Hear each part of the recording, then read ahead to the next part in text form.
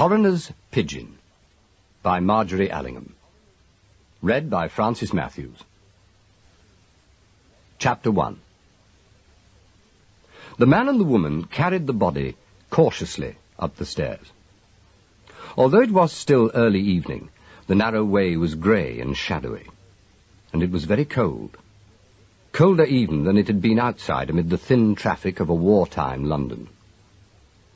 The two who were alive in that grim little group which writhed and breathed so hard in the gloom were both elderly people.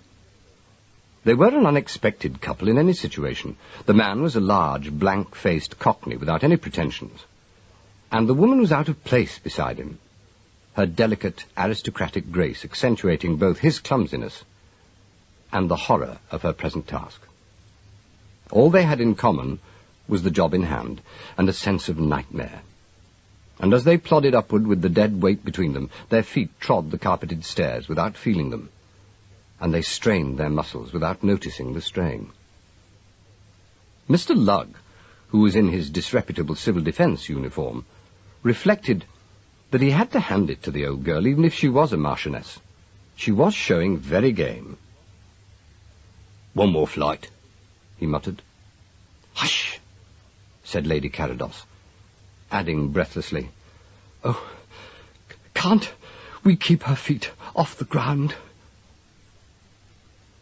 Meanwhile, in the apartment above, Mr. Albert Campion, who was in that particular state of ignorance wherein it is downright idiocy to be wise, was taking a warm bath. He lay in the soothing water, utterly at ease for the first time since his long journey home had begun some 8 weeks before. For the first time, he was entirely happy, and his only worry in the world concerned the possibility of his dropping off to sleep and so missing his train. For a long time he kept perfectly still, his lean body relaxed and content. He had changed a little in the last 3 years. The sun had bleached his fair hair to whiteness, lending him a physical distinction he'd never before possessed.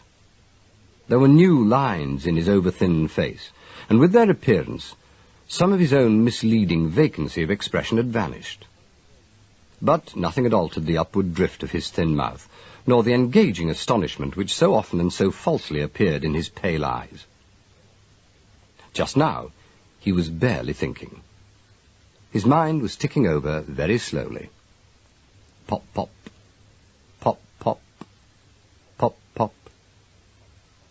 He had just worked out with enormous mental effort that he had 15.5 minutes to lie thus, 20 minutes to dress, 20 minutes to potter about remembering the things he might have forgotten, and 20 minutes to catch his train. From his present viewpoint, this simple program possessed beauty, luxury, civilization. He'd been back in London exactly 1 hour and 10 minutes, and yet had had no time to form any real impression of the great changes in the city. But already it had spread its ancient charm about him, and he knew from the very smell of it that it was still safe, still firmly respectable, still obdurately matter-of-fact. He was immeasurably relieved. From the tales he'd heard abroad, he had expected worse. For 3 years, he'd been at large on 2 warring continents, employed on a mission for the government so secret that he'd never found out quite what it was. Or at least that was the version of his activities which it seemed most prudent to give at the moment. Meanwhile, he was certainly damnably tired. At this point, he thought he heard a curious shuffling noise on the other side of the bathroom wall, but he quietened his over-alert senses by reflecting that he was home again in London, where shuffling noises had prosaic explanations. Lying in the water, he stirred slightly, moving his hands like fins, and remembering how, as a child, he'd enjoyed playing sleeping fish in the bath. Life was very good, and very quiet. 6 weeks' leave was due, and he was prepared to enjoy it in a leafy peace which yet promised a gentle excitement of its own.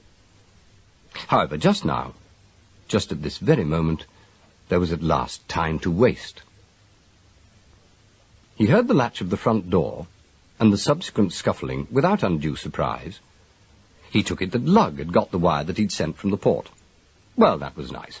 It would be good to see the old villain who had served him so faithfully, if so truculently, for so long. He'd clearly done his best by the flat, too. The blitzed windows in the bedroom were neatly pasted up with cardboard, and the whole place was cleaner than one might have expected. Campion was just about to shout a greeting when he became aware of a new and more unlikely series of noises. Swift footsteps raced up the main staircase. The front door shuddered open just as someone on the inside was closing it. There was a muttered expletive, and finally an entirely unfamiliar feminine scream. Mr. Campion sat up slowly. Another unfamiliar female voice, but older this time and very close at hand, said pleadingly, "Be quiet, dear. Oh, be quiet." Then more scuffling, followed by whispering, and afterwards a second door opening and closing. Mr. Campion's impulse was to lie down again and to pull the soap-sud blanket over his head, but he dismissed the idea as unworthy and clambered out gingerly. Draped in a towel, he stood listening. Evidently the reception committee, or whatever it was, had moved into the sitting room across the passage. He could only just distinguish the murmur of voices. He began to dry himself reluctantly. He was disappointed, of course. Not, as he reflected between rubs, that he was averse to some small token of welcome on his return. On the contrary, he had been looking forward to a reunion with his old friend and knave. But why the man should have thrown a party, and of what it could possibly consist, he couldn't imagine. He had no dressing gown in the bathroom, and so, uncomfortably girt about with towels, he tiptoed into the hall, intending to fetch one from the bedroom. The sitting-room door was closed, but he could hear the steady whisper of voices within. He opened the bedroom door very quietly and made straight for the hanging cupboard. Since most of the window space was boarded up, the room was in semi-darkness, and he found what he sought before he noticed anything unusual.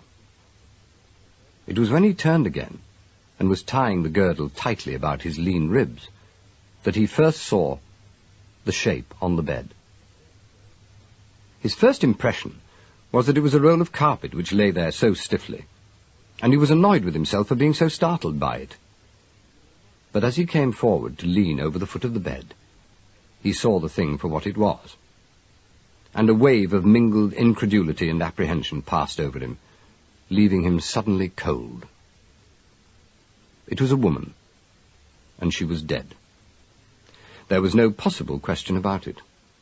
In life she'd been a birdy little creature, bright-eyed, no doubt, and even pretty in a faded, possibly over-excitable fashion. But now her eyes were hidden, and her mouth was set in a dreadful narrow O, and the high, thin bone of her nose rose like a knife-blade about to cut through the livid skin. She was clad in a black silk nightdress under a long grey squiddle coat, while on her bare feet hung little wedge shoes of grey and black leather, very square and serviceable. One of her legs was twisted unnaturally, the knee turned outwards and raised an inch or so from the coverlet on which she lay. She was dead, rigour was well advanced, and her hands folded on her breast looked formal and absurd. Campion stood staring at her blankly. She was a complete stranger to him. Moreover, 10 minutes before, when he'd turned on his bath, she'd not been there. Whoever had brought her was presumably in the next room now, whispering. The first definite thought which reached him amid the firework display of question marks in his mind was that whatever had happened, whoever this pathetic little bundle might turn out to have been, he must not permit her to prevent him catching his train. That train was important. The reward it promised him had been most hardly earned. All the same, the present situation could hardly be ignored. Twitching his bright dressing gown more tightly round him, he stepped lightly down the passage and opened the sitting-room door. He didn't enter it, but stood back, taking the elementary precaution by force of habit. "Oh, my God!" The cry which greeted the silent swinging door was purely superstitious. He recognized the panic note instantly and walked in, to find himself confronted by 3 frightened people. Lugg, in heavy rescue uniform, and 2 of the most striking women he'd ever seen in his life. It was the girl who'd cried out. He could tell that by the grey pallor of her skin and the fear in her wide-open eyes. All the same, she was lovely, very fair, with unusually vivid blue eyes and long, slender bones. It was her youth which impressed him most at that first glance. She was downy with it. 20 at the very outside, he judged, and at the moment she was shocked and too horrified even to cry. He glanced past her at the older woman, and was surprised by a sudden conviction that he ought to be able to recognize her. It was clear that she expected to be recognized. She was frightened now, set with resolution and hardened out of the normal. But there was no mistaking her for what she was, an Edwardian beauty, still young in everything but years. She was still alive, still adventurous, still emotional. And she wore her age ruefully, as if it were an unbecoming garment of which she was determined to make the best. She was a personality, too. Struggling to place her, Campion found to his disgust that he was thinking of a portrait of Mrs. Siddons by Sir Joshua Reynolds. She made no attempt to speak, but stood looking at him woodenly, nothing in her eyes. Campion turned to the only member of the group whom he'd met before, and made a discovery which alarmed him more than any of the others. Mr. Lugg was frightened also. He was shaking, and downright uncompromising disbelief was written plainly across his great white egg of a face. Campion met his eyes, and the 3 years of separation between them vanished, so that in spite of himself a flicker of his old smile passed over Campion's face. "Is the lady in my bedroom staying long?" he inquired. Lugg opened his mouth and closed it again, without speaking. He glanced round with a helplessness which was not typical of him, and finally confronted his old employer with an expression which was no longer truculent. "I didn't know you was back," he said devastatingly. "Oh, well then, that's all right." Campion appeared relieved. "I'm just going anyway. I only dropped in for a bath between trains. You just go on as though I weren't here, "Oh, now, wait a minute, Governor." Lugg put up a fat hand appealingly. I'd like to have a bit of a word with you. It's lucky you come along, really. Here, come into the kitchen a minute, will you?" They might have retired, but at this point the woman who reminded Mr. Campion of Mrs. Siddons collected herself and intervened. "Oh, this is Mr. Campion, is it?" she said graciously. "I'm afraid we're imposing on you terribly. I don't think we've met, have we? But I've heard my son John speak of you many times. Carados, you know." It was a very fair effort. The great drawing-rooms of the early part of the century had been a severe training ground, and some of their stoic gallantry reappeared for a moment in her quiet voice and unshakable ease of manner. Mr. Campion was astounded. If John, Marquis of Carados, was her son, then she must be Edna, Dowager Marchioness, one time the lovely Edna Dawlish, daughter of old Henry G. Dawlish, Cotton King in the golden age before the wars. No wonder he'd fancied he'd recognized her. He ought to have done. Her photographs had taken the place of Mrs. Langtry's when the Jersey lily had first begun to fade. They'd appeared in every magazine and shop window in the country. As a young bride, she'd swept London society off its feet, and her wealth, her vivacity, and romantic tales about her had become fabulous in a year. As soon as he'd digested this piece of information, the utter unbelievableness of the present situation struck him afresh, and he pulled himself together with difficulty. Why, of course," he said stupidly. "Please, use the place as much as you like. Tell me, is Johnny about?" At this moment, the nods and grimaces in which Lugg had been indulging for some time gave place to audible noise, and Lady Carados turned to look at him.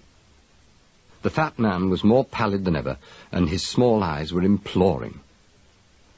I would like to have a bit of a word with him," he said. "I brung you here, you see." She sat down. "Do," she said, "do. You explain everything, Mr. Lugg, will you?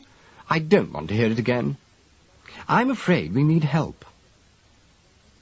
Lugg made no comment on this last observation until he and Campion were in the dressing-room beyond the bathroom, where the traveller had left his clothes. Then he expressed himself forcibly. "The fact is, Cock," he added, more calmly, when he'd relieved his feelings, "we're up the old-fashioned creek. You come here just in time, that's about the size of it." Mr. Campion emerged from the shirt he was pulling on, his hair dishevelled, but his expression firm. "Don't you kid yourself, my lad," he said mildly. "I'm catching a train in 50 minutes, and 1,000 corpses, all in coronets, won't stop me. You only have the one at the moment, I take it?" "Oh, yes, only one," Lugg agreed absently, adding reproachfully as he recovered himself, "Now's not the time to be funny, neither. You've had your fun abroad, I dare say. This is serious. A stiff is still a stiff in this country. There'll be lots of questions asked." "So I should imagine," murmured Mr. Campion dryly. "However, compared with mere warfare, you all seem to have toughened up considerably. What the hell are you doing, Lugg? Who is that woman?" "Ah, we don't know," said Mr. Lugg surprisingly. "That is after trouble." Campion glanced up from the shoe he was tying, his face unusually serious. "Suppose you come across," he suggested. Lugg still hesitated. "Well," he said at last in a burst of confiding, "it's like this. I've been sitting in the square for about a year now." "Carados Square?" "Yes, I'm on duty there, see. We've had our ups and downs, but for a lot of the time I haven't had a lot to do, and me and my old girl have been bored some of the time." "Your old girl?" "Oh, that's my pig. We keep pigs, us heavy rescue chaps." "In Carados Square?" "Yes, helping the war effort." "I see." Mr. Campion concentrated on his other shoe. "You're out of touch," Lugg explained magnanimously, "but you'll pick it up." "Yes, I hope so. Carry on." "Well, I am carrying on. You keep your mind on what I'm telling you, 'cause it's difficult, some of it. Now, this here Lady Carados, what's in the next room, she lives in the square, and on the side what's still standing." "Oh, the other three sides are not so hot, I suppose." Campion could not forego the question, for he had a sudden picture of the graceful houses with their slender windows and arched porticos, which used to stand like guardsmen round the delicate green of one of the city's finest gardens. "Most of the other three sides is cooler now than what they was," said Lugg succinctly. "But a part of the house where his nibs, her ladyship's son, used to live, that's all right, and that's what we're coming to." Johnny Carados's house, and only a part of it all right? In his mind's eye, Campion saw again the Carados mansion, which George Quellet had redecorated in his Bakst period. It seemed impossible that it should not still exist. It was the music room he remembered best. It had been at the top of the building, so probably it had gone, and its Indian red hangings, its gilt and its green, all reduced to a mass of blackened spars. All the same, it had been worth doing, even for so short a life. It had been from that room that Johnny had conducted his remarkable activities. Of course, as a man with such a background and with such a fortune, Carados had every opportunity to give his genius full rein, but he'd never wasted those opportunities. He'd been a great patron. It was Johnny who had financed the Cesca Ballet, Johnny who had established the Museum of Wine, Johnny who had put the Pastel Society on its feet, who had given Zolly his first half-dozen concerts in London, and who had rebuilt the Sicilian Hall. Moreover, he had always fostered his own art, and was, incongruously, one of the leading amateur flyers of the age. Campion remembered him as an inspiring figure with the power to draw brains around him, and who had had, despite his youth and his money, very little trace of the dilettante in his make-up. He had held his friends, too. Peter Onya and his wife Gwenda had lived with him, Campion remembered. Peter managing his financial affairs, and Gwenda acting as her husband's secretary. There had been other members of the household also. That queer little fish, Ricky Silver, who had existed solely to do the flowers, as far as anyone knew, and the plump, cheerful girl who was the social secretary, whose name Campion had forgotten. not to mention the silent Captain Gold, who ruled the servants and did the housekeeping. It had been an odd, interesting outfit. The members all of an age and all highly intelligent. Together they had formed one of the most closely knit of all the little gangs which characterized the social life of pre-war London. Carados had lived his own life in his own magnificent fashion. Evangeline Snow, the review star, had never married him, but she was always there amongst them, and Johnny was faithful to her, as far as anyone knew. The brilliant picture of the past faded into the dust and rubble of the present, and Mr. Campion blinked. The war must have split them up, of course, he reflected. He thought he remembered hearing something about Johnny getting himself into the RAF at an age which at the time had appeared fantastic. His record as an amateur had stood him in good stead, and it had been arranged. The move must have taken him clean away from his old surroundings, and now most of the house itself had gone. Campion turned to Lugg. "Where is Carados now?" "His lordship? At his home, I hope. They got the 2 lower floors and the basement going. He was just due there when we got the stiff away." His large white face was growing more and more lugubrious. "Oh, we got ourselves in a mess and no mistake," he said. "The girl coming in so unlikely, not to mention you. I mean, that's torn it. I was going to manage it all quiet, you see." "Well, I don't quite," said Mr. Campion, frankly. "Not yet. Go on from where you were sitting in your pigsty." Lugg was hurt.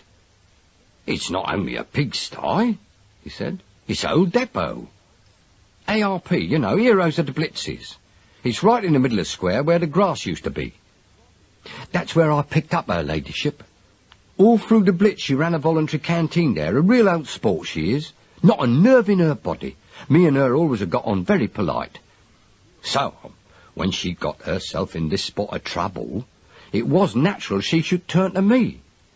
Also, she knew I was still working for you in my spare time, and, well, perhaps that had something to do with it. You got a reputation, you know, and I come in for a bit of it." He paused, and regarded his employer defiantly. Campion's expression was not helpful. Lugg sighed. "Well, when she come to me, I helped her," he said. "I felt it was my duty, and I helped her." "Yes. Well, let's hope you haven't helped the nerveless Marchioness to jug," observed Mr. Campion pleasantly. "You say you don't know who the dead woman is. Has your distinguished confederate any idea?" No, she didn't know neither. That's what's made her so wild, if you ask me." Mr. Campion put on his coat. "Do you know how the woman died?" "Oh, that's all right. Don't worry about that. It's nothing fishy." Lugg was unexpectedly confident. "No, that's okay. I've taken care of that. I mean, you know me by this time. I wouldn't mix myself up with nothing dangerous." Campion regarded his old friend with respectful astonishment. "I don't know how carefree the old country has gone in my absence," he said, "but you seem to be considerably more casual with your corpses than is the fashion elsewhere. Are you telling me you've got a doctor's certificate for that body? What are you doing? Just throwing a small funeral from my flat?" No, Cock, no, not yet." Lugg was uncomfortable, and again the unusual gleam of alarm showed for an instant in his small eyes. We ain't had a doctor yet, as a matter of fact. But I was going to, of course. It was suicide. If you want to know, straight suicide. Bottle of muck by her side and everything." Campion remained unimpressed, and Lugg went on earnestly. "We had to move her, you see, because she was in his bed. It didn't look the article, especially with him due any minute for the wedding. That's going to be the day after tomorrow." Mr. Campion sat down slowly on a chair which was fortunately behind him. "Whose bed?" he inquired. "His Nibs." "Carados's?" "Yes, I'm telling you." "Whose wedding?" "His, of course. Don't you see no papers where you come from?" Lugg's voice was becoming appealing. "There's been pictures of both of them in all of them."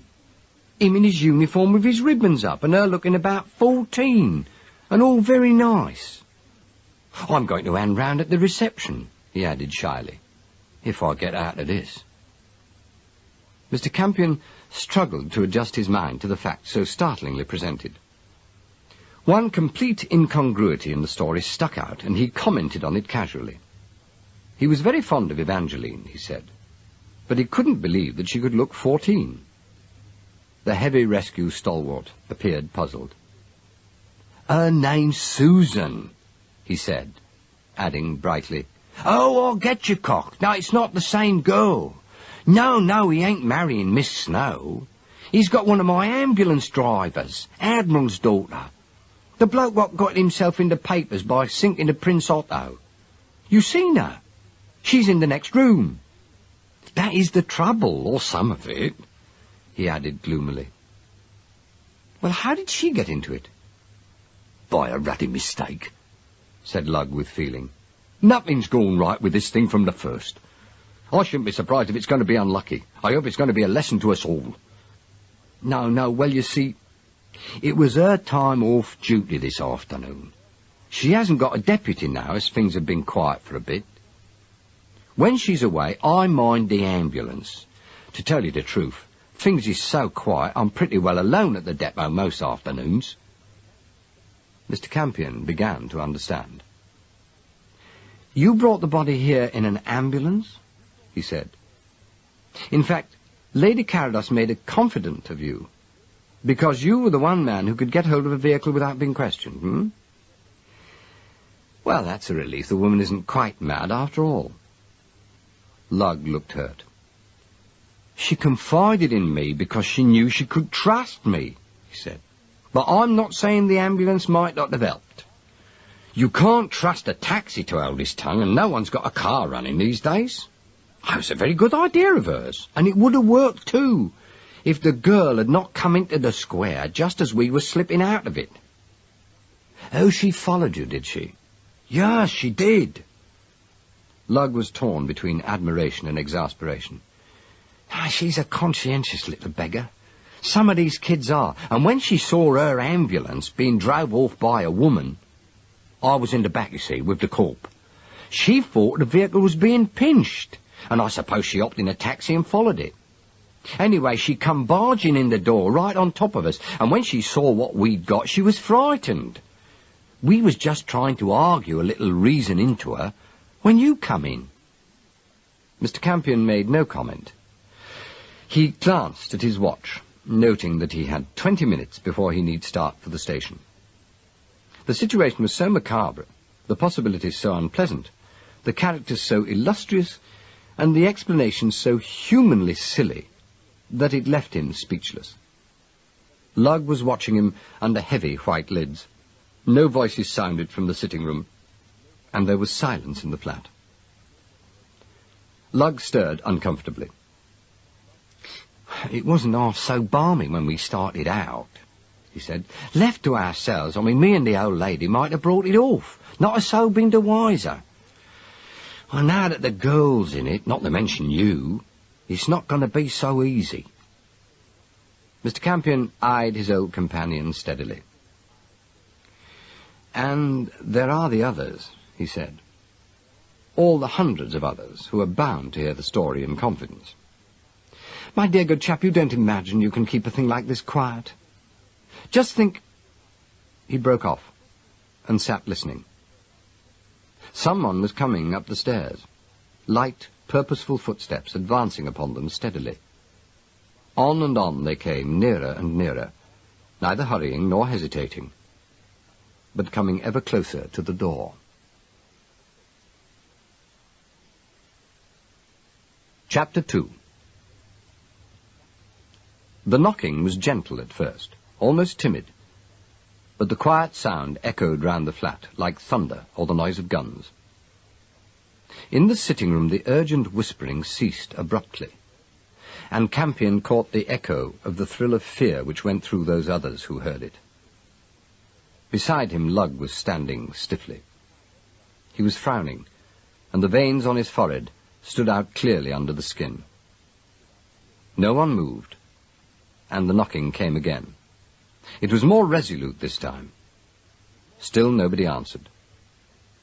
From outside, the faint rumblings of the traffic floated up to the silent flat. These were homely, ordinary noises, hootings, the squeal of brakes, and the cries of paper sellers shouting the news.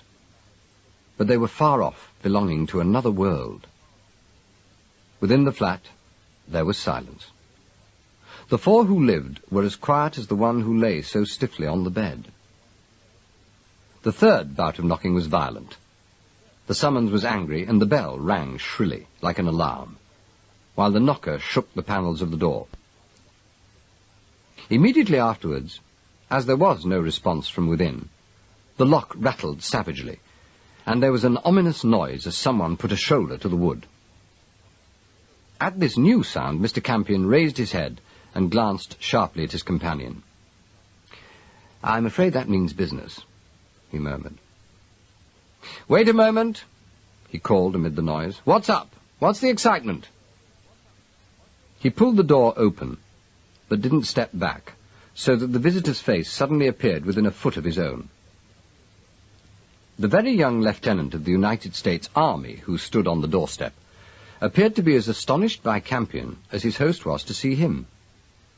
He fell back a pace, but there was no suggestion of retreat in his square shoulders and the serious pink face. "I'm very sorry," he said gently, "but, I think Mrs. Shearing is here, isn't she? I'd very much like to see her, please." He conveyed patience and studious politeness, but also the confident determination of a tank. Campion regarded him dubiously. "I don't quite know," he said at last, "unless... Tell me, what is she like?" The boy's face flushed a deeper crimson, and his pleasant grey eyes grew angrier. "She came in here about 15 minutes ago," he said. "I want to see her at once, please." It was a very small hall, and he was a very large youngster. Mr. Campion showed no signs of moving, and some sort of impasse appeared imminent, when the sitting-room door burst open and the girl who had screamed came running out towards them. Her eyes were unnaturally bright, and she was very pale. "Oh, Don," she said desperately, looking past Campion. "Oh, Don, take me away." He went over to her, as though there were no one else in the world, much less in the room. It was a peculiarly youthful movement, and Mr. Campion experienced considerable sympathy for him. "Susan, my dear, who is this?" Lady Carados did not come out into the overcrowded lobby, and didn't appear to raise her voice, yet the effect of her personality was by no means lessened by the fact that she spoke from halfway across the sitting-room. She dominated the group immediately, and Mr. Campion began to understand a little more of the present extraordinary situation. He realized that here was a woman who never, from babyhood, had expected any consideration whatever to stand in the way of her desires. It was not that she was particularly ruthless, but simply that things to inconvenience her had not been allowed to occur. She was frightened now, but he guessed that she was finding the experience invigorating. "I think everybody had better come in here," she said. "Now, Susan, who is this?" Young Mrs. Shearing took a firm hold of herself, and Campion, who was watching her closely, decided that his first impression of her had done her less than justice. He was astonished to find that she had been married. She looked not only younger than he had thought, but even more lovely. She stood up to the older woman very well, and it occurred to him that Lady Carados was her prospective mother-in-law, so that in view of the revealing expression on the face of the youngster at her side, the position must be very difficult for her, quite apart from the alarming secret in the next room. It was a considerable kettle of fish all round, he thought, and he eyed her curiously to see if she betrayed any answering feeling for the boy. At the moment, her face told him nothing. She was schooled and impassive, her young mouth guarded, and her eyes shadowed. "Why, of course," she said. "Darling, let me present Lieutenant Don Evers. Don, this is Lady Carados." It was naturally done. But all the same, it was not quite an ordinary social introduction. Both pairs of eyes were wary, and the woman took in everything the boy's face had to tell her. He was not disguising much, and she had plenty to read. His bewilderment kept him silent, and she was the first to speak.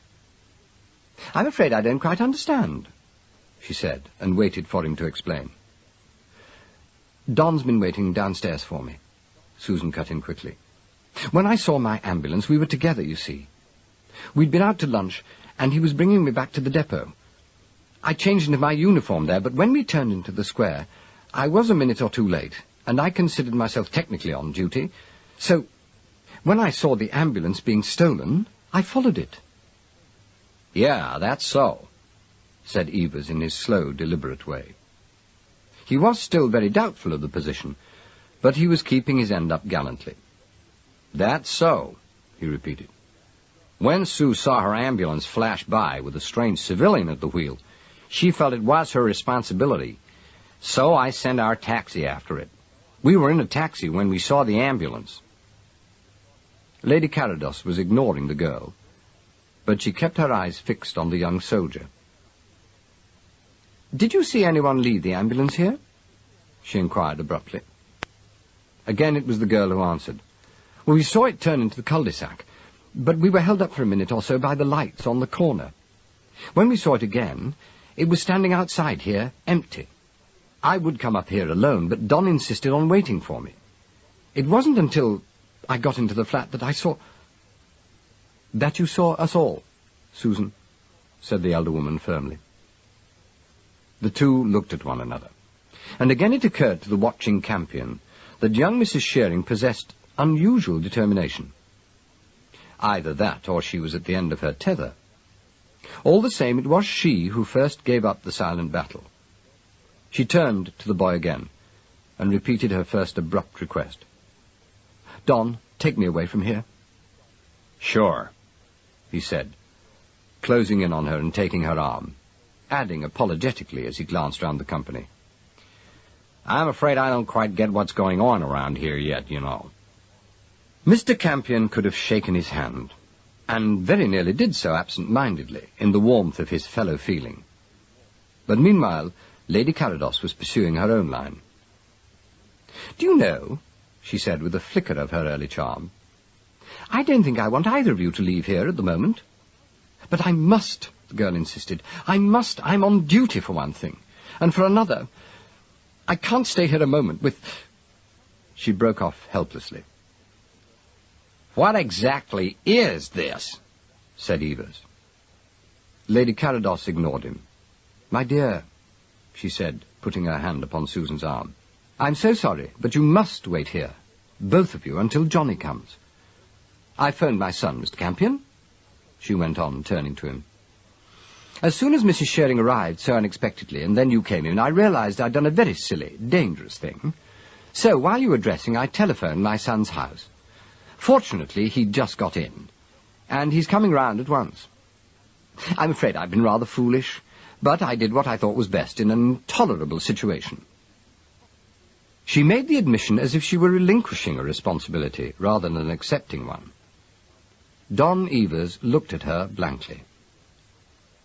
"Is Carados coming here?" he inquired. "Yes," she said placidly. "At any moment now. It'll all be all right when Johnny comes. We've only got to wait." Mr. Campion only hoped that she was right. For his own part, he wasn't so sure. Meanwhile, Evers, who alone of them all was unaware of the main dilemma, appeared to have one of his own. "I don't think I want to stay, Sue," he said simply. The girl didn't answer him, but she took his arm, and her expression answered one of his questions concerning her. These young people were in love with each other. Well, that was another mystery. He glanced at his watch. In 15 minutes he must go, whatever happened. There must be no question about that. In 35 minutes he must be on the train. A laugh on the stairs outside cut into his calculations, and he heard a woman's voice raised in amusement. He glanced at Lady Carados. "Did you tell Johnny?" he inquired. She was listening also, and the look she gave him was as startled as his own. "No, not everything. No, of course not. Not on the phone. I simply told him to come here immediately." "I see," said Mr. Campion, adding, as someone beat a lively rhythm on the knocker, "I rather think he's here now, you know. And I fancy by the sound of it, he's brought Evangeline Snow with him." Chapter 3. Lugg opened the door to the newcomers, and they trooped into the room looking both inquiring and sympathetically apprehensive, as do those who've come to give unspecified aid. There were 3 of them: Lord Carados, Evangeline Snow, and the cheerful girl who'd been the social secretary in Carados Square in the days before the war, and whose name Campion could never remember. His first impression of Johnny Carados was that he looked younger than ever. He was a big man, not particularly tall, and certainly not fleshy, but wide and long-armed, with a strong chin and serene, smiling grey eyes. He glanced round the room as he came in, raised his eyebrows affably at the sight of Susan, smiled reassuringly at his mother, and stared at Campion in amazement. "Hello," he said. "I thought you were out in the blue. What are you doing here?" "I live here," said Mr. Campion mildly. "I just looked in, you know. It's my flat," he added by way of explanation. "That's right, of course it is." Carados grinned disarmingly. "I knew the address was familiar. I said so to Eve, didn't I? I say, darling, do you know everybody?" He was talking without thinking, his eyes taking in the curious assortment of people, as he strove to get some line on the situation. He was embarrassed too. Not unnaturally, Mr. Campion reflected, and he glanced at Eve Snow with interest. She met his eyes and nodded to him, her unbeautiful, unforgettable face breaking into its famous smile. She was the same Eve, he noticed with pleasure, still incredibly chic in her plain clothes, still valiant, still exquisite of form and absurd of face, still the most lovable comedienne in the world. All the other women in the room had some pretension to beauty, while she had none. Yet she took the colour out of them all, and her vivid, honey-coloured eyes sized them up and conquered them one by one. Meanwhile, Carados was making the introductions in the hasty, casual fashion of one whose mind is elsewhere. Susan Shearing looked no more than surprised at the name of the celebrity when she was presented to Evangeline. But Campion received the impression that the 2 women had met before. It occurred to him that young Mrs. Shearing was remarkably ignorant of her fiancé's history. The most acutely miserable person present, Lugg always excepted, was Don Evers. He was a straightforward, decent youngster, and he was very unhappy. He stood resolutely by Susan's side, nodded when it was required of him, and didn't smile at all. The cheerful girl who had come with John and Eve was introduced at last, and Campion remembered her name at once: Dolly Chivers. She was a fair-haired, thundering English rose, a jolly young woman who clumped about putting everything right with a big, frank smile. For once he was delighted to see her. In his opinion, this was one of the few occasions which merited her sort of treatment, the sooner the better, too. After all, he had his train to catch. The moment everyone present had at least a vague notion who exactly everybody else might be, Lady Carados took matters into her own hands. Sitting down gracefully, she took out a small handkerchief and began to cry into it quietly. Johnny and Miss Chivers hurried over to her, and Campion found Eve at his side. "Darling, for God's sake," she said in her familiar squeaky whisper, "what's up? Can't we go into the kitchen?"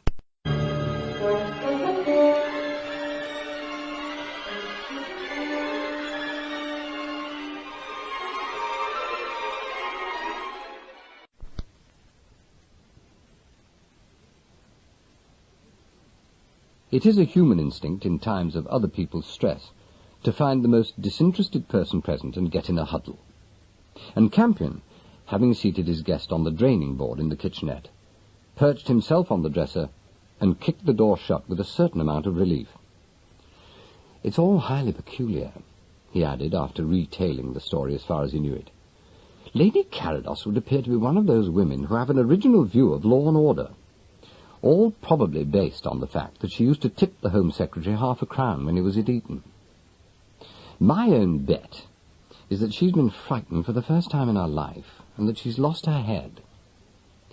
By sheer bad luck, the man she picked to help her is one of the very few people on earth who are used to doing the unconventional when so directed. Lugg's got a bee in his bonnet about the aristocracy. They go to his head." "Like wine," she said absently. She wasn't listening to him any more. She'd pulled off the ridiculous lavender fez she'd been wearing, and the narrow yellow curl in the front of her dark hair shone in the grey light. "Where is the thing, Albert? In the next room?" He nodded. "On my bed. Lugg swears it's suicide, so I take it that angle is healthy, but the whole thing is madness, horrible madness." "Very," she agreed, her head still bent. "But it's dangerous, too, isn't it? I mean, one ought to get right away at once, oughtn't one, before one gets in the papers? And one would, of course, if it wasn't for old Johnny." He glanced at her curiously, but she wasn't going to enlarge on that angle, or at least not much. "She looks a nice child, doesn't she remarked. "She was married at 19, you know, and widowed in a week." "Susan?" "Mm-hmm. But all that's rather overshadowed at the moment, isn't it? My dear, what an unspeakably awful thing to happen. You see, nobody knows who the poor beast was, and yet she was found in Johnny's bed the morning before he was due to come home and be married."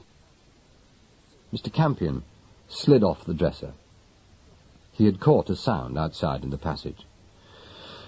"That's the tale at the moment of going to press," he said. "But I rather think there are developments." He opened the door cautiously and looked out.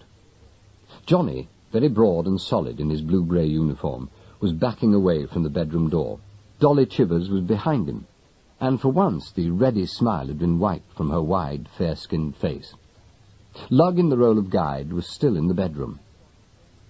Carados turned to the woman and said something. She nodded, and he caught his breath. Then, seeing Campion, he came forward into the kitchen. He looked amazed. Shocked and worried also, but mainly amazed. "Who is it?" said Eve. "Do you know?" Campion demanded. Yes, I do." He looked round at Miss Chivers, who had followed him. "It is the woman, isn't it?" Dolly Chivers nodded again, her mouth stiff with alarm. "Who is it?" Eve asked again. Her head held on one side, and her light brown eyes narrowed. "Her name was Moppet," said Carados, unaware of any incongruity. Moppet, Harris, was it? No, Lewis, yes, that's right. Mrs. Moppet Lewis. Remember her, Eve? No. The star hesitated. No, I don't. Unless... Oh, not that little crow of a woman who... Not... Oh, Johnny! The man looked at her helplessly, and as he met her eyes, a faint, mischievous smile appeared at the corners of his mouth. It occurred to Campion, who was looking at him, that much of the charm of the man lay here. "Yes, that's the girl," he said. "If it wasn't so damned awful, it would be terribly funny. She's got in at last."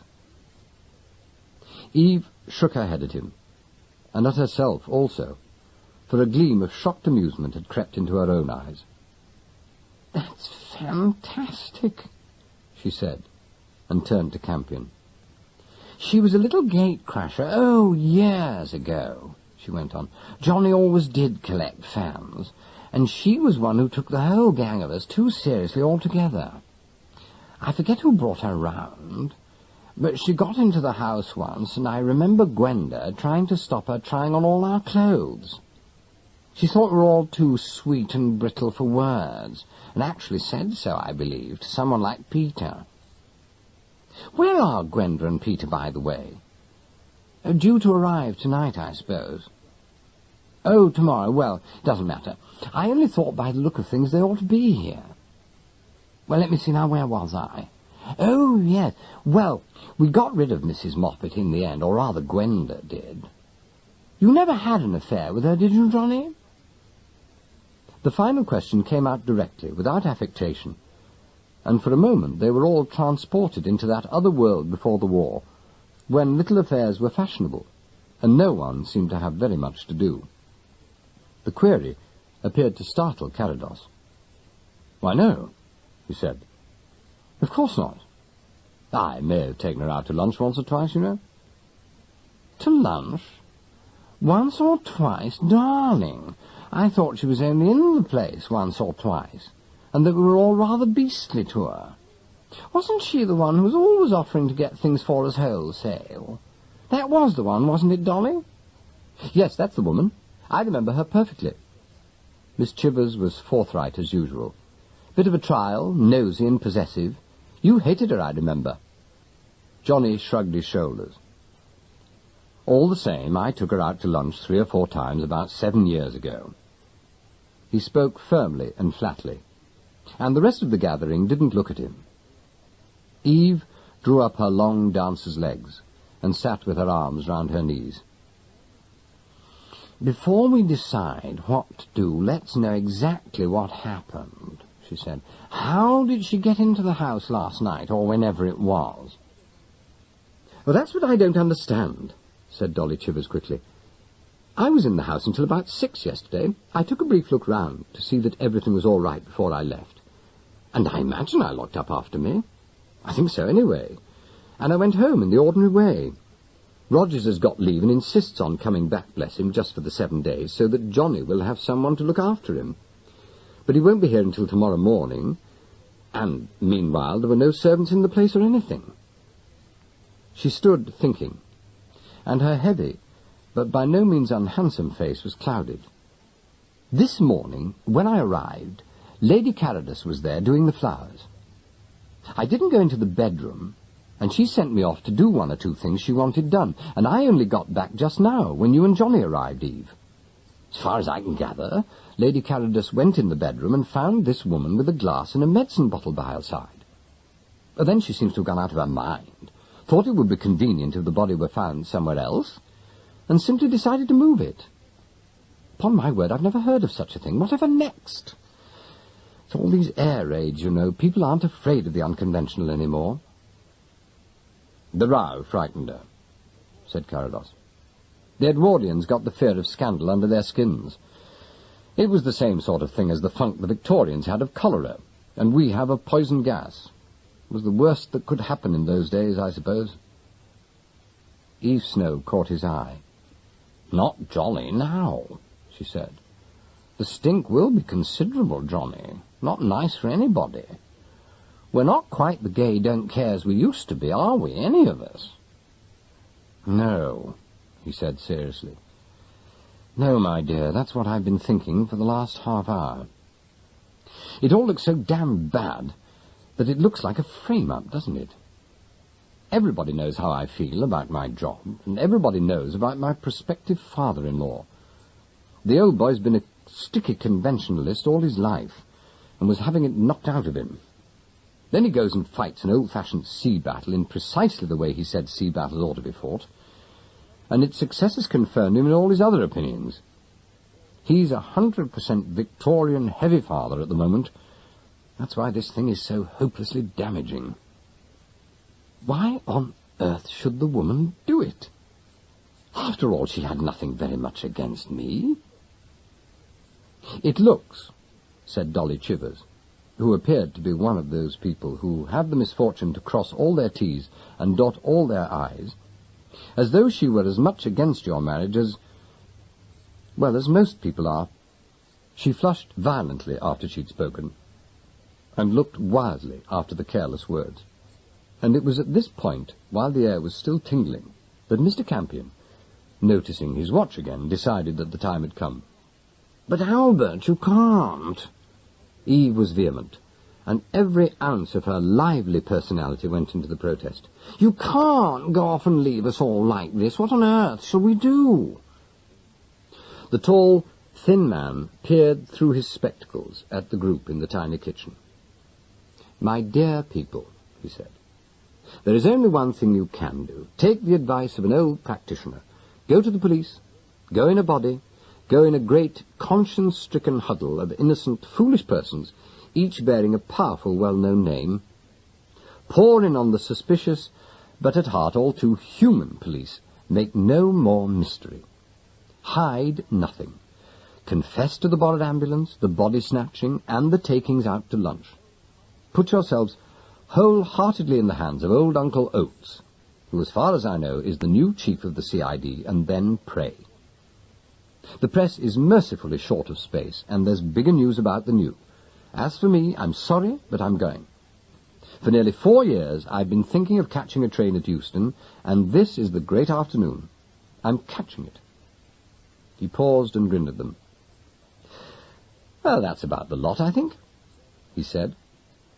There was silence for a while after he'd spoken, and it was Eve who made the first comment. "Yes, well," she said at last, "that's the voice of reason, isn't it? All the same, I wish you would stay and shepherd us through it, Albert. I mean, you are used to this sort of thing." Mr. Campion was affronted. "Not at all," he said. "You've been reading escapist literature. This is not at all the side of the fence to which I'm accustomed. Besides," he glanced at his wrist again, "I can't," he added. "Sorry, my dears, but I can't. In fact, I daren't stay another moment. Good luck and good confessing." "Or take you down the stairs, Governor," said Lugg from the passage. But Johnny forestalled him. "No," he said. "No, you stay here. I'll get you into your cab, Campion. Nobody move till I get back." Mr. Campion made no objection, and as they went down together, Carados laid a hand on his shoulder.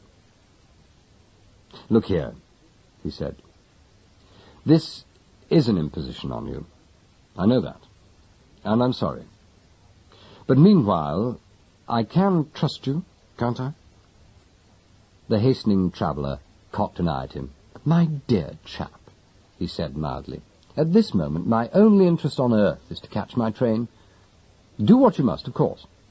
I've given you my advice, and apart from that I have no further finger in the pie. I shouldn't do anything really silly, though, if I were you." "Who's to tell what's silly?" said Carados slowly. And Campion, glancing at him, saw a curiously bewildered expression on his strong face. "I'm living in 2 worlds, Campion," he said suddenly. 2 utterly different worlds.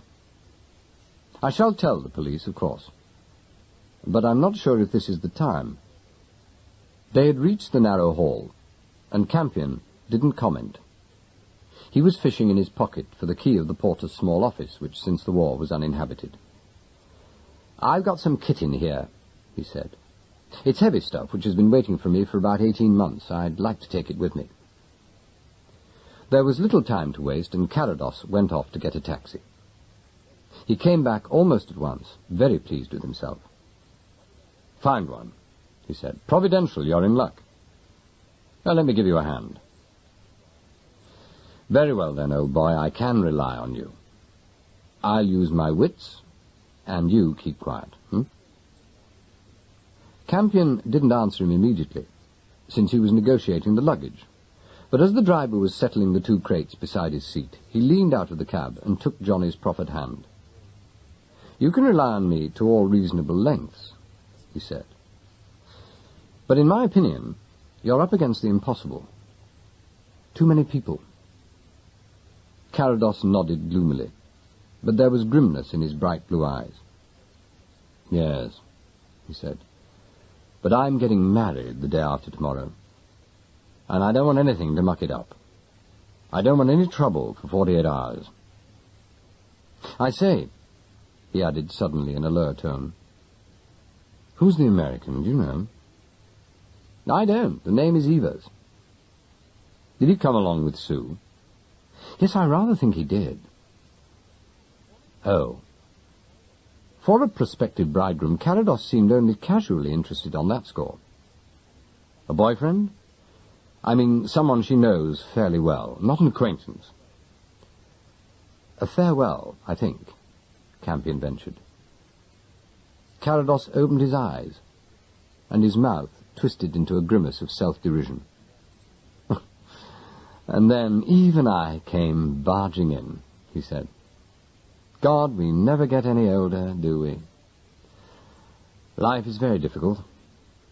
I believe I'm mad, Campion. He spoke very seriously. It was impossible not to be curious, but Campion had caught a glimpse of the time again. Now's the time to be as sane as hell, if I may say so, old boy, he said. Goodbye. Happy funeral. Euston, driver. The cab started with a small explosion, and as Campion picked himself out of the leathery depths and glanced out of the small window behind his head, he saw Carados going slowly back to the house. The small box of an ambulance still stood where Lugg had left it against the curb, just outside the empty building which had once been the old Bottle Street police station. It looked pathetic, and slightly sinister, as ambulances do. Campion was still speculating on the exact nature of Johnny Carados's madness when he noticed that wherever the cab was taking him, at the hoppity, rabbit-like speed of the London taxi in a hurry, it was not to Euston Station. Chapter 4. In the taxi, Campion peered out of the window at the fast, darkening town. He was confused to discover that many of the old familiar landmarks had vanished, to leave new squares and avenues of neatly tidied nothingness. But when he suddenly caught sight of the uniquely horrible bronze group depicting wealth, succouring innocence, squatting unscathed against the bland face of the MOLE insurance building, in what was presumably still Sabbath Lane, he knew he was going astray. He rapped on the glass and shouted, "Not Waterloo, taxi! Euston, my lad, Euston!" The driver took no notice whatever, and his fare was trying to slide back the connecting window when he became aware of an eye peering at him through the driving mirror. It was only one eye, and not an attractive one, but there was a shrewdness in it that was unmistakable. Mr. Campion was both astounded and aggrieved. He had good reason to believe that all his more recent enemies were on the other side of the channel at least, and it seemed very unfair that some of his old ones shouldn't have forgotten him. He noted the time again, and a futile rage possessed him. On attempting to open one of the doors, he made a second discovery. Neither had any handles on the inside. Since the situation had now become obvious, Campion took steps. He wrapped his coat around his arm, and pulling off a shoe, took careful aim at the near side window. The reinforced glass starred, but didn't break, and at the same moment the cab swerved sharply through an archway, jolted over the cobbles of an ancient yard, and plunged into the darkness of a building. Campion took another swipe at the glass. This time his shoe heel went all the way, but before he could slip his hand through the hole, the door behind him was jerked open, and long arms seized him round the shoulders. He hunched instinctively, making himself wide, but he knew as soon as he felt the grip tighten that the advantage was with the shape in the gloom.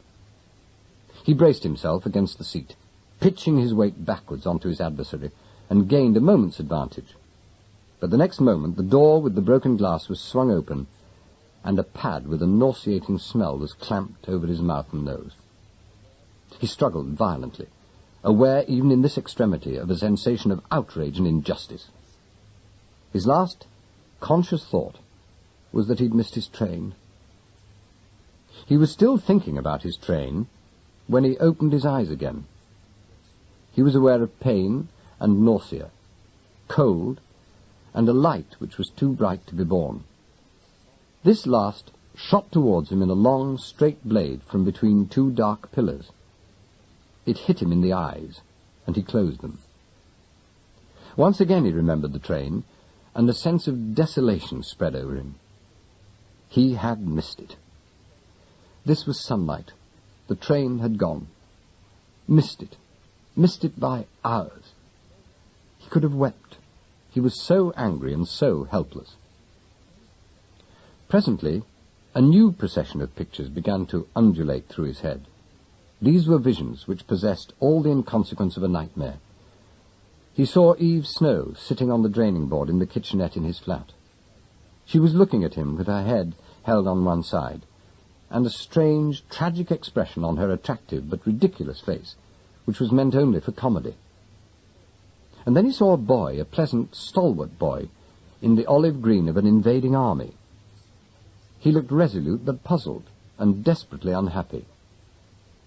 A second woman jostled the young soldier out of Campion's waking dream.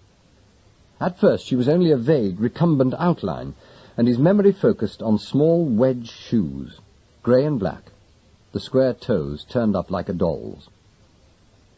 Through the mist he struggled to comprehend the significance of this final picture. There was something odd here, something very wrong. He oughtn't to have seen the soles of her shoes, he thought, unless... He opened his eyes again. That was right. There was something wrong with her, very wrong. She was dead, he remembered now. Her name was Moppet somebody, and she was dead. He stirred as the shaft of light broadened, and he saw that the twin pillars were walking towards him. Stout, blue pillars they were, very dignified and solid. He tried to sit up, and a policeman bent over him. "Feeling better, sir?" he inquired. "The ambulance is on its way, but the chief said we were to wait for him." Campion blinked at the man, and turning stiffly looked about him. He was in a small garage, through the half-open doorway of which bright sunlight streamed. There was no car about, nor yet any sign of one. The place had been used as a storeroom for some time. There were old picture frames against the wall, and a heap of electric light fittings, and some decorative ironwork in the foreground. Between him and the door was a pile of debris, which he took some time to recognize as portions of his own luggage. Its contents were strewn about the floor, as if some mad customs official had made hay there. Campion eyed the policeman. "Did you do that?" he inquired. No, sir. Nothing's been touched since I found you, except that I opened your collar and propped you up. I got your name from your papers in your wallet, sir. You've still got plenty of money there. You don't seem to have been robbed. I've a glass of water here. Will you have some?" Campion was sitting up sipping, when once again the sunlit shaft was disturbed as a melancholy, elderly person in a flapping raincoat came striding in. There were a couple of other figures behind him, but at the entrance they dropped back, and he came on in alone. The chief of the Criminal Investigation Department, Stanislaus Oates, was never a wit, nor was gaiety his province, and Campion's first impression on seeing his long face after 3 years' absence was that the world catastrophe had cheered the old boy up. At any rate, a faint, sad smile spread over his drawn face as he recognized his friend, and his cold eyes roved over the scene of desolation. "Ah, hello, Campion," he said. "Got yourself a welcome home, I see." "A pity the police department didn't assist in the festivities." The lean wreck in the corner spoke acidly. "Oh, I don't know. Oates was still glancing about him, his inquisitive eyes taking in everything. "What are you grumbling at? You've been found, haven't you?" "Where am I?" "Number 27, Gold Hawk Mews, North 1. What's left of it. This is practically the only building with a roof for miles. Is that where you thought you were? No. They put me out on the other side of London. Oates continued his terrier-like sniffing, and finally sat down suddenly on an upturned suitcase. He looked hard at the other man.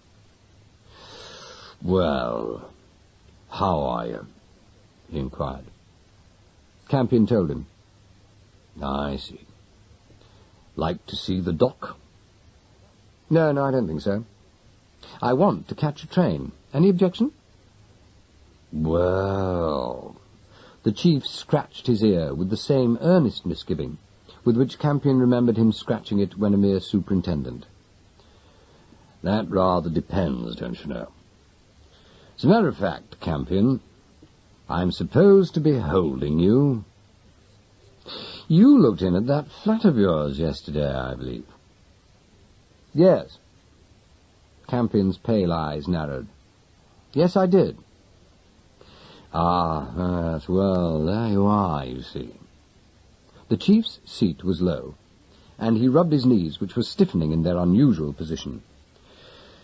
We found a corpse there, you know. A woman. She'd been murdered. I'd just got the report on the PM when this constable phoned up to tell me you'd been found. Campion stared at him. In that moment it was the girl he thought of first. The pretty girl who was so young and so much in love with the man she was not going to marry.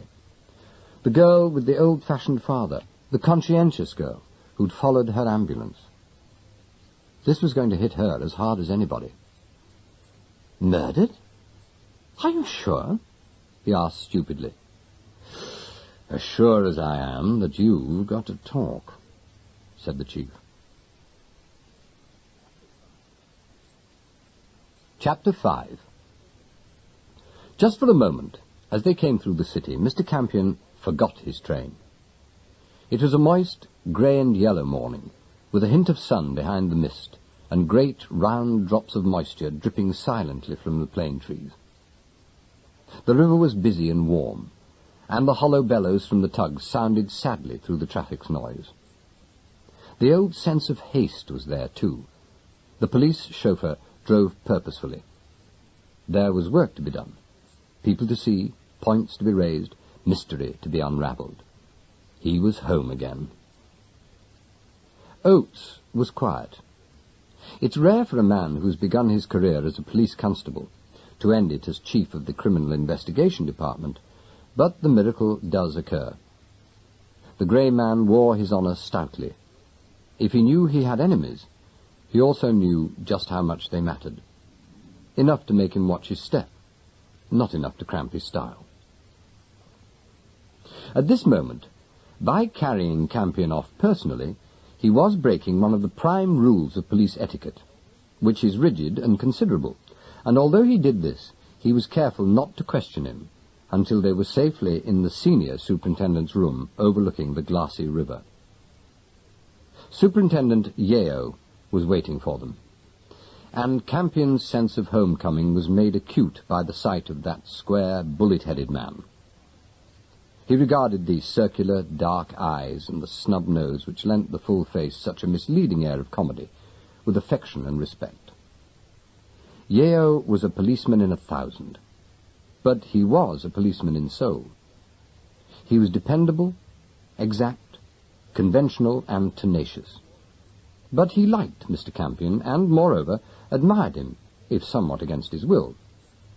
He came forward now with genuine welcome. "I am glad to see you," he said, sounding as though he meant it. "You've landed head first in something pretty hot, I'm afraid. What's he got, Mr. Oates?" "I don't know yet." The chief's cold eyes rested lazily on the superintendent's face. "I thought we'd hear him together, Yeo coloured with satisfaction, and he expanded.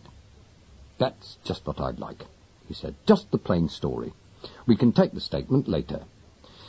There's been an awkward little development, and I'll want your advice, Mr. Oates. But at the moment, a straight tale would help. It's a straight case of murder. And it fits in with the other matter. He checked himself abruptly, as though he'd said too much, and added cheerfully, "Well, you look all in, Mr. Campion. Sit down over here, will you?" "What about the inspector in charge?" said Oates. "That's Holly, isn't it?" "Holly's got his hands full at the moment, sir." Yeo looked uncomfortable, and Oates became studiously incurious. "Right," he said, seating himself. "Now then, Campion, no omissions and no theories, just the straight facts." Mr. Campion was not a fool, nor had he any illusions about the true place where his loyalty lay. There are some crimes which are serious, and murder is not the least of them. Oates was right. The time to talk had arrived. He went through the events of the previous evening very carefully, and the others sat watching him. Oates with approval, Yeo with growing concern. From time to time they made notes, and when Campion had reached the end of the kidnapping, an episode which struck him as more fantastic the more he came to consider it, the superintendent was fidgeting. "This is going to be very awkward," he said suddenly. "Very awkward indeed." It was an unexpected comment, and when they stared at him, he turned to the chief. "We had the assistant commissioner in just after you left, Mr. Oates," he said. "He didn't want to influence you in any way, of course, but as far as I could see, he was in a bit of a fix himself. It appears the minister had phoned him to say that the lady, who was a very old friend of his, had come to him with a story which she felt she ought to tell the police. She appears to have acted insanely, he said, but he also said he was sure she couldn't have realised what she was doing. So he was sending her along at once with a secretary of his. Everybody's a bit hot and bothered, if you ask me." Oates swore a little. It was not his habit, and Yeo was placatory. "I know, Mr. Oates, you won't have interference, and of course you're right. But if I may say so in this case, I don't think the gentleman could have done much less for her. They both acted in a strictly proper way, and they have put her into our hands. She's not the sort of person you'd expect to be mixed up in this sort of thing. It's the Dowager Lady Carados. She's not the ordinary sort of party you'd expect to be found in a police court." "How true," agreed Mr. Campion fervently. "Have you had her up yet?" "Oh, she's here now," said Yeo. "Ollie's got her downstairs. She's made her statement, and the trouble is, it's not quite the same as yours, Mr. Campion. The differences are rather serious, as a matter of fact." Oates sighed. "Oh, my God, these silly old women," he said wearily. Yeo cleared his throat. "Now, there are two main discrepancies," he said. "In Mr. Campion's statement, he records that he understood from the man Lugg that the body had come originally from number 3, Carados Square, which is the house of the Marquis of Carados, where it had been found in the owner's bed just before he was due home on leave. However, Lady Carados deposes that it came from her own house, number 20, on the other side of the square. I must say she's got it very circumstantial. She says it was in a basement room, which before the war was used as a footman's sleeping quarters. There is still a bed there. In her opinion, the woman was a vagrant, and as the basement door is always unlocked in the daytime, and there is only one maid, who is frequently upstairs, her ladyship says she doesn't see that it is at all unlikely that the woman should have walked in on her own. Well, that's her story, anyway. She's got it quite clear in her own mind, I will say that for her." "The first vagrant I knew to have a black silk nightshirt," said Oates. "Go on." Yeo glanced appealingly at Campion. "Oh, we mustn't forget this first point is open to question," he said. "Mr. Campion admits that his version is based on hearsay, but this second point is more difficult.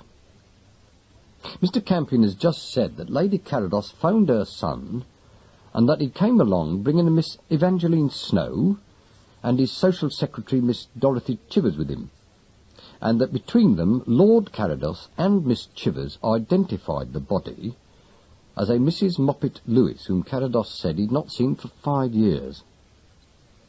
Now, that's her name, certainly, but I don't see it gets us much further. Lady Carados has got this very differently, he said. According to her, when she phoned her son, he wasn't there, but she was answered by a Major Peter Onya, who used to be an adviser to Carados. According to her story, it was Onya and his wife who came round with Miss Chivers, and she says that neither of them had ever seen the woman before. And that's point blank, isn't it?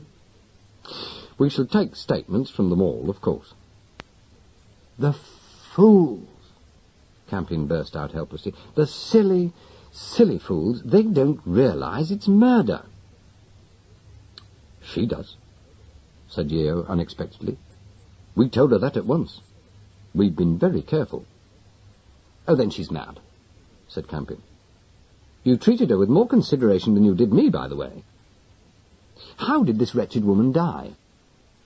She was smothered, said Oates, before Yeo could speak.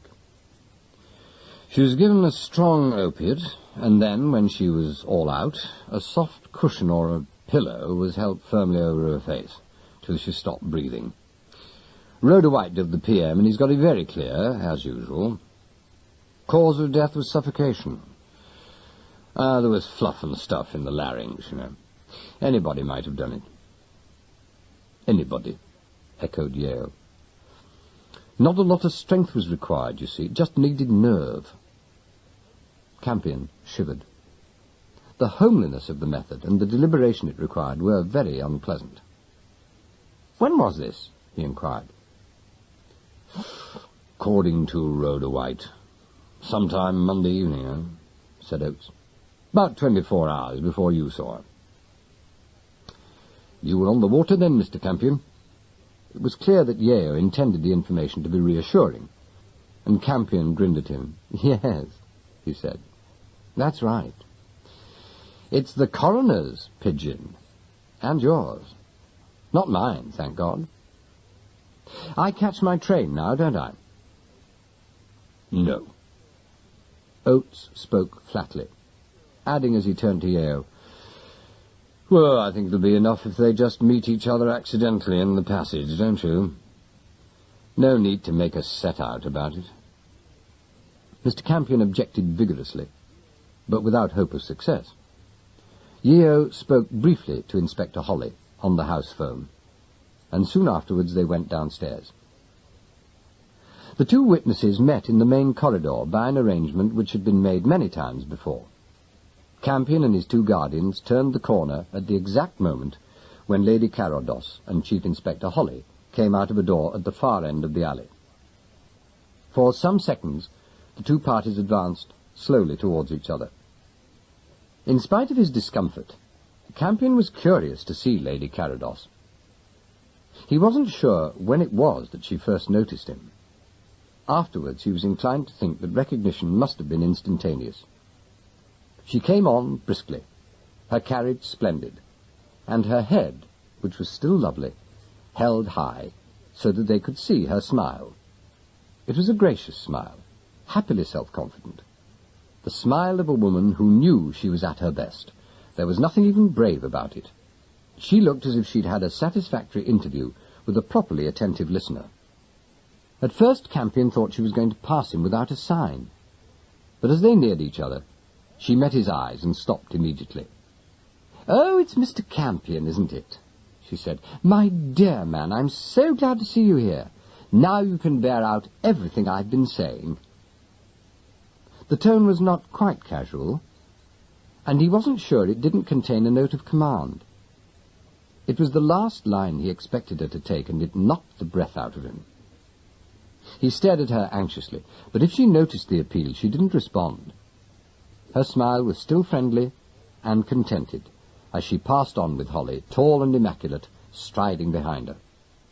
"That's that," said Oates. as they returned to the superintendent's room. Yeo shut the door.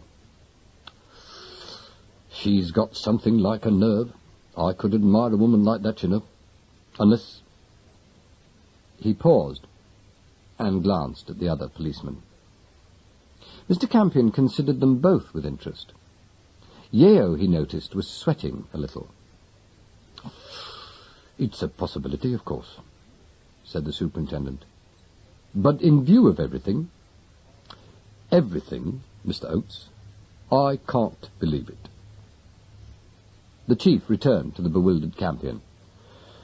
"Just sit down for a moment," he said. "I want you to answer one or two questions very carefully. In your story, you don't mention that you telephoned the police last night to report the discovery of the body. Yet you did telephone them, didn't you?" Mr. Campion was unprepared for this inquisitorial approach, and he looked at his friend in amazement. Once again it occurred to him that something very much more than an inquiry into an ordinary murder was afoot. Clearly, Oates and Yeo had some secret which they were not prepared to share at the moment. "I didn't phone at all. I went to catch my train," he said. No, think, Campion." Oates was persuasive. "It was a thing you ought to have done. Thing you'd do almost instinctively. Someone phoned a local police station last night and he gave your name. Now that was what put us onto the whole thing. Are you sure it wasn't you?" Mr. Campion became slightly amused. "I'm sorry," he said. "I thought you could do your own dirty work.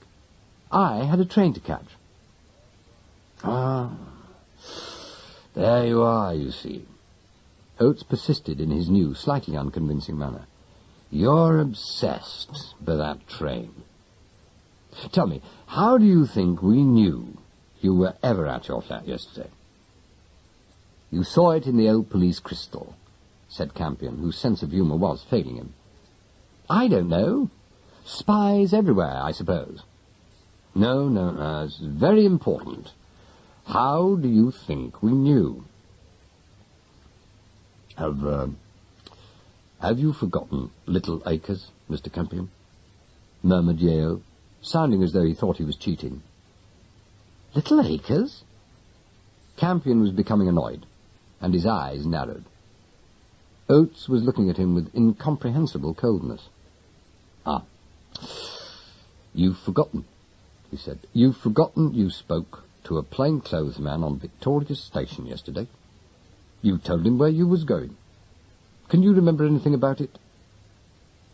Mr. Campion began to understand, and for a moment he was very angry indeed. It was a rare emotion with him, and he kept silent. Oates went on. "Well, probably you can't. Makes all the difference, Campion. I've never believed you've ever quite recovered from that business at the beginning of the war. You were working for a week in a state of amnesia. Oh, I know, the Foreign Office is very pleased with your work abroad. But to my mind, that other case did you permanent injury. You do see what I'm driving at." The suggestion was so completely unfounded and absurd that Mr. Campion was temporarily silenced. It was true that on the last occasion on which he and Oates had worked together, he had, for a short period, lost his memory. But over 4 years of gruelling work had not provoked a return of the trouble. It occurred to him very forcibly that something very odd indeed must be up to make Oates take this line. He smiled. "Victoria was like a cup final," he said. "As I fought my way out, I did see a little prehensile snout with a gingery quiff above it. A piping voice hailed me and asked me where I was going, and I told him home to wash. Then the waves of blue and khaki carried him away. Now, I do admit that I forgot the incident. The snouty redhead is a plainclothes man called Acres, I take it?"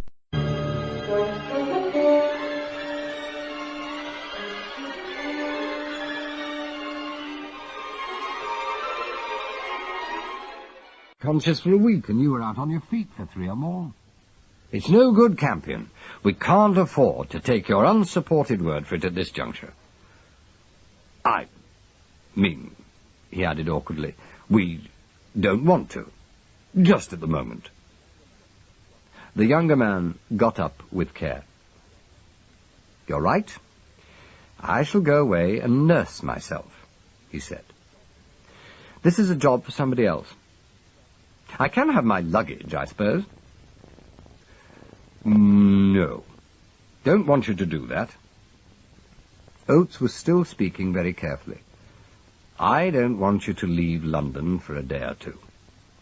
You can get at these people much more easily than we can." Mr. Campion's smile became genuinely amused. "Scotland Yard employs mental defective?" he suggested.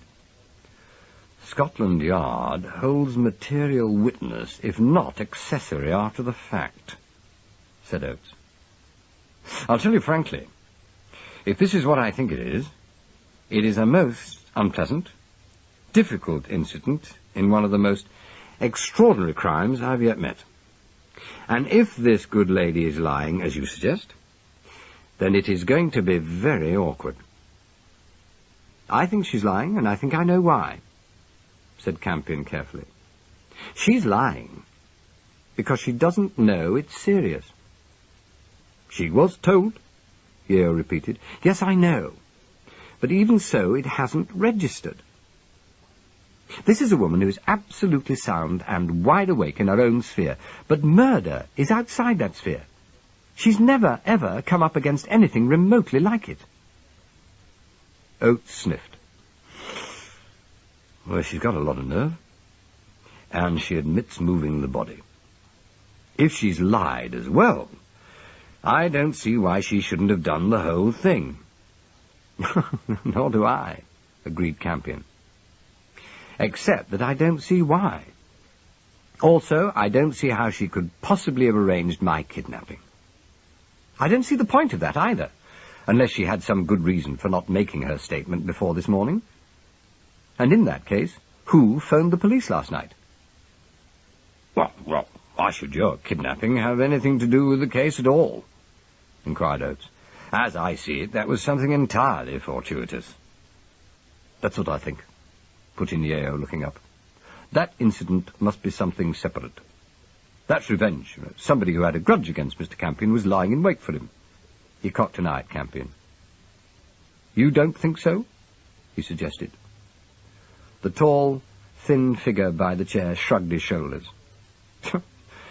"Not a very good revenge," he observed mildly.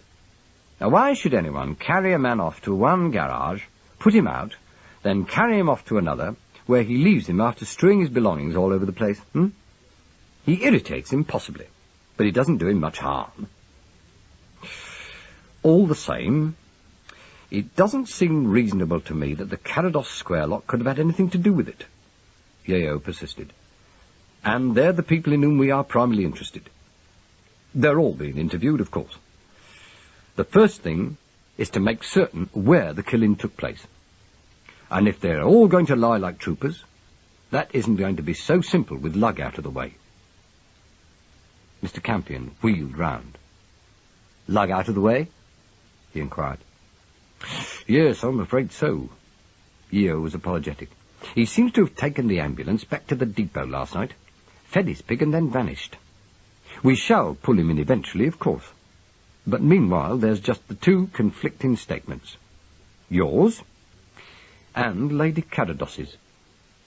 "Campion, where are you going?" Oates demanded.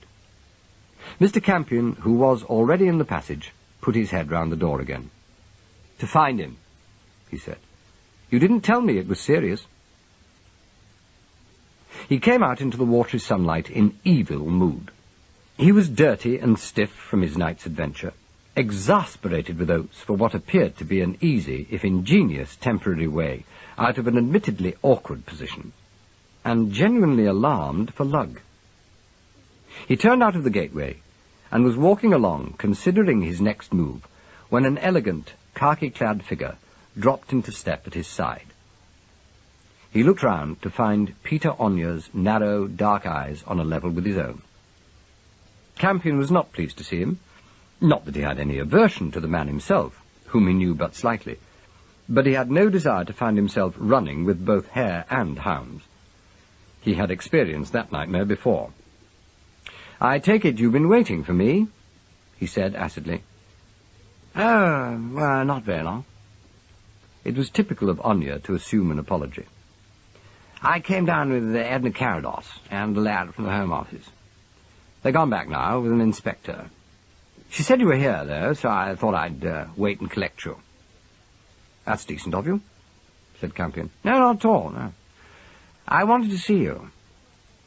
He lowered his sleek, handsome head a little. "It is a most unfortunate business. Edna's so impulsive. She's quite old, too. She doesn't understand what she can or can't do." "She can't get away with murder," said Campion brutally. "If she's 102, she must know that." "Murder?" Anya stopped in his tracks, pulling Campion round to face him. There was no colour in his cheeks, and his graceful elegance dropped from him like a garment, leaving the essential intelligent core of the man exposed. It might have been the discovery that a guilty secret had been uncovered, but Campion was inclined to diagnose straight astonishment. "Was that woman Moppet... I mean, do the police suggest... Well, good God, how did she die?" Mr. Campion told him. He whistled, and as they walked on together, made a very extraordinary remark. "Oh, I knew there'd be hell to pay over this wedding," he said, adding presently, and as if he were thinking of something else, "Women do such incredible things, don't they? I think we'd better go along there at once, Campion. Do you mind?"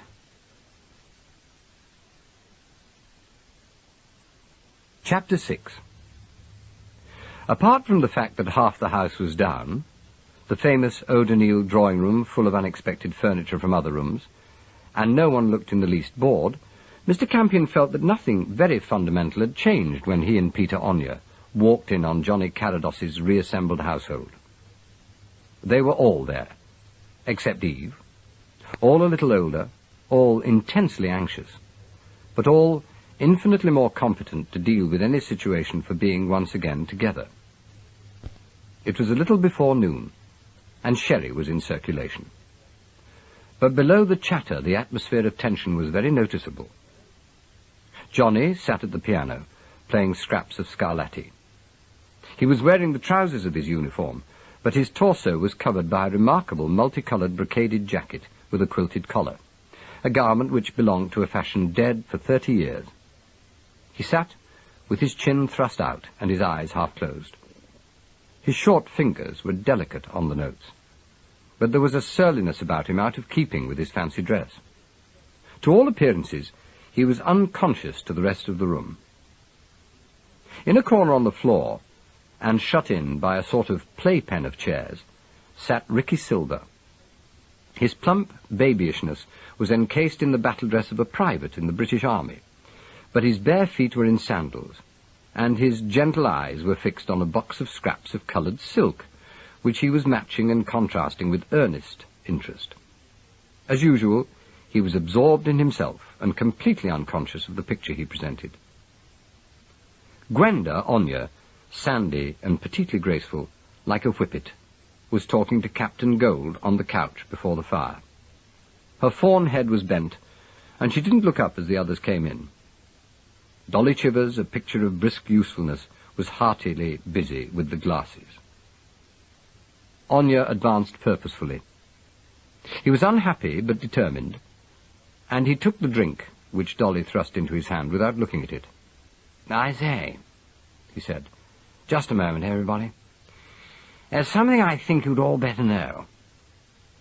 Johnny brought his music to a sudden end. "The Moppet was murdered," he said. "Don't tell us again, old boy. She was murdered, and my dear mother can't quite remember exactly where she found the corpse. Don't repeat it. We've got that far." He began to play again, more vigorously this time, and over in his corner Ricky laid a cerise ribbon across a piece of rust-red satin and paused, his eyes half closed, to admire the clash. Anya shrugged his shoulders and drank his sherry, As long as you know, he said. We're waiting for the police, I suppose. Or have they been? Well, we imagine they're on their way, Peter. Gwenda spoke quietly from the couch. She had a restrained, semi-tragic note in her voice which made Campion look at her sharply, wondering if she could possibly be enjoying the situation. Gwenda was at number 20 when Lady Carados came back with the inspector, said Dolly, briefly making everything clear. She found out a little of what had happened and came back to tell us. It seems Lady Carados has altered her story a little since that ARP man disappeared. Well, she means well, said Captain Gold, revealing an unexpectedly deep voice for so small a man. But then she always does. I say, Johnny, you must get some sense into her. It's serious, you know. Anya's appeal was urgent, and once again Carados took his hands from the piano. Don't be a mug, Peter, he said lazily. When did I ever have any control over Mother? She decided how to save us, and save us she will, no doubt. Oh, by the way, we've had other excitements. The wedding is postponed. The Admiral says so. He's full of good ideas. He's going to get everything shipshape. He and I are going to clear up the trouble, uncover the mystery, and get the whole thing straightened out. Pronto, I think he said, Gwenda, didn't he? He turned as he spoke, and catching sight of Campion, smiled with genuine welcome. Oh, hello. Nice to see you, just the man we want. Got any ideas? I collected him from police headquarters, Anya remarked warningly. They picked you up, did they, Campion? Johnny was not waiting for replies. Oh, my poor chap. What trying friends you've got. Johnny, dear. Gwenda's yellow eyes peered at him over the back of the couch. Johnny, do be sensible. We don't know what to do, darling. If the Admiral is in this, as well as your mother, we're in for hell's delight leaving the police out of it, said Anya seriously. What line is he taking? Action. Johnny's mouth curled, but his eyes remained gloomy. Straight from the shoulder, go in and win action. He's in the house now, you know. Struth, said Major Anya. Where? Downstairs, phoning someone with authority. At the Admiralty, I suppose. He doesn't know it's murder yet. He came in just after Gwenda broke it to us, and no one had the nerve to tell him. The suicide had got him down. He rushed over, postponed the marriage, leaving me here in Aunt Carados's wedding token, and is now getting his big guns onto the job. I think he'll get us all hanged. What do you think, Campion? The thin man in the horn-rimmed spectacles sat down. He had bullied Anya into letting him call at his club, and was now comparatively neat and clean, but he was still weary. He looked at his host with interest. Oh, it's a wedding present, is it? He inquired. The wrap? Johnny jerked at the lapel of his brocaded coat. Yes, from a thrifty aunt. Something my late uncle had by him and thought too precious to wear. I'm not sure he wasn't right. I should like to do a room for it, said Ricky, looking up from his corner. Something Edwardian in green and a rather hot red. Oh, don't play the fool, Gwenda burst out wretchedly. You're all so terrified you're just sitting about being silly. Well, that's where you happen to be wrong, my dear girl. Ricky's full, childish lips narrowed spitefully, and his soft eyes were near tears with annoyance. I simply don't feel it's anything whatever to do with me, that's all. There certainly was an irritating smugness in his voice, but no one was prepared for the irritation it produced in Gwenda. How dare you, Ricky, she said, leaning up on the couch, her cheeks flushing and her hair a little untidy. You're just the same, always trying to shirk responsibilities. You who wept and howled in rage like a baby only last week because you were so afraid that when Johnny got married and the family split up, there'd be no place for you any more. I didn't. You're a beast, Gwenda. My God, how I loathe you. I didn't weep or howl. The man was on the verge of weeping now, and in any other circumstances must have made a supremely comic figure, standing amid his coloured silks, every line in his plump body strained, and his face crimson. Johnny sat, looking at him gloomy-eyed, but with the little muscles at the corner of his mouth twitching still. "Oh, be quiet, Ricky," said Anya, laughing. "I shan't. You always take her part." His childishness was extraordinary, but there was no silencing him.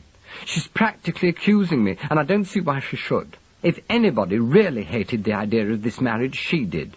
And you too, Peter. You both swore it would be the end of everything, and you're both of you quite capable of staging this perfectly revolting thing to get your own way. In fact, everybody in this room is. Old G.G. Gold had as much to lose as anybody. And besides, what about Eve? She's been looking like death lately. If Johnny's decided to let us all down, I don't see why you should decide that I was the one to do something about it." "Ricky, shut up." Johnny spoke quietly, but there was tremendous authority in his voice. "I shan't. I've been accused, and I shall have my say. Gwenda's always—" Johnny got up and went over to him. "I'll break your neck, Ricky." "Do," said Ricky recklessly. "You've got like everybody else since this blasted war. You're like the animals I have to spend my time with. I'm having hell, I tell you, absolute hell." It dawned on Mr. Campion that he was probably speaking the truth. The life of a man like Ricky Silver as a conscript private in the British Army didn't bear consideration. Something of the same idea had evidently occurred to Carados. He dropped his arms and his shoulders sagged a little. He looked old for his years and weary. And once again Campion was aware of some far greater trouble than the one which appeared on the surface. "Where are you lunching, Ricky?" said Johnny. "Well, I was going to old Carrie Larradine's. She's got some glorious dresses which belonged to her great-grandmother. We were going to have them out and discuss them. She wants my advice. She promised me ages ago." "I see. Well, would you like to go?" Ricky looked at his wristwatch. He was trembling so violently that he could scarcely see the time. But his objection was as sulky as a child. "I shall be fearfully early. Besides, I want to look at these scraps of mine. This is the only opportunity I have to study my own job. I don't care if you are all against me. I tell you, I've got used to that. You have no idea what I have to put up with. But I've learnt to be callous. "My dear chap, get out, will you?" "All right, if you're in that mood. I think you're being very silly, Johnny. You think you can trust all these people, but you can't. Every single one of them was in London when that woman must have died. I know, because I saw them. Oh, yes, I was here too. But I can prove what I was doing. They've all been on leave longer than you think." He was moving as he talked, and the last words brought him to the doorway. "This war's made people awfully reckless and coarse," he said, and went out. In the silence which followed his departure, Captain Gold began to laugh. He had a deep-throated chuckle, like a very old dog beginning to growl. Poor Ricky, he said. "If this army is anything like the last, he must be in purgatory." Anya, who appeared to feel some sort of responsibility for his service, nodded. "Oh, frightful," he said. "They keep him clerking, I suppose. He's a ghastly little cat, though. Gwenda and I have been in town since Friday, by the way, Johnny. I got leave earlier than I expected, and we stayed at the Dorchester over the weekend. I didn't mention it because it didn't arise." "Well, I came up on Saturday myself," said Gold. "I'm not explaining where I've been. Does it matter?" "And I've been here the whole time," said Dolly Chivers briskly. Her hearty voice ceased abruptly as the door opened. Ricky had come back. He wandered in with the studied nonchalance of the naughty child, a square parcel in his hands. "I found this in the hall, Johnny," he said. "It's another wedding present, I suppose. You'll have to send them all back. What a pity, isn't it?" He spoke quite seriously, and stepped back to await the unwrapping. His curiosity was so frank and innocent that Campion saw for the first time a reason why Carados ever liked him sufficiently to allow him to live in the house. There was an honesty about his faults which was engaging. The interruption was welcome. No one in the room was comfortable after his little confession, and Johnny plucked at the knots with nervous relief. "Oh, cut it," said Ricky, drawing a little penknife from his blouse. "I'll do it, shall I?" As he watched the operation, Mr. Campion was struck by something unexpected about the box and its wrapping. But he didn't identify the impression immediately. Carados pulled off the brown paper, lifted the lid of the stout cardboard box within, and turned its contents onto the table. "Mainly paper," he said, and paused. Something in the rigidity of his pose caught the general attention. As they watched, the angry colour poured into his face. "What the hell's the meaning of this?" he said furiously. Lying amid the crumpled tissue was a battered artificial rose, around the stem of which was wound a string of unconvincing pearls. It was a curious trophy, possibly in bad taste, but by far the most interesting thing about it was its effect on Johnny Carados. The man was outraged. He was so angry that it occurred to Campion that he must be also startled. "What a damned silly trick, Ricky," he said. "Who put you up to it?" "Me? I haven't done anything. I only saw it in the hall and brought it in to you." But there was no mistaking the genuineness of the squeal of protest, and Carados turned from him impatiently. "Where did it come from?" he demanded. He was in command of himself again, but his eyes were wary, and there was no longer any hint of a smile on his mouth. They all looked at him blankly. The Onyas appeared puzzled, Gold uncomfortable, and Dolly Chivers slightly amused. "I found it in the hall," Ricky repeated. Carados turned to Onya. "Was it there when you came in?" I really don't remember. Do you, Campion?" "I didn't notice it. It might have been." "Well, where did it come from?" Carados had raised his voice, and for the first time he seemed aware of the unexpectedness of his own reaction. "I'd like to know," he said more normally. "Do you make anything of it, Campion?" The man in the horn-rimmed spectacles turned over the wrapping. "It's old stuff," he said. "That's what struck me when Silver brought it in. It's a Welby & Smith parcel, the sort of thing they sent out before the war. No packing like it these days. This is out of someone's junk cupboard, I should think." "I believe I've seen that rose before," said Gwenda. "I don't know why you're getting so excited, Johnny. Isn't it out of the dressing-up box, Dolly?" "Yes, of course it is." Miss Chivers smiled to find a prosaic explanation. "Oh, there's any amount of rubbish in there, and the brown paper's kept there too. It's probably some sort of joke." The big man took up the dilapidated yellow flower and carried it over to Gwenda. "Are you sure you recognize it?" he said. "Come here, Dolly. Has this been in the house before?" The two women glanced at each other. "I think so," said Miss Chivers at last. "I'll go and look in a minute. There may be some more like it. We had a lot of this sort of thing for the musical comedy party in '38. Do you remember?" "I don't see the point of it, though. Does it matter?" Johnny hesitated.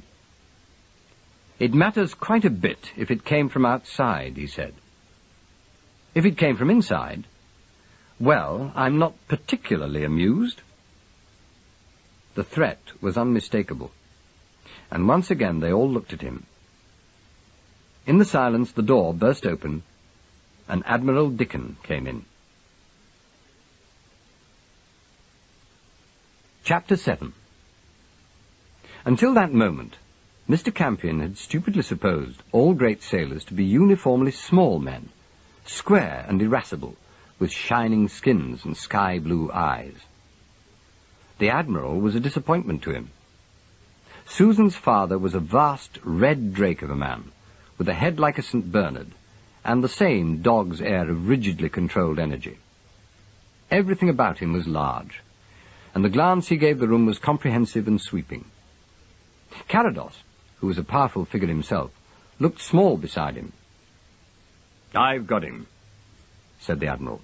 "We're having lunch with him at the Saladin Club. I don't know if he can do much, but we've hooked him anyway." He was clearly pleased, and stood waiting, expecting, no doubt, the lunching party to set out forthwith. Meanwhile, Johnny was looking at Anya, and a silent argument was taking place between them. Finally, Johnny shrugged his shoulders. "Wait a bit, sir," he said slowly. "I'm afraid there's been a development. The unfortunate woman was murdered. At least that seems to be the police idea." The Admiral looked down at him for some time. "Oh," he said. An uncomfortable silence followed, during which it seemed to Campion that the full seriousness of the situation came home at last to everyone.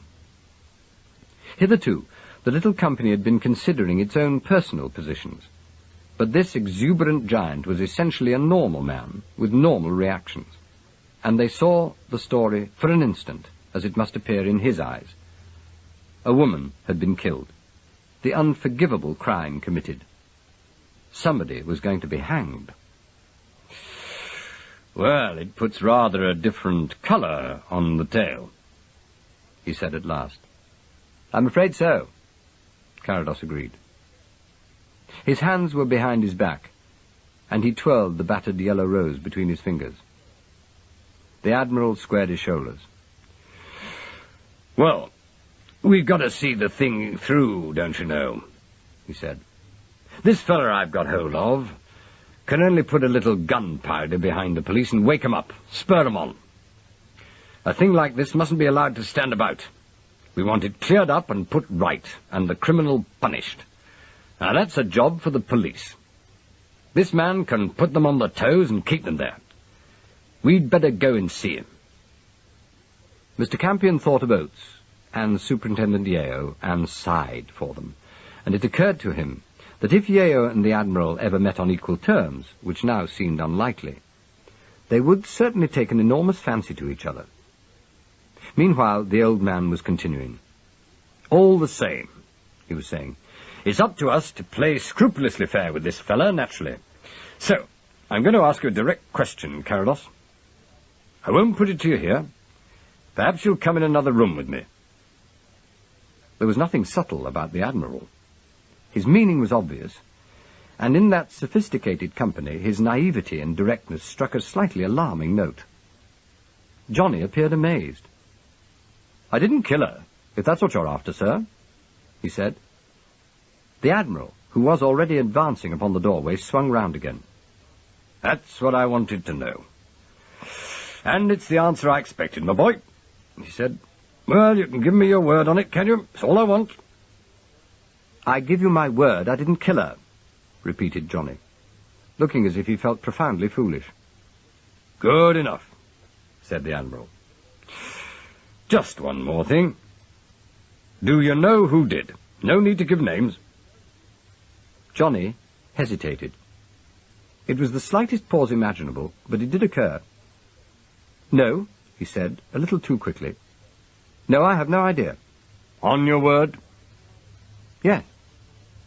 Yes, of course, on my word." "Splendid. Well, if you'll change, we'll go." The tension had slackened a little, but it was still in existence, and the gathering split up into little groups. Johnny went off to get his tunic, and the Admiral, who it transpired had known Mr. Campion's father, was graciously disposed to congratulate him both on the fact and on his recent work abroad. The Onyas were talking together anxiously, and as soon as Carados returned, Gwenda appealed to him. "Johnny, what about Edna and the police? Won't they be coming here? I mean, oughtn't we to wait?" Carados looked harassed. "My mother was very definite when I saw her," he said. "She never has liked interference, and if the police want us, I imagine they'll find us." "Oh, good Lord, yes, we can't wait about for the police." The Admiral was amused. "If they're not smartly onto their duty now, I think you'll find they'll pipe a different tune after this evening." "Well, come along, Carados, we can't keep this man waiting." "You see no reason why Gwenda and I shouldn't keep our luncheon engagement?" said Anya, following the warriors into the hall. Apparently they reassured him, for he came back relieved on that point, but still dubious. "I suppose Johnny knows what he's doing," he observed to the room in general. "He says, carry on in a perfectly normal way. Perhaps we ought to go over and see Edna first, Gwenda. What do you say? Oh, my dear, we must. I know she doesn't like interference, but you know what she is. She may do anything. Well, we'll go then, said Anya, and glanced at Mr. Campion, whose presence had become a responsibility to him.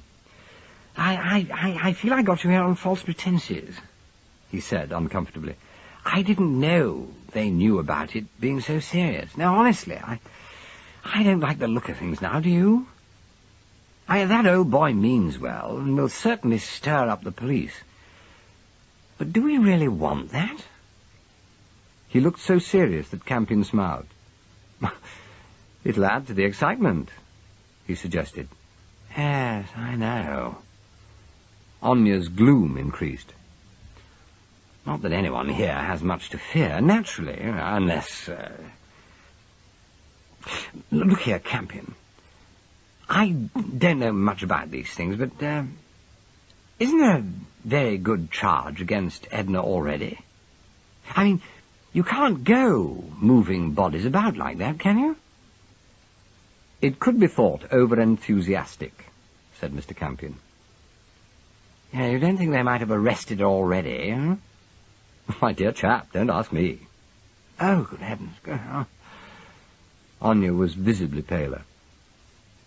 What a hell of a family this is to look after, he said bitterly. I'd better go over right away. You won't feel like coming, will you? As an invitation, it was not pressing, and Mr. Campion declined gracefully. Ricky and Captain Gold had disappeared, and when the Onyas went off together, he found himself alone with Miss Chivers, who was busy with a telephone directory. It's all got to be cancelled, you see, she said. Would you believe it? I've been working on this wedding for 3 weeks, and now I've got to undo everything at speed. But Peter Onya is right, it is a hell of a family to look after. It was clear that she was very busy, but Campion didn't move. He sat for a time watching her jot down telephone numbers, her big, well-modelled head bent over her work. Did that rose come from the house? He inquired suddenly. She closed the book and looked at him across the small table at which she was working. The rose? She repeated vaguely. Oh, that! Oh, my dear man, don't take any notice of that. That's nothing. I thought it odd, said Mr. Campion. Did you? She was laughing. Hang around here for a bit and you'll see odder things than that. He didn't move, and presently she seemed to take pity on him. Her broad, open face was alight with amusement. They're all cuckoo, always have been, she said indulgently. Of course the rose came from the junk cupboard downstairs. Gwenda sent it, I should think. Mrs. Onya, why? Well, I don't know. Why does anyone do anything in this outfit? Why, perhaps she didn't. Perhaps she put Ricky up to it. Or perhaps he thought it out himself. They're like that. Don't take any notice of them. It doesn't mean a thing. Still, he sat looking at her. She was so strong and intelligent-looking that her statements carried conviction in spite of their unexpectedness. It didn't look like a joke, he objected after a pause. Well, perhaps it wasn't one, said Dolly Chivers dryly. What would you say it was? He persisted. I shouldn't mention it or even notice it. She glanced down at her work and then back at him, her fine, hard eyes suddenly determined. You don't understand at all, do you? She said, with a vehemence which surprised him. I don't know if I can explain, or even if I ought to, but you can take it from me that when you get a clever, hypersensitive crowd like this, all living together round one big personality, little jealousies and little affections do take on enormous proportions. No one liked Johnny marrying, you know. For some of them it must have seemed like the end of the world. Especially for Mrs. Onya. Well, yes, I suppose it hit her as much as anybody. She was always the mistress of the house here, you see. Do you think she sent the parcel? I don't know anything about it, my dear, said Miss Chivers cheerfully. All I say is, she probably did, and that therefore it meant exactly nothing. She stayed here last night, and she could have done it. But then Ricky's been prowling round the place since dawn, and Gigi Gold and I have had the same opportunity. Any of us might have done it, and it doesn't matter. I've told you they're all nuts. They're always playing little dramatic tricks on each other. Let's hope they stick to roses. Must have meant something to Johnny. Well, probably it did, said Miss Chivers. Possibly it reminded him of something nice and sentimental. Don't worry about it, leave that to him. Things like that happened every half hour in the old days. Now, if you'll forgive me, I must get on. How does one address a bishop in a telegram? You blow the extra pence, said Mr. Campion. Otherwise it goes to the Borough Council. He waved her goodbye and went from the room and down the staircase, intending to let himself out. Since no one else appeared anxious to wait for the police, he saw no earthly reason why he should. He was crossing the hall when a door on his right opened suddenly, and Susan Shearing, looking prettier and, if possible, younger, peered out at him. "Oh, I'm sorry," she said. I thought it might be my father. Has he gone?" Mr. Campion paused. "I'm afraid he has," he said. "He went out with Johnny about 15 minutes ago. They were going to lunch, I think."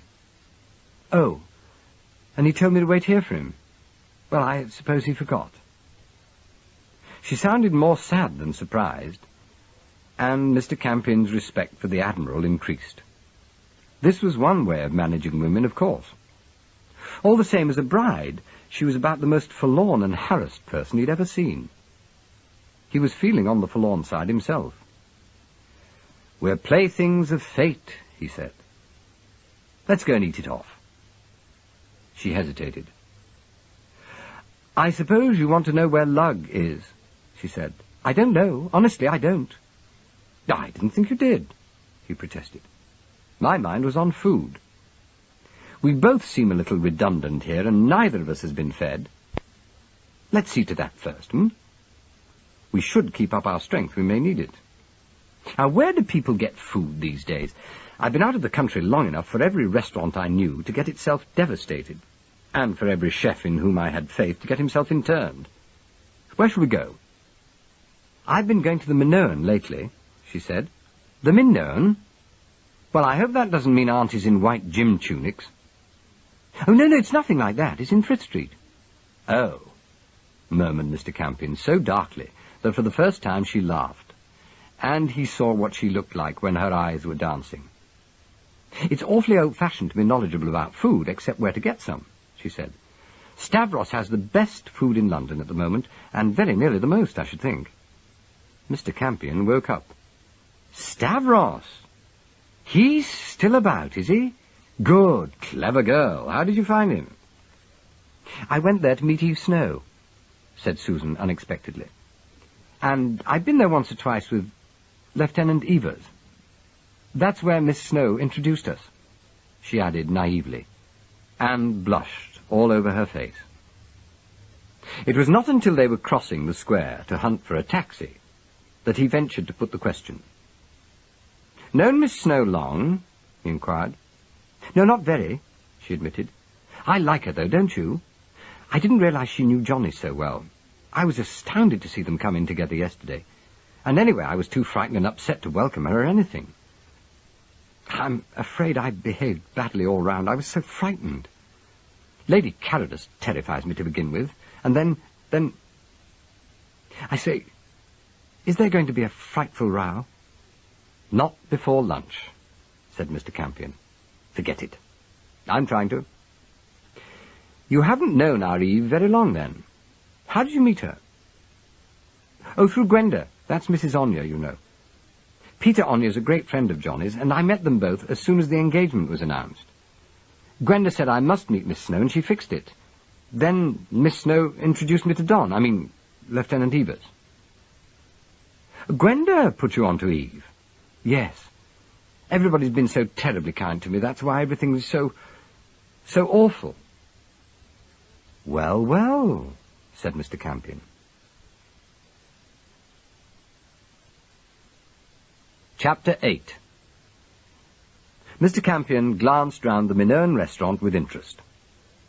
It was his first introduction to the era of elegant make-do. The glossy white walls and the green-tinted table linen were pleasant enough. But here was improvised grandeur, temporary tastefulness. In its not very distant past, before Philip Stavros had transformed it, the building had been a pull-up carmen, and even now the floors had a worn griminess, and the woodwork a disgruntled air. However, the clientele, despite their uniforms and their new gravity, were recognizable. They sat taking their food seriously, and their wine with nostalgic sadness. Stavros himself was standing near the doorway, and he came forward as the two appeared. He had altered considerably since Campion had last seen him. His famous stomach was now a mere drapery, and the dark smudges over his eyes were tinged with white. But he still walked with a roll, and his manner was as impressive as ever. "For my friends, the lobster pilaf," he murmured, looking furtively about him as if he were imparting a state secret. "I bring you something to drink with it. Over there behind the arch, a little table kept for you."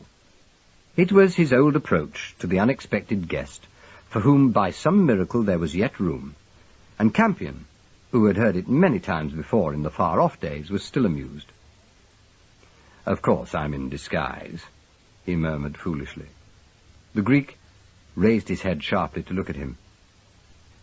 "But of course," he agreed smoothly, and then smiled suddenly, disclosing a whole treasure trove of gold and ivory. "Ah, now I know you," he said disarmingly. "Mr. Campion, how are you? Are you all right? I thought you were killed. Oh, my friend, the chaos, the disaster. We don't think of it." "No, that's one way," observed Mr. Campion cheerfully. "How are you?"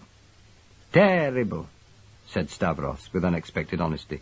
"My life has become catastrophic. Since this morning, I come and tell you about it later, maybe." He sounded as if he meant it, and his small brown eyes with the yellow whites were naive. "How horrible," murmured Campion, as he manoeuvred Susan into a small gilded kitchen chair. "Either I've grown a sympathetic face, or everyone I meet is having hell. An old lady with no manners cursed me in Beirut. Do you think I might have taken her too lightly?" Even while he was speaking, he realized the flippancy was misplaced. She shivered a little as she looked round. He watched her helplessly. "What's up?" he demanded. "Memories and all that?" She blushed, and he saw to his horror that there were tears in her eyes. But she was game and nicely brought up, and her remark was formal.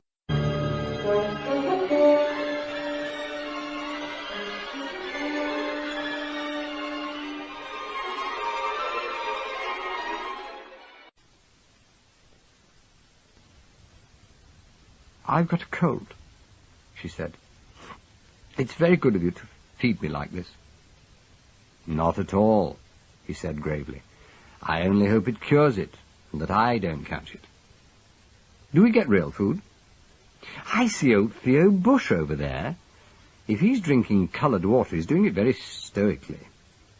Study Theo, by the way. You may never see his like again. He is the greatest authority on the unfortified wines in the world, or was. Some old Hun with greater facilities may have caught up with him now, of course." Susan glanced across the room obediently. "Was that rather grim old man with the hideous child?" "Child?" "The girl, about 16, white with spots." Mr. Campion stared and was shocked. "Good heavens," he said. "I missed her. Now, that must be Hebe, his niece. She sprang fully armed from a champagne bottle, I believe. We used to hear a great deal about her at one time. Her parents were going to bring her up to have the perfect palate. I'm afraid the war must have ditched that. She was to have gone on a serious drinking tour of the world at 14, as far as I remember, something like that." He paused to watch his companion. She wasn't listening to him. Her young face was tragic, her eyes dark. "I say," he said suddenly, Why on earth don't you cut the whole thing and go and tell Johnny? He is a good chap. He really wasn't born yesterday. People have fallen out of love before, you know. She raised her eyes and gave him the annihilating stare of the very young and the very honest. You don't understand, she said. You mean so well, but you don't understand at all. Mr. Campion regarded her with his head on one side. I've been young, though, he said at last, defensively.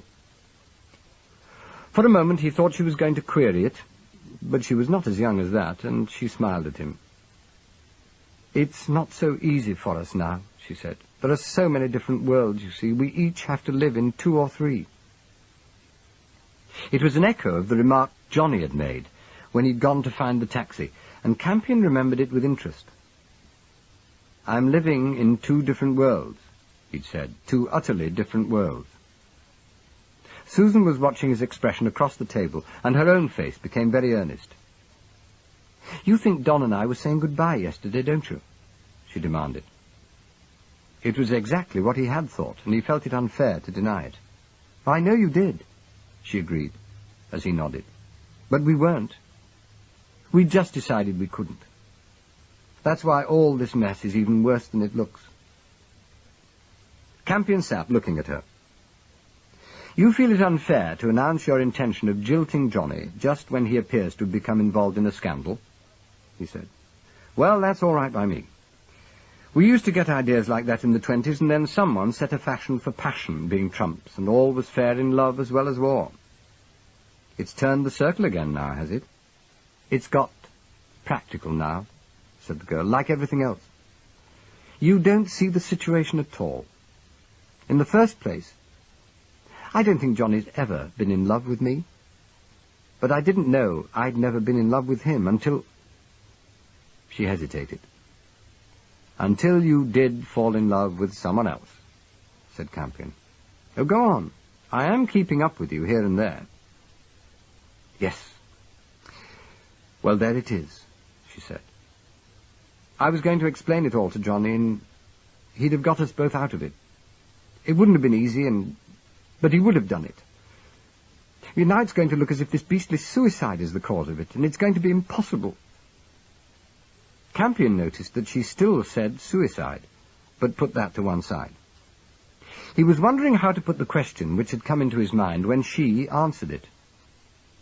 I think Johnny decided to marry me when my husband was killed, she said gravely. You know I'd been married before, didn't you? I knew Tom exactly 6 weeks. 5 days after we were married, he was killed. That's all part of the different world I was telling you about. Tom was one of Johnny's pilots, and he asked Johnny to look after me. When he was killed, Johnny did. It sounds very young and peculiar in this sort of atmosphere, I know. But it wouldn't on an RAF station, you know. Mr. Campion looked up. The rare experience of surprise had come to him, and he began to treat her confidences with a new respect. Of course, she was right. A world in which everyone was young and everyone might die tomorrow was not the same world as the one mirrored in Stavros's new white paint. Johnny Carados belonged to both. It appeared to Mr. Campion that that fact might well account for quite a lot. Susan smiled at him faintly, almost kindly, and he realized that for all her youth she probably knew more about the great absurdities than he did. Johnny is a hero, both there and here, she said. Now do you understand? He nodded. If Tom's girl gives the old man the bird because some damned tart wrote herself off on his doorstep, certain people will take a dim view and they matter? He suggested. Yes, she said, they matter terribly. That's it. But if Johnny had decided to pass the girl to some lad of whom he could approve, that would have been okay. No one in his home world liked him marrying me. They're quite as insular and all for one and one for all as Tom's crowd are. I realized that as soon as I saw them. I think Johnny saw it too as soon as he got back amongst them. That's the nicest thing about Johnny. He does so belong wherever he is. He sat looking at her, and thinking how right she was. 2 different worlds, 2 utterly different worlds. Susan interrupted his reflections. "I think that man you were talking about is coming over," she said. "He keeps looking at you." "Theo Bush?"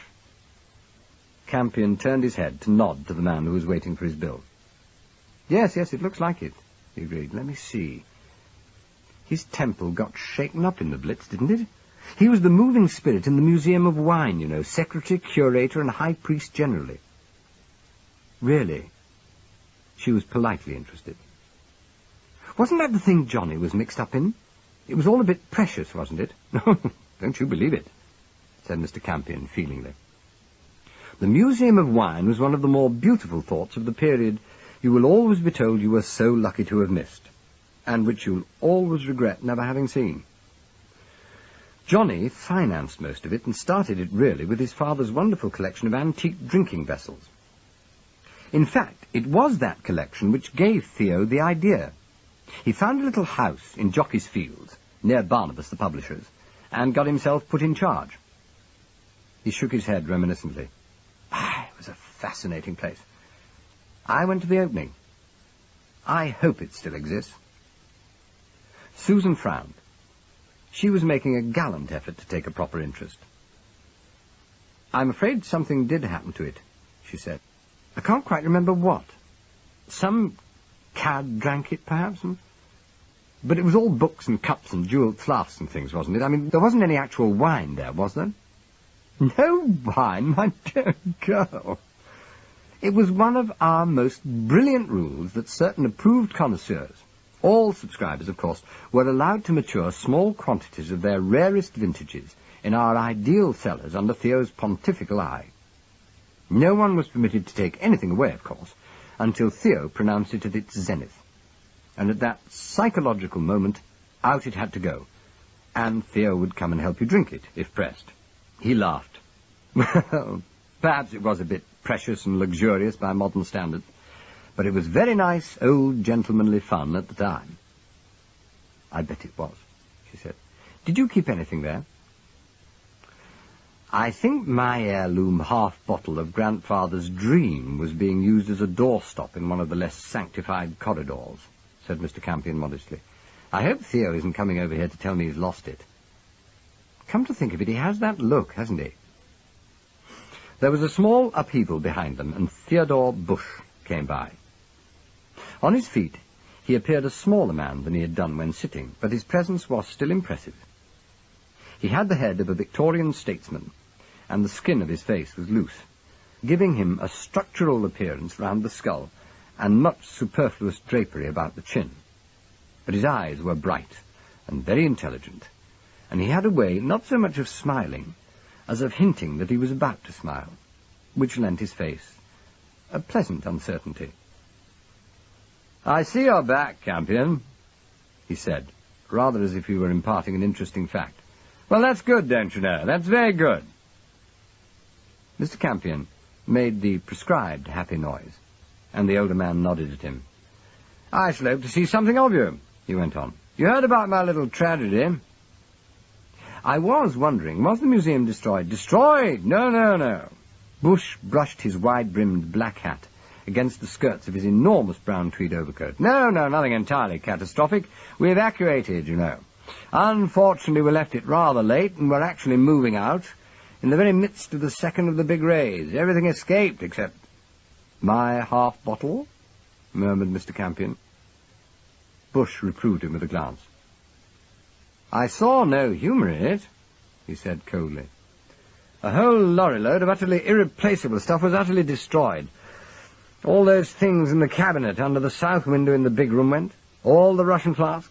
Intrinsically some of the most valuable stuff in the whole collection. And there were 10 cases of beautiful glass, including all the modern Swedish exhibits." "Any wine?" "Oh, a little." Theo's small eyes rested for a moment on Mr. Campion's face. "A very little. One small parcel was put on at the last moment to make up the load. It was not entirely without interest, though, I'm afraid. It belonged to the Bishop of Devizes." "My uncle," said Mr. Campion piously. "Good heavens." Oh, not the port, my dear fellow. Theo was reassuring. That's safe. The beginning of the war, I made him take it home. Some of those cellars at the palace are quite excellent. I told him so. Now, let me see. You're the only nephew now, aren't you? That sister of yours? The port descends in the male line, said Mr. Campion, so seriously that Susan was misled. Bush laughed. I have devoted my life to wine, he said, and to me it is important and always will be. I shall hope to see you, Campion. The faint emphasis on the final pronouncement made it sound like a command. And as he passed on, his coat brushing the tables on either side, Mr. Campion sat looking after him in astonishment. For as they'd shaken hands, a slip of paper had passed into his palm. He read the message now under cover of the tablecloth. It was written on a leaf from a pocket diary, and was brief and extraordinary. I may need your help in the near future. Stand by, Theodore Bush. As a gesture, it was so unlike the man as he remembered him that Campion blinked. He was still looking at the note when Susan spoke. Is he always like that? She inquired. Always portentous and mysterious? Portentous, yes. Mysterious, no, said Campion, rolling the message into a pill. Dear me, what a jolly place this is. Do you come here much? No, I don't, I'm afraid. Very seldom. I told you Miss Snow introduced me to Don here. I believe she uses a great deal, but she's not here today. Miss Evangeline Snow, miss? The ancient waiter, whom Stavros had enticed from some country town hotel, cut into the conversation with the happy provincialism of his kind. No, she's not here today. I haven't seen her since the day before yesterday. She is often here, you know. Well, that's nice for you, said Mr. Campion. Oh, yes, it is, sir. The bleary eyes brightened. She's very nice indeed. Such a good lady, if you know what I mean. She always comes to one of my tables. Last time I saw her here was on Sunday, dining over there with Lord Carados. With Johnny? But that's impossible. He didn't come home on leave until yesterday. Susan spoke involuntarily, and the old man's hand shook as he set down her plate. Oh, that's right, miss. I made a mistake, he said easily. Now I come to think of it, it wasn't Lord Carados. It was another gentleman. It's very difficult to tell people in uniform, you know. He wavered off nervously, leaving an air of apology behind him. Wonderful to live to that age and still be indiscreet, observed Mr. Campion, glancing after him.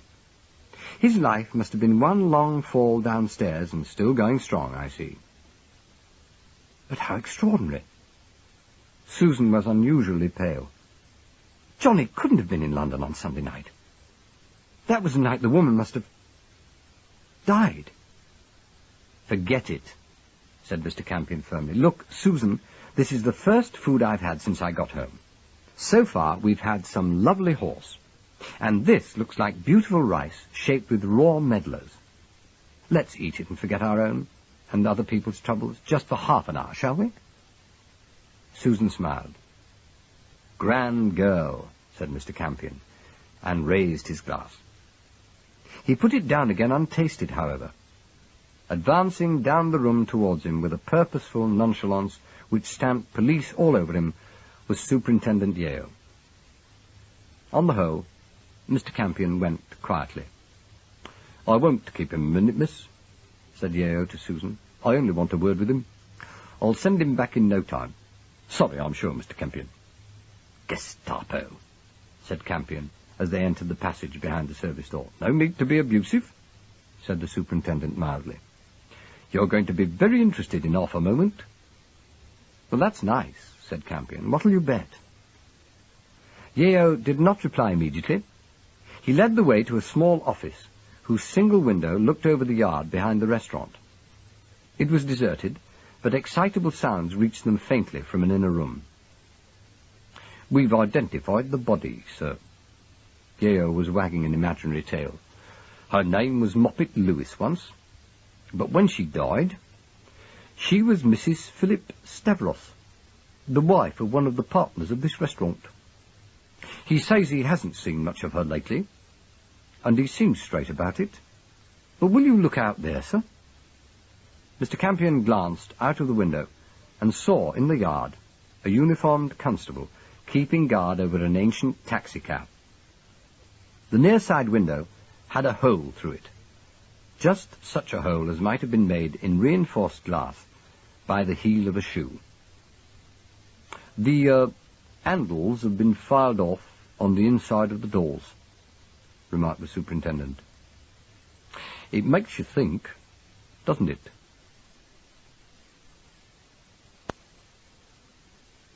Chapter 9. The yard was as gloomy and dirty as only a London crevice can be. It was both cold and unsavoury, homely and uninviting. As Mr. Campion climbed out of the taxicab after making an exhaustive examination, there was a hint of rain falling. Yeo's red face glistened above his magnificent overcoat. "What hope?" he inquired. "Of identifying it? No, not a glimmer. Not in the witness box. I had my little dust-up in the dark, you see. Besides, this damn thing looks like every cab that ever was. It's been cleaned, too. So there's not a hope of real proof. The suspicion is tremendous, of course." Yeo sighed. Suspicion doesn't count," he said. "Pity you can't remember something definite. Still, I don't blame you. You can't be too careful. I don't see where it fits in either. You said there was a connection between the two crimes, and I admit it begins to look like it. But I don't see that helps us. Just makes it more difficult to my mind." Mr. Campion turned up his coat collar. "What's their story?" he inquired. "Oh, the restaurants? No, they say they minded the cab for a lad on active service. We can check that, but it's probably true." The superintendent began to move back to the house as he spoke. "They say it hasn't been out for a year," he went on, "and it's not licensed. So if it was on the road yesterday, the driver was taking a big risk." "That's rather the kind of driver we're looking for," observed Mr. Campion as he followed him towards the house. "Exactly," said Yeo irritably. "And so what? I tell you, Campion, I've had this case exactly 12 hours and I'm tired of it. I've held this kind of baby before. It's going to be unlucky for policemen, I can smell it." Recollecting the Admiral, Mr. Campion thought there well might be something in the prophecy, but tactfully forbore to say so, and the superintendent went on. "Now we'll see Stavros," he said. "He'll have to identify the deceased formally this afternoon. We didn't realise there was a husband about at first, so we got a char to come along to the mortuary. That won't do, though. We must get the whole thing in order. There's a great deal to do and no daylight anywhere. Ollie's with him now. A good officer, Holly, but hard, very hard. Not like a London policeman, really." All the time he was talking, he was edging his companion towards the side door, and Campion, becoming aware of the manoeuvre, stopped abruptly. "Do you need me?" he said. "Yes, my lad, I do." Yeo took his arm. "You weren't surprised when I told you the dead woman is Stavros's wife? Why was that?" Mr. Campion's pale eyes widened. "I hope you realise that I was safely on the high seas," he began. "Yes, I do. And don't keep talking about it, or I shall feel I've got to verify it. No, you're not a suspect, but you're friendly with people who may be. Also, you're missing your first home leave for 3 or 4 years, and once you've made certain your shady old chum Lug is safely above ground, I shouldn't be at all surprised if you happen to forget any details which might keep you in London as a witness. Now that's how we stand, Campion. Have I made myself clear?" "Horribly," said his companion. "It may surprise you to learn, Yeo, that you remind me vividly of my dear mother. She used to see things with the same clarity, and say them, too, which is more serious." The superintendent grunted. "Yeah, well, I don't feel like anybody's mother," he said. "How did you happen to be here, anyway? I don't have to have a suspicious nature to notice that, I suppose." "I came here to eat," said Campion with dignity, "and I'm still hoping to do it. I met Miss Shearing at the Carados's house, and she brought me here because she often eats here, as do others of her circle. That's why I was here, and also why I was not surprised to learn the dead woman came from the place either. Until you told me that, I couldn't imagine how the crowd who seemed so determined to make a mystery of her death could ever have met her alive. When you came out with your little piece, I saw how it had happened, and therefore I was not surprised. Well, now, are you satisfied? Yeo sniffed. Yeah, well, you've covered yourself, he said maddeningly. But you don't help. We got onto her through a laundry mark on her nightdress. Our chap who specialises on them traced it to a firm in Notting Hill, and they gave us her address. The chart did the rest. She didn't live with her husband, you see. Well, she didn't live with Stavros? Didn't live here? Mr. Campion, who was being forced up a narrow flight of stairs, paused in astonishment, and the superintendent came up with his shoulder. That's right, he said. She didn't live here. And if you can believe her husband's story, she hasn't come here very often. She lived alone in a little art and crafty flat in Kensington High Street. When did they marry? Well, beginning of the war. She was a widow then. The man Lewis appears to have been dead for years. According to Stavros, he and she never did live together for more than a fortnight. Yet he insists he was very fond of her. Yeo was panting a little over the stairs, and had lowered his voice to an angry mumble. You come and see him, he said. He sounds almost on the level, which doesn't help, I tell you, Campion. I don't like the people in this case. Which people? Stavros or Lady Carradus and family? All of them. They're all... The superintendent hesitated over the word. They're all... expense and talk over your head, he said at last.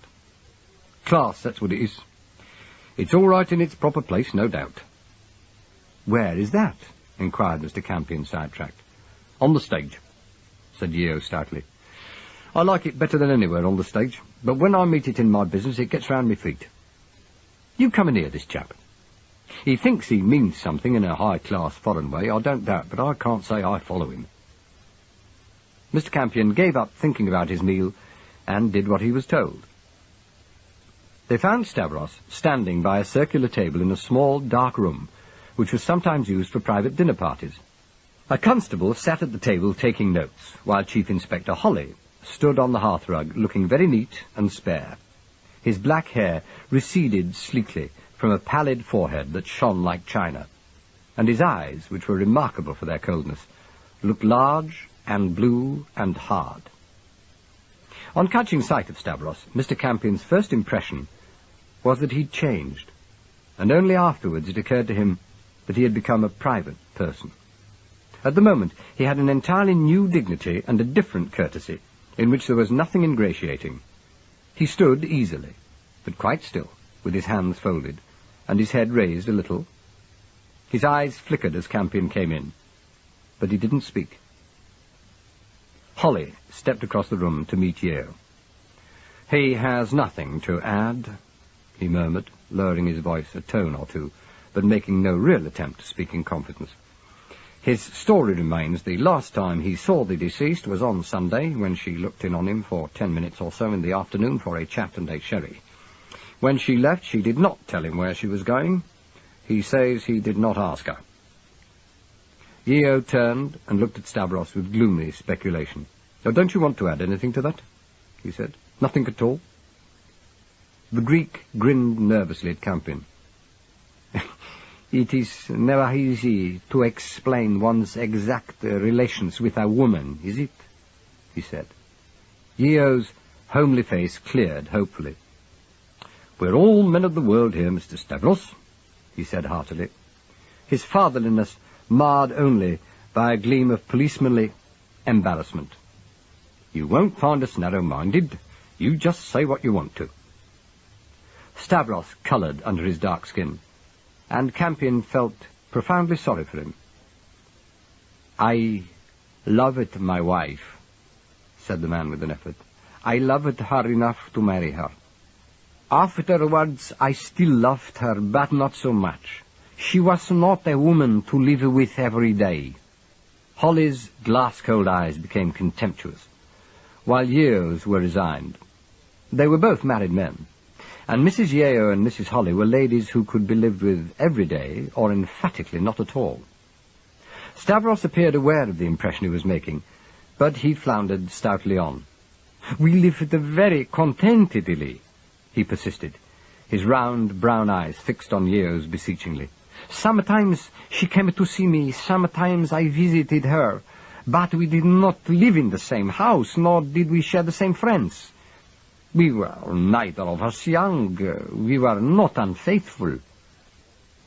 Holly's head was inclining more and more to one side, but Yeo had made up his mind to be sympathetic, and now did his best.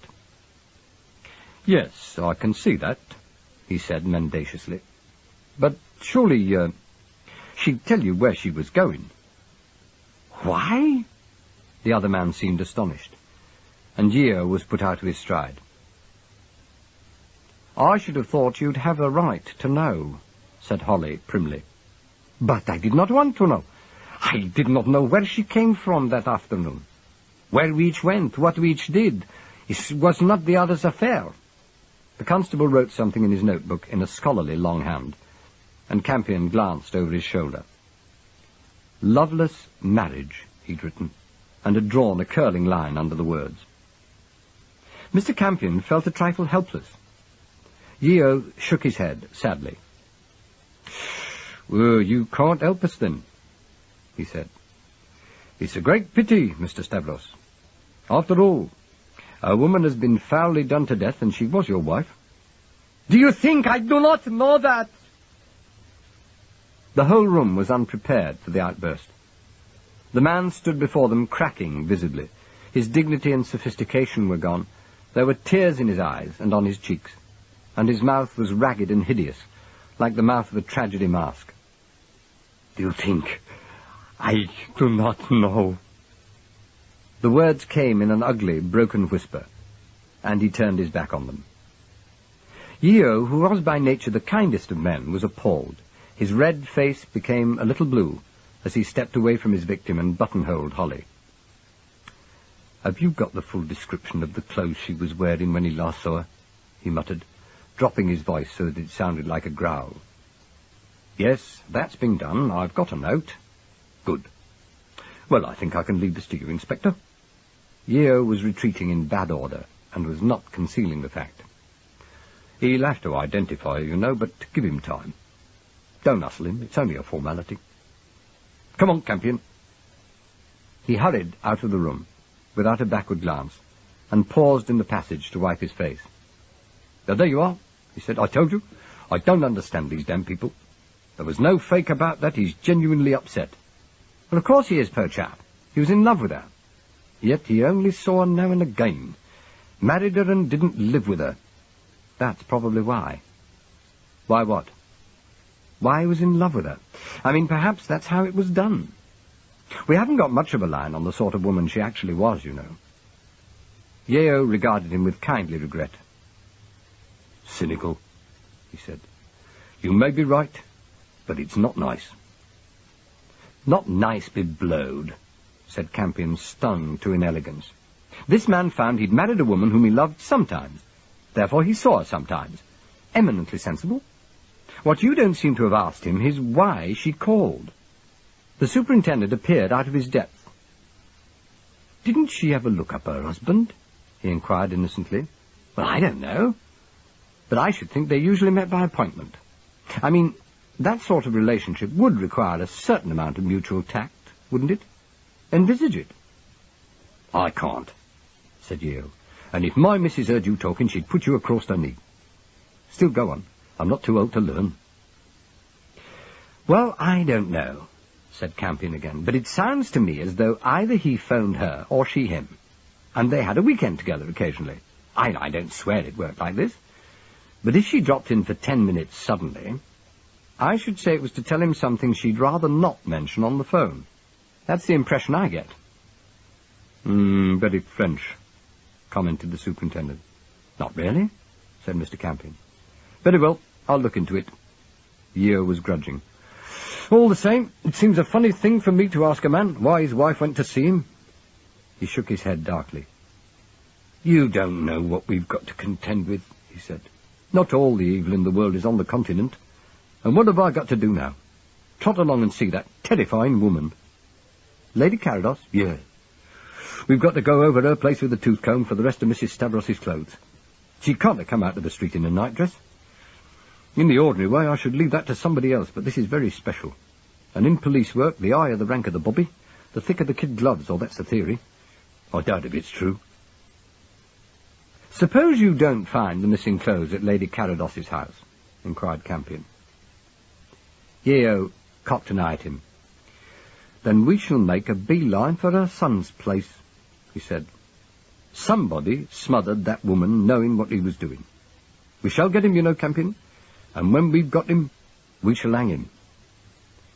Mr. Campion glanced at the powerful figure with sudden gravity. I back you, he said soberly. Yeo grunted. Yeah, well, I'm glad to hear it, he observed. We've got more on hand than you realise, my lad. Now you get back to your young lady, and don't forget I expect cooperation. You'll get it, said Campion. See you at Philippi. It's called the Coach and Horses, murmured the superintendent. Up the wrong end of Early Street, any time just before 10. So long. Mr. Campion went back to the now practically deserted restaurant, and glancing across the room to his table, saw, as he'd feared, that all traces of the meal had been cleared away. Susan was still there, though, but she was not alone. A young man in green khaki was sitting beside her. Mr. Campion had only seen Don Evers once before, and then not in the happiest circumstances, but he had no difficulty in recognizing him. The youngster had a distinctive appearance, and now, when he was paler than he had been on the doorstep of the flat in Bottle Street, his natural good looks had asserted themselves. He looked older than his years, and the strong lines which would one day lend character to his face showed faintly under the fair skin. Susan was watching him with tragedy in her eyes. They were both unaware of their surroundings and were alone together. Mr. Campion forbore to interrupt. He chose a table some distance away and sat down, and the old waiter, who could still talk too impulsively, came shambling up to him. Mr. Campion accepted his ultimatum that coffee alone, or with a liqueur, was the best that could be done for him, and was sniffing something which he trusted devoutly was not medicated paraffin, before he ventured a casual question. Seen Mrs. Stavros lately? The watery eyes regarded him furtively. Oh, not since the quarrel, sir, said the old man. That was some days ago. Sunday, I think. Chapter 10. Mr. Campion remained looking into those sunken and watery eyes for some little time. Then he set down his glass. Quarrels do occur, he said vaguely. Plate or two smashed here and there. What does it matter? Oh, it wasn't that sort of quarrel, sir. The old man hesitated. He seemed a little at sea, and Campion lit his cigarette with great care and concentration. The waiter drifted away, played with some crockery on a side table, came halfway back, changed his mind, and shambled to the entrance where, after a brief survey of the weather, he appeared to reach a decision. He came stumbling back to Campion. Perhaps I ought not to have mentioned it, sir, he said, fluttering before the table. It's just a few I words. Not really I either, not I at all, now I come to think of it. About a foot? Inquired Campion with apparent seriousness. The other man stared at him, dawning suspicion on his crumpled face. I'm old, he said. Things kind of slip out. They didn't ought to, but I'm not used to London. And, well, you might say my old tongue, that runs away with me. Where do you come from? Said Campion. Sudbury? The decrepit figure gaped at him. I wasn't born far from there, he said. Perhaps I've served you somewhere. Do you recognize me? Only in a general way, murmured his guest. You're never bored for long, are you? Bored, sir? Gravelled for lack of excitement. Things happen when you're around. And if they don't, you help them on, The old man looked at him steadily, and there was a glint of wicked amusement deep in the faded eyes. He picked up an empty glass and began to polish it. Well, that weren't much of a quarrel, he said. It was what she said to him when she left that made me wonder, especially when I'd heard she'd been found gone. Gone? Dead, sir. Oh, I see. Well, what did she say when she left? The waiter hesitated, apparently not to waste any satisfaction there might be in the situation. I wouldn't like to go to the police because of my job, you see. What do you think I am?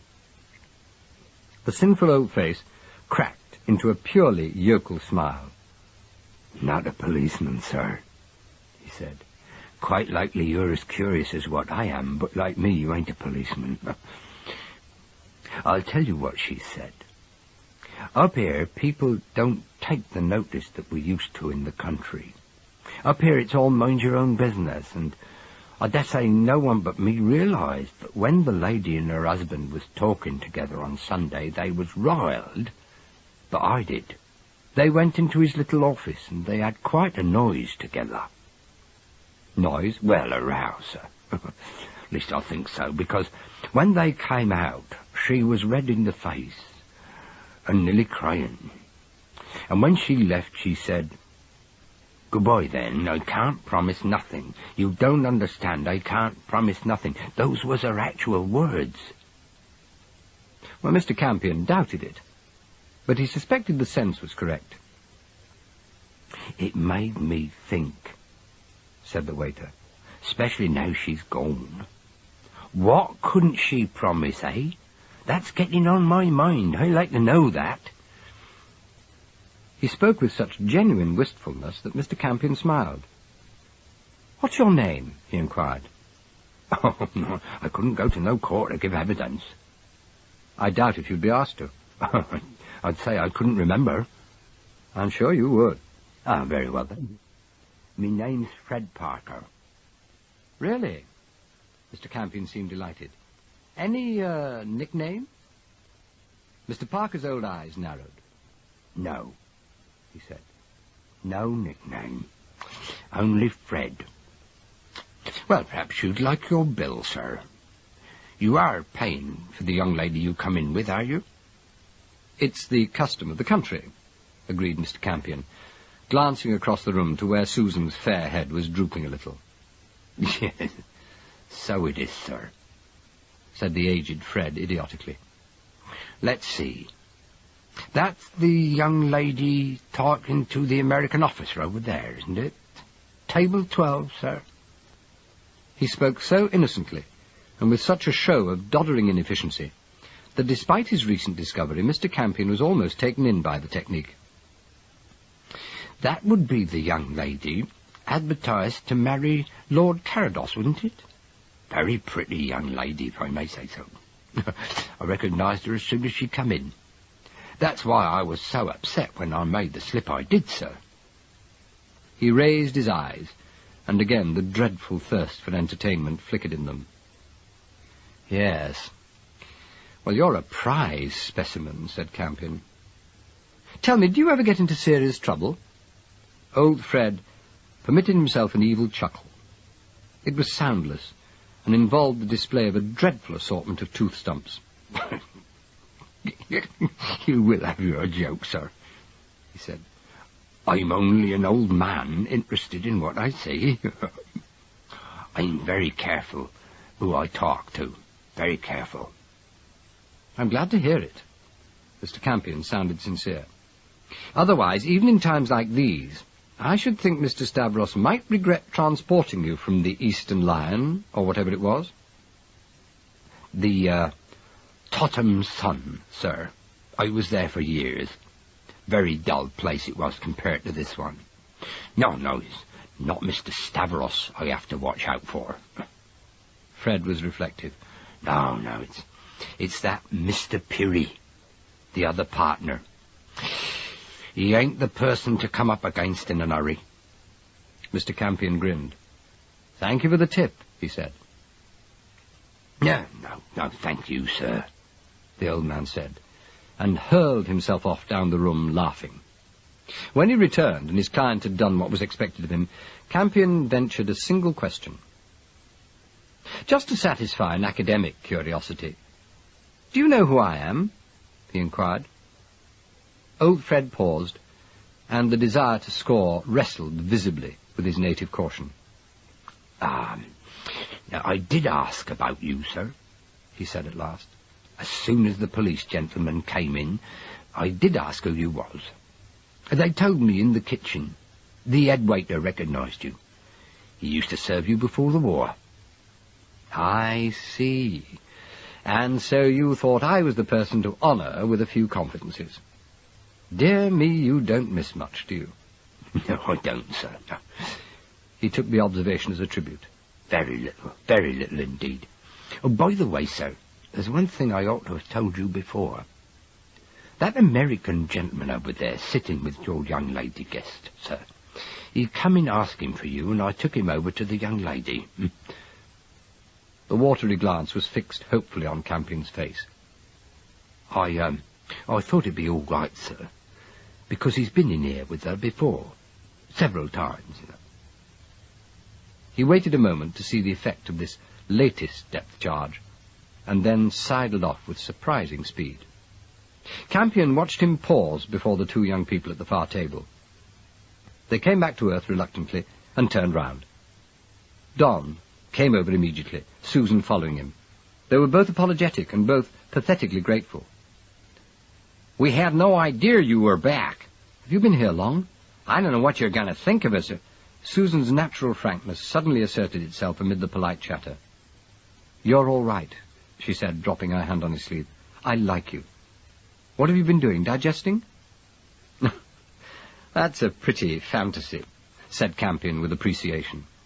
"No, I've been talking to the aged Fred. He's a countryman." "A hick, is he?" Don was interested. "I thought he couldn't be a natural part of the scenery. He's pretty terrible, in my opinion." "Not a beautiful thing," Mr. Campion agreed.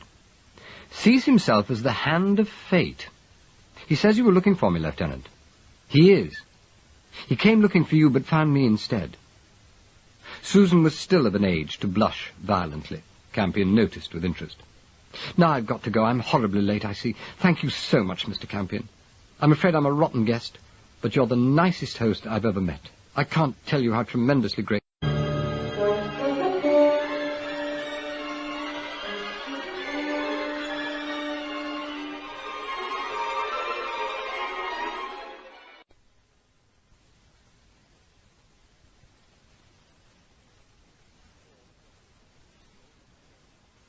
She paused and stood looking at him, her eyes shining.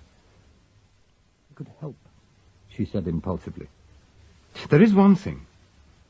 Lug is terribly fond of his pig, Mr. Campion. Really terribly fond. I think he'd risk anything for it." Campion, who had risen to take her hand, looked down at her sharply. "Oh, would he?" he said. "Thank you, Susan. That's worth knowing." Don escorted her to the doorway, and when he came back he was frowning. "I owe you a debt of gratitude, sir," he said with that transatlantic formality so much more strict than anything in England. "I'm afraid I upset your luncheon party." "Not at all," said Campion. "The police didn't help it, you know." Don shook his young head. "It's a very disturbing business," he said, "and I'm afraid you'll think the request I'm going to make is rather flippant in the circumstances. As a matter of fact, I hardly know how to approach you, but I just want to ask you to join me at a very special little party here tonight." Mr. Campion, who had envisaged many requests, but not this one, appeared both gratified and surprised. Don forestalled his polite murmur. "I guess I better explain," he said. "I believe we have a mutual friend in Mr. Theodore Bush." Campion sighed. It was not his beaux yeux, after all. "Yes," he said. "I saw him here, as a matter of fact, about an hour and a half ago." "Yeah, I know you did. He phoned me as soon as he left here and told me to come right along and not to take no for an answer." Don was looking both gloomy and preoccupied. Yeah, I'm afraid the whole thing sounds crazy to you with so much serious business going on all around, he went on. It does to me, but quite apart from the real business abroad, a whole series of silly little things, some of them pretty serious and some of them pretty small, seem to be happening in this town at top speed. Campion smiled at him from behind his spectacles. I know, he said. I've not been back for 24 hours yet, but already I've noticed a certain March hare quality, a sinister March hare, if I may say so, about the old home. It's very odd. Rather alarming. Oh, so it's not always like this. Don appeared relieved to hear it. Not at such speed, said Mr. Campion cautiously. All the same, I'd like to come to the party. What is Theo up to? Not brewing his own, I hope. No, I don't think it's come to that yet. Don was laughing. Mr. Bush takes his liquor seriously, he said. And that's how I come into the story. You see, my father is Richard Caxton Evers.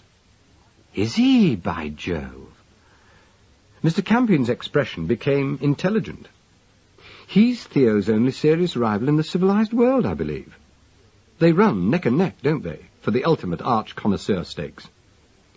I don't know if Dad would concede that, said Don, grinning. He certainly has a healthy respect for Mr. Bush's opinions. I don't know a thing about wine myself. I imagine our lot feels it has something else to worry about, but I've gotten myself mixed up in it at the moment, I'll tell you.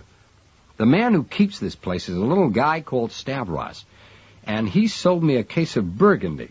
At least he sold me a couple of bottles, and told me he could get me 3 dozen if I wanted it. He wasn't actually exorbitant as things go over here now, yet it was clear we were dealing in something pretty special. Mr. Campion nodded to show intelligence, and the boy continued. Why, it's a very ordinary story, he said, so far. Here's where it takes a new turn. Although I'm the complete novice where wine is concerned, I have been brought up by my old man, and I realized that if this bottle was half as good as Stavros said it was, then some sort of homage was due to it. He glanced up, and his eyes were shy and amused. Campion began to like him. I did what I thought I ought to, said the lieutenant. I took up an option on the 3 cases, and I told Stavros to put the 2 bottles by for me, since I knew the spot of leave was due, and meanwhile I'd mentioned it in my letter home. It was something I could tell Dad which couldn't worry the censor. Was your father interested? Interested? He sent me a cable, something like this. Contact Theodore Bush concerning bottle you hold, stop. If genuine, which unlikely, most remarkable, stop. Bush, reliable judgment, second to mine, if he recommends expense immaterial, and congratulations, stop. Wish I were with you. Don broke off, laughing. He's a grand old enthusiast, he said, but he's not usually so excited. I got in touch with Bush at once, and he was even more head up. In fact, he went off the deep end and set about making a little do of it. I feel I've produced the elixir of life or something. We're meeting in a room upstairs at 7:30. What fun, said Mr. Campion. Dear me, this is the first remotely jolly story I've heard since I got home. What are the magic words on the label? Ah, this is where it gets mysterious, said Don, or at least I think so. It's a Vaughan, dated 1904, and it's called Les Enfants Doux. Mr. Campion looked blank. I haven't my snob book by me, he said, but the year is classic. Frankly, I've never heard of the vineyard. Who are the shippers? None mentioned. Don was apologetic. Well, they may be the old Minoan bathtub company, so I warn you. I've never heard of Les Enfants either. It's not in any of the books, and I asked a very decent firm of wine merchant about it, and they'd never heard of it. But Dad has, you see, and so has Bush, and they ought to know. Oh, Lord, yes, they know, said Campion. And the great moment is tonight, is it? I'm tremendously flattered and all that. But with all due deference, why do I get asked? Don looked at him helplessly. Well, frankly, I don't know, he said. but I'll certainly be very glad to have you come." "That's very handsome of you," said Campion sincerely. "Who are the party? You, me, and Theo?" "Well, no, unfortunately." Don was growing visibly more and more embarrassed. "You see, it began by Mr. Bush arranging that he and I should investigate alone. Then he felt we ought to have another expert whose name I forget. And just now, he told me that he'd got hold of Caradas, and that I was to use every wile I could think of to get you to be present also." "My poor chap," said Mr. Campion with genuine sympathy. "Do you want to entertain all these strangers?" The young soldier passed his hand over his fair hair. "Well, that's another awkward angle," he said. "In the beginning, it was definitely my party. But since then, Mr. Bush has sort of appropriated it. I protested, but he wouldn't take no for an answer, and yet he insisted I should ask you. I saw a little peculiar, but since Dad put me onto him, you see?" "Exactly," agreed Mr. Campion. "Odder and odder. This isn't like Theo, you know. He's up to something." "Well, I wondered," the boy said. "He seemed a rather formal person when I first met him. I wouldn't expect him to be so unorthodox." "No," said Campion, "nor would I. Now, this is something interesting. You can't remember who the other expert is, can you? You see, neither Johnny nor myself could qualify as judges." Don shook his head. "No, I'm sorry, I can't," he said. "He was some notability, but the name's gone clean out of my mind. You know Caradas, then?" "Yes," said Mr. Campion, adding presently, "You'll find his inclusion a little awkward, won't you?" "Awkward? You're telling me?" The cry was heartfelt, and the young man sat silent for some moments. "I don't know how great a friend of Susan's you are," he said at last. "I'm afraid we weren't talking about you just now." No," murmured Mr. Campion. "No, I don't suppose you were." The boy smiled at him briefly and hurried on. "I had a letter from her this morning, written after I saw her yesterday, and it knocked me endways. She said I wasn't to see her again. She'd made up her mind to go through with this marriage.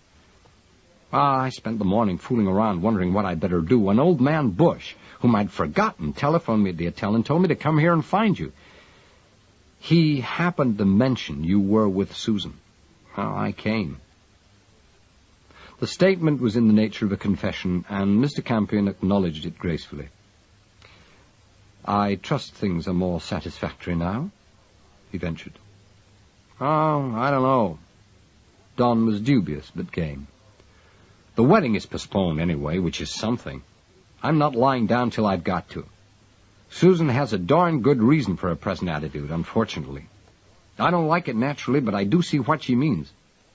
Gosh, she's a sweet kid, 1 in a million." Mr. Campion liked his attitude and wished him luck. Aloud, he said casually, "You met her through Eve Snow, didn't you?" "Yeah, huh? Only 3 weeks ago. Gwenda Anya introduced me to Eve, and Eve introduced me to Susan, all in one evening. After that, well, you know how these things happen."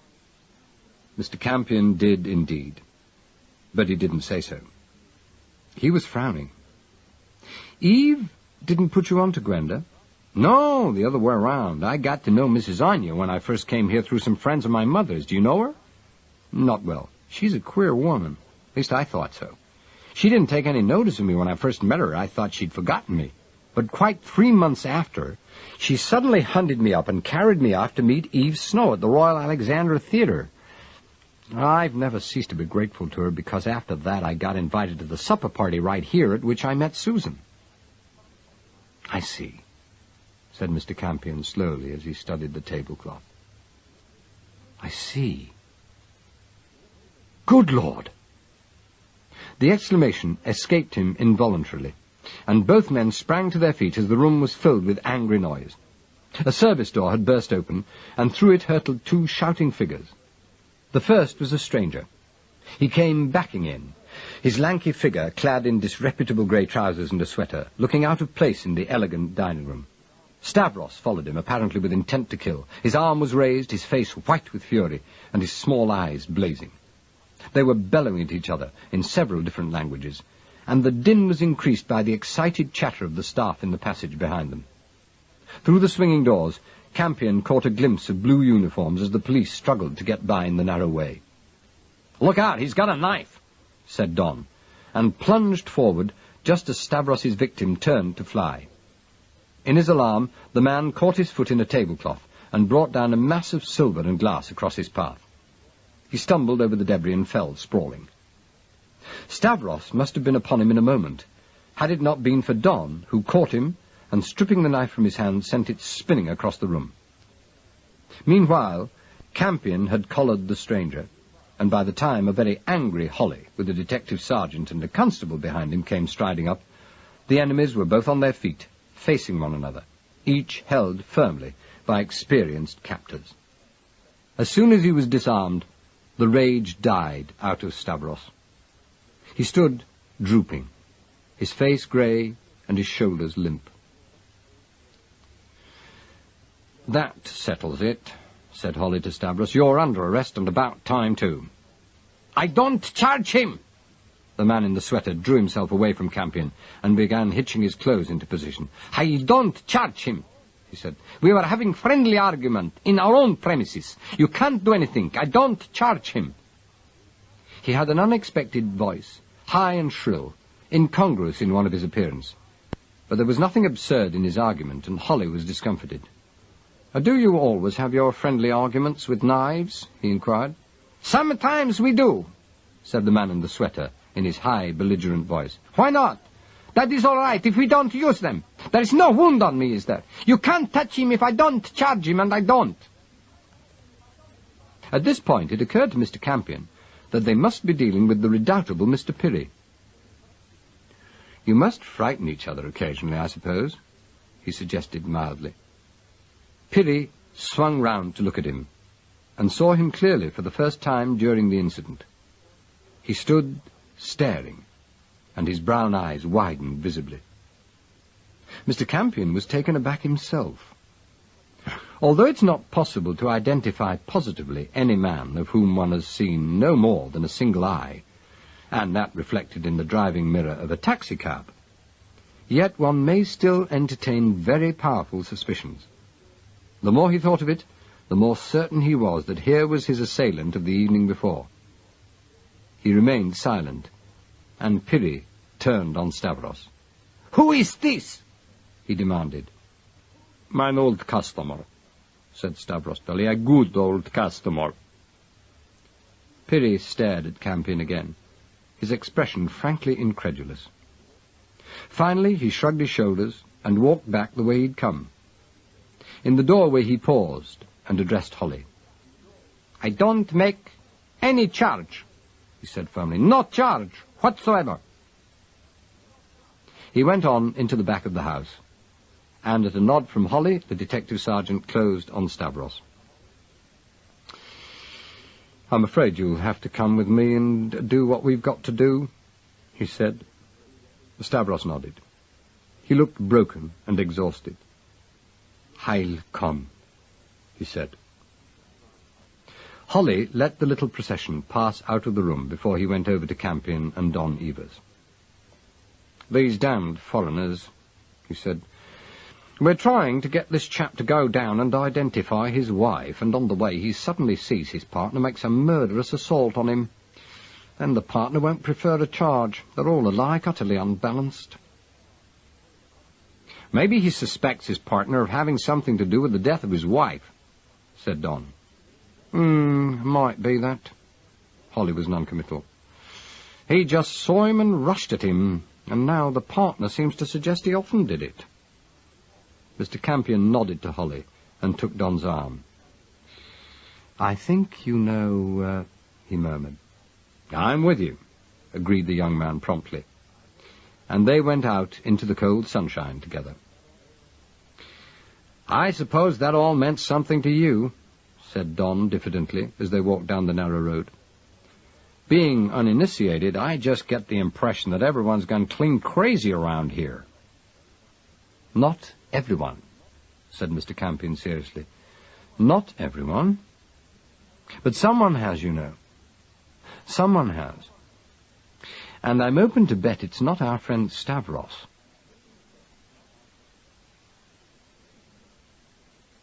Chapter 11. If Mr. Campion had not been recognised as a valued friend by Taffy Warlock, the stage doorkeeper at the Alexandra Theatre, Shaftesbury Avenue, it is quite possible that the incident which first shocked him and then made him so angry would never have occurred. However, as soon as he presented himself in the concrete corridor at the seamy side of the footlights, Taffy put out his dusty head and greeted him with such unaffected joy that Campion, who had not after all so far received quite that welcome home to which every returning warrior has a right, was touched, albeit in every sense of the word. Taffy was so certain that Miss Snow would be as delighted to see Mr. Campion as he was himself, that despite one of the strictest rules of the theatre, he sent him on down the staircase without bothering to announce him. The matinee was well advanced into the second act, and from far away beyond the single bare bulb, which marked a turn in the passage, came the first sound of the "Mama's Utility Baby Gets a Riveter's Lullaby" number, which was Eve's high spot in the middle of the show. Campion didn't recognise it, although the rhythmic clanging interested him, and he didn't realise that it was Miss Snow herself who was leading the chorus. He went along to the star's dressing room, found her card upon the door, and knocked. The door was opened abruptly, and Stanislaus Oates looked out at him. The two old friends stared at each other with exactly the same degree of guarded casualness, and even then the situation might have been saved had not Johnny appeared behind Oates. "Oh, hello, Campion," he said blankly. "Come in." He was more transparent than they were, and it was evident that he was put out. Caught out was perhaps the more correct term, and Campion, whose first impression was that the chief of the Criminal Investigation Department had for some reason or other decided to arrest the Marquis of Carados in person, began to understand that it was not nearly as easy as that.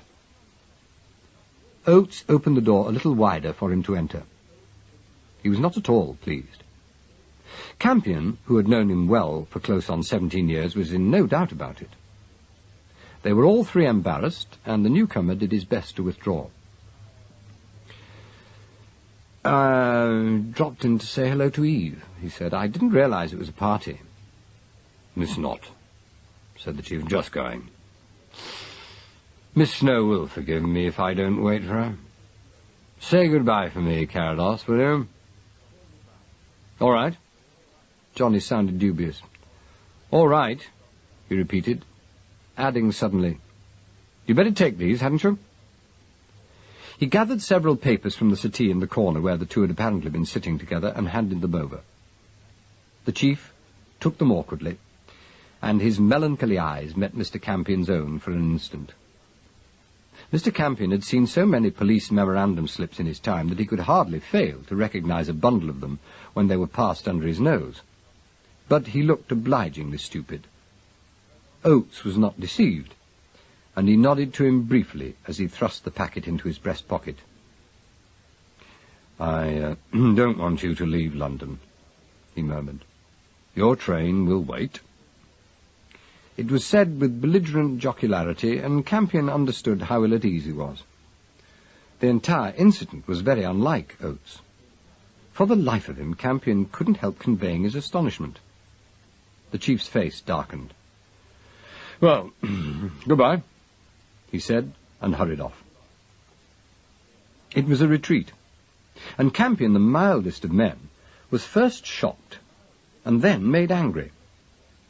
This was too much like a secret rendezvous with a suspected person for it to pass without an explanation if he was to consider himself in any way a party to the investigation. If he was not to be such a party, then why this infernal curtailing of his long overdue leave? His face grew hard, and he eyed Carados, who was standing with his hands in his pockets, surveying him gloomily. Johnny did not speak, and the silence went on for a long time, until Campion broke it himself. "Well, I believe we're dining together tonight," he said. "Are we?" Carados raised his big head at the words, and the smile of sudden friendliness spread over his face. "I say, I'm glad about that. Bush got hold of you, did he? Well, what do you think of the story?" "Well, about the odd bottle of X, the mystery wine?" "Yes, what do you make of it? Queer, eh?" Campion was surprised. It had been an interesting little tale of a mild and gentlemanly kind, but when it was superimposed on a murder hunt and flanked by the most devastating conflict of all time, it seemed to him that it lost its piquancy. He was on the point of saying so when Carados forestalled him.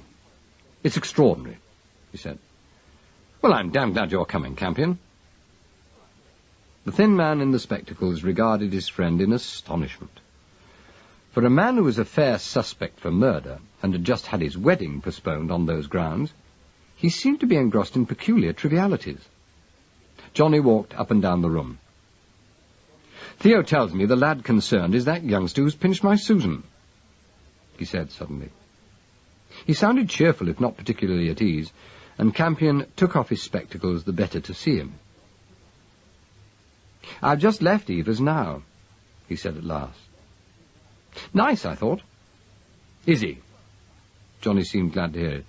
"Well, I must meet him. You think he's sound, do you?" "It matters to me quite a lot."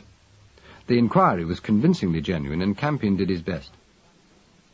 "Well, I didn't look at his teeth or his bank balance," he said primly, "but I liked him."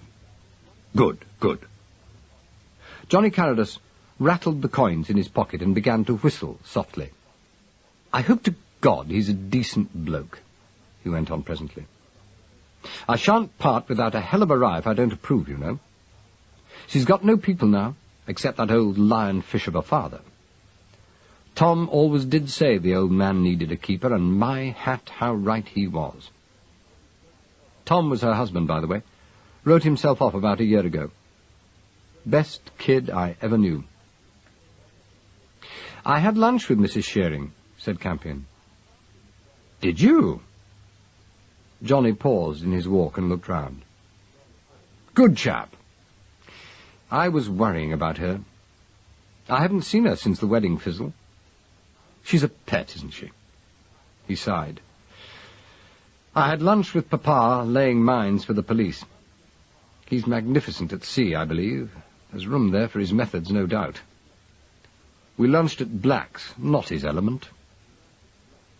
Campion said nothing at all. His face was expressionless, and for a while it seemed that Carados had forgotten him. But after a time he sat down opposite him on the dressing-table chair and faced him. He looked younger than Campion had ever seen him, and there was a startled expression in his grey-blue eyes. His question was unexpected. "Campion," he said, "when you were out there, on the continent, did you ever feel you were actively at war?" After a long moment of self-control, Mr. Campion said affably, "You ring a faint bell." Carados did not smile. His strong, sensitive face remained anxious. "Well then," he said, "in that case, you know what a lot of people around here don't know. And that is that when one is actively at war, one simply does the most expedient thing. Ordinary peacetime considerations and institutions come to look a bit remote. Pleasant and good and all that, but luxurious and impractical, don't they?" Campion thought he understood him. He looked up nervously, wondering how far he was going. "Yes, I know," he said briefly. "Well, there you are," said Johnny. "It's a relief to find someone informed. That's the devil of it over here just now. We're all mixed up in this country. The people who are actively fighting are living at home alongside the people who aren't. Out there you were at least all on the one job." He got up and grinned. "Now, I've only seen all this in the last day or so," he said. Campion sat looking at him. It was quite true, of course. It was a sidelight on the times which had not occurred to him before. He went on, turning over the present situation in his mind. "Johnny," he said suddenly, "do you think that woman was killed in your room because of this projected wedding?" Carados met his eyes and let his own drop before them. What can I think? He said. I don't care why. It's who I'm worrying about. He turned away to resume his tiger walk up and down the room.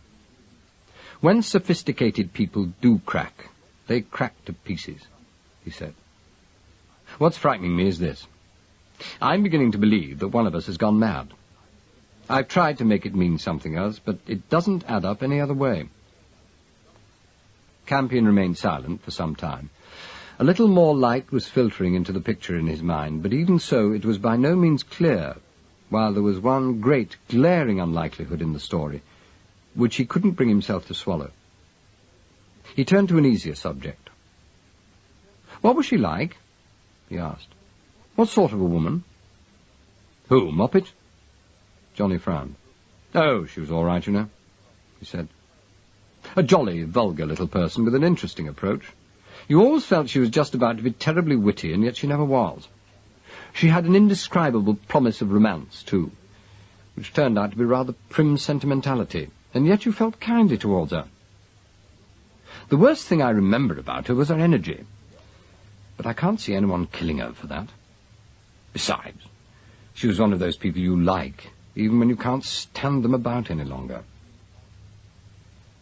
That's what Stavros said, murmured Campion. He said one couldn't live with her every day, but he only found that out after he'd married her. Married her? Carados was staring at Campion with amazement. You're talking about Stavros at the Minoan? Yes, she was his wife. He married her at the beginning of the war, didn't you know? No, I didn't know anything about her. A wave of pure relief passed over his face. I say, are you sure about that? Certain, the police know all about it. Oates didn't know? Johnny was frowning again, and the dull wretchedness returned to his face. He'd have told me. Campion shrugged his shoulders. The report may be waiting for him. Maybe. I hope you're right, Campion. If this is true, it's a break. It means there's a chance that the whole thing comes from outside. He broke off and stood looking at the other man. Well, I'll see you tonight, then, he said. This is good news. I was in a flat spin, absolutely bags of panic. And now I do see there is just a chance I may have been mistaken. Oh, hello, Eve. Hello. I'm sorry, but I must change. Albert, my dear, I didn't know you were here. How are you? Miss Snow came in with a rush, followed by the consequential Mrs. Phipps, who had been her dresser for years. Her squeaky voice, so much beloved by her enormous public, expressed every shade of her surprise and pleasure, and Campion was warmed by it. Eve was tired but triumphant, and she made an absurd and attractive figure, in a small white boiler suit and a baby's bonnet. Her face was painted like a doll's, and from her hand hung a little silver hammer trimmed with bells. She kissed Mr. Campion perfunctorily and waved aside his excuses. No, darling, don't go, she said. I want to talk to you. Phippy, you take these, and I'll do my face. She sat down at the mirror, while Mrs. Phipps, who reminded everybody of a hare in petticoats, moved around her in efficient bounds. When she was covered with a barber's cape, Eve plunged her hands into the cold cream. You got rid of the policeman, Johnny? She inquired. It was her first direct remark to him, and it came to Mr. Campion that a row was in progress. Yes, said Johnny. Well, is everything all right? Oh, my dearest girl, I don't know. He looked down at her as she sat smearing the grease thickly over her mouth and eyebrows. I don't know, he repeated. Thank you for letting me see him here. Goodbye, Campion. I'll see you tonight. He was gone before either of them realized it, and the door snapped shut behind him. Eve didn't speak, and Campion had reseated himself on the couch a few feet away from her, before he realized that she was crying. He got up and dropped a hand on her shoulder. I think I'd better clear off, he said awkwardly. Lots to do and all that. No, stay. Stay, Albert. I must talk to somebody with sense. The squeaky voice was urgent. Darling, tell me, do you think this train The war strain, I mean, quite apart from this other awful thing, has got him right down. The face she turned to him, multicoloured and shining and tragic, was still miraculously attractive. Her big, honey-coloured eyes were devastatingly sincere. Campion hesitated. "You mean, do I think the old lad's nuts?" he inquired bluntly. "Yes. I've been wondering that." Campion looked round, but Mrs. Phipps had bounded off behind a screen in the corner, and presumably considered herself absent. "No," he said. "I think he's got the wind up at the moment, and I think he's worried. But he'll snap out of it. It is an alarming business, you know. Lady Carados tipped it over the edge into the frightful by heaving the body about like that. She's a little odd these days, I should say. It's very nerve-wracking for Johnny." "Of course it is," she agreed, wiping off the grease and her tears with it. "Of course it is, my dear. But I'm not thinking of the murder, not only of that. It's all the other things, I mean. It must have been coming on slowly for a long time. I never knew." "What other things?" inquired Campion. Eve didn't look at him.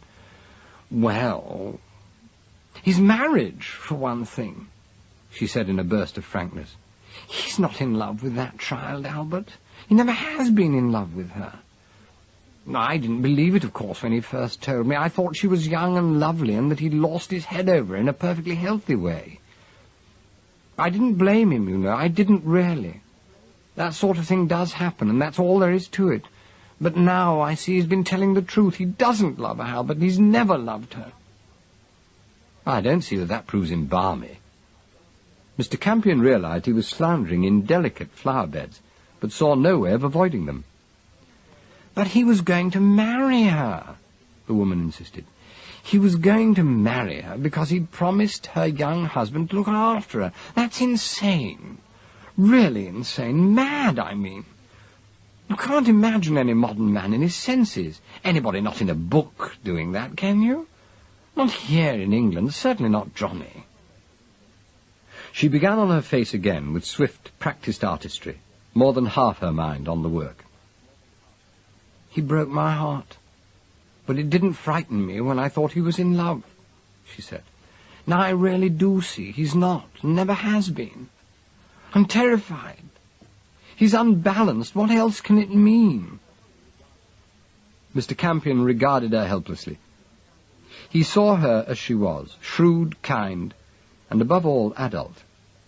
He could appreciate her bewilderment, but hesitated to point out that in a rapidly changing world she was just a little old-fashioned.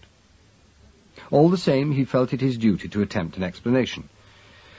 It was a laborious business, and she let him speak uninterrupted for a minute or so. Suddenly he exasperated her. "Two worlds?"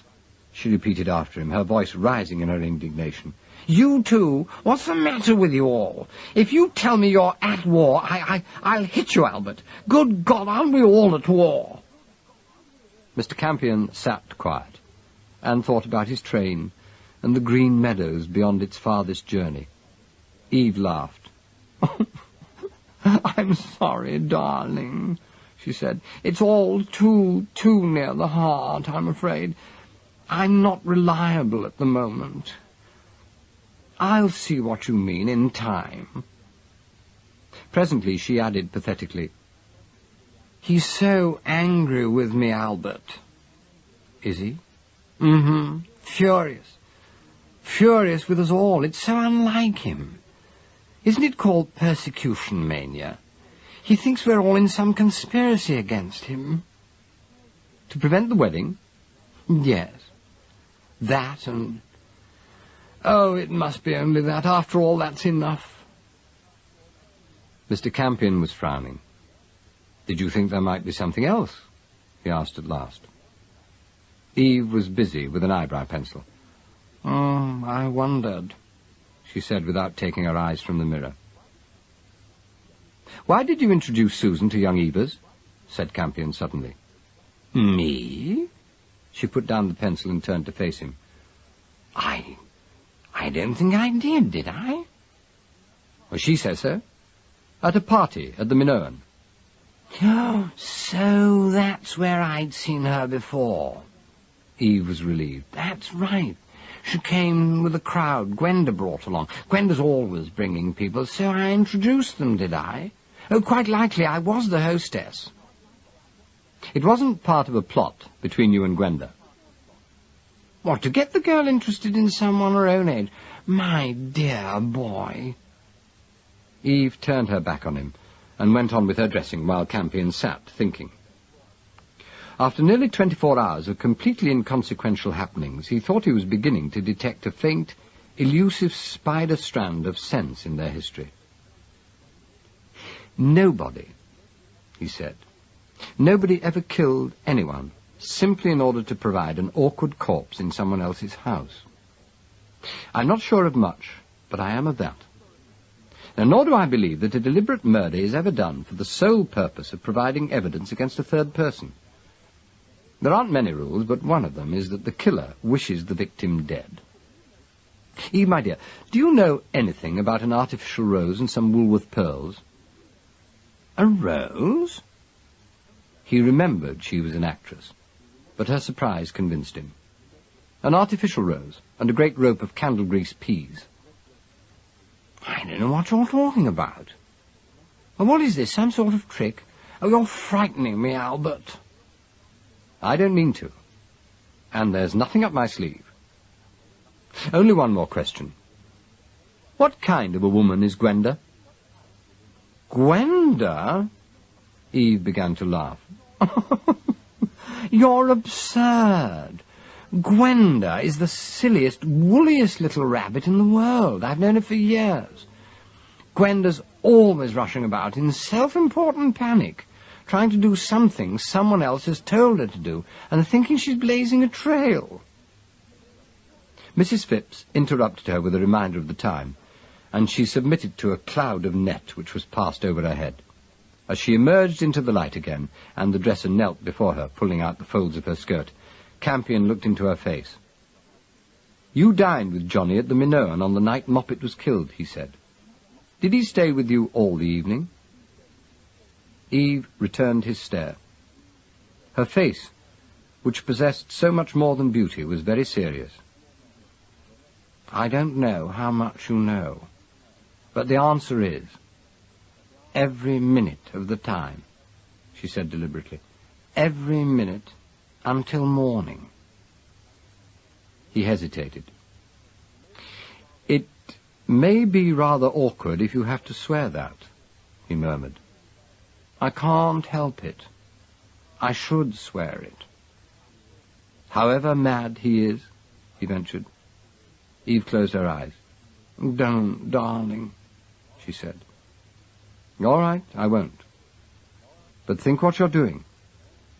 I do, she whispered. All the time. Mr. Campion left the theatre. So Johnny Carados had an alibi. If it was genuine or not. Eve was sufficiently in love with him to risk everything she considered important to give him it. It was very interesting, and all the more so because the longer he thought about it, the more convinced he was that whoever had killed Moppet Stavros, it was not Johnny Carados. Meanwhile, the trains went by. Chapter 12. When Mr. Campion walked into the Minoan that evening, the first person he saw, sitting demurely at a table by himself, was his uncle, the Bishop of Devizes. Mr. Campion's mother, who had ever been a warrior, not to say a whole panzer division of the church militant, had used in her lifetime to speak resentfully of her brother-in-law. She said he was both timid and obstinate, yet in her own domain he was definitely known to be neither. He was a tiny person, soft-voiced and gentle, with the bluest eyes seen out of Scandinavia. But it was typical of him that at that moment it was not he, but the Minoan which appeared a little out of place. When Campion presented himself, he was delighted. "Oh, my dear boy," he said when the preliminary greetings were complete. "How very pleasant to see you here. I was afraid I was hardly going to see a face I knew this evening. Must be 10 years since I ate outside my own club when visiting London. This place looks very clean. It was a most kindly meant observation, but Mr. Campion felt any debt that the Minoan owed him was repaid. "The Parnassus is still on its pillars, I hope, sir?" he inquired. "Oh, the club? Oh, yes, I've just come from there. Yes, indeed. I wonder if I'm a little early." He consulted a very thin gold watch and tucked it back into the folds of black silk. 2 minutes, he said, adding with a sudden mischievous glance, unexpected in one so patently innocent, "Aha, you wonder what I'm up to, don't you? I'll tell you something, my boy, so do I." Inspiration came to Mr. Campion, and a large new section of the jigsaw slid neatly into place. You wouldn't be about to give your opinion on a bottle of wine, by any chance?" he ventured. The bishop raised his fine eyebrows. "Ah, so you're in on the party. Now, I'm glad of that. Very sensible of them. It is a most extraordinary business, don't you think?" It was the second time that day that someone whom Mr. Campion would have supposed to have something better to excite him had professed the same enthusiasm for the mysterious bottle. This time, however, he was not quite so astonished. "Yes," he said slowly, "I imagine it is." The old man laughed his gentle little laugh, which had made so many people his slaves in his long life. "Oh, you're so much more used to this sort of thing than I am," he said. It was not exactly regret in his voice, but the hint of it was there. As an observation, it was true, if his uncle meant what Campion thought it did. He felt mildly irritated with Bush for dragging the old man into such a business. "Ah, I would come, you know," said the Bishop of Devizes, who appeared to add thought-reading to his other accomplishments. "Theodore Bush came to see me last week, and I told him I insisted on being present. We must all do what we can in a case like this." Mr. Campion gave it up. He could imagine Theo going to Devizes, or even to Durban on the Day of Judgment about a purloined case or so of wine. But that his uncle should come to the Minoan in wartime on the same business seemed incredible. "I don't think I can have got the full story," he said. "Then wait," said the bishop. "Wait. Now, is that young man over there our host?" Campion looked round to see Don Evers standing in the doorway leading to the private part of the building. He smiled at them and came over. It was evident that he didn't know the bishop, and that he knew rather less than Mr. Campion of the matter in hand. However, there were no explanations. The bishop was charming and amazingly adroit. He made it clear that he'd come up from Devizes to dine with a young man he'd never met, having been invited to do so by a third party not yet present, and he refused to see anything unusual in the proceeding. But he would not refer to the now tantalizing bottle, nor allow anyone else to do so. His small talk was masterly, and to Campion's relief, Don appeared to like him after a certain initial bewilderment.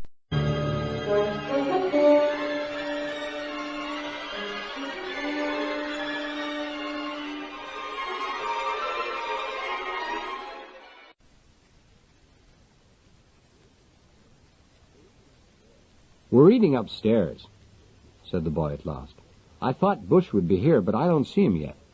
Should we go up and let him follow us?" "Well, I really think we might. Young Carados is to come too, isn't he?" Mr. Campion's uncle was already advancing down the room, his silver head bobbing against Don's shoulder. "Do you know Carados, Lieutenant Evers? A most remarkable young man, very strong in character, a little autocratic, perhaps, but a figure, definitely a figure of our times." Campion, who was following them, saw the colour rise in Don's face and was sorry for him. For a man whose only indiscretion appeared to be that he'd told his father he'd bought a bottle of Burgundy, his punishment seemed unduly severe. The room they entered was the one in which Stavros had made his tragic statement that morning. It was brighter now and warm. The lights were comforting, and the silver shone. Campion was wondering what had happened to the man when he saw him. He was standing, staring down at the table which had been set for 5. His head was bowed, and he seemed to have shrunk so that his clothes sagged a little. He didn't notice Campion immediately. Don and the bishop were in front of him, and Stavros stepped back, bowing slightly. However, as he raised his head, he came face to face with the thin man in the horn-rimmed spectacles. He was astounded, and afterwards afraid. His professional calm deserted him, and colour appeared in patches in his grey face. For an instant he dithered, and then turned impulsively towards a corner of the room, as if he were about to rush to it protectingly. Campion followed his glance and saw two bottles, two very ordinary black bottles, with their corks as yet undrawn. As he looked, Don went over to him. "I'm in a dilemma, sir," he said to the bishop. "Mr. Bush gave me precise instructions that these corks should not be drawn until we were all present. But, although I don't pretend to be an expert, I do feel that if we're to drink the stuff tonight, it ought to be decanted very soon. What do you think?" Stavros hurried over and murmured something to him. Don took up one of the bottles very carefully and glanced at it. "No," he said. "No, it's quite all right, Mr. Stavros. There's no mistake. This is it. Les Enfants du, 1904. I remember that ink scribble, too. Could you send me a corkscrew and a couple of decanters?" Stavros still hesitated, and then, surprisingly, he shrugged his shoulders and went back to Campion, where he paused and looked him full in the eyes. "What on earth does it matter?" he said, and went out. He had not lowered his voice, and Don's incredulity would have been funny in any other circumstances. "It's got a kind of atmosphere, this place," he said dryly. The bishop laughed. "My dear boy," he said, "I really can't tell you how glad I am you are precisely the young man you are. Just let me look at that, will you?" He took the bottle reverently and brought it under the light, where the others joined him, Don doing his best not to look like the small boy who has picked up the rare fossil. "Oh, yes," said the Bishop of Devizes. "Oh, dear me, yes." Producing a penknife, he attempted to raise a corner of the label. When he was satisfied this was impossible, he turned his attention to the cork. For a long time he examined the black seal through a reading glass. "Yes," he said again. "Yes, I think so." Mr. Campion avoided Don, but the bishop had no shame. "Now," he said, "where's the corkscrew?" Old Fred brought it, unholy interest in his bleary eyes, but was bundled out unceremoniously. "That's right," said the bishop. "We don't want anyone else here but ourselves. We ought to wait for the others, but I don't think we will. I don't think so." He was at work as he spoke, his slender hands revealing practised skill. "No," he said, waving away his host's offer of assistance. "No, I'll do it myself, my dear fellow, if you don't mind. We must have the cork. We must have the cork intact." Don laughed. "This is making me homesick," he said. "This is Dad's performance." "Ah, your father is a very sound judge," remarked Mr. Campion's uncle without looking up. "Very sound. I don't altogether agree with some of his theories, but that chapter on the Rhone is masterly. Ah!"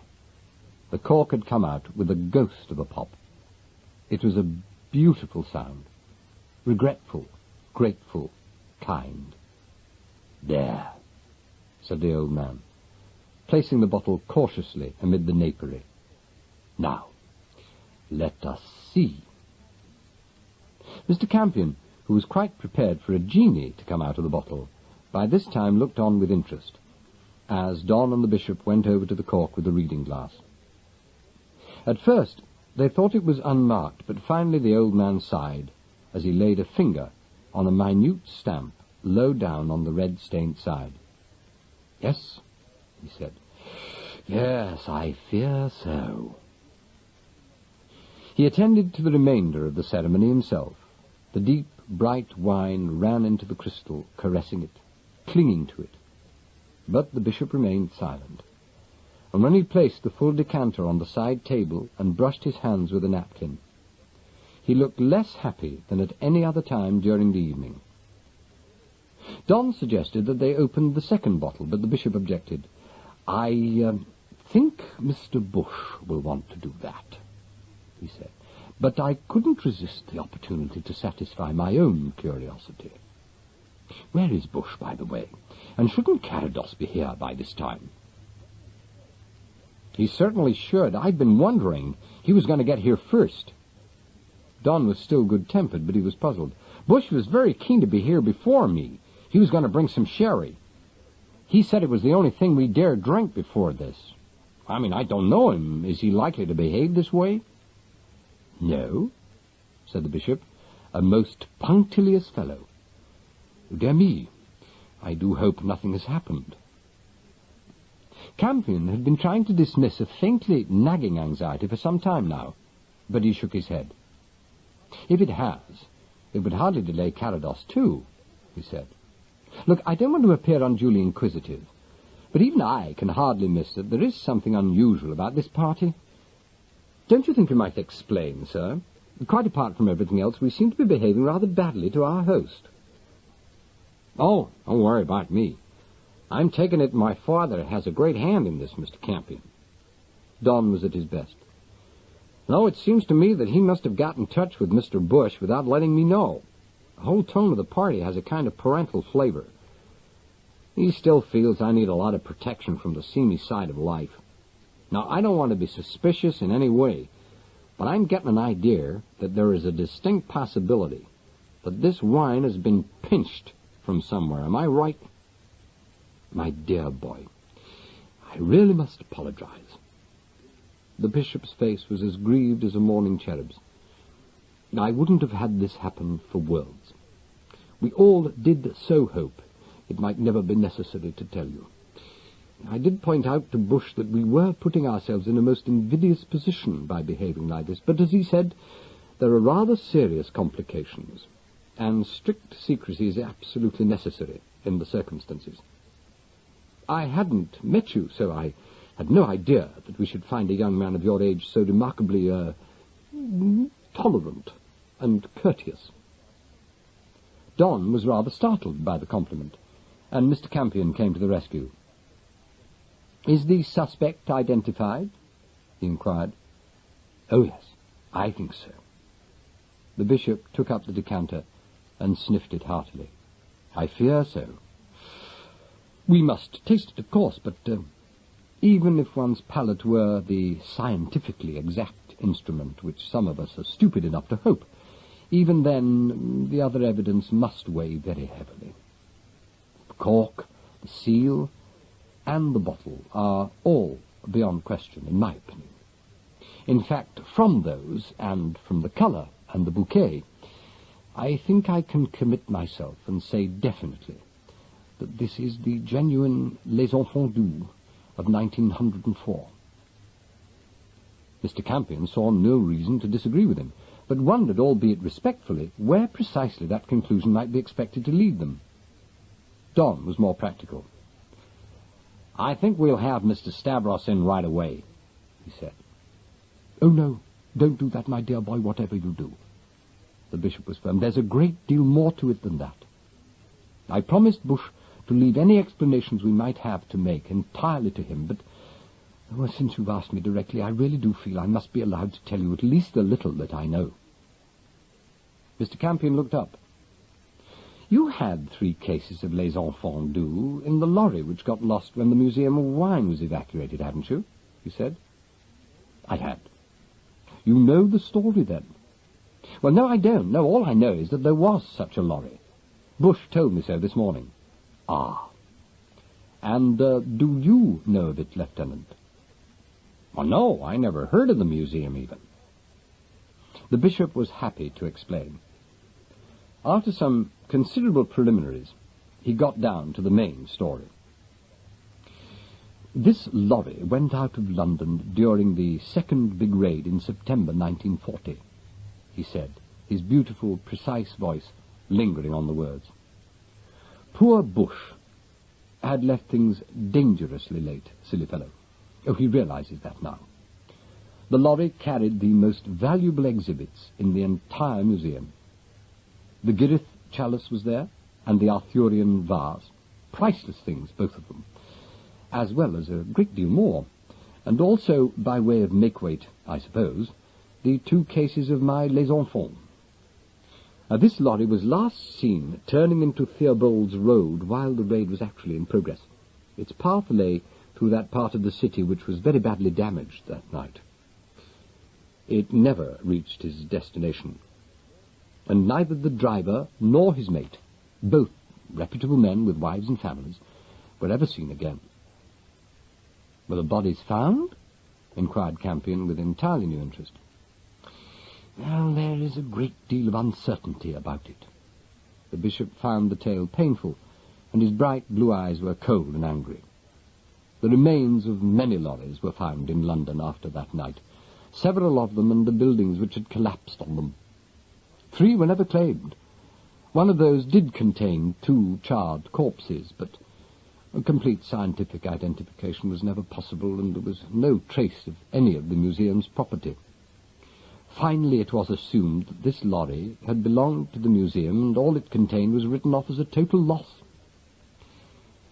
Well, in other circumstances the inquiry might have been more thorough, but at the time, you may remember... He shrugged his shoulders. "Well, then I walked in on Mr. Bush with my story," said Dunn. "Well, I can understand his interest."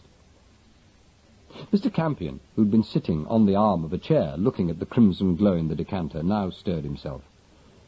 Forgive me," he said diffidently, "but by what method does one identify one particular bottle or set of bottles? I mean, I don't doubt that you can do it, sir, but I'd like to know how." "Of course you would."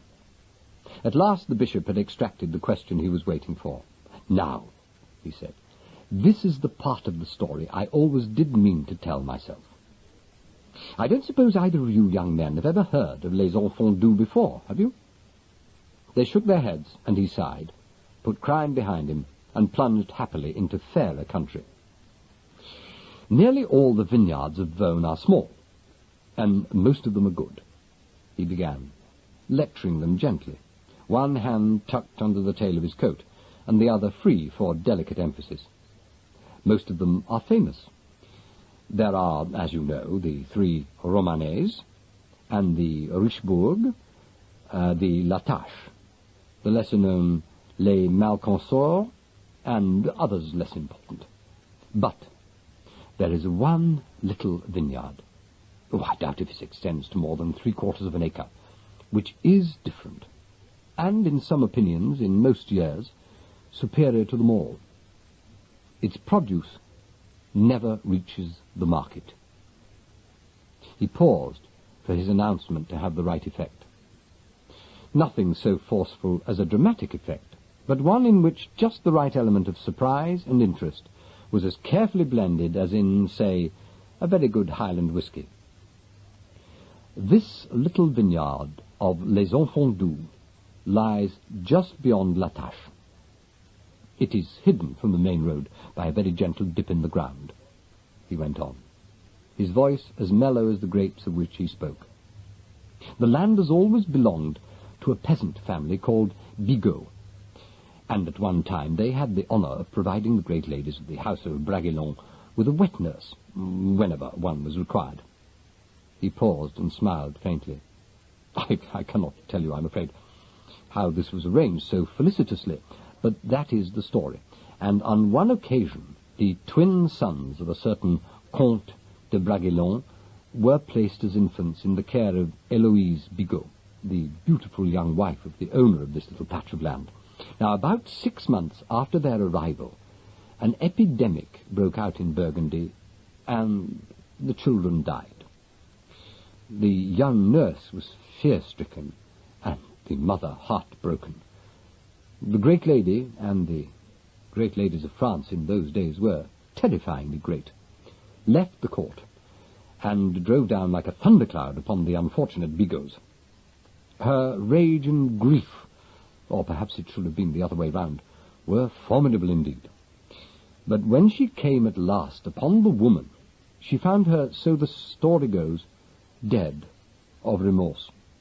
Or, of course, it may have been the fever, lying across the tiny biers of her 2 charges.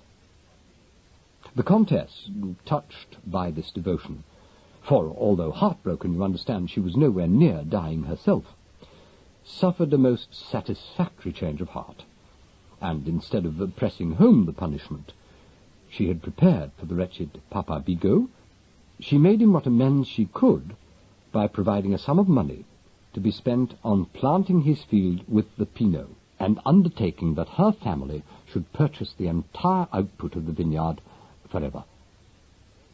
And they still do? Don inquired. Well, they still did until the beginning of this war, said the bishop. Heaven alone knows what tragedy may have occurred now, of course. The little place flourished, and the wine, which grew there, some say from the very soil where the sweet children and their faithful foster mother lie buried, but that is unlikely, certainly had a strange, gentle freshness to be found in no other vintage in the world. The Bragelonne family reserved the whole of the growth, about 45 to 50 dozen a year, I suppose, and a superstition grew up among them, decreeing that ill luck would befall the children of the house should the wine ever find its way off the estate. And yet you had 3 cases of it? Ventured Mr. Campion. I had 6 cases once, said the Bishop of Devizes, and I'll break my rule and tell you how I came by it. Now, I never have told this story, because it is both sentimental and romantic, and neither of those delightful things is the better for an airing, don't you know? If you'd rather not, sir, began Don hastily, and fumbled for the end of the sentence. Well, I guess, we've got pretty positive proof by this time. Mr. Campion knew his uncle well and was fond of him. I think I should like to hear it, he said. Overruled, murmured the bishop, smiling at Don. Well, now, many years ago, when I was a very young man, just after I came down from Oxford, I spent a holiday at Bragelonne, tutoring the heir, who was a very delicate and rather stupid boy. He had an elder sister. Her name was Elise. She was very beautiful, and her birthday fell on the 17th of July. Now, I would stress that there was no love affair. In those days we were circumspect, and in hopeless situations we may have formed attachments, but we never had affairs. He stood looking at them, his bright blue eyes alive with unconquerable youth. For 3 years running, I visited Bragelonne in the summer, he went on, and on the last occasion I was able to congratulate my Elise on her betrothal to her cousin, Henri de Bragelonne, next in succession to her brother. I was present at the wedding, and after that, although we never met, I used always to send her some trifle on her birthday, and always in return she wrote to thank me and to give me an account of her fortunes. Well, I suppose we corresponded in this way for 20 years. In the last war the little custom came to an abrupt end, but when at last the fighting was done and the German armies retreated, I received a letter from a notary telling me that Elise was dead.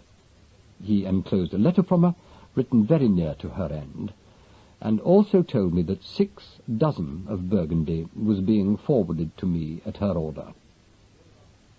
Mr. Campion gave up doubting. The old man had a very strong case. He was putting it very well, too, addressing himself mainly to Don, to whom he had evidently taken a liking. Her letter was charming, he said, but her news was bad. Her brother had died. Her husband was killed almost immediately after succeeding to the estate. And a few months later her son had followed his father. She knew she was very ill, and she feared that she would never write to me again. But as she said, she was still feminine, and she did not want to be forgotten. Therefore, she was very practical, my dear Elise. She was sending me 6 dozen of Les Enfants Doux of the great year, and she begged that I would always drink a bottle of it on the 17th of July. You know, not the best time of year, you know, for a royal burgundy. But how was she to know that, the poor dear? No, women were not connoisseurs in her day. You got the whole 6 dozen intact? Well, that was a bit of a miracle in itself, wasn't it? Said Don curiously. Oh, it was. How she'd managed to preserve anything so precious and yet so vulnerable during the whole of the occupation I cannot imagine, but she did. And as for the superstition, poor lady, I have no doubt that she felt no further ill luck could befall her family. It's very conclusive, murmured Mr. Campion, bringing the matter down to earth. Oh, it is? I am afraid so. The bishop picked up the empty bottle and pointed to a scribble in red ink on the lower right-hand corner of the label. You see that? He said. That's J.D. They are the initials of the wine steward of the period. I remember him well. He was a great character called Jules Denis. You see, a certain percentage of the yield was put aside, always for the Comte's own table, as opposed to his chaplains or his majordomos or any of the other little establishments on the estate. And on each bottle of this little reserve, Jules used to put his mark. All my 6 dozen had that scrawl. Oh, you mentioned it to Bush, Lieutenant. When I heard of it, I felt very sure. That is why I took the astonishing liberty of gate-crashing your party. Well, I should think so. Don was looking at the decanter with respect. It seems criminal to drink it. This may be the last there is in the world. I don't think we need let Bush open that second bottle, do you? After all, a magnificent wine like that needs no Bush, said the bishop shyly, laughing at the silly little joke, which everybody made sooner or later. Now, where is the man? I do hope that nothing has happened. I'm afraid I've been talking for nearly an hour.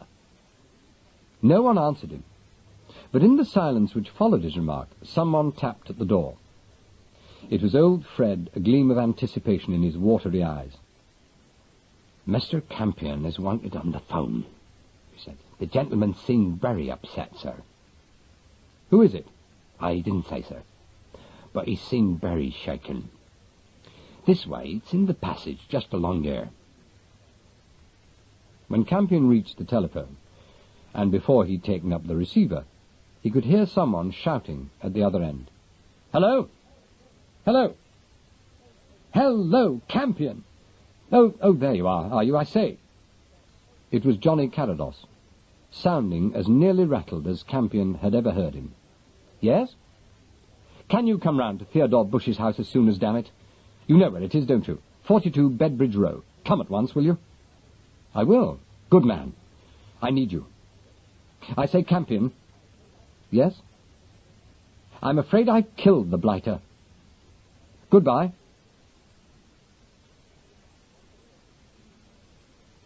Chapter 13. The journey from the Minoan to Bedbridge Row in Holborn, in a pitch-dark and taxiless London, proved to be more of an undertaking than the exile had expected, and it was nearly an hour later when at last he groped his way up the worn stone steps of the narrow Georgian house in the corner of the half-ruined cul-de-sac. During his stumbling journey, he had plenty of time for thought, and the closer he came to this new development, the less he liked it. There were times, too, when he fancied he was being followed, but in these dark, empty streets it was difficult to tell. In a crowded city square he could have been sure, but none of his past experience allowed for these vast open spaces, wherein one set of footsteps rang out loudly in the silence. He was not alone, at any rate. Someone else made that journey as well as himself. The house, when he reached it, might have been empty for years. His small torch beam showed a worn door with dirty iron furnishings and brass numerals green with neglect, but when he pressed the bell push, a sound like a fire alarm echoed in the hall within. To his surprise, the door opened instantly, and in the darkness, a woman seized his arm. "Oh, there you are at last," she said. "Do go up to him. We can't do anything with him, and he won't send for the police. Isn't it awful?" Campion recognized Miss Chivers with surprise. He hadn't expected her. There was a faint blue light in the white-painted hall, and her sensible face looked pallid in the gloom.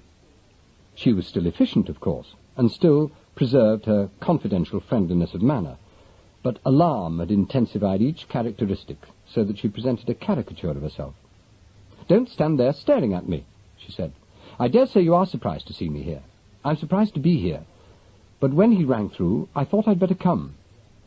G.G. Gold is up there with Dion Robson, the doctor. Johnny rang me at Carados Square and told me to fetch him. I came along to see if I could do anything, but he won't speak to me. He's in the front room on the first floor. The others are all in the bathroom higher up. I'm keeping here to mind the door and to stop the old housekeeper coming up from the basement. My God, they are a lot." "Doesn't the housekeeper know what's happened?" "Nobody knows except us. It's madness, of course. They'll hang Johnny if he doesn't look out. He's gone out of his mind, Mr. Campion. The war's gone to his head." "Is Bush actually dead?" "Oh, he may be by this time. He wasn't half an hour ago, not quite. He will die, though, and then there will be an almighty row. Oh, for heaven's sake, go upstairs and get some sense into Johnny and make him send for the police." She gave him a push, which all but overbalanced him, and he started off down the passage obediently. At the foot of the stairs he paused and looked back. "Are you all right down here alone?" "Me? My dear man, don't worry about me," she said, laughing irritably. "I'm only the secretary of the madhouse. It's the master you've got to look after." Mr. Campion mounted the stairs and came into an elegant little hall with a grey carpeted floor. If Theodore Bush didn't bother about the outside of his house any more than he did about the outside of his bottles, like them, the inside had considerable merit. The glossy door to the large living room faced the stairhead, and all was silent behind it. From farther up the stairs, the sound of voices and restless movement floated down. Campion tapped on the door and waited. "Hello? That you, Dion?" Johnny's voice was almost casual. "No, it's Campion here." "Well, come in, you ape. I'm not waiting behind the door with a club." Campion entered a large and graceful yet entirely masculine room and looked about him. Carados was partially hidden in an enormous blue leather armchair, his legs stretched out to the fire, and his big chin resting on his breast. He didn't move as the other man came over to him, but raised his eyes. "This is a stinker," he said. "What do you know about this, eh?" "Almost nothing," said Campion. "I'm hoping to pick it up as I go along."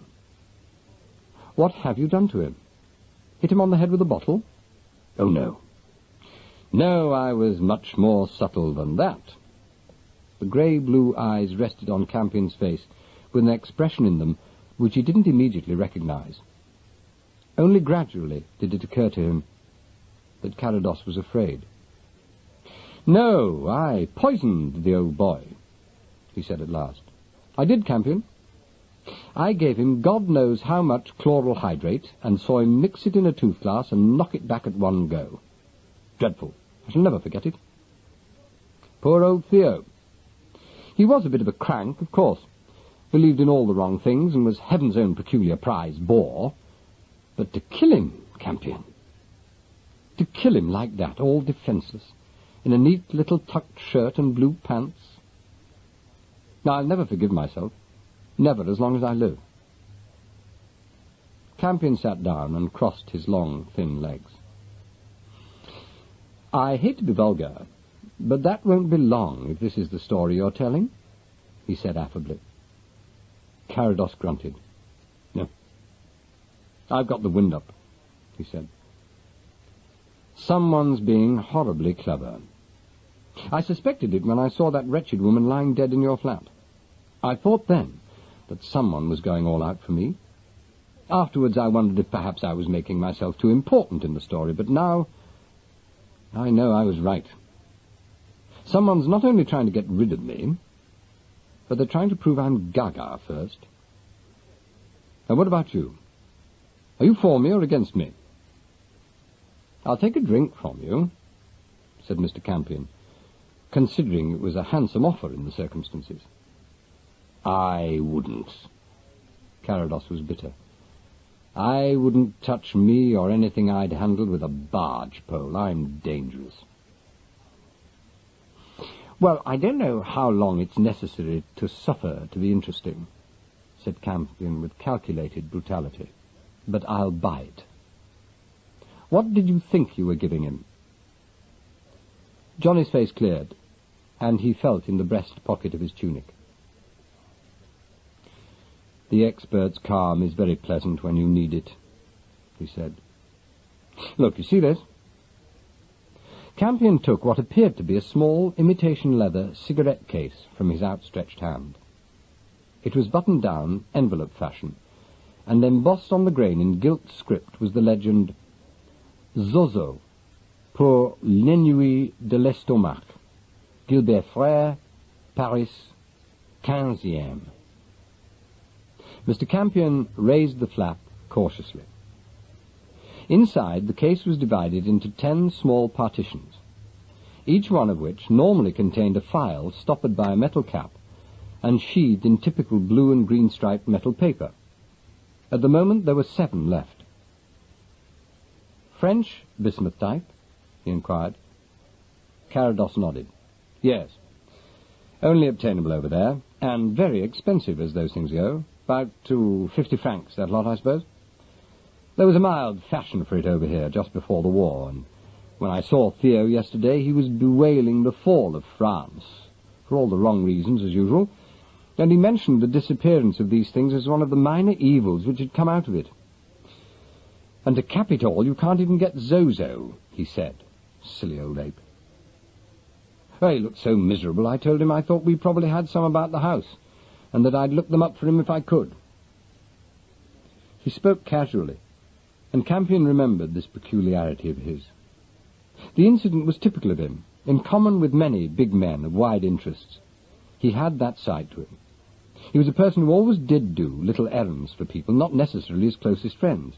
He was a man who remembered birthdays, and if a guest couldn't eat oysters, or always smoked Turkish cigarettes. And, more than likely, he would go out of his way to see such little desires were gratified. It was one of his most charming characteristics. But as an attribute, it was rare enough to make his present story unconvincing to a jury. Go on, said Campion. Well, I did find them, said Carados, and I brought them along when I called for the old man. He asked me to meet him here because there were 1 or 2 points in this business of les enfants turning up like this which he felt we ought to discuss. He was certain the wine wasn't genuine, and he wondered if we ought to make a statement. Good Lord, how small peacetime affectations seem these days, Campion. What fools we all were. It all depends on how you look at it, said Mr. Campion cautiously. I don't know if our present occupation is very bright. Fireworks and death. Still, get on with the story. You brought this stuff with you, did you? Yes, I did. Theo was late and was changing. Apparently Theo can't give his opinion on a rare bottle if he isn't in virgin linen. It's against his religion, perhaps. Anyway, he asked me to come up and talk while he dressed. I gave him that packet, and he fell on it. From the way he behaved, I thought he had had chronic dyspepsia since 1939. He said he'd take a dose at once, if I didn't mind. I watched him take his tooth glass, pour one of these things into it, stir it up in water, and gulp it down. 10 minutes after that, he was in a coma. God knows how much chloral he's had. Now, how do you know it's chloral? Campion demanded. Because I recognise the stink of the stuff. Johnny told his appalling story in his usual casual way, apparently unaware of its weakness. Only the new darkness in his eyes betrayed him. This is what happened, he said. I noticed Theo getting a bit thick and wavery, but when he flopped, it took me by surprise. He collapsed across the bed and began to breathe like a bomber. I didn't think it was heart, and it sort of came to me, you know how it does, that he'd taken something. Now, the only thing I knew he'd taken was this stuff I'd brought him. The empty phial was still on the dressing table, and I took it up and sniffed it, and then I recognized it. You recognized chloral hydrate? Carados shook his head. For the first time, he looked embarrassed. Not exactly. I recognized bromo. What's that? Carados sat forward in his chair and stubbed the fire. Oh, it's damned awkward, he said. "I've heard worse, slightly," said Campion. "No, you wait, there's bags to come. Bromo is a proprietary mixture sold to make you sleep. It's dangerous. Dion prescribed it for me years ago when I was going through a bad patch. You take about a fifth of the quantity which would go into one of these phials, and it's got chloral hydrate in it, potassium bromide, and one or two other things, I forget what. Now, the chief danger of it is the high specific gravity of the stuff makes it fall to the bottom, and you're always warned not to take the last dose in the bottle. I never did." He paused. "I bet there were a dozen bottles with one dose left in each kicking about the house just before the war," he said. "I remember them. They stood in a row at the back of the medicine cupboard. I always meant to tell someone to chuck 'em away, but I never did." Campion said nothing, and Johnny nodded towards the case of phials. "You sniff those," he said. 5 are Zozo. The other 2, one at each end, are Bromo. The third, which Theo took, was Bromo too. Devilish, isn't it? But didn't he notice the taste? Oh, he must have done. The famous palate can't have been as bad as that. But he took it at a gulp, you see. They both looked vaguely alike, muddy and uninviting. He did say it was different, I remember, but it would never have occurred to him to doubt me. I mean, why should I kill him? "Yes," said Campion gravely. "Why should you kill him? Why should anybody kill him, for that matter?" Johnny stirred. "It's all part of this other damn business," he began, and was silent. Campion let him wait for a long time. "I think I should tell it all," he ventured at last. "It's just an opinion, but I think I would. As the story stands, there's not a council in England who'd touch it." Carados lay back in the chair. "I know it," he said. "I've been sitting here thinking it. It's frightful. You don't know the full strength of this business. The devil of it is that it keeps coming back to me. Whichever way one turns, whatever new line one takes, all paths lead back to me. To me, mind you. Whenever I get a thread, and I follow it up, and see a vague figure disappearing at the end of it, and I press on until I see his face. Whom do you think it turns out to be? Me, Campion. Myself. My God, it would almost be a relief to think I was mad."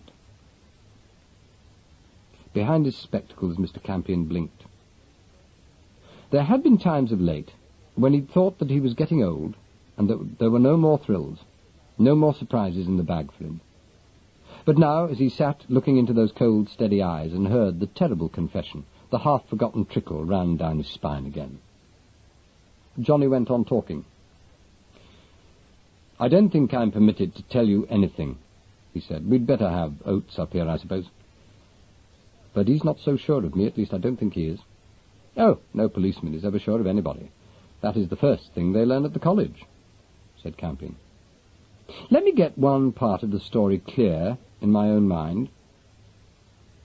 Where did you get this Zozo stuff today? My dear chap, you'll have to explain that. Whatever else you choose to be chivalrous about, you can't leave that in the air." Carados eyed him. "You're very shrewd, aren't you?" he said savagely. "I'm not shielding anyone. At least, not anyone in particular. But I've got to be sure. You must see that. I got that packet of Zozo off the table in the back hall of my own house just before I went out with the Admiral this morning." Campion's face remained blank. "Not just like that?" he inquired. "You just saw it and picked it up?" No, not quite. Look here, Campion. If I tell you this, you've got to treat it as confidential until I give you the word.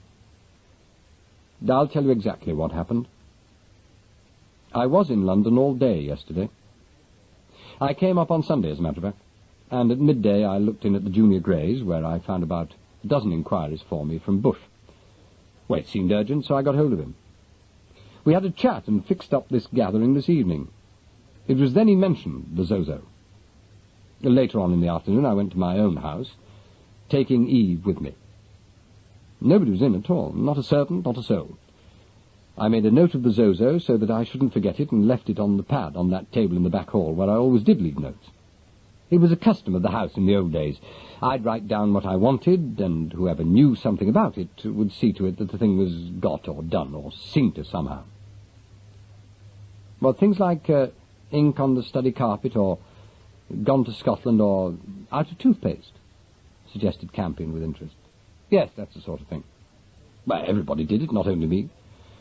I suppose the butler used to dole out the jobs in the days when we had a butler. I never thought any more about it, I'm afraid. If it was on the pad, no one could say they hadn't been told. You see, it saved time and argument. That was the idea. I see. And yesterday you left a message there in the ordinary way. Is that message still in existence? Well, I expect so. I didn't notice. I just happened to see the stuff lying on the table when I went to get my coat, and I pocketed it. I see. Can you remember the message you left? Yes, I can. I just wrote, "Please see if there's any Zozo in the house." I think I probably added burp mixture or something like that, to remind whoever it was what the stuff was like. Did you say it was for Bush? Carados raised his eyes and blushed. I did, he said. I did. I know I did. It's so darn kiddish, isn't it? So silly. I didn't want anyone to think it was for me, I suppose. I know I added Mr. Bush wants it, like a schoolchild. I've been sitting here remembering that and cursing. Oh, it's human enough, said Campion. It'd pass, I think. He sat quiet for some time, frowning. They were undisturbed. No sound reached them from the floor above, and there was no traffic in the street outside. There was a blankness in the situation, a sense of frustration and defeat. At length, he asked the inevitable question,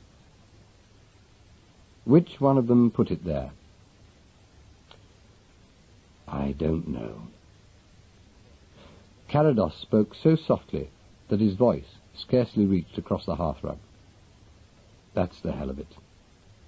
I have no idea whatever. I can't believe it of any of them. There's only one really reckless damned fool in the whole gathering, I should have said. And that's me. Campion cocked an eye at him.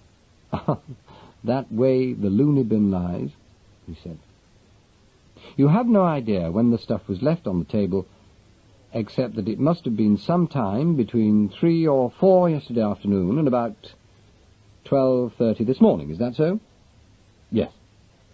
And during all that time, all the old gang has been in the place, not to mention the Admiral, myself, Susan, and, of course, Eve. Yes. Anyone who knew the house well could have got at your bromo dregs. Anyone? They and the Zozo were probably on the same shelf. It only needed the necessary filthy idea. I see. The scene of the morning, with the odd incident of the rose and the pearls, returned vividly to Mr. Campion's mind. That remarkable package also had been found on the hall table, as far as he remembered.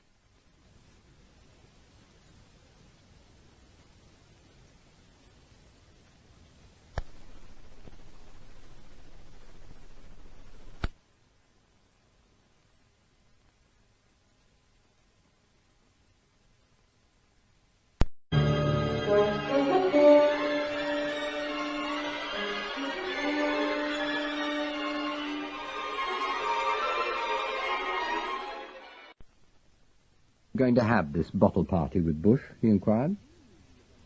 Well, half London, said Carados wearily. Bush made such a set-out about getting hold of me that I should think everybody knew that he wanted my opinion on a bottle of wine. He seems to have said everything, except the actual name of the stuff. How much do you know about it, Campion? Well, I know what the wine is and where it came from. I know about the loss of the lorry and the 2 men in it. And that's all you know. Well, practically all. Is there much more? Carados looked away. Oh, quite a bit, he said briefly. Lives and treasure, and something rather more important. It's Oates's Pidgeon. If he hasn't told you, I can't. Oh, Lord, he said. I wish this hadn't happened to Bush.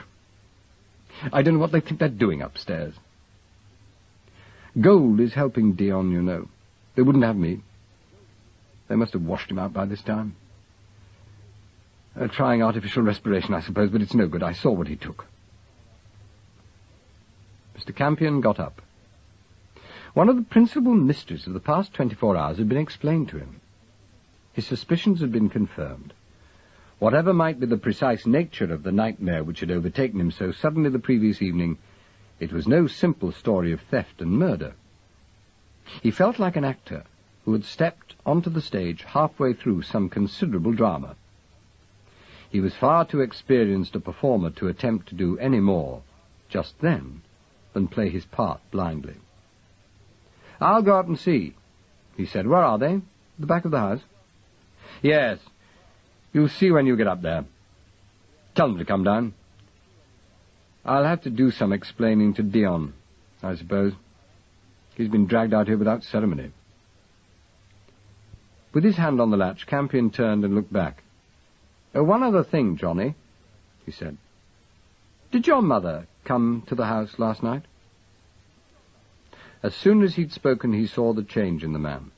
His strong, heavy body sagged. "I can't tell you," he said. "I don't know. She may have done, I can't tell you. Someone else may remember." Mr. Campion was sorry for him. "Well, she was there. Someone else will know, you know," he said awkwardly, and opened the door. The Dowager Lady Carrodus was standing outside.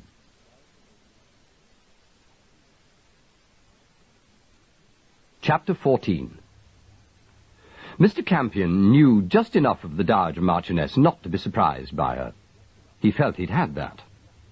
He stood looking at her with defensive vacancy, and she smiled at him frankly, as he thought she might. "Oh, I heard you talking. I didn't like to disturb you," she said outrageously. "But I had to come and find Johnny. I telephoned them in Owen, and they told me he was here."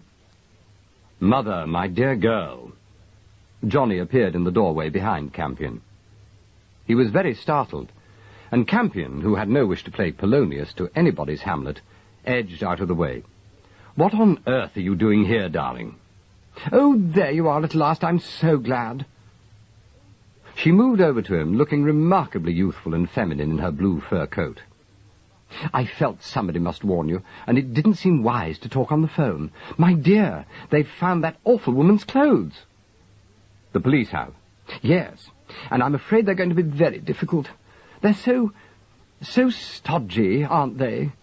There's a little person called Yeo, I think, who has no sense of humour whatever. He's been following me about with a pair of corsets, which must have come out of the Ark. I told him they were probably Ricky Silver's, and he took me quite seriously." "Oh, God," said Johnny with impiety. "Look here, dearest, where did they find these things? In your house?" "No, darling, they didn't." She linked her arm through his and stood looking up at him, as once she must have looked at his father, who could refuse her nothing. "I have been foolish. I do see that, so there's no use you or anybody else pointing it out again. I've been very foolish and rather vulgar, too, I'm afraid. It's fashionable to be a go-getter and full of action and all that, but I don't think it really suits us older women. I'm sorry I did it.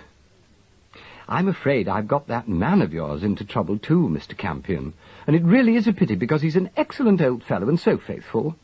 What did you say?" "I didn't," said Mr. Campion idiotically. "It didn't mean anything. I was only muttering." "Where did you say you'd found the murdered woman's clothes?" "Murdered? She wasn't murdered. She committed suicide, the poor beastly woman." "The police," Carrodus began. "Oh, the police," she said with relief. "I don't take any notice of the police. They're always so dramatic and gloomy and stodgy at the same time. Oh, no, she committed suicide." "Where did they find her clothes?" Johnny repeated very slowly and distinctly. "In your bedroom, dear," said his mother. "I couldn't see them anywhere, but they found them. Apparently they were on the window seat of all places, wrapped up in a shawl from the chair. Well, I must have seen the bundle and not noticed it. It's all terribly awkward and difficult. Now, what we've got to do is all get together and make up our minds exactly what we're going to do. And even more important, what we're going to say. Darling... Johnny took her elbow firmly and led her back into the room. Campion followed them and closed the door. When she was safely in the fireside chair, her son released her and stood back on the hearthrug.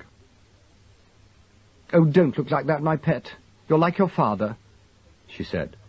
"And he used to get enraged with me. I know I've been stupid, and I've said I'm sorry. Now, can't we leave it like that? I only did it for you, dearest, only for you, silly. Now we must all act for the best. Now we must all tell the absolute truth, Mother. Oh, yes, between ourselves, but not to everybody. That would be insane. No, we've got to be sensible. Of course we have. And that's why we're going to have a complete showdown."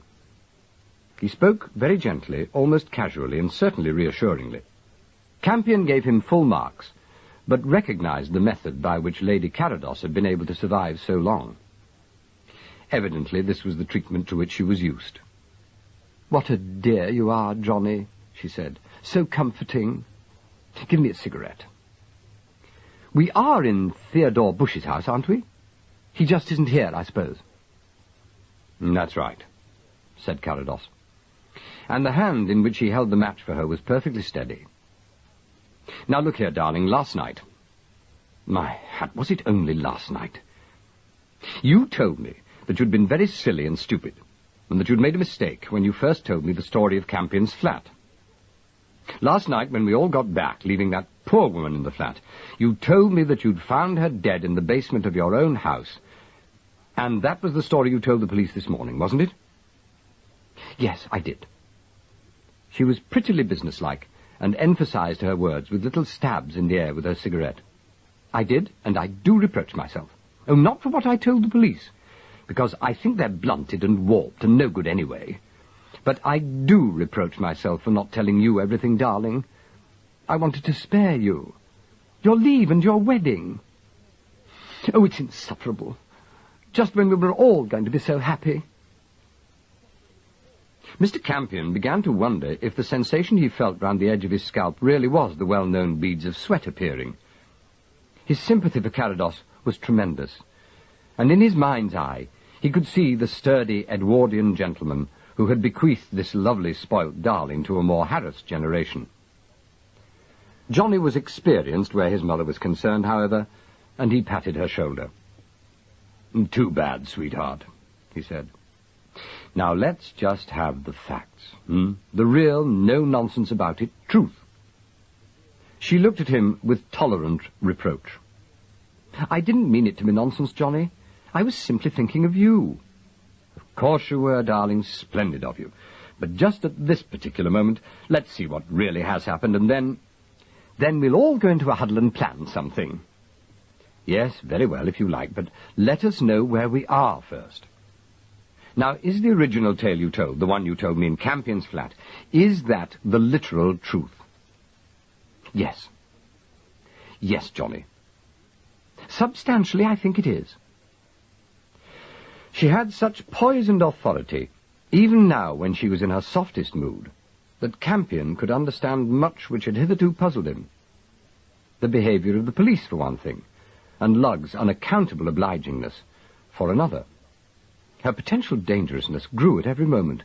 She was like a beautiful, high-powered car driven by an engaging maniac. Johnny was gentleness itself. "No, my dear," he said, "substantially won't do. I want the whole truth, just as it happened. At the flat, you told me that you went to my house yesterday morning and found this woman dead in the bed which had been prepared for me. There was a medicine bottle by her side, and you assumed she'd committed suicide. You made arrangements to remove her to an unoccupied flat. That was your first story. Then later last night, you told us you had a confession to make, and you then said that you'd found her in a servant's bedroom in the basement of your own house. And now you say the first story is true. Is it?" Lady Carados appeared to make a supreme effort. "Yes, dear," she said. "You see, when I saw you all young and eager and happy on leave, I felt I must protect you. You do understand, don't you?" She believed what she was saying implicitly, and Campion could see her acquitting herself nobly in the witness box. Carados was beginning to look like an old man, but he went on steadily with his questions. "I've got it right, have I? You did all this alone, save for this man Lugg?" "Yes, I did." She was frank and proud. "When one's fighting for someone one loves, one gets incredible strength. Oh, but, oh, darling, it was terrible. Having to touch her, I mean." "Of course it was," he said hastily. "But you thought it out all alone, did you?" "Yes. It came to me that I could save us all a terrible scandal. Because, you know, it did look frightful, her being found just there at this time. No one would believe you hadn't broken her heart at least, would they? Perhaps you did, I don't know. I don't want to, Johnny. I just love you, you see." "No one else knew except you and Lugg?" "No one. I thought Miss Chivers might find out. She was in another room when I found the terrible thing, so I sent her away." "On what excuse?" She stared at him in astonishment. "My dear, I don't have to make excuses to an employee." "I see. You just said, 'Go away,' or words to that effect." "Yes. I said, 'I don't want you in this house, Miss Chivers, until 3 o'clock this afternoon.' Wasn't she surprised?" "Oh, Johnny, darling, how should I know? I know she is your secretary, but I know nothing else about her. Oh, she's here now, by the way, downstairs. She let me in." "Yes, I sent for her," he said briefly. "Captain Gold is here, too, upstairs. Now, darling, just to get the thing settled once and for all, you're sure the only thing you did was to move the body? And the medicine bottle, I suppose. Did you take that along with you? I didn't notice it at the flat." She was silent, and sat looking at the smoke rising unevenly from her cigarette. "Well, what about the bottle, dear?" The tremor in the man's voice was barely impatient, but she frowned at him. "My dearest, you mustn't bully me." "Forgive me," he said. "I didn't mean to. Mustn't I ask about the bottle?" "I'd rather you didn't," she said. "I don't want to make you unhappy." The colour came into his face, and he grinned.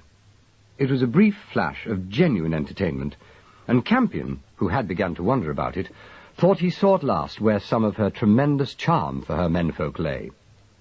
"I'll bear it," said Johnny. "One can't be happy all the time. What about the bottle?" "Well, I changed it," said Lady Carados. There was a moment's complete silence, during which the men did not look at each other. "Why?" Johnny's tone was deceptively conversational. "I thought it best. Oh, don't make me hurt you, darling. I've owned that I ought to have left everything alone, and I've said I'm sorry. Oh, don't look at me like that, Johnny." He sat down on the arm of her chair. "Tell us," he said. "Oh, if I must, I will, but I warn you, it's just annoying, and it's horrible. The bottle that was by her side was yours, darling." "Mine?" "Yes, yours. You can see how bad it looked." "Yes, I can, but how do you mean it was mine?" "Well, it had your name on it, dear. It was some of that stuff Dr. Robson prescribed for you long ago. Don't you remember? You had to take the prescription before you could buy it, and they never let you drink the last dose. I forget what it was called. But it had your name on it, and the prescription number." "Do you mean bromo?" "Yes, that was it. Well, I didn't know you had any left, but I remembered it as soon as I saw it. This must have been very old, because it was all muddy and, beastly looking. There's about a quarter of a bottle left. Well, of course, I don't know how much she took." "What did you do with it?" "Oh, I put it back in the medicine cupboard outside your bathroom. I ought to have thrown it away, because it had obviously gone bad, but I didn't think of it." "And what bottle did you put by the by the woman?" "Oh, a little blue one I found. It had nothing but the chemist's name on it. I think it was some stuff they used to clean the bath with. Afterwards, I remembered that they can tell what poison a person has died of, but this had poison on it, clearly, and, well, I thought they mightn't go into it. I know it all sounds a little mad now, but at the time I was so unnerved. It only seemed to me that I was making what had happened even more clear. Well, even now I don't think I did anything really wrong, unless someone decides to get officious about it. It was that last phrase which made Campion raise his eyes to look at her. She'd spoken quite unconsciously, and even now, when the words were still hanging in the room, it was evident that she'd heard nothing odd in them. He wondered just how spoiled she was, just how far her notions of her private rights to do things, which in more ordinary people were not permissible, ranged into that abnormal which is politely called eccentricity. How far into, and how far beyond? He looked at Carados, and it occurred to him that he didn't know either. Campion was very sorry for him. "Well, what do we do now, darling?" said the lady bravely. "I'll do anything you want me to. I'll even go and tell those overstuffed policemen, why do they wear their collars so tight, about the mistake I made, if you tell me to. I don't want to, naturally, but we must all hang together. And if you think the first story is best, my dearest girl." Despite his efforts, Johnny's voice was rising. "It's not a question of is it best. Is it true?" At once she was offended. She betrayed it very slightly, just enough to correct him, not enough to permit him to think for a moment that she was ungracious. "Moralizing, Johnny?" she said. "I never thought I should hear that from you. Your father was always moralizing. It's not quite a simple question of right and wrong, is it? You see, it's not as if this dreadful thing was anything to do with us, dear. If it was our business, if we were actually concerned in it, if we were any of us to blame, even if you were, Johnny, then I think you know me well enough to realize that I should do just what I saw was right, whatever it cost us. But it's not like that. It's all so terribly unfair. This is just a wretched accident which happens to have occurred on our premises. We must protect ourselves. It's only sense. I told her so." "You told her—" "Mother, whom did you tell?" She blinked at him, undecided whether to disown the slip altogether or to prevaricate. "What, darling? Oh, don't flare up like that. Your nerves are completely upset. Oh, this is annoying." "Mother, tell me, have you ever spoken to that woman who died?" "No, darling, of course I haven't. Don't be so dramatic, dearest. You are making an awful fool of yourself." "Of whom are you talking?" he said. "When?" "Just now. You said, 'I told her so.'" "Oh, that!" She'd had time to recover herself and was laughing. "Why, I told Gwenda this morning." "I said, it's nothing to do with us, and people are simply trying to drag us into it because we're wealthy and well-known. There are always people who do that. If one fights back, they squeal." Campion glanced at Carados, and saw that whether he was satisfied or not, and it hardly seemed possible that he should be, he wouldn't press the point. Instead, he said abruptly, "What are the police doing now?" "I don't know. They've taken the clothes away. One of them, the same stupid little person, told me he'd be obliged to me if I'd stay indoors until tomorrow morning, which seemed silly and officious." "And yet you came down here." "Oh, well, my dear, you don't suppose I intended, or he expected me to take him literally, do you?" Johnny Carados said nothing. Both he and Campion were listening. Footsteps sounded on the floor above, and presently someone came down the stairs. Campion hurried out to meet Captain Gold, who was on the staircase. The man gaped at him. "I was coming down to see if anyone could arrange some coffee," he said, his deep voice lowered. "Good, strong coffee. Robson says it's to be as black as they can get it." "Gigi." Johnny came out of the door as he spoke and closed it firmly after him, so that they were all huddled together in the little hall. "Does that mean—" "Yeah, I think so." Gold's teeth flashed in his beard. "It's been a very near thing, but I believe Robson has pulled it off. The old gentleman's made of tough material. Look, I'm needed up there, though, so if you could get some coffee made. Robson will want you, Johnny. He's going to be a little sticky, I'm afraid." "Is he?" Right, you go back, and we'll get some coffee." Relief was shaking Carados as fear had never done. He slurred his words a little, and his hand shook on Campion's arm. "You'll see to it, won't you? I'll get back in here and try to send her home. With luck, no one need ever know about this. Poor old boy. I'm glad. Oh, God, I'm glad." G.G. Gold glanced at the door. "Mrs. Shearing?" he inquired. "No, my mother." "No, I see." It was evident he realized the gravity of the situation. "I'll go back then. You get the coffee, Mr. Campion. Very strong, plenty of it."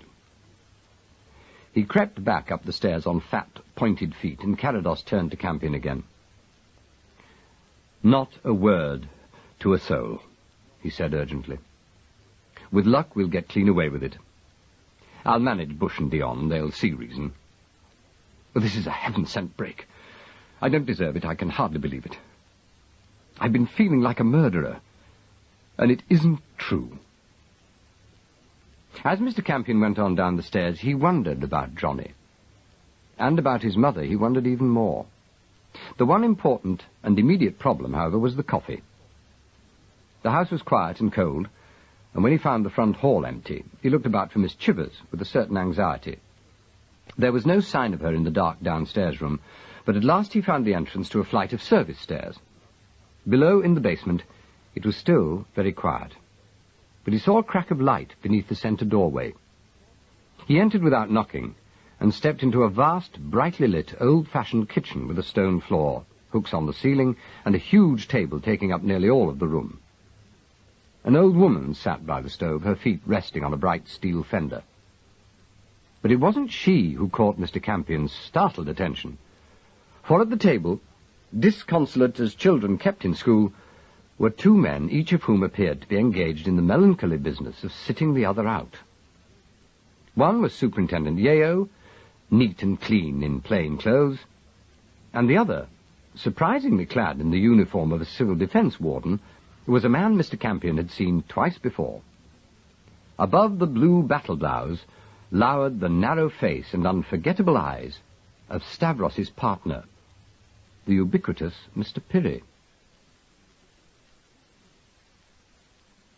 Chapter 15. Prudently placing first things first, Mr. Campion didn't look at either of the visitors, but concentrated on the housekeeper. She showed no surprise at his sudden appearance, but when he asked her for coffee, she smiled and shook her head at him. Yeo pushed a slate across the table at him. "You have to write it," he said briefly. Mr. Pirrie looked up sharply. It had been evident from the superintendent's tone that he and Campion were acquainted. He got up at once, and with determined leisureliness strolled towards the door. On the threshold he looked back. "Good night, all," he said. "Good night," said Yeo, without turning to him, and sighed with relief when the area door closed behind him. "Thank the Lord for that," he said. "London is full of those chaps wandering into houses like regular constables getting cups of tea. People like 'em, but they cramp a professional style." He was speaking absently, and Campion, who had by now established communication with the housekeeper, stepped back as she bustled from cupboard to stove. "But not quite the style one would expect from a full-blown superintendent," he said. It was an intentional blow below the belt, and Yeo flushed darkly. "Special circumstances demand special tactics," he said defensively. "In the normal way, when I put a person under house arrest and she breaks it, I pull her in. When I can't do that, I do the best I can." He hesitated and smiled. "When I saw her ladyship enter the front door, I knocked at this one. This old dear opened it and simply motioned me forward. I didn't realise she was deaf till I got inside. And then I found that warden chap sitting here. I couldn't get any farther. The next thing I know, you walk in. What's happening upstairs? Mr. Campion leaned across the table. Yeo, he said, we must have known each other quite a time. During our association, have you, or have you not, found me helpful, honest, tidy, clean, and modest in company? The superintendent looked uncomfortable. I don't know what you're playing at, he said stiffly. Exactly, said Campion. And why? Because I'm not playing. While you people don't trust me, I prefer not to know you. You've stopped my first home leave since the war broke out, and what do you do with me? Nothing. You waste my time playing silly beggars in the dark. I have not the slightest glimmer of a night thought what you may think you're up to, and I take this opportunity of telling you I don't like the look of it, whatever it is. Good heavens! A superintendent of the special branch breaking and entering, whatever next? It was very unfair. Yeo, who was a stickler for police etiquette, was stung to bitterness. Now, look here, my lad, he said. I can't tell you anything. I'm working directly under the chief, and these are his orders. I know it's highly irregular, but then it's a highly irregular crime. Mr. Campion took off his spectacles and looked at him coldly without speaking. Yeo turned away. Presently, Campion took pity on him. You look like the original policeman's lot, he suggested. The superintendent swore softly. Oh, it's a hell of a case, he began, adding more brightly, I suppose I couldn't help you with that tray. Thank you, no. Campion was polite but firm. Since you have no reason to suspect that a felony is taking place upstairs, I really don't see how you can hope to get any farther into the house. That's where you unofficial dicks have the advantage over us, said Yeo unpardonably, and Mr. Campion had no further compunction. I take it you're quite certain our hostess is deaf? He inquired innocently. Yeo laughed at him. No, I like to see you being clever, he observed. I'm not quite so senile as that. I tested her. Oh, she's deaf all right. Doesn't lip-read much either. Smart work. And what about the warden? The warden? That ARP chap? No one suggested he was deaf. What are you getting at now? I saw nothing unusual about the warden. No, I gathered you didn't. But I did. Mr. Campion was already in the doorway. His name is Pirrie, and he's part owner of the Minoan. You must have missed him by about 10 minutes or so this morning. Holly knows him. Last time I saw them together, Pirrie was on the verge of being knifed by Stavros. Perhaps you heard about it. As a revenge, it was complete. The superintendent sat gaping. What the hell was he doing here? He demanded. Imitating the new police methods, I shouldn't wonder, said Mr. Campion unpleasantly. He followed me, though, not Lady Carados. Also, if it is of any interest to you, I'm fairly certain he was the man who drove my taxi last night. If you should see him, you might get it into his head that he's wasting his time on me. I've got nothing, tell him. Not even the confidence of the police. I'll say, Mr. Campion, but the thin man was already in the passage. He went upstairs with the coffee. Having begun on his small contribution towards the saving of Theodore's life, he saw no reason why he shouldn't finish it. But he was more angry than he had been for years. There was still no sign of Miss Chivers in the hall, and as he passed the closed door on the first floor, he could hear the gentle drone of Lady Carados's sweet, interminable voice behind it. He went on. On the next landing, there were other sounds, and he tapped at the most promising door. It was opened immediately by G.G. Gold, who seized the tray without a word and turned back into the room with it. Mr. Campion followed him innocently. The livid Theo, wretched and exhausted, and wrapped in blankets, was staggering about the room on the arm of a middle-aged doctor in shirt-sleeves. He stared ominously at Campion, but didn't speak to him. Mr. Campion experienced a certain sympathy for Dr. Robson. It was evident he'd not the temperament for adventures of this sort. Even now there was a hint of pompous importance in his manner, and his fiery eyes were outraged. Gigi was handling him cautiously, but without making any real attempt to hide the fact. He bustled over with the coffee and stood holding out the pot, his head on one side and his beard cocked up inquiringly. The doctor nodded irritably and took the cup while Gold poured out. It was all done in silence, and the moment the doctor became preoccupied with his patient, Gold gripped Campion firmly by the arm and led him out onto the landing again.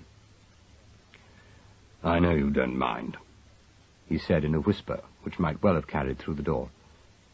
"But better to leave them at this stage. She's coming round all right. It's an absolute miracle, but he is, thank God.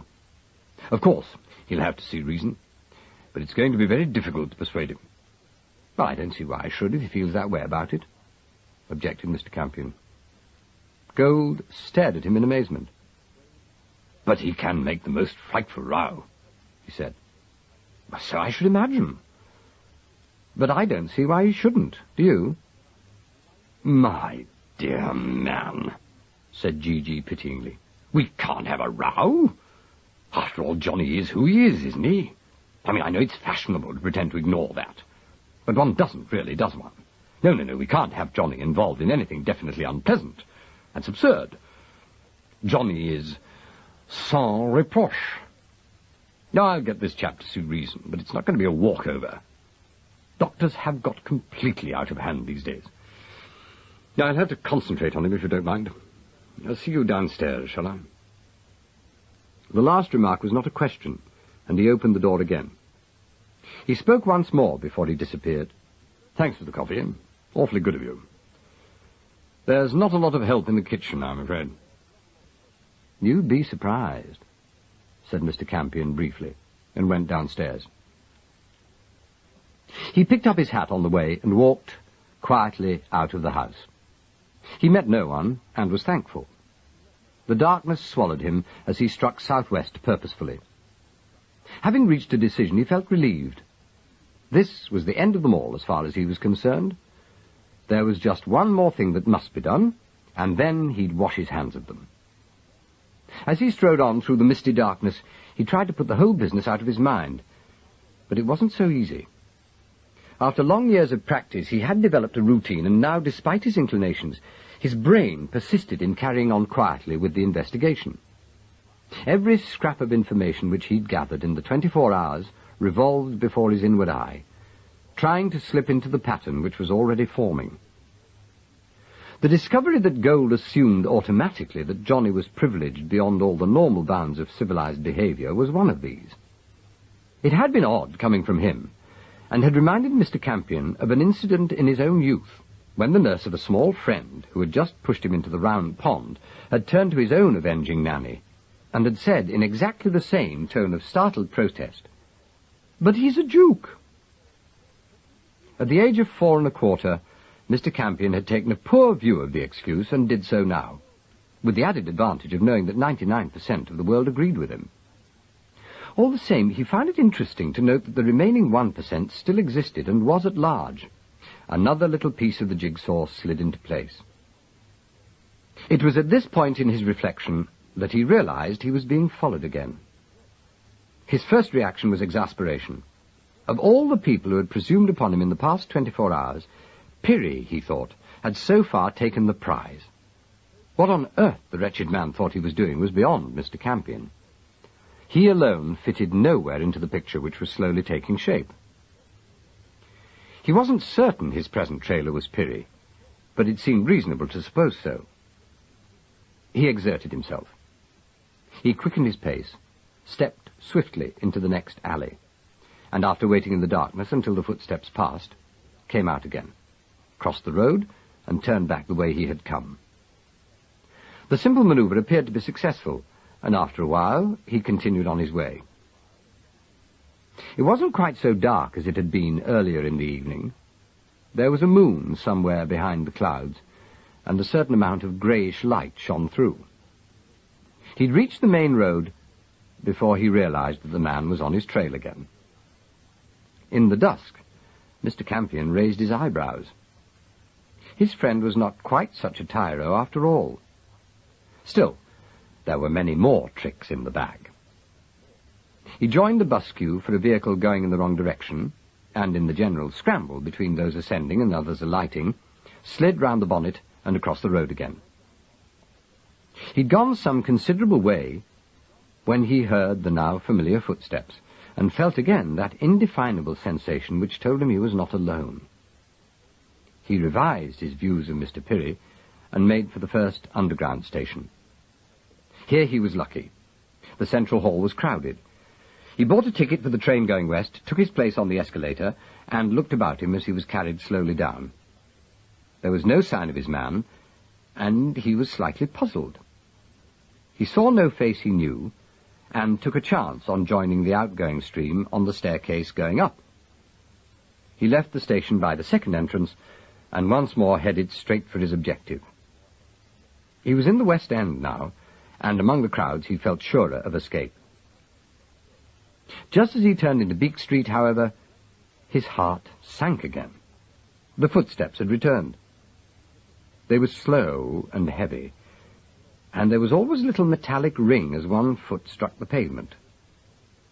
As he walked on, it occurred to him that he'd been making a fool of himself.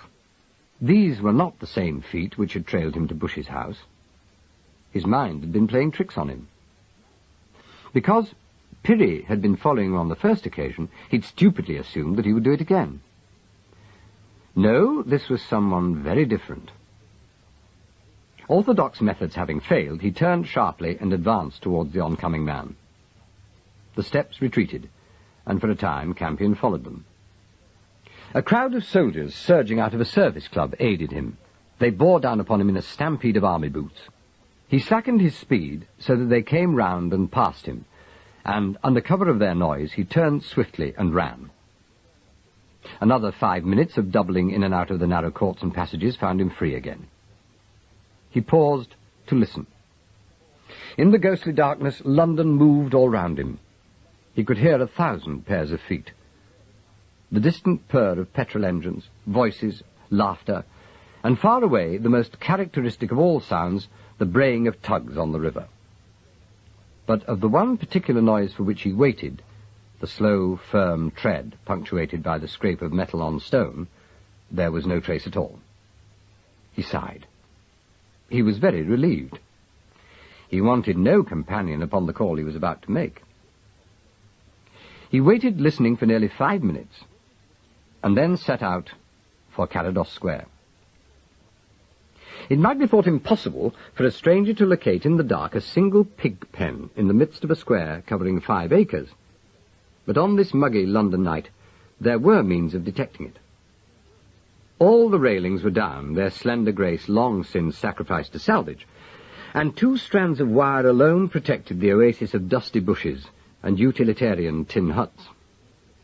Mr. Campion circled the enclosure until his nose told him the time had come. Then he slid through the wire and made his way to a little wooden court, lovingly contrived of the pillars from the staircase of a famous club and the relics of the counter of a somewhat obscure bank.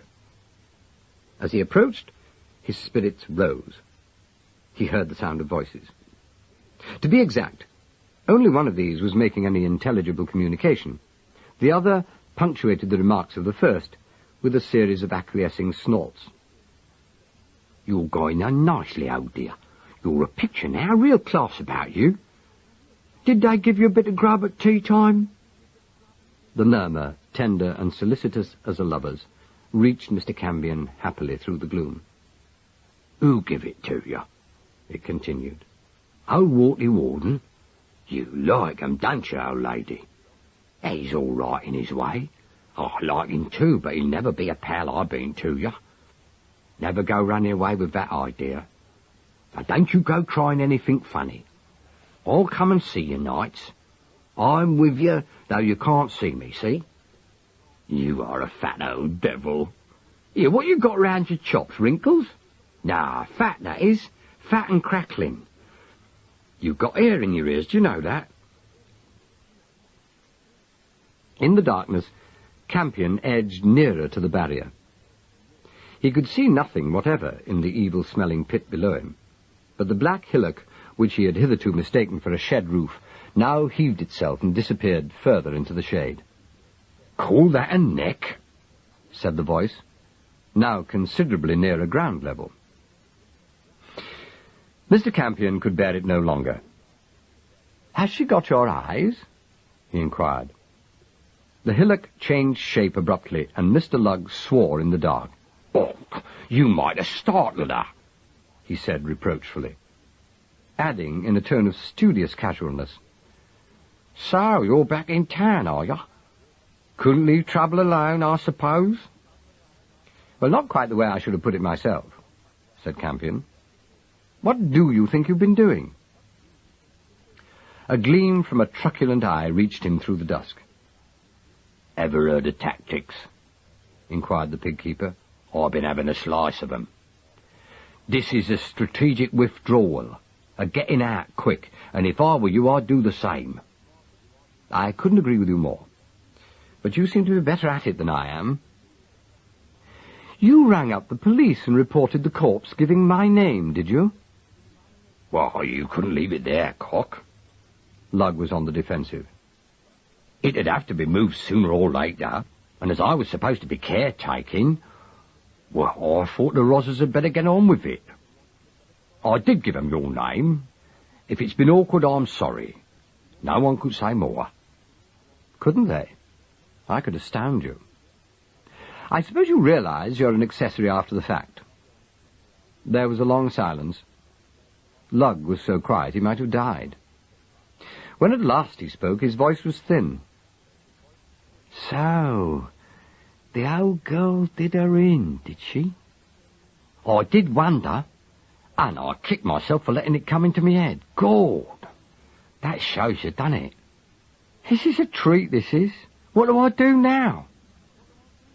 He sat down as he spoke on something that sounded like a pail. "Lummy," he said. Campion was sorry for him, but not heartbroken. "Who suggested you should fade away?" he demanded. "What, yesterday?" "Oh, naturally, don't fool about. Who put you up to it?" "She did. Her dad or whatnot did, of course. But I had thought of it myself by that time. 'There's no use of you hanging around here any more, Mr. Lugg,' she said, 'is there? You get away and forget it,' she says. I'm afraid we've stirred up a bit of trouble for ourselves, we must face it. It's no need to involve you,' she says." He sniffed. "Well, I fell for it. It's no hiding now. I took it in like a goldfish. Well, I might have known. I know that, so don't you go saying it, but it cast a spell over me. It always does these days. I can't help it." "What does?" inquired Mr. Campion, taken aback. "Le haut monde," said the deep voice from the darkness. "That's Poe for the article, if you don't know. Nice little bloke in the pub told me that. I've been learning a few things while you've been away." "Yes, so it would appear, but not enough," agreed Mr. Campion brutally. "What are you going to do now?" "Ah," the voice was considering. "Now you're asking, Cook. What have they got on me so far, do you know?" Mr. Campion told him, and again there was silence.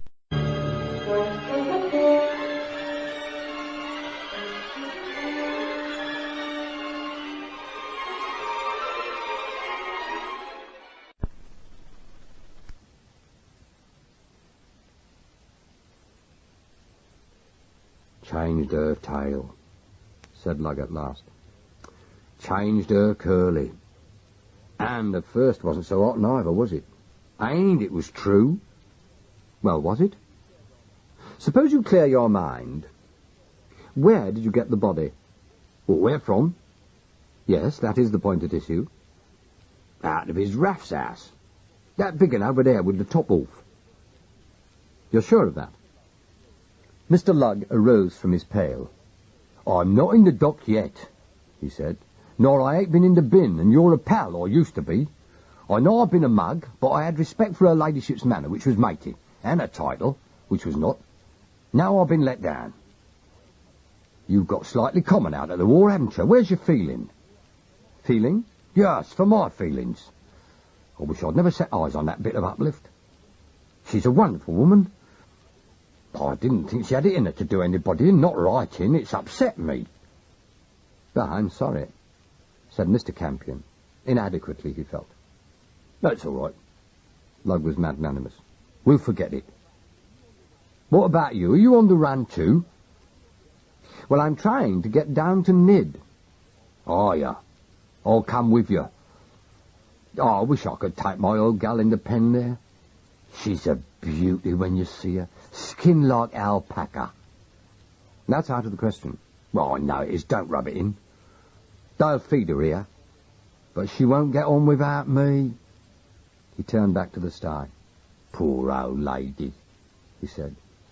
I'm going to leave you, ducks. Perhaps you'd like me to wait in the square, suggested Campion. I ain't in this mood. Lug was embarrassed. I got fond of her, that's all. I'm coming. We'll have to nip back to my place first. Well, now what's up? Mr. Campion had gripped his arm. Footsteps were advancing down the quiet road to meet them. They were distinctive footsteps, heavy and assured, and at every other stroke there came the little clink of metal against stone. They came closer and closer, and before the pig court's distinctive presence they paused and advanced towards the wire. It was not until that moment that Campion recognized their owner, and understood why he'd met his match. He laughed softly in the darkness. "Oates, you old sinner," he said aloud. "What are you doing here?"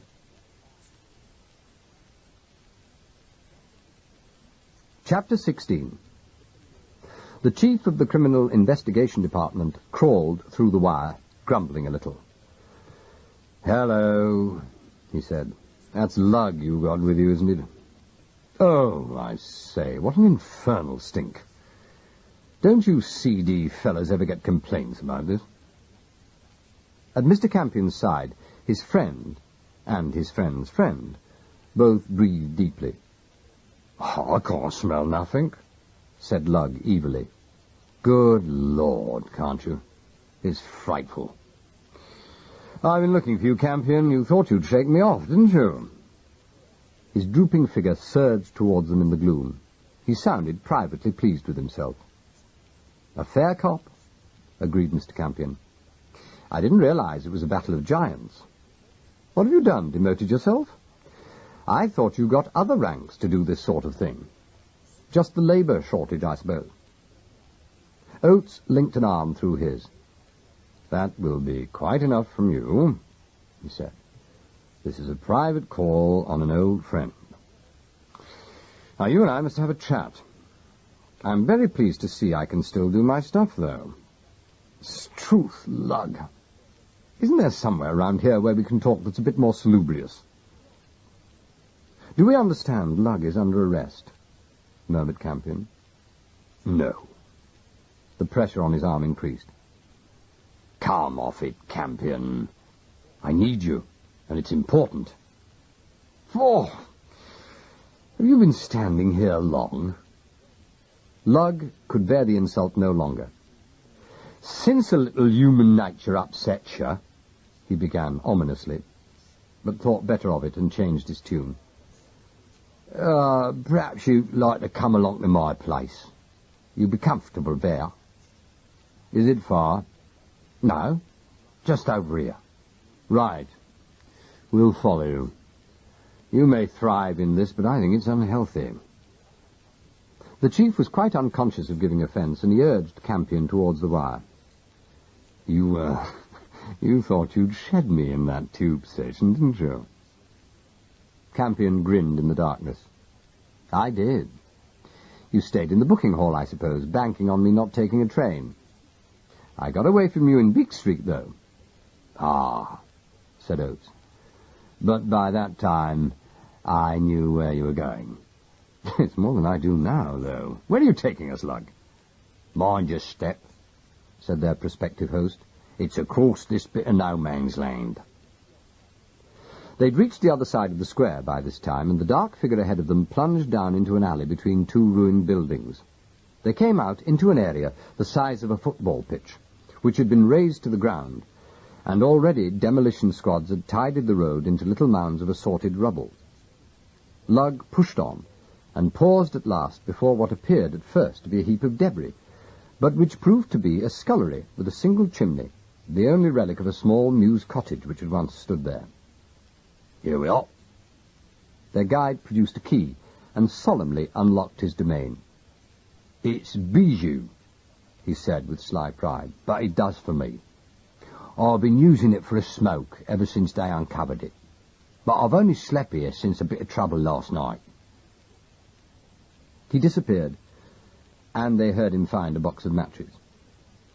The light from a single candle revealed a minute room containing 2 chairs, a table, a sink, and 3 bottles of beer. Lugg indicated the stove, bright but unlit. "I don't use it because of the smoke," he said frankly. "I don't want to have to pay rent." There were still traces of former habitation in the room. An ancient rag mat lay on the floor, and there was a bowl and a scrubbing brush under the sink. Over the mantelshelf hung a mirror, and tucked into it a photograph cut from the Farmer's Weekly, showing a mighty middle white with a prize litter. Mr. Campion took the candle to look at this more clearly. "Charming pin-up," he remarked. "Is this she?" Nah, that's her granny. But she takes after her. How's that for a treat?" The chief looked over their shoulders without enthusiasm. Presently he sat down. "Oh, this'll do," he said. "I'll wait outside," said their host obligingly. "Or, well, I might nip back and give it a laughters. I'll be about when you want me. Here, our trip's still on, is it?" Oates glanced at Campion. "You were going to Nid?" "We thought of it." "I see." He took out his pipe and began to fill it. Lugg went out quietly, and Campion stood with his back to the cold stove and surveyed his friend, who at that moment looked so surprisingly little different from the Chief Inspector Stanislaus Oates of the old days. "I don't understand it," he said. "I don't blame you." The chief made the observation mildly as he pressed the tobacco carefully into the bowl. "I don't blame you at all. But it's a nasty business. 32 killings, or presumed killings so far, and God knows how much irreplaceable stuff in the wrong hands. But that's not the real trouble. It sounds a good beginning. Oh, yes, it's plenty. I've known the time when we'd have considered it a plateful. No, looked at in one way, the right way, mind you, Campion, that's quite enough. I don't suppose you remember the old McSweeney gang? They were about in 1910, and the whole police force of the country was buzzing like a first-night vestibule. And what did it amount to? Half a dozen old ladies bumped off and 50,000 quid's worth of coloured stone shipped off to Amsterdam. We thought it plenty in those days, but times have changed. Today, the world crooks have got to work on a grand scale. Today, they murder 'em in thousands and pinch valuables in trainloads. I don't say I got blasé, but when I hear of a sailor getting tight and putting his girl out for 7 and 6, I don't feel the same about him as I once did. I know he's the villain he always was, and I proceed according to the rules, but I don't feel the same way towards him. Mr. Campion sat down on the edge of the sink, and his face wore its old expression of vacant bewilderment. "You're shocking me, rather," he said.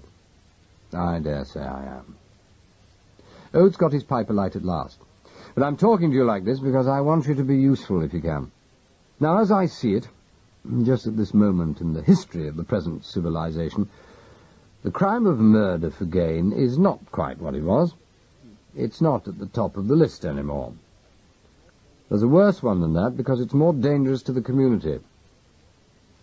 Mr. Campion didn't speak. "Double-crossing," said Oates. "Double-crossing?" He looked up gravely. "That's what I call it. As I get older, I hear people talking about this ism and that ism and war and the causes of war, and it makes me tired. God bless my soul, this present affair isn't a war. Eh? Said Mr. Campion. No. The chief was nearly as vehement as he ever was. There are rules in war, but in crime there are none. This is crime on a colossal scale, and the view I take of it is professional, naturally. In my opinion, the most dangerous aspect of the whole thing, when seen broadly, is this element of double-crossing. Running with the hare and hunting with the hounds, if you prefer it. That's something which has got to be hunted down and torn right out, if we're not going to have the whole thing over again. And as I see it, it's a police job. Catching spies? Inquired Mr. Campion stupidly. No, not spies. They're all right. They're regulation. Oates was impatient. We catch theirs, they catch ours. Spies are almost clean. No. Now, the men I'm after are the Judases. The men who kiss and serve and sell. The lads who sit snug in one way of life and still serve the other. The men who don't know what's important. And we've still got them here. And when we've won, we'll still have them waiting to do it again. They're the chaps I'm after. My hands are on a whole bunch of them, and I'll get the lot if it's the last thing I do. This is personal, Campion. I hate those blokes. He was speaking with more passion than his friend had ever suspected he possessed. Campion was enlightened. The picture in his mind was taking a larger, darker shape, and the spectacle of high-ranking police officials scuttling about like constables no longer astonished him. But there was still much that he found bewildering. Are you suggesting this treasure lorry's disappearance was an enemy-inspired job? He inquired blankly. That, and the rest. The rest? Oates leant back in his chair. In the January of 40, he said, a railway truck containing the more important items in Lord Crocker's collection, including 5 Van Dykes, one of them the head of a soldier, Vermeer's Anna and the Virgin, and that thing, the maltsters. Whose is that? Franz Hall's. Oh, is it? Yes, well, that and 1 or 2 more was dismantled at a siding. The guard was murdered. In March the same year, 3 private cars carrying the National Museum's collection of Cellinis was held up in Wales and robbed. 3 men lost their lives that time. In March also, there was a great deal of treasure evacuation going on at that time, you may remember. A small motor van with a police motorcycle escort disappeared with all the personnel concerned. When it left London, it carried the Stephen tapestries, lovely things. I've seen the photograph. 800 years old. We recovered 2 bodies. You want me to go on? Is there much more? 41 separate instances, said the old man calmly. Some of the stuff I can't bring myself to name. I can't think of it without going cold. Where do you imagine the white sun of India is now? Campion stared at him. Oh, but that's in the... he began, and was silent. I don't believe it, he said presently. I feel like that about a great many things which have happened in the last 5 years, remarked Oates dryly. You've only got to look about you to write off incredulity as old-fashioned, and the sooner you realize it, the less likely you are to lose your reason. Yes, I know, said Campion. But are you trying to tell me that at the beginning of the war, during the evacuation of the treasures from the big cities, there was systematic, enemy-inspired looting? Put in Oates briefly. Pre-victory looting, that's what it was. Well organized, damn thorough, and impudently previous, just like Jerry. Oh, he just wanted to make certain that the best things were somewhere where he couldn't possibly hit them before he arrived, and they were waiting for him when he did. So he made arrangements. Campion remained staring at his old friend in uneasy amazement. I take your word for it, he said with unconvincing slowness. But how did you get away with it? What were your people doing? At the beginning of the war, the police were fairly occupied, said Oates reminiscently. You may remember it. Glancing backward, Mr. Campion did, and he apologized. You didn't spot what was happening at first either, he ventured. No. And when we did, we didn't believe it. Yes, see, our reaction was just like yours is now. I hate to admit it, but we had 7 of those treasure hold-ups before we saw the obvious. Well, even then, the owners, the State Department's concerned, the museum boards, and the art curators, they didn't believe us. Look at that chap Bush. He waited until the raids were actually on before he moved his stuff, and then pitched it all into a single lorry with a couple of old faithfuls in charge and bunged it all out into the Blitz. Oh, we were fools, God knows. But we didn't compare with some people. Dear me, said Mr. Campion. All the same, though, I don't see how you managed to miss them every time. Oh, didn't. Of course we didn't. Oates was indignant. Out of the whole 41, we frustrated 23.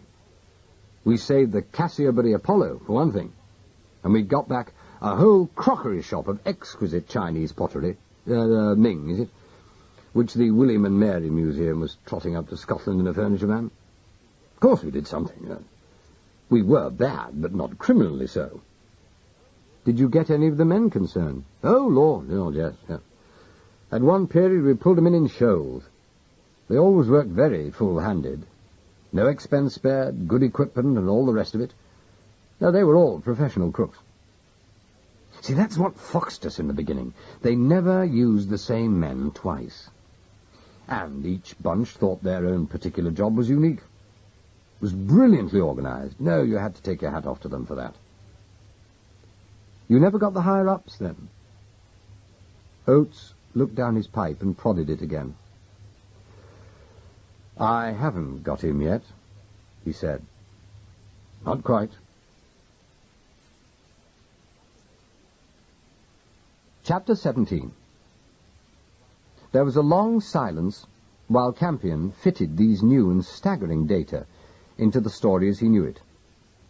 Gradually, the full significance of these facts became clear to him, and a dozen questions with one horrifying possibility shot into his mind. It wasn't a matter of making them squeal, Oates said suddenly.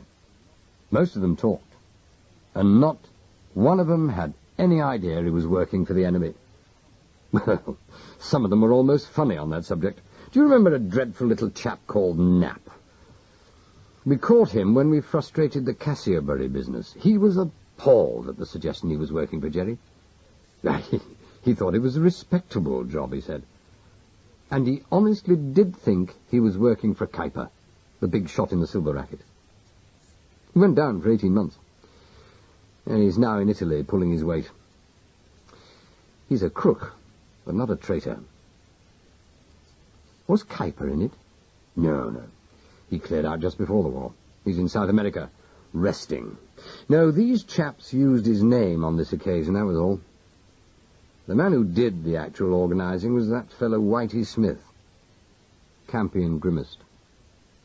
He was smooth, he said. Where is he now? Oh, in the bag. We got him to talk in the end, only to find that he didn't know much. No, he was merely employed to organize the underworld, and he certainly did his stuff. His immediate boss was a queer little cuss called King. He'd never been on our books before and had had a solicitor's office in London some years before the war. Now, until this business, there was nothing very much against him. But he had some rum contacts, and in 37 he was in serious need of money. Sometime at the end of that year, he got plenty. Of course, he won't speak. He's much more frightened of someone else than he is of our gentlemanly police force. And, of course, he knows all the tricks. We've got him inside, but only on a 3-year sentence. He prefers to serve that rather than open his mouth. Is this as far as you've got? Oates looked at the younger man steadily. Campion remembered that cold appraisal of old, and it had always made him feel slightly uncomfortable. No, there is a bit more, the chief said at last, and that's where we come up against something interesting. How long have you known Carados? Johnny? Mr. Campion felt cold. All through the latter part of the chief's revelation, he had been trying to avoid this horrifying suspicion. "Oh, no," he said. No, that's out of the question. Think of his record." Exactly. That's how we all feel. That's how the RAF feels. That's how the Home Office feels. Think of his record. Think of his background. Think of the man he is. The chief sighed and stirred himself. That's why we're muffling ourselves up in kid gloves and doing our best to disbelieve our own eyes. Yes, it's a damnable business. Campion remained obstinately blank. "You don't think," he began at last, "you don't think the size of the thing might have magnified the probable size of the perpetrator? So that your people have naturally tended to go a bit nutty?" said Oates dryly. "No, I don't. No, nor do I think that the fact that the crimes have been inspired by fascists has deluded the poor, silly police force into thinking that they must be the work of the upper classes. No, I wish you were wrong. I don't like the idea any more than you do. Or than he does, poor blighter. I don't believe he's sure, you know." Mr. Campion felt his eyes flicker. "Who, Johnny? I wish you wouldn't keep calling him Johnny. His name's Carados." "No, I'm sorry, he was called Johnny at school." Oates smothered an exclamation of unpoliced chief-like nature. "There you are. At school. Half the influential people in the country seem to have been at school with him." "No, I wasn't. I only played cricket against him once or twice." "Well, it's the same thing. You've known him for a lifetime, therefore he can't be a crook." "Oh, I hear it on all sides. Everybody says it." "I admit I like him myself. And I say that the fellow doesn't know if he's guilty or if he isn't." Mr. Campion sat thinking of Johnny Carados, and the last conversation that he'd had with him. Some of the remarks which had then sounded so fantastic were now being echoed by Oates, who was, of all things, not fantastical. "Dual personality and what not?" he ventured dubiously. Oates shrugged his shoulders. "Well, I'm only an old copper, raised to my present eminence by a flash of intelligence in the head of some higher official," he said. "But, in my opinion, much of this mental disease we hear about is mainly moral. I know that man well, and I don't think he's mad. I also think he's a good chap, fundamentally. He's brave, he's original, and he's used to thinking nothing's too big for him. Well then, Oates was not to be interrupted. Consider the circumstances.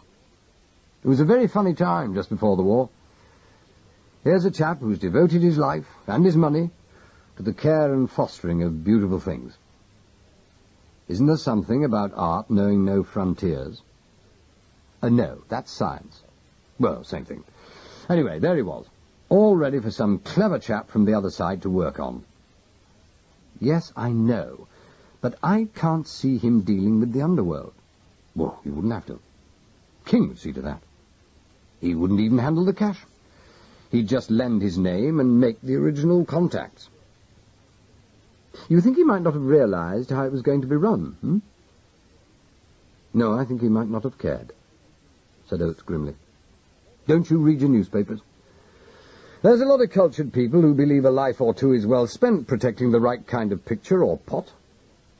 He doesn't mind risking his own life, we know that. Though very few people do, funnily enough. No, they only differ about the things they die for.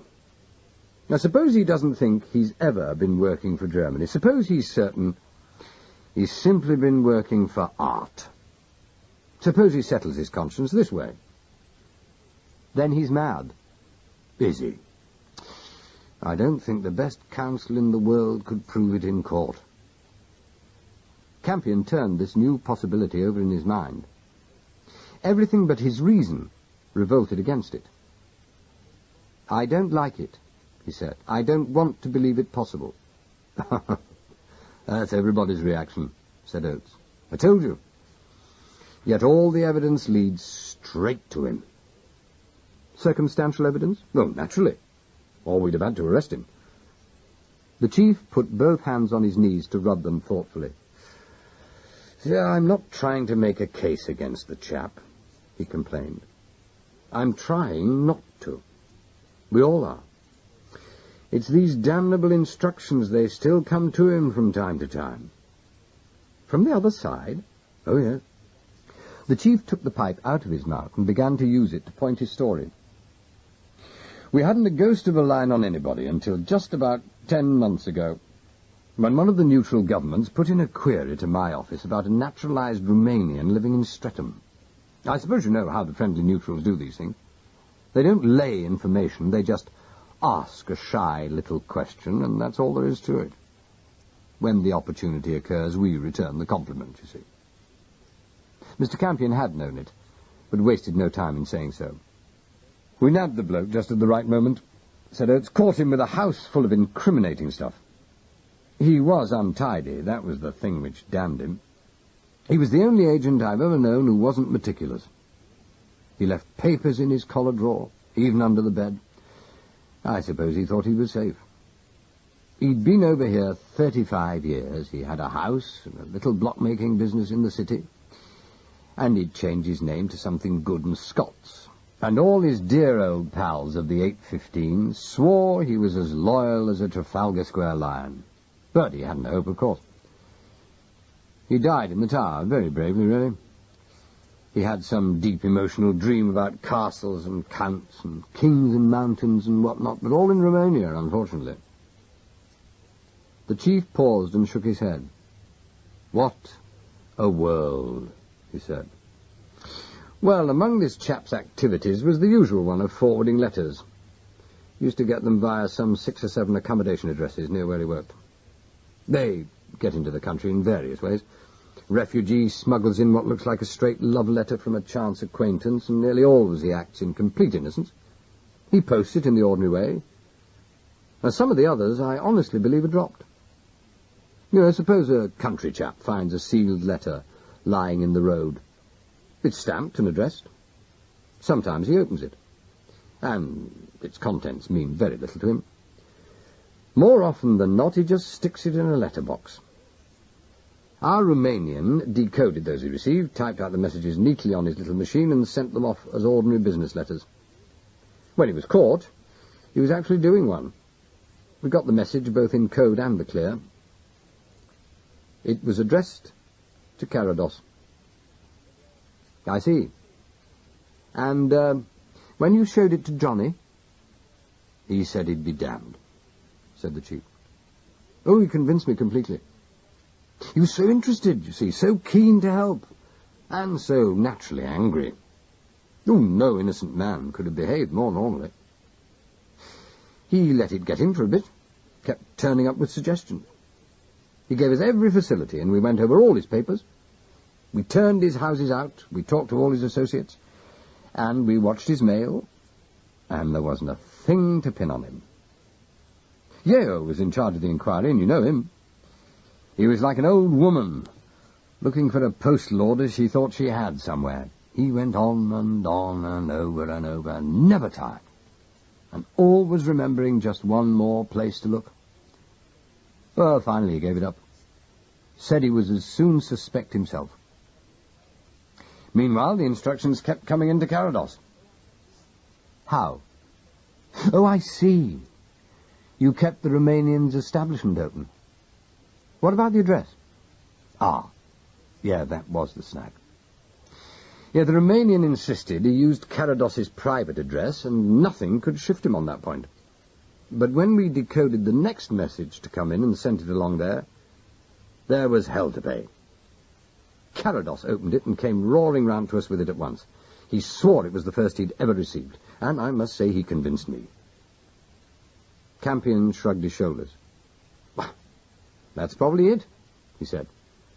Someone was using his name. Possibly even the enemy was deceived. Jerry is extraordinary in that way. That's what we thought, Oates agreed placidly. Until we heard from Gonfalon. What, Lord Gonfalon? Loopy Clarence?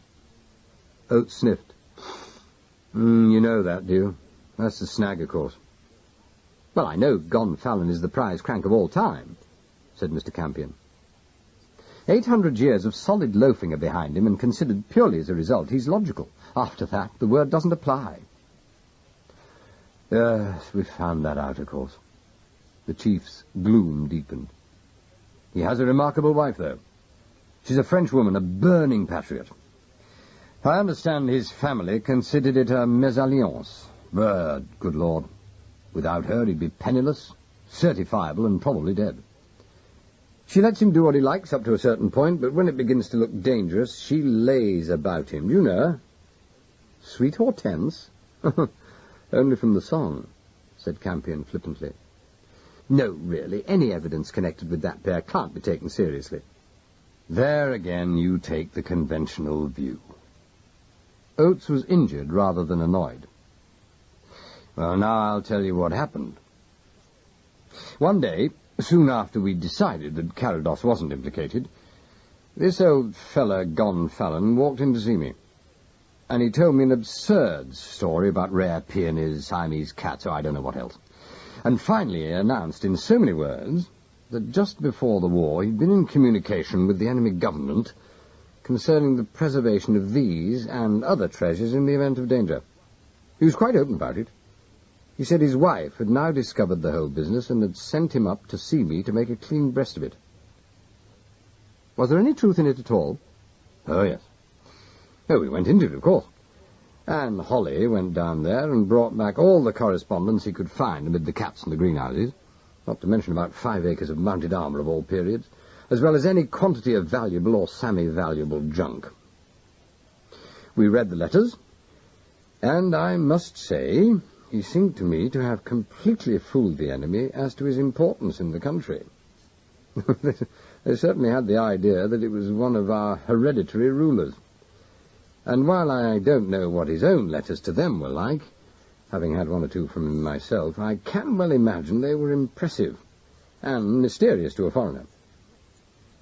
To do them justice, they didn't trust him with much, but they gave him painstaking details concerning the best way to preserve his valuables, and when war did break out, he got a communication, probably via the Romanian, instructing him to communicate with Carados if anything important occurred, and should he need advice or assistance.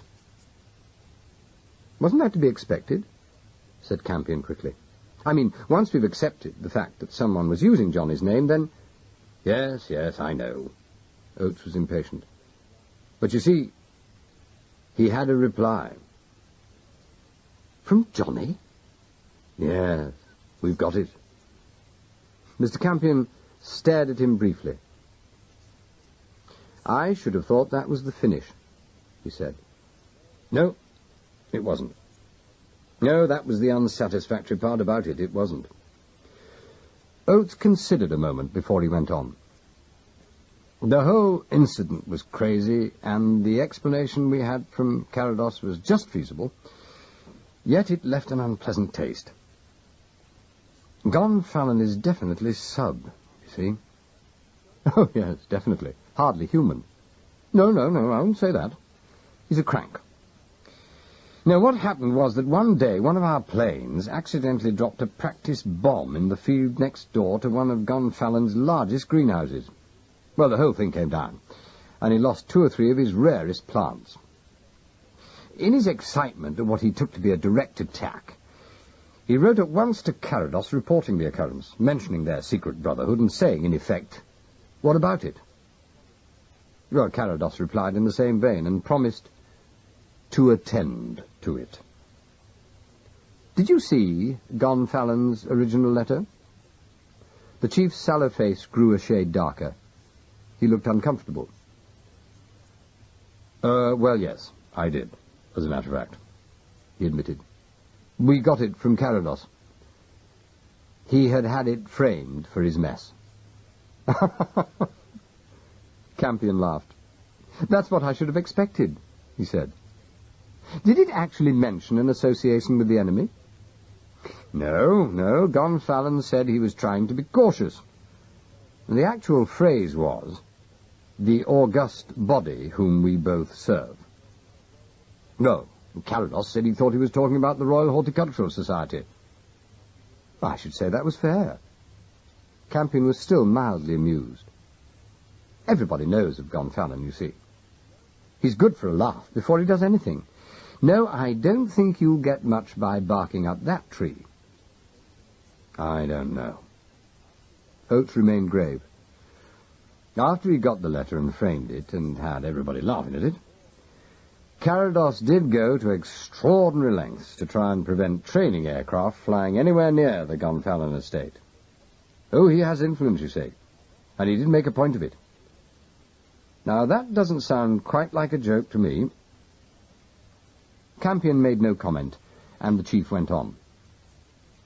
He told a wonderful story, and on the face of it we had to believe it. But he admits he's no personal friend of Gonfalon. He knows the man is subnormal, and yet he goes out of his way like this. Why? It's not too satisfactory, is it? Campion sat very still. He was thinking of Johnny and that other story which he'd told less than a couple of hours before. The story of the poisoning of Theodore Bush. That, too, had been a wonderful story, and one which, on the face of it, had to be believed. He didn't forget Johnny's peculiarity, however, his passion for going out of his way to do little things to assist people he knew but slightly. Well, it's very difficult, said Oates. We've locked Gonfalon up on his estate, of course, but you don't know what to believe quite, do you? Campion didn't care to comment. Instead, he said abruptly, What about this bottle of wine? Oh, said Oates. You're in on that too, are you? I did wonder. I saw Yeo just now. In fact, I went down to Bedbridge Row with him, and he told me you said you'd been followed from the Minoan. Yeah, it's funny. I saw Carados on this very subject in Eve Snow's dressing room this afternoon, and he didn't tell me you were to be one of the party. A question which had been bothering Mr. Campion for some time was answered, and instead of replying directly, he raised his eyebrows. You've been allowing Johnny to collaborate on the side, I take it, he inquired. Oh, that's a dirty old police trick, Stannis. I'm embarrassed by you. That's why you'll never make a policeman, said Oates seriously. Yeah, you don't see it as I do, you see. You see it as a man. I see a menace. I wouldn't put it past you to feel that if a man has a kink, it doesn't matter so much what he does. But I never feel like that. If Carados is the man I'm beginning to believe he must be, then from my point of view he's an evil thing. And I'll treat him as I'd treat a typhus germ. I know we've just about won this war, but we haven't won the next, nor the one after it. And while men like this are free and in power, we're in danger. When it's a case of freedom versus slavery, the lad who hasn't got his mind quite clear is against you. I don't care what I'd do to catch him, and crush him, and others with him. He broke off abruptly and laughed at himself. No, so far I admit he's either been honest enough or clever enough to appear remarkably straight, he conceded. He came to me with this story about the wine as soon as Bush approached him, even though it brought him right back into the business again, which is suspicious in itself at this stage. So, once again, I was forced to believe him. He didn't tell me you were going to be one of the tasting party, though. Now, why was that? Possibly because he didn't know, said Mr. Campion. Don Evers invited me, and I told Johnny I was coming when I saw him at the theatre. How did he take it? Well, he seemed unexpectedly pleased. Over effusive? No, I don't think so. He did seem very pleased. Why?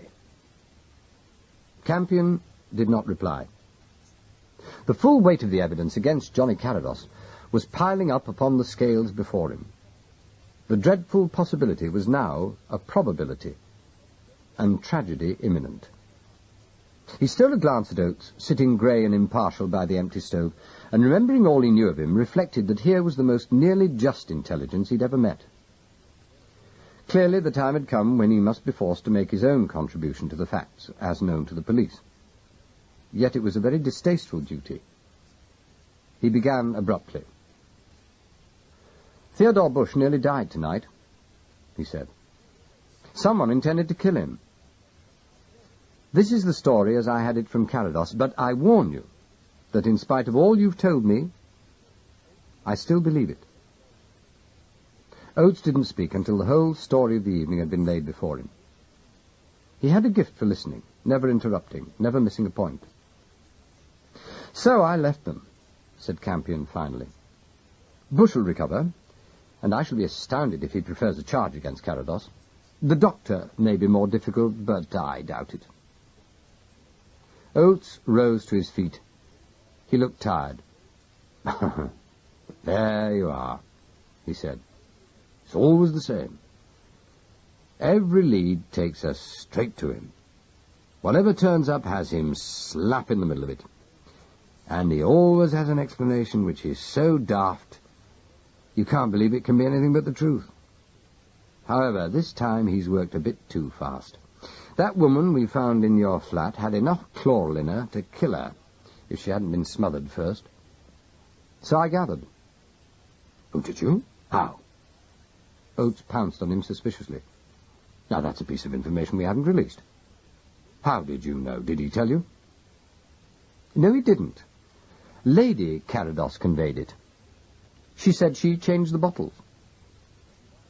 The chief made no coherent sound, but he ran a finger round the inside of his collar. "Oh, something will have to be done with that woman," he said.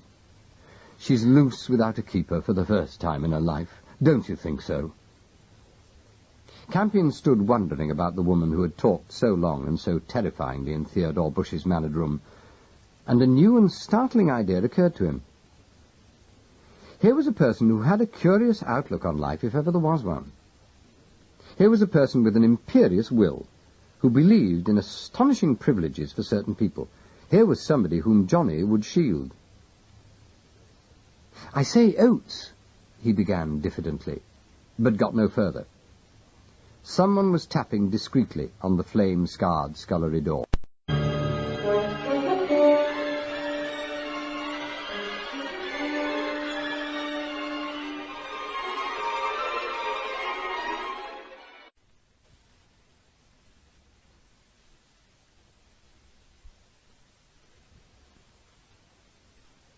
Chapter 18.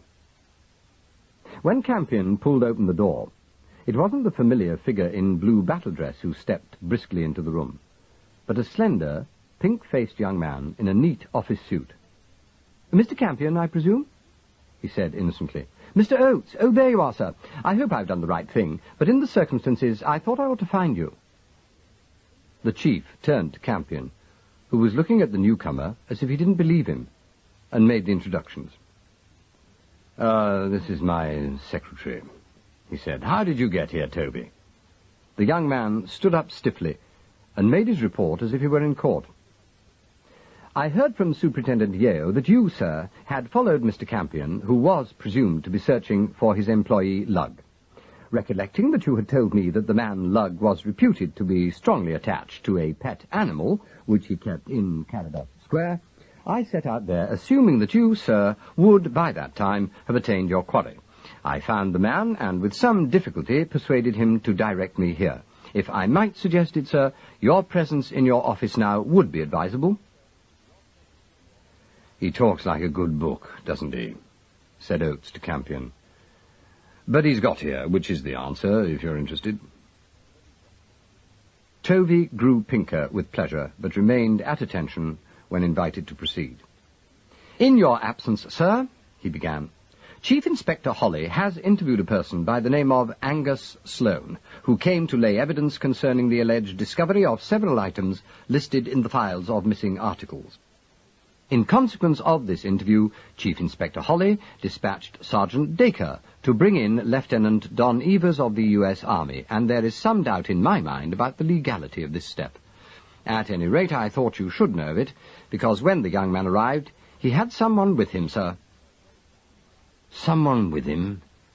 What are you talking about, Toby? You're so damned exact, I can't follow you. Whom did he have with him? Toby swallowed. He had a bishop with him, sir, he said. When I saw that, I thought I'd better find you. Reflecting that it was hard luck on his uncle that on his first night out for 10 years he should end up at Scotland Yard, Mr. Campion cut in to the somewhat startled silence. "Is that Angus Sloane, the Bond Street man?" he inquired. "Yes, sir. He's a very reputable art dealer, I believe." "Yes," said Mr. Campion. "I suppose that covers it." "He's the man, isn't he?" murmured Oates. "What's he got hold of?" Toby looked uncomfortable. "I think he said he knew where the Croker Venus was, sir." Both men were staring at him. "And in consequence of this, Inspector Holly called in Don Evers?" demanded Campion. "Yes, sir." Oates took Campion's arm. "Oh, we'll go at once," he said. Toby beamed. "The car is against the curb, sir. This way." As he sat beside Oates in the back of the sedan, while the efficient young man drove them through the dark streets, Mr. Campion permitted himself a brief deviation from the matter in hand. "Hardly a success as a fugitive, our lug," he suggested. "The searching cops just cover their eyes with their hands when they see him coming, I suppose." The chief stirred irritably. "Well, he's safer there than anywhere. There are more chains than clank, as we used to say when I was a boy. Yeo has him where he wants him, and hasn't him when he doesn't, which is more to the point. No one wants his evidence at the moment. No one wants to lose the big fish in a row over a silly society woman." Mr. Campion reflected that the peccadilloes of the breed had pepped up considerably while he'd been away, but he didn't say so, and presently the chief spoke again. "Would Sloane know the Croker Venus if he saw it? Know if it was genuine, I mean?" "Oh, I think so. He makes his living giving that kind of opinion." "Does he?" Oates groaned. "Oh, I wish I did," he said seriously. He was still unsmiling some 10 minutes later when he was questioning Holly, rather more closely than a chief inspector expects to be questioned, as to the precise nature of the invitation which had brought Lieutenant Evers to the yard. Holly was nettled. His eyes were arctic, but he remained smooth. "There was never any question of arrest. He came as a favour to us, Mr. Oates," he explained. "We put it to him, and he came along, bringing with him the friend with whom he was dining." "With the Bishop of Devizes," supplemented Oates grimly. "It will sound good on an official chit from the U.S. Army authorities." Holly's chill began to pervade the room. "No one could have expected him to be dining with a bishop," he protested. Unreasonably, Mr. Campion thought. "However, it's all right, Mr. Oates, at least I think it is. They were both very nice about it as far as they went. I said I was very sorry, of course. And up to a point, the young man was cooperative, except that—" "Has there been a row?" No, Mr. Oates, not exactly. No unpleasantness, you know, but—" "Oh, good Lord, Holly, you didn't detain them." No, Mr. Oates, no, I know my limitations. I did ask them if they would wait a bit." Oates consulted his watch. "Are they here now?" "Yes, they are, as a matter of fact. They're very comfortable in my office." The chief groaned. "Oh. What authority have you over your uncle, Campion?" he inquired. "Let's call it influence," said Campion. "I'll go down, shall I?" Inspector Holly cleared his throat. He was excited, and it was evident that although he appreciated the danger of his tactics, he felt he could afford them. "This statement of Mr. Sloane's ought to be considered, Mr. Oates," he said. "It'll only take you 5 minutes to read, or I can give you the gist of it in 2. I think when you hear it, you'll feel I've been justified." Oates leant back in his chair. "Well, what is it? I hope it's good." "I think it's what we've been waiting for." For a moment, Holly became the eager, young, plain-clothes man whose tenacity had earned his promotion. "This fellow Sloane came here this afternoon, and when he found I was out, said he'd wait. He didn't want to talk to anyone except the inspector who had sent out that confidential list we put round the art dealers in March. Well, I didn't get back till 8, but he was still waiting. When I saw him, he told me straight that he'd got an irregularity to report. And I told him not to worry, but to go ahead. Oates nodded encouragingly. He said he knew where the Crooked Venus was, Holly continued. And he convinced me that he knew what he was talking about. It appears he had an inquiry from a client who told him that he had heard that the picture was in private hands and gave him the address of a woman living in the home counties. The client evidently did not realize that the picture had been stolen. Well, it's not one of the well-known things on the list, is it? Now, this chap imagined some purchase must have been made, and he asked Sloane if he'd inquire if it would be sold again. That was where Sloane went wrong. Well, in not coming to you at once. Yes, that was what he ought to have done, and he knows it. Holly sounded aggrieved but tolerant. No, he thought he'd be clever and trot down to the address he'd been given. It turned out to be a quiet house in the country, and he asked to see the lady. He took a deep breath. I wish you had seen Sloane, he said. He's fattish, self-important little fellow, and he looked positively scared when he told me this. The old servant took him into the drawing-room to wait for her mistress, and he says as he walked in he practically dropped. The whole room was plastered with the missing stuff. It was like a dealer's daydream by the sound of it. Priceless treasures, cheek by jowl with Victorian junk. The little Venus was there. He said he'd know it anywhere, hanging over a desk in the corner as if it had been done by somebody's aunt. And the Dedham Pytel was over the fireplace. It's the Lauderdale house lot, by the sound of it. That was the second lot that went, if you remember, Mr. Oates. Yes, I do. The chief waved him on. Well, he says there was a Cellini bronze on the whatnot, and the scribe collection of miniatures in a glass-top table, all mixed up with paper knives and crested china. Excitement was raising the inspector's voice, and his colour was growing. The whole place was alive with the stuff, and he just stood gasping. He does know what he's saying, too. He's one of the very big men in his line. Now, what about that for a story? If I've forgotten one or two points of procedure, I'm sorry, but it's knocked the breath out of me. Triumph and truculence had robbed him both of years and dignity. He looked like a boy. The others sat staring at him, and then Oates laughed suddenly. Campion remained serious. I know Sloane, he said. He's not an over-enthusiastic bird, rather cautious as a rule. He hasn't gone mad, Inspector, by any chance? He's had a shock, said Holly, revealing a flash of unexpectedly handsome teeth. But he's all right. He knows what he's doing. Did he see the woman? Oates demanded. Oh, yes. He behaved very sensibly. She seems to have been a surprise to him, too. I don't know what he expected, but she wasn't it. He says she was elderly and unmarried and very strong-minded, and he didn't believe she had the faintest idea what she'd got hold of. What line did he take? Inquired Campion, fascinated. Holly shrugged his shoulders. Well, I've only got his story, but he says he was most careful. Now, if you ask me, he was thunderstruck. He stood there goggling at her. But he says he'd given his name to the maid, and not being able to think of any other story on the spur of the moment, he just told her he was representing his firm, and he'd heard she might be willing to sell some pictures. Yes? But then she threw him out. Did she? Yes, but in a perfectly genteel way. She just said no, she hadn't any need to sell her treasures, and would he go, please? And that's all he got? No! Holly's voice was rising to a squeak. He said he apologized and admired the Venus in passing, and she said yes, it was very pretty, and she was minding it for a friend. Sloane didn't ask her outright for a name, but just as he was going, she couldn't help mentioning that her friend was a nobleman, and that she had agreed to help him out when a hall in the village, which had been hired by a storage firm to house evacuated furniture, has suddenly been commandeered by the military. So he went down and found the hall. Did he? By Jove, good man. He didn't get the name of the firm, I suppose. He did, said Holly reverently. It seems like a miracle when you think of all we've done without results. But Sloane is energetic.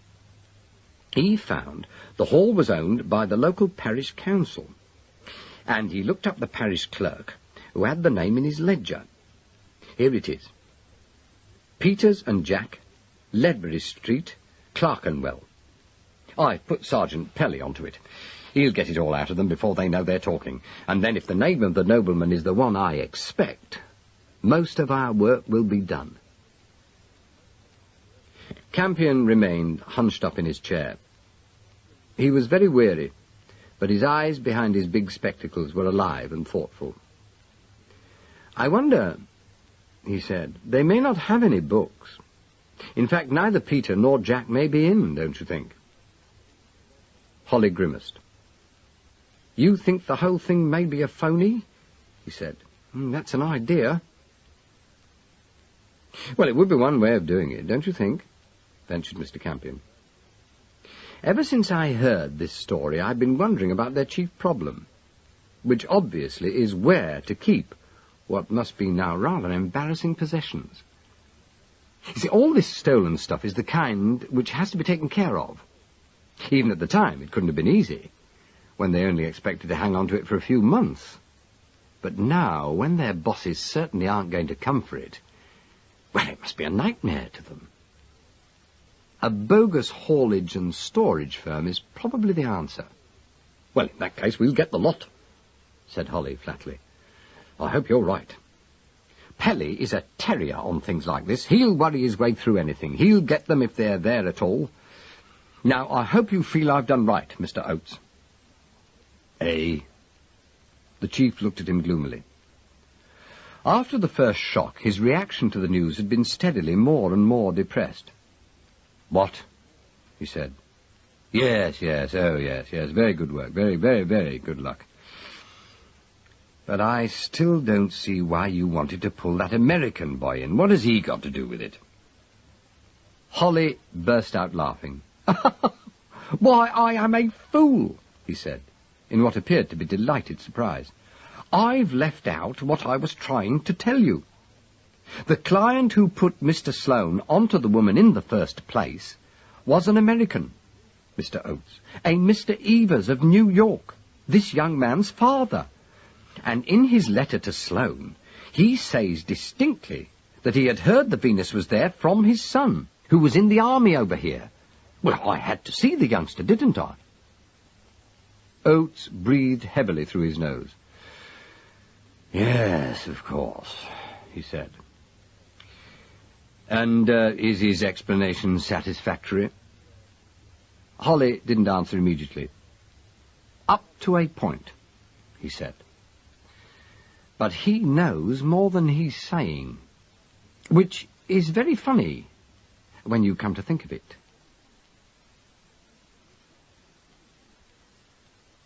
Chapter 19. The Bishop of Devizes was not amused. He knew he had no business to be there, for one thing, and, moreover, he expected better manners in officials than Sergeant Dacre in his excitement had displayed. But he stuck to his determination to stand by the persecuted young foreigner to whom he'd taken a liking. He sat in the visitor's chair, looking graceful and out of place in the chief's office, and regarded Holly without enthusiasm. It was evident that Don was unhappy. He had refused a chair, and now stood, young and splendid, before the desk, while Oates and Holly watched him, and Mr. Campion hung about unobtrusively in the background. "I've told the inspector," he was saying, "I don't want to obstruct you people in any way, and I don't know why you're interested, but I had an idea that if I said anything out of place in my letters home, the censor would have taken note of it." "It's not a question for the censor," Holly began, and Oates suddenly took over. "No, the fact is," he said in his old country bobby voice, "we want to help. We can write to America and invite your father to explain, if he will, what you told him in a letter. I've no doubt he'd oblige us, and very likely we will do just that. But if you'd tell us, it'd save a lot of time, you know. Don't you do it if you don't want to, though." He sounded plaintive, as country constables often do, and Don, who expected something a little more impressive, from the chief of the Criminal Investigation Department, looked at him in astonishment. "Well, I told the inspector what happened," he said at last.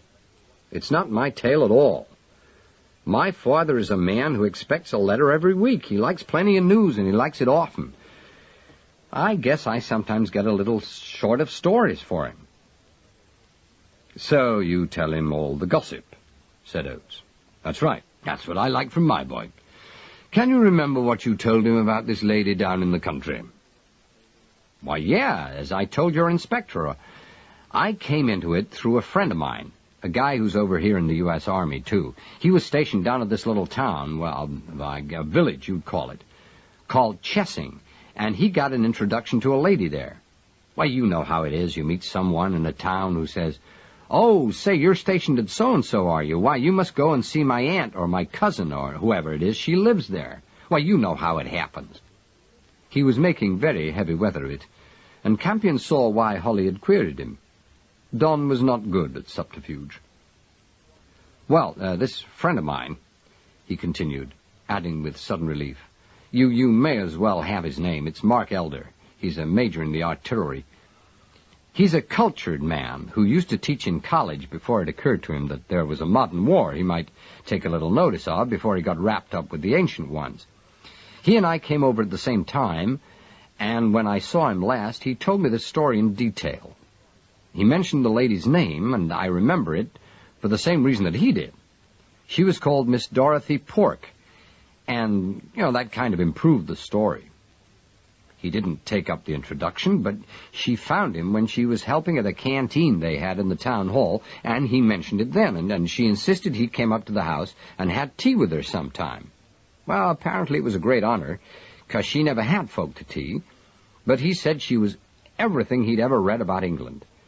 She had very thick shoes and a sort of white underskirt showing under her tweeds at the back, and altogether he wasn't too excited about it to begin with. But, well, he didn't want to hurt her feelings, and after the third time she asked him, he went up there. His audience was listening to him with sympathy, and a smile curled Oates's thin lips. This is fine," he said. "This is what we want to know." "Well," said Don again, "Mark reported the house was just what he'd read about it, too, until he was taken into the drawing room, and there he said he had never seen such fine pictures in his life. He recognized one of them from reproductions, and, he thought this must be a copy, till he looked at it carefully and realized he was seeing the real thing. He said the old lady had no taste at all herself, and he mentioned it to me as one of the minor mysteries of this island. I was short of a story to tell Dad in my letter, and I just wrote down what he told me. This picture was a Venus of some sort, I forget what, but I'd made a note of it, and I put it in the letter. Well, there. That's all, sir. That's the best I can do, I'm afraid." Oates remained looking at him, and his smile was genuine. "Well, we are very grateful to you," he said. "It's a coincidence." "Well, an extraordinary coincidence, unless—" "Lieutenant Evers, do you know who gave Major Elder the introduction to Miss Pork?" Don shut his mouth, and to his chagrin blushed violently. The colour rushed up all over his face, and his eyes grew very fierce. "I'm afraid that's all I can tell you." Holly would have spoken, but Oates was before him. "All right," he said easily. "Can't force you, and we don't want to. We will have to contact the Major, though. Perhaps he won't want to oblige us, and then we'll have to try the lady." Mr. Campion ventured to interfere. "I take it there's no blame attached to the introduction?" he said to Oates. "I mean, no one who had any special reason for wishing Miss Pork's drawing-room to remain unseen would give anyone on earth an introduction to her, would they? I may be wrong, but the whole thing sounds a little careless to me." "Did Mrs. Susan Shearing tell your friend to call on Miss Pork, Lieutenant?" Don's expression betrayed him, and Campion was genuinely regretful. "I'm sorry," he said. But I couldn't think of anyone else over here whom you would feel in duty bound to protect. She can't be involved in this, you know. This isn't her kind of party at all. I think my nephew is right, you know, Lieutenant. Innocence is a remarkably apparent thing. The bishop, who had been temporarily forgotten, made the remark rather like a judge from the Olympic seclusion of the bench, and Don threw in his chivalrous hand. Very well, he said. I am relying on you, though, Mr. Campion. I know Mrs. Shearing can't have anything serious to hide, and I didn't want her to be bothered. It was she who told Mark to look up the lady. He paused and looked round him. Well, it was the most casual thing you can imagine, he said. She and I were having dinner together at the Berkeley, and Mark came in. He stood chatting with us for a bit, and she asked him where he was stationed, and he said it was a very picturesque but remarkably uncomfortable little hole called Chessing. So she said, "Oh, dear, I know it is, but if you need a bath or a glass of gooseberry wine any time, you ought to call on Dorothy Pork." He paused, and a faint smile passed over his worried young face. She didn't see anything amusing in the name until we laughed, and we said we didn't think there was anybody called Dorothy Pork anyway, and, you know, we started fooling, and, well, that's what happened. It was so obviously exactly what had happened that even Holly was silent. It was the bishop who asked the question which had come into all their minds. "Do I understand Miss Pork was a relative of Mrs. Shearing?" he inquired. "Oh, no!" Don seemed horrified at this suggestion. No. She said she was a friend of the aunt who brought Mrs. Shearing up. Oh, she just said she was a character."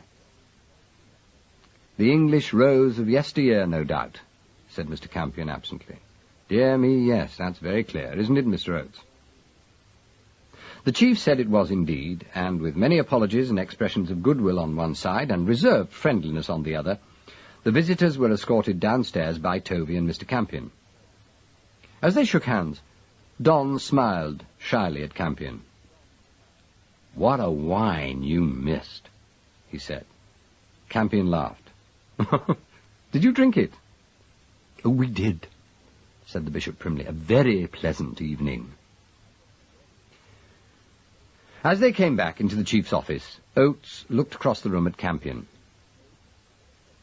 "It's getting very close to Carados," he said. "It certainly is," said Holly. "There is no getting away from it. It's always just one step away from him every time." Mr. Campion thrust his hands in his pockets and walked up and down the room. "Nobleman gives the friend of the aunt of his affianced bride 100,000 quids worth of stolen art treasures, all so well known that the first intelligent visitor spots them," he said. "What a chap, eh?" Oates frowned. "Yes, well, it sounds absurd when you put it like that," he admitted. But Holly was annoyed. "It is highly suspicious, Mr. Campion," he said. "I know it sounds an amazing story, but the whole thing is out of the ordinary. We're getting on, though. Do you think we ought to see Mrs. Shearing now, Mr. Oates, or—" "No." The chief got up. "No?" he said again. "I think the next person we see is Miss Pork. I tell you what, Holly, we'll all go." "I'm rising 44, said Mr. Campion suddenly. "And unless you count the bang on the head I had last night, I've not slept for 48 hours. "Well, then you can do it in the car. Come on, Holly." "And now, sir?" The chief inspector was startled by this sudden display of youthful zeal. Oates was shaking himself gently like an elderly dog. He felt for his pipe, his money, and his matches, settled his coat, and reached for his hat on the desk. "We'll go now," he said. "We'll go before we've got the report from Pelly. We'll go before Yeo comes back. We'll go before either that man Sloane of yours or this pleasant soldier boy and his clerical friend have time to breathe a word to a soul. Toby," he added, "get me a car and a revolver." Campion began to laugh. You've forgotten the cigar, he said. Otherwise, an excellent impersonation. Come on, Holly. Now we're going to see how they used to do it in the old days. The inspector looked scandalized. But whether at the lèse-majesté or at the unprecedented interference of his chief was not apparent. Oates was smiling faintly. "We'll take a sergeant," he said, "just for the look of the thing."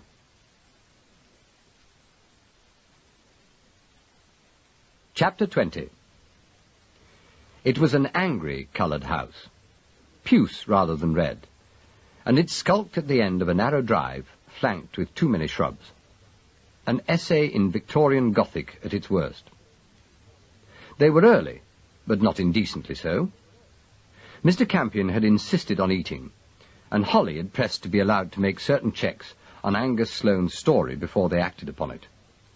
But all the same, it was only just after 9 when Tovey, in his capacity as the necessary sergeant, brought the car up to the porch with the stained glass windows.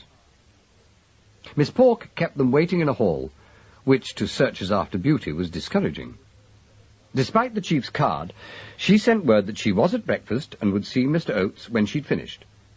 And Holly, who took a suspicious view of the excuse, was startled by the discovery that this was indeed a fact. Through panels of ironwork and glass in the door immediately on their right, a dim figure could be seen at a meal.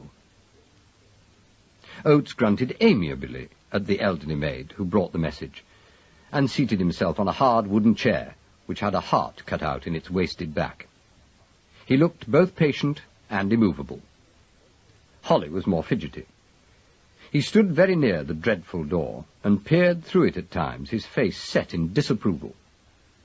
Tovey, imitating his chief, took another wooden chair.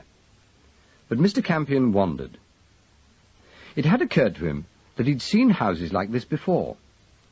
He looked for the door of a room which would have a southern view, and having located it, he drifted towards it casually. Presently, when he was forgotten, he opened it gently, popped his head inside, and came out looking amazed. After that, his impatience to see Miss Pork was almost unbearable. She came at last, bustling through the baroquerie, a surprise to everybody. Miss Pork had never been an English rose, nor any other flower. She was made of different stuff. She was very small, a fact which she countered by holding herself bolt upright, and she was scarlet. Mr. Campion thought he'd never seen a redder human being. Red face, red hands. She even had limp, reddish hair, which escaped its moorings and hung fiercely round a protuberant red forehead. Her clothes were utilitarian, and drooped backwards, and on her feet were large, upturned, patriotically wooden shoes. She had a wide mouth, and a voice with a quack in it, and, as she said herself, she was usually talking. Bright, round eyes peered at them each in turn, and flickered as Oates rose to meet her. "Well," she said, "what have you come for, eh?" It was a direct attack to flamethrower effect, and Campion thought how fitting it was that just such a castle should contain such a dragon. Oates was not disconcerted. He remained sadly contemplative. "Are you Miss Dorothy Pork, ma'am?" "I am. And you're Mr. Oates, Chief of the CID. Well, state your business. If you've got something to say, say it. We can't waste time. There's a lot to be done. My goodness, if I stood about all the morning, I don't know where we'd be. These are busy times. I've got work to do, you know." "I dare say you have, ma'am." Oates was mild as ever. "We're none of us idle. I've come down from London to have a word or two with you about some goods which you took over from the Peters and Jack Storage Company. You, have got them, haven't you?" Miss Pork grew darker in colour, a surprising and even alarming sight. "This is the limit," she said, dating herself. "Really the outside edge. I suppose you sent that commercial traveller who gave himself such airs." You're doing this under one of those disgraceful new laws, are you? Or haven't you any authority at all? I shouldn't be surprised. I shall ring up my solicitor. Ah, now that would be a good idea, said Oates, with sudden enthusiasm. Very sensible. Does he live near here? Could you get him over? Taken out of her stride, a little grunting laugh escaped Miss Pork. No, don't be so silly, she said unexpectedly. He's a dreadful old fool. Well, what is it you want? Only don't keep me standing about. It wasn't that she melted so much as that she cooled a little. She smiled, too, widely, transforming herself into a slightly merry old dragon in a way which was disarming. Oates smiled back at her. "Have you got the stuff here, ma'am?" he inquired. Well, I've got a few pictures, she said, her good humour persisting, and a few little ornaments. But I know to whom they belong, and I'm only doing it as a favour to him. I made that very clear at the time. Some of them are in here. Now wipe your feet, won't you? I've just had the carpet cleaned. My mother made it many years ago, and it is rather precious. This way. They trooped after her into the room that Mr. Campion had found, and stood transfixed. Even Holly, who didn't set up to have rigid views on the art of interior decoration, was silenced.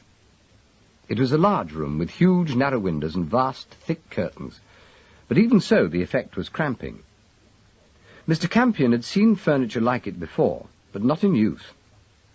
2 large corner seats with trellised backs, which turned into shelves for pottery, dominated the far end of the apartment, and strange, many-seated stuffed contraptions sprawled in the foreground.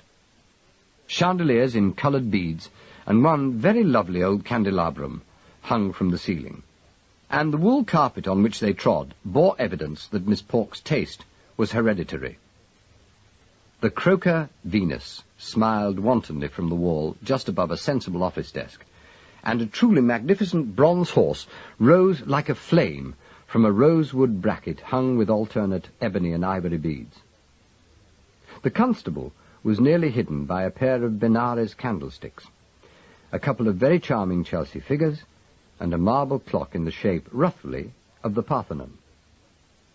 Of course, said Miss Pork cheerfully, many of these treasures are my own. Now that, she went on, pointing to a small print framed in loops of brass wire which flanked the Venus, that little Scotty with his baby mistress.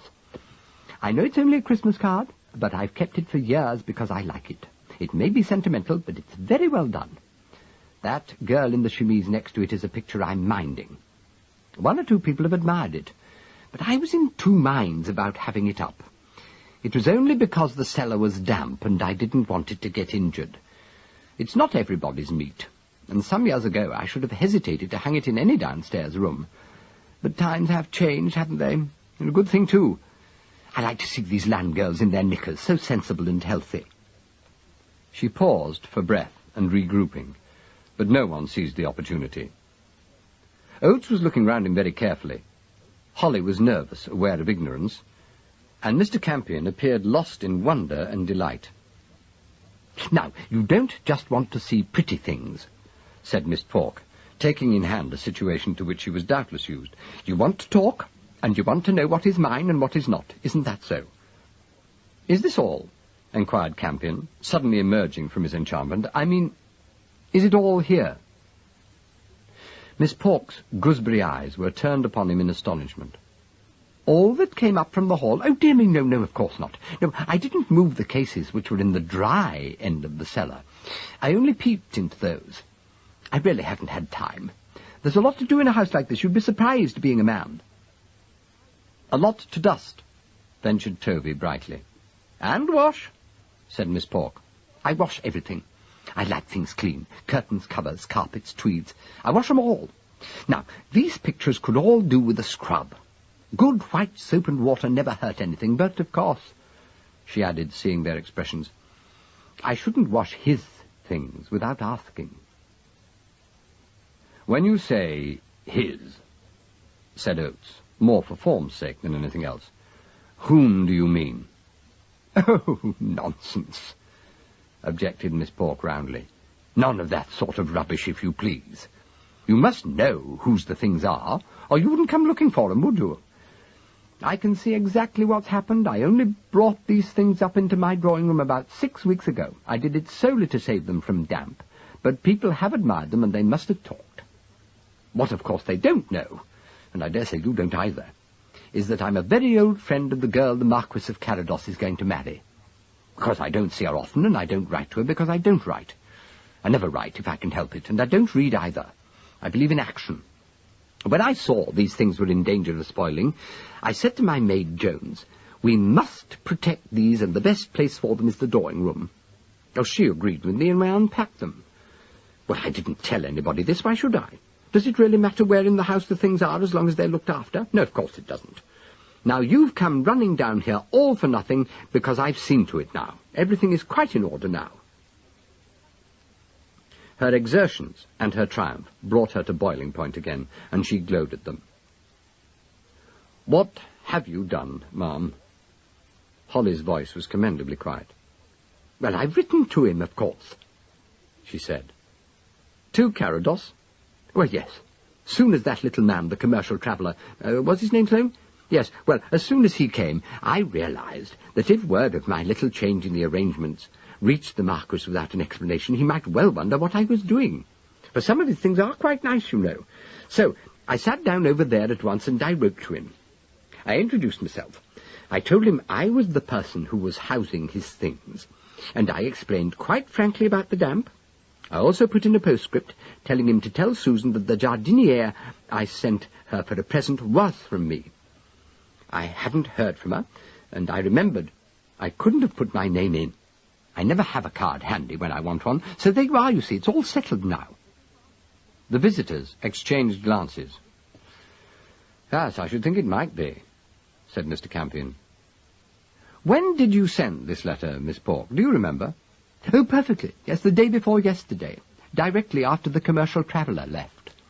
It took me some time, because, as I say, I don't write much, and I had to find everything, clean notepaper and a good pen, But I caught the post, I think, although, well, I might have been a minute or two late. Not enough to matter, though, and he should have got it yesterday afternoon. Well, at any rate, you can be sure he's got it now. So, if you go back and ask him, I think you'll find there's nothing more to worry about. She smiled at him again and relented. I'm sorry you've had all this journey for nothing. Let me get you a glass of wine. Beetroot. Homemade, but before the war. Very nice. Rather like a very sweet port with a taste of cloves. No, thank you, ma'am. We won't trouble you. The chief's bleak old eyes were laughing despite his disappointment. There's just a little formality before we go. We'll have to know exactly what you got here, and how it came here, and where from. At first, it looked as if Miss Pork was about to protest, but whether she'd taken a fancy to oats, or whether she was enjoying the excitement, the fact remained that she decided to give them a few more minutes.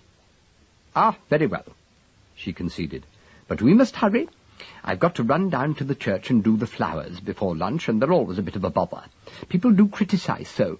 Personally, I like a lot of flowers in a vase, especially on an altar. There's nothing so cheerful. Well, you've seen these things up here.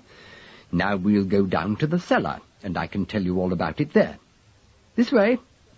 You'll have to mind your heads, for you are all tall, I see. She was out of the room before she'd finished speaking, steaming along like a little red train, her wooden shoes clattering rhythmically on the coloured tiles. A low door in the varnished panelling led them to a flight of steep stairs, up which rose a strong odour of decay and onions. I hang my shallots down here, said Miss Pork. They're good for the moth, as well as being so useful in stews and illness. So they serve two purposes, you see. Be careful of the third step from the bottom, there's only half of it there. Since they were descending from the top, of course this last injunction took everybody's attention, and they arrived in a low-ceilinged chamber in silence. Vast packing cases filled all one half of it, and Holly was regretting that he'd not brought 2 sergeants and a working constable when Miss Pork spoke again. There, you see, she said, there is the damp. And there it was indeed. It ran in green rivers from iron gratings high in the wall, and lay in iridescent pools on the mouldering floor. "You couldn't keep pictures there," she said. "Not even furniture, although it's wonderful what good furniture will stand. So I took the contents of 3 packing cases upstairs. There are some little figurines which I put in the spare bedroom, by the way, ugly little things in some sort of ivory. But the rest you've seen in the drawing-room. Now, do you really want to undo all these boxes?" "I'm very much afraid we shall have to, ma'am." Holly spoke from his heart. He was shining his torch onto one box, less professional-looking than the rest, and the chief glanced over his shoulder. An old label upon it, carelessly chalked across, announced that Messrs. Bull and Butler, wine merchants of Old Jewry, had at one time delivered the case to the Marquis of Carados. The newer label was still hidden against the side of the package next to it. "There's only some cardboard in there," cut in Miss Pork brightly. "I took a peep. It looks like scenery for a toy theatre, but there's some giltware in this big one, very elaborate pieces. One of them looks like a water picture for a bedroom, but it's covered with little figures and flowers, far too elaborate for use, but beautifully packed. So I hardly disturbed it. Now, where would you like to begin?" "Just a moment, ma'am, if you please." Oates was polite but authoritative. "Now, before I have a complete inventory taken, I want to put 1 or 2 questions. When exactly did you take possession of all this?" "Oh, long while ago." Miss Pork was definite. "I've been so busy, I've not had a moment to think about it. It was only the damp which reminded me it was all here at all. Quite 6 or 8 months, I should think. Or was it this time last year? Oh, I'll ask Jones. She remembers what I forget. That's how we get along. I organise my life. It must have been quite a time, though, or I should never have thought of opening it. If one's known a parcel a year, one feels one can take liberties, don't you know?" The chief seemed a little bewildered by this reasoning, but he rallied. "You gave a receipt, of course, ma'am," he began cannily. "Didn't you have a memorandum at the same time, a document, something written down to remind you what you'd got?" "Oh, yes, I understand you. I'm not mentally defective." Miss Pork's ruby face betrayed ferocious amusement. "I had a copy of the inventory on the firm's paper, of course, and I had some money. Oh, they paid me a sum for housing it all. That's why I felt I had an obligation in the matter. If one takes money, and one does nowadays, one must fulfill one's commitments. Mind you, I wouldn't have done it for anyone. Oh, but when I understood who owned it all, then I said to the woman that I felt I should do what I could. The aristocracy is dying, I know, but they mustn't be hurried, I said.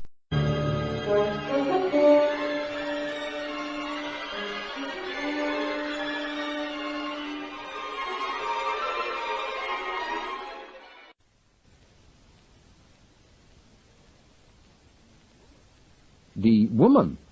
cried Holly, unable to play the chief's more patient game. "Oh, certainly." Miss Pork turned her blazing glance upward. "The representative of the storage firm was a woman. Of course, I've entirely forgotten her name, if I ever knew it, but she certainly was a woman. But I don't see anything unusual in that, do you? Women do many things beside representing storage firms." Having finished with Holly, she turned to Oates. "Now, as I was just going to tell you, I received a sum of money for 1 year's rent of my cellar in advance, and as I have not yet received any more, I deduced that the year is not yet up. I hope you don't expect me to tell you how much money I received. I mean, I'll tell you if you like, but surely you don't expect me to." "I'd like to have seen the cheque, ma'am." "Oh, there was no cheque, no, and it was a small sum. I accepted. 2 5-pound notes. Well, it suited me. I like to have a little money in the house. Certain things are always paid in cash, the oil man, for instance, and—" "But you kept the inventory, ma'am." Oates managed to divert rather than to check the flow. "Of course I did, yes, in my desk," she said. "I kept it right up to a few months ago, and I've got a bit of it now, which I'll show you." "A bit of it?" murmured Oates, his head on one side. "Yes, the end quarter. It just says, sealed case 29 or something like that. Well, I know because I've been looking at it lately. A young American officer came to tea and admired one of the pictures in the drawing room. He asked what it was called, and I said I'd find out, because I must say, I do like a boy to be interested in the home. So I went to my desk, and then I found out. The name of the picture? Demanded Holly in excitement. No. And Miss Pork laughed at herself. No. I was so annoyed. I found I'd only got this end bit of the inventory. As soon as I laid eyes on it, I remembered what I must have done. I don't know if things like that come back to you, but they do to me. As soon as I saw it, I knew what had happened. I came in here late one night in the winter, and I couldn't find any matches. Well, I didn't like to turn on the lights because the blackout wasn't done. But I never think a single flame counts, do you? There was a little fire in the grate left.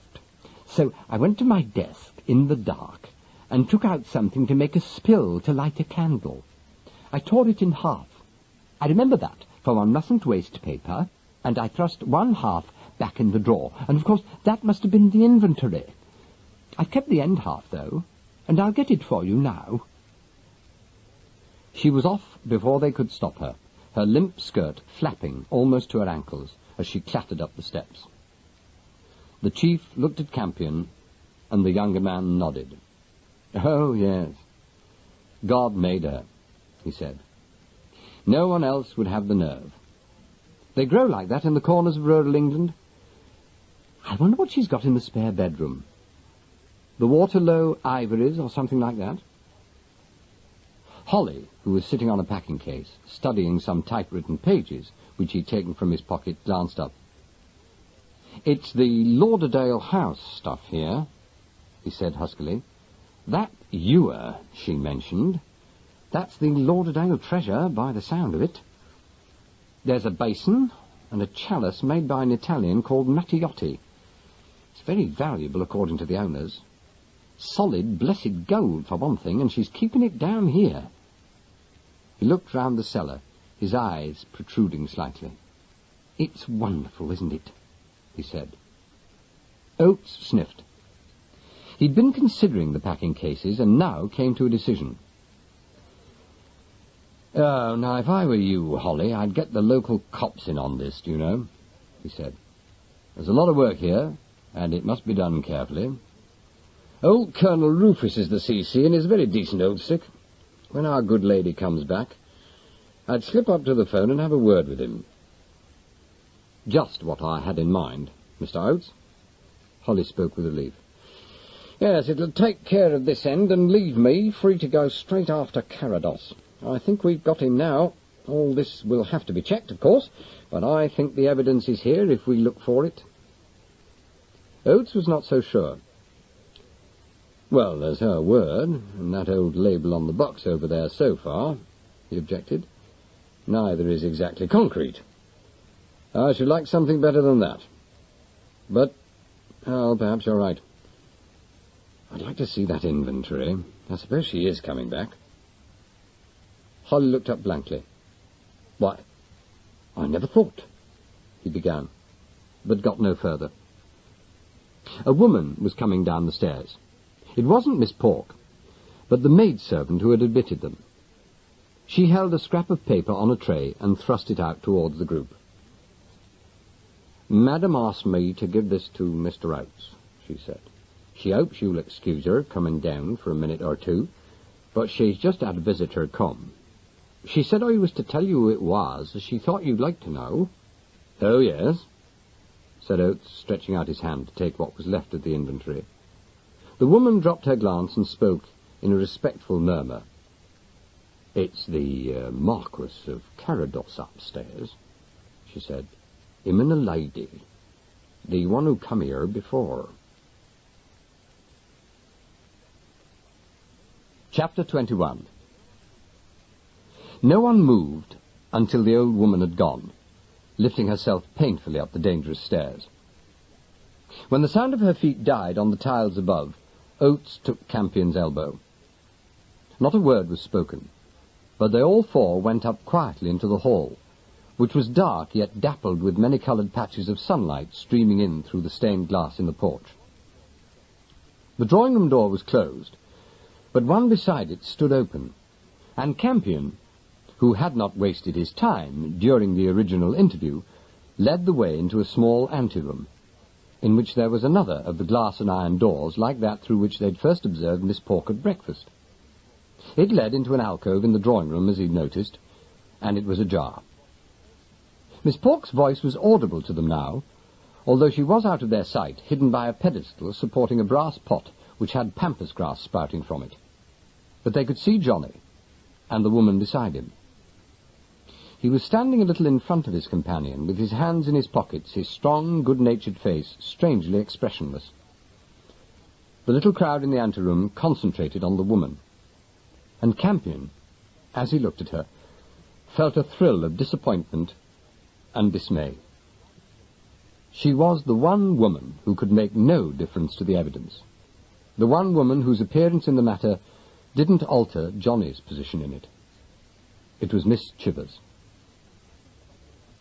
She was standing solidly on her heels, her hands folded across her bag, and her cheerful face raised inquiringly.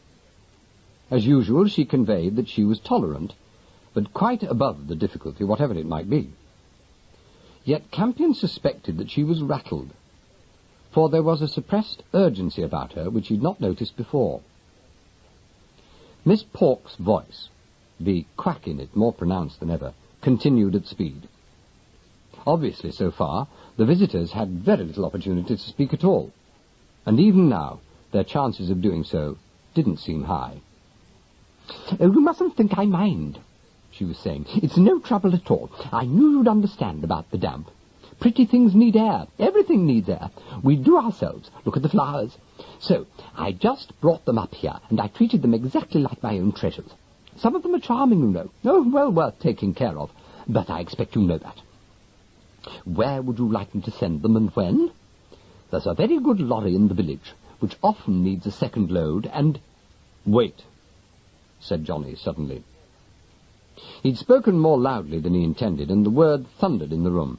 "I'm sorry," he went on hastily. "I didn't mean to shout at you, but—" "Of course you didn't," put in Miss Pork indefatigably. "People often do, though, I find. It's nervousness, I expect. You don't look it, but were you nervous as a child?" She made the question an important one, but he wasn't to be sidetracked.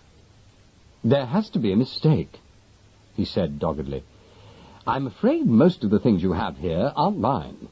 I've been trying to tell you. There is only one box which—" "Not yours? Oh, dear, but I understood they were. I don't think I should have taken them in if I hadn't been sure of that, you know. And you made it clear to me, didn't you, my dear?" she added, turning, no doubt, on Miss Chivers. "You're the secretary, are you? I didn't realize that at the time, you know. I thought you were the representative of the storage firm. I may have been a little muddled, but I don't think you said secretary. No, I should have remembered that." At Mr. Campion's side, Oates stirred as he noted the point. "Oh, yes. Yes, I'm sure I should have remembered that." Miss Pork didn't laugh aloud, but the quack had a snigger in it. "I don't store things for ordinary people. Why should I?" "No, I don't think you would, and I do thank you for it." Johnny was talking resolutely, the words advancing steadily under her fire. "But there's been a mistake. Only one case of mine was sent down here, and that contained a puppet theatre." "A puppet theatre? A cardboard? Oh, yes, I've got that. "Which," said Johnny Carados firmly, "belongs to a friend of mine called Ricky Silver. He made it himself, and he values it highly, and to please him, my secretary sent it down to the country. She tells me she did this in the ordinary way, and when the storage firm had to give up the premises that they'd hired in Chessing, they notified her. And she, rather than have the thing sent back to London, took the liberty of asking you to mind it." "Why did she choose me?" said Miss Pork, very reasonably. "She'd heard of you from Susan Shearing. Susan and her first husband, who was a great friend of mine, spent a week in town with me about a year ago. Miss Chivers heard Mrs. Shearing speak of you then, and she remembered your name and the name of the village, probably because she knew Ricky's theatre was stored down here. Well, when she'd made an arrangement with you, she told the firm what she was doing, and they seem to have sent all their goods to you. That is so, isn't it, Dolly?" "Yes, That's what happened. Miss Chivers sounded sorry for the woolly-mindedness of all the rest of the human race. They were unreliable, stupid people who took on more than they could chew, I imagine. Oh, said Miss Pork, advancing into the line of vision from the alcove door, intense disappointment in every blush. Then if much of what I have here is not yours, whose is it? You must have been very surprised when you got my letter. I was, Johnny said. He was still expressionless, still unusually quiet. I found it waiting for me when I got home last night. You'd marked it personal, and it hadn't been opened. No, I couldn't understand it at all. So I phoned Miss Chivers at her flat, although it was very late, and when she came round and explained, I decided we'd come down here at once. Miss Pork stood looking at him, with her head on one side, her embarrassingly shrewd eyes fixed on his own. To see if the toy theatre was safe, no doubt, she said dryly. In his corner the chief grimaced. But Campion didn't see him. His attention was fixed on something else. Johnny didn't answer. Miss Pork gave him no opportunity. With a sudden gesture, which in almost any other woman would have been wholly charming, she stepped a little closer and peered up into his face. Cards on the table, she said. There's something very wrong, isn't there? What have I got? A lot of stolen property? Again she gave him no chance to speak. I'm not quite a fool, she said, and I know something like that must have happened. The police are in the cellar, you know. The police? Yes, nice, conscientious men, working very hard. They didn't say so outright, but I knew they must have some very good reason for calling. And they have, haven't they, Miss Secretary? The speed with which she swung round on Miss Chivers was extraordinary, and the girl, who was in the act of taking her handkerchief out of her bag, paused to stare at her. Have they? She said dully. Well, yes, of course they have. Miss Pork's aggressiveness was startling. Don't you treat me like a silly old woman. That is one of the very few things I'm not. I've got my wits about me.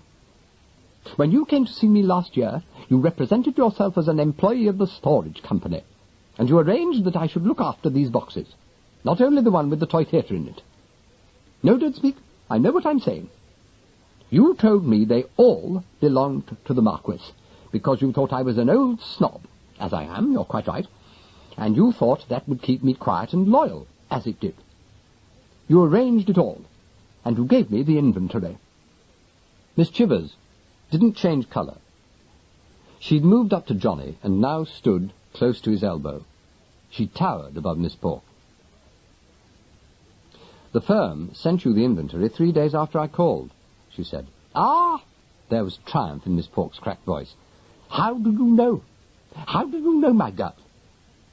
There was a moment of terrifying revelation, and then Mr. Campion moved with the speed of long practice. He snatched the brass bowl from the ebony pedestal and sent it, pampas grass and all, hurling across the room just as the shot rang out. Miss Pork made a thin sound, and one of the chandeliers burst, sending a shower of glass beads all over the room. It was a big room full of obstacles, and as Holly pitched himself across it towards the woman with the revolver, there were many man-traps in his way. Dolly Chivers escaped him. The gun with the handkerchief still round it dropped to the floor, and she turned from side to side like a cornered animal. Oates barred her way to one door, and Johnny, his face blank with incredulity, was between her and the other. She leaped for the low window, half obscured by its decoration of drapery, flower baskets and bird cages, and threw herself at it, as if it were no more than an opening, an avenue to freedom. They saw her. They all saw her face. In one dreadful moment, which, as such moments do, spread itself into a long nightmare of understanding, they saw the reckless terror there. They saw her strong, cheerful efficiency blotted out by fear. They saw also the madness of the fear, the stark terror in which reason had no longer any part. It blazed from her as from a demon in possession, and the glass splintered and tore and crashed as her heavy shoulder hit it squarely. "The area!" screamed Miss Pork. "The area!"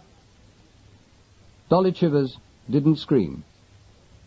For a long time afterwards, Mr. Campion could remember that silence of hers, and it shook him more than any sound that he'd ever heard. There was not a whimper, not a sigh, not a strangled breath. There were other noises. The thin, harsh sound of the glass, the dreadful, soft thud and ring of bone on stone, and the scraping, and then only the silence. They saw the area afterwards. It was one of those narrow, damp shafts built like a grave, and designed to give grudging light to kitchens which any architect might well have preferred to keep obscure.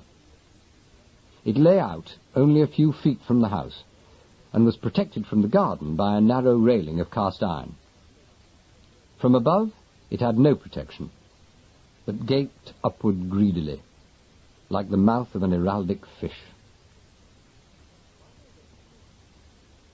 While they awaited the local police, the doctor and the chief constable, Oates and Campion, stood under a copper beech on a lawn cut into as many shapes as a sheet of pastry before baking.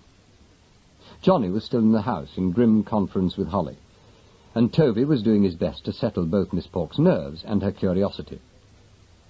The chief of the Criminal Investigation Department was rooting up a daisy with the toe of his shoe. "I didn't see it happening," he said. "It riles me and it frightens me. I'm getting old, Campion. If you hadn't been so quick, we'd have had the wrong corpse on our hands. All the same, I can't believe him now. You may be right, but I can't see it yet. She might have held the gun in her handkerchief simply so that it shouldn't be seen." Campion took his arm. They were both shaken without realizing it, and when he spoke, his quiet voice was unusually tense. "She might," he agreed, "but she didn't. She held it like that for the very good old-fashioned reason that she had no intention of allowing it to show fingerprints. I've looked at it. It's perfectly clean, unnaturally clean. There's only one thing that can mean. No, I'm sure I'm right. It all hangs together at last. It's Johnny's gun. That's the important thing." "Oh, I see what you mean. I understand you. But I don't accept it yet." Oates was still dubious. "Well, he certainly identified it at once. Said he'd left it in his desk for his leave, didn't he?" "I don't like it, Campion.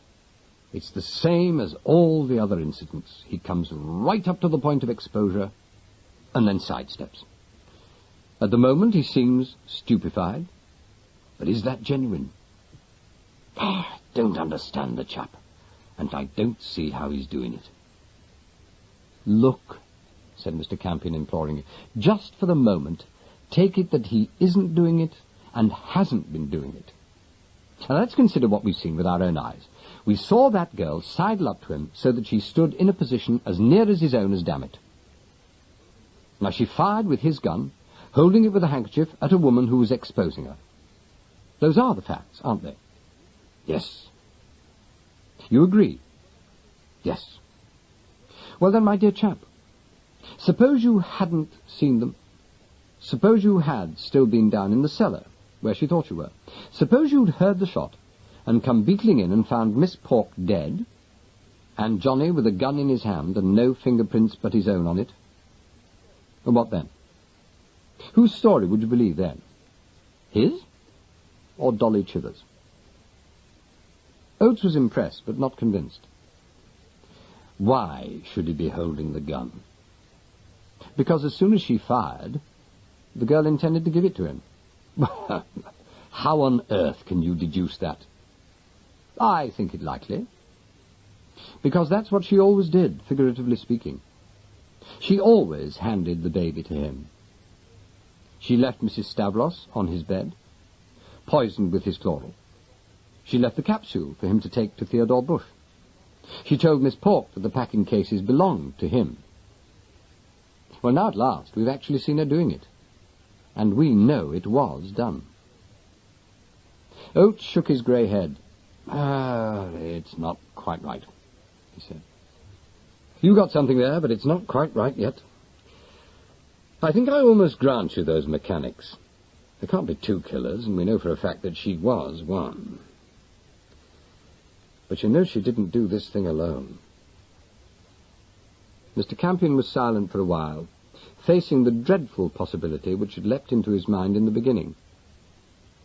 No, he said at last. No, she can't have done it alone, not all of it. She was a lieutenant, not the principal. I rather think, you know, Oates, that she was a lieutenant who lost her head and tried to shoot her way out. She was out of her mind with terror, that girl. She started to kill and she couldn't stop. Oh, yes, she was afraid. Oates spoke softly. That was the thing that startled me. She went through that window like a lunatic. Even if that damned death trap hadn't been outside the window, how could she ever have hoped to escape? She wasn't thinking, her mind wasn't working. He paused and sighed. Yes, it's very consistent. The murders were like that, wilder and more reckless as they went on. Yeah, I think that's about the size of that, Campion. I think so, and I hope so. But why did she keep on involving Carados, unless he was the principal himself, And now that the thought was out, put into unrelenting words, Mr. Campion stared at him fascinated. Oates walked on, skirting the beds shaped like crescents and the beds shaped like stars. Now I'll do some supposing, he said. Supposing she did most of the donkey work, got herself thoroughly involved, and then saw, as they must all have seen, that it wasn't going to work out. In fact, that the war wasn't going to end that way. Well, that must have left her with a pile of worry. He paused, feeling round in his mind for the truth of it. And then he said, now then she must have done something that gave her away. Something careless. Something to do with the wine, said Mr. Campion. I see there's one case of les enfants doux downstairs in the cellar. The other must have been broken into. Possibly even the bottles were loose in their straw. Anything might have happened in that hurry. She took them thinking they were valueless, and Stavros and his missus got onto her and blackmailed her, perhaps. Anyway, at some point, she must have lost her head and decided to kill the woman.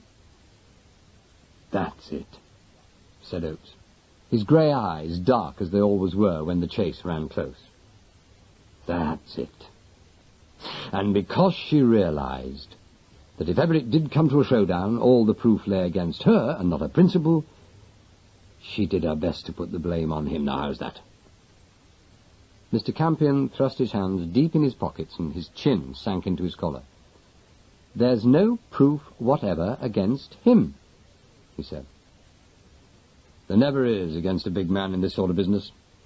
Oates spoke bitterly. I'll get him, he added grimly, in the end. Campion glanced towards the drive. There was still no sign of police cars.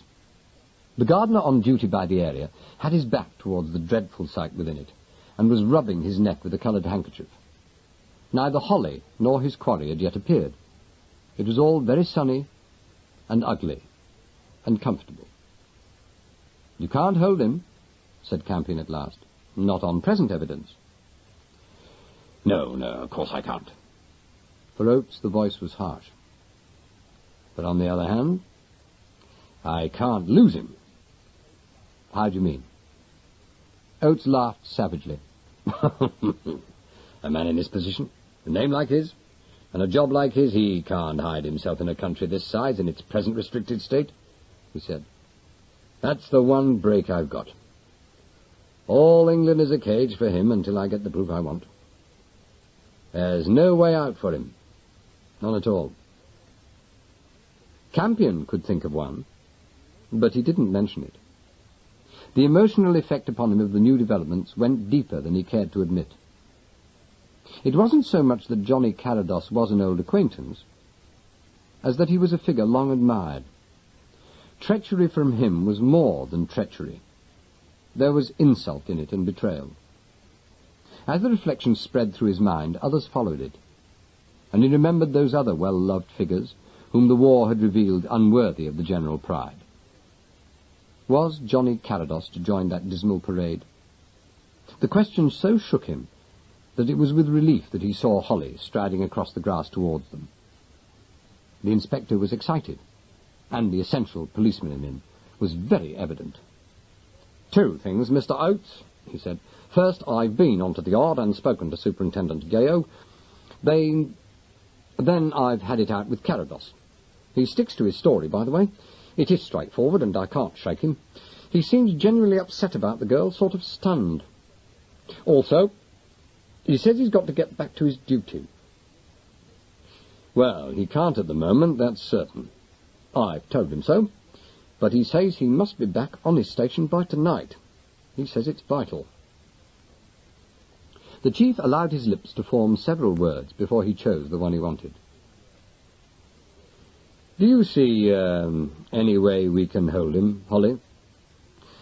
"No, sir. Seeing who he is, we can't step over the line anywhere. He swears he'll be back for the inquest if it's any time after noon tomorrow."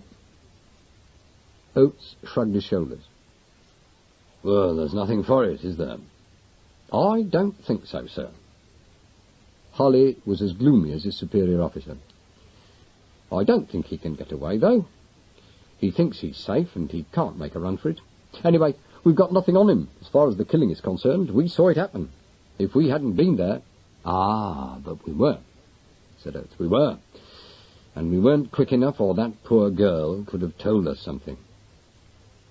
"Poor girl, sir?"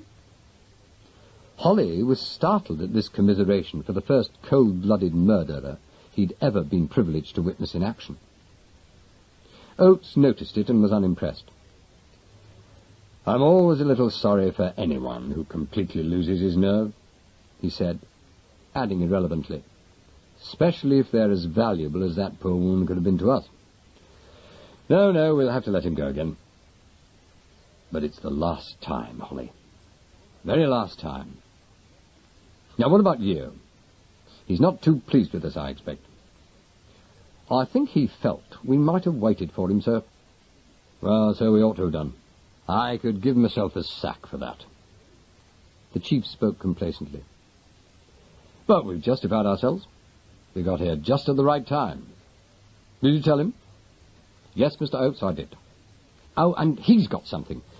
They've been busy, and they've found the storage firm." "Really?" Oates was astounded. "I'd have bet on it that they were entirely fictitious." No, they're not. No, they exist all right. Very small, only one little office. But it's been established some time. There's one elderly woman clerk who does what work there is, and according to her story, the business changed hands just before the war when it was in very low water. It was taken over by Mr. Jesso, who brought in a lot of accounts of a special kind, evacuation of furniture to the country. "Good God," said Oates piously. "It's coming unstuck at last." "Have they got Jesso?" "Well, no, not yet, sir, no. Apparently things are very quiet now, and have been for some time. He comes in very seldom, and the woman doesn't know where he lives. She's quite honest, apparently. But they have got the books with all the addresses of the various warehouses, barns and halls, and all the other country storage places. Oh, they're getting on to that now. And if we're right, we'll recover the blessed lot. This is terrific, Holly. Any more?" The chief inspector didn't speak immediately. A faint smile played round his small mouth. "There's no proof of this yet," he said at last. "But they've got a description of Jesso from the woman, and it is rather significant. Superintendent Yeo told me to repeat it to you in her words. She says he's a particularly small man with a very deep voice, and that he wears a small, pointed beard." "Gold," said Campion abruptly. Holly nodded to him approvingly. That's what the superintendent thought. "He's arranging for a chance meeting between the two." The chief whistled. "We're getting very close to Carados," he said. Mr. Campion stood thinking. He was remembering the details of the last interview that he'd had with G.G. Gold less than 12 hours before, on the landing just outside Theodore Bush's bedroom. "Johnny is sans reproche," he had said, and he'd meant it. What exactly did that signify? Had Gold seen Johnny as a leader to be followed blindly, or was it possible he might have seen him as a cloak? The chief's brisk voice cut into his meditations. "Ah, there are the cars at last," he was saying. "That civilian is the doctor, I suppose. Now we can get on." He and Holly strode forward to meet the newcomers, but Mr. Campion didn't accompany them. He found a small, uncomfortable concrete seat between two atrocious Germanic gnomes and sat down. He had had his fill of casualties and was not interested in the police doctor's test for death. Death was there, all right. Nor did he wish to hear again the endless formalities, the apologies and the explanations, the interviews and the sworn statements. He sat thinking that it was nearly 48 hours now since he had first missed his train, and that there was still more trouble to come to delay him. The conviction was growing upon him that he had a duty to perform, one which demanded all his resource and experience. There was the tremendous likelihood of failure to consider, and the strong possibility of another eventuality even more unpleasant. He was still sitting there, hunched up in the bright sunlight, when Johnny came out of the mock Gothic porch. He stood for a moment, looking round for his car, and Campion rose and went to meet him. Carados was already at the driving wheel when the other man came up. There was a change in him, but it was not the one Campion had expected. He was no longer dazed, but was still expressionless, and behind it all there was an air of determination, a grimness, almost a courage. His clear-cut, terrifyingly intelligent face was pale, but he was quite steady, and his voice was casual. "Hello, Campion," he said. "Sorry to leave all this to you, but it can't very well be helped." He paused, aware that the words were too light altogether. "It's shaken me, you know," he said. "I'd known her for 8 years. Do you know," said Mr. Campion slowly, "I rather doubt that." Carados peered at him through the open driving window. "Yes," he admitted, "there is a lot in that. It's terrifying to think that you can see people every day and never know them. She was mad at the end, I think. Utterly insane. Did you see her? Yet I came down with her this morning and never noticed anything. I didn't even think about her. She seemed just the same, efficient, you know, jolly and unget-atable." His voice was betraying him a little now, the edges wearing thin. "She was insane with fear," said Campion. The man in the car shivered. "God, how horrible," he said. Campion took a deep breath. "I don't want to butt in," he began wretchedly, "but is it absolutely necessary that you should get back just at this particular moment?" "I'm afraid so." Again the curious, reserved expression showed for an instant in the blue eyes. "I must. I knew I had to get back. That's why I came down in the night. I shan't touch London. I shall go straight from here. I've known about the date for some time. Yes, it's vital, I'm afraid. But I thought that if all had gone well, you were getting married this morning." It might have been supposed that the words had escaped Campion by accident. He coloured slightly and apologized. "I'm sorry," he said. "It's nothing to do with me." Carados ignored the entire incident. His reserved expression deepened, and he changed the subject. "I'd better get on," he said. "Work to do, it's a hell of a life." "Yes," said Campion, and added with an innocence not altogether natural in him, "You doing any flying yourself?" The other man pressed the starter. "Now and again, you know," he said above the purr of the engine. "They say one gets too old for it, but I can't bring myself to believe it." Campion held the car door, as if he would restrain the machine by force. "I'll see you at the inquest," he said. "Eh?" said Johnny Carados. "Oh, yes, righto." "I'll see you at the inquest," Campion repeated. "I am relying on you, and I think you'll come." "Do you?"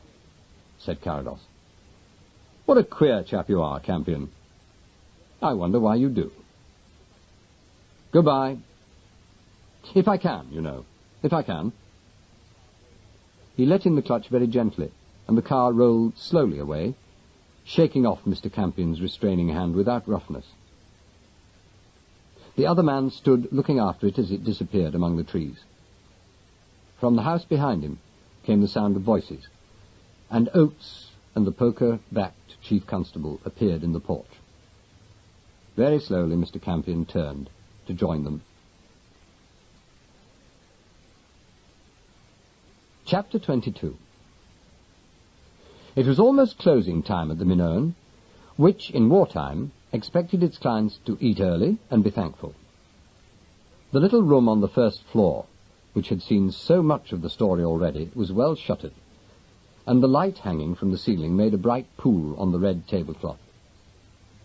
Half in and half out of the pool sat Mr. Pirrie, while Stavros lurked in the dusk behind him. Both partners were unusually quiet. Mr. Campion, whose cheekbones were beginning to show prominently beneath dark circles behind his spectacles, sat before them. "It's a fair offer," he said. Pirrie spread out his wide hands.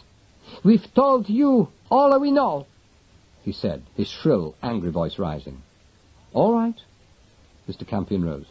"Party's over. We'll go the long way round. I can identify the taxi, and I can swear you drove it and attacked me. My word may not convict you, but it'll give you a hell of a run for your money." The full brown eyes nearest to him flickered. "That will be very inconvenient," suggested Mr. Pirrie. "Very," Campion agreed. "Police everywhere, worrying everybody. There must be somebody who saw the cab go out, and someone who knows where the juice came from. That should be traceable these days." Pirrie reflected, and presently his teeth appeared in a brief smile. "You are not a vindictive man, hmm?" "I'm prepared to forget and forgive a little matter between friends." "Very good." "I agree. Magnificent as far as it goes. Pirrie, when you kidnapped me, what were you looking for?" He didn't reply, but Stavros touched him. "What does it matter?" he murmured. "Both poor girls are dead." "Women!" said Pirrie with sudden fury. "Always you think of nothing but women. I alone do the work. It is I who concentrate on the business, but for me we should be in the street. And what happens when I exert myself, when I go perhaps a little too far? You try to knife me because you think I have attacked your woman, I who did nothing but strive to help our business." He turned to Campion almost in tears. "These restrictions, this scarcity," he said. "How can one progress? How can one supply one's patrons? At last people are willing to spend, and I have nothing to sell." In any other situation, his rage must have had an element of the comic. His entire energy went into the exposure of his intolerable grievances. They poured from him in an avalanche of emotion. "Since I was a child, a boy, a little helpless boy, I work to sell, and no one has a sixpence," he repeated. "And now they wave £5 notes at me, and what have I to give them? Nothing at all. It has made me a little mad, you know, and naturally." Mr. Campion could see any brief explanation of the relationship between scarcity and cash would fall upon that soil in which such seeds proverbially wither and die. Pirrie was more than ordinarily infuriated. "It was an opportunity," he said, "and I went for it with my head bald. At first I was circumspect. Afterwards, I let it get me, you understand? It obsessed me. It made me wild." Campion was abominably tired. His physical weariness was hampering, and he pulled himself together irritably. He saw there was no chance of getting a coherent story here, and that he would have to rely on questions if he were to find the one vital lead which would take him to the truth. He made a guess.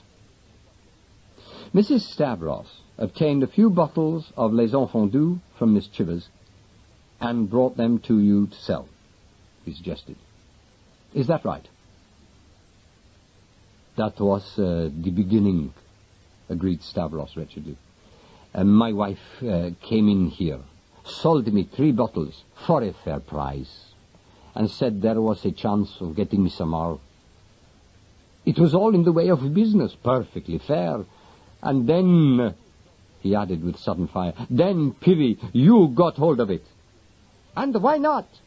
Said Piri fiercely. I sold one to an old customer one night. He sent for me. Piri, he said, this is superb. You're undercharging me. I bet you don't know that. Oh, some such pleasantry. He made me taste it, and I saw it was indeed excellent. And I realized I had made a discovery. Here was a chance at last, a real chance of making a little profit. He spread out his hands again, and his long, miserable face was pathetic in its resentment. We were acting with complete honesty. Stavros found a good client, a nice American boy with plenty of money. We were doing nothing wrong. We offered him good stuff, and he had the cash to pay for it. He said he would buy all we had, and would give a little party maybe. Very satisfactory. Then that Theodore Bush came round inquiring. But we do not want to drive any bargains. We have our client already fixed.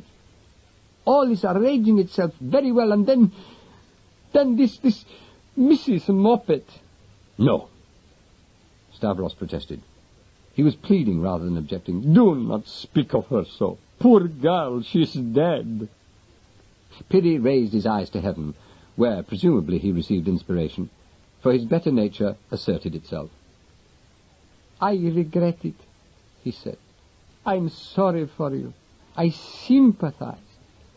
But I have a bitter heart, and I was so wild. You thought she was double-crossing you, I take it, said Mr. Campion. Naturally, said Piri calmly. She told so many stories. First, she could get it, and there was a raising of the price, and then she couldn't, and I raised the price. Another day passed, still she couldn't. More talk, more persuasion from us both, still it was impossible. On and on it went until she was one day quite definite. It could not be. She could get no more of the wine, and wanted to take back what we already had. I became incensed, I admit it. I thought, I brooded, I persecuted myself, and at last I decided.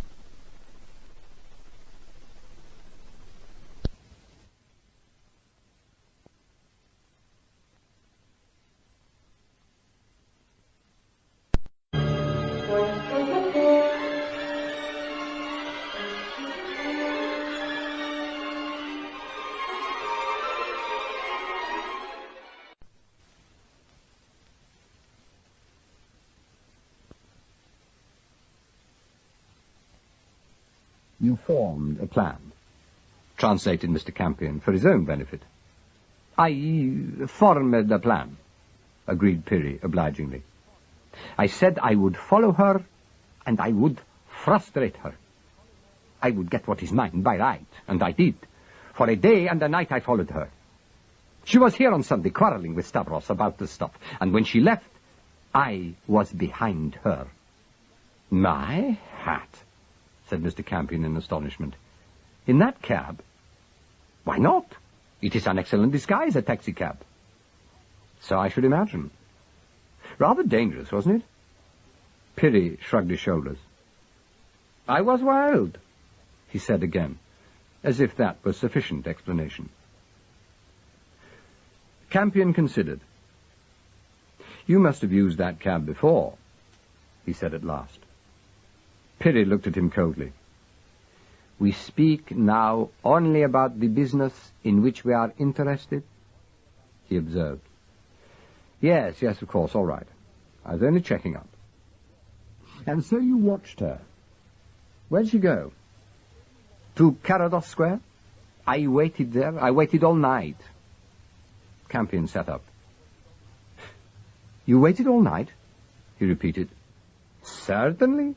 I was determined. Did you see anybody? No one of importance. She went into the house, and a long time after, another woman came out. A big woman, young, healthy, strong. Miss Chivers?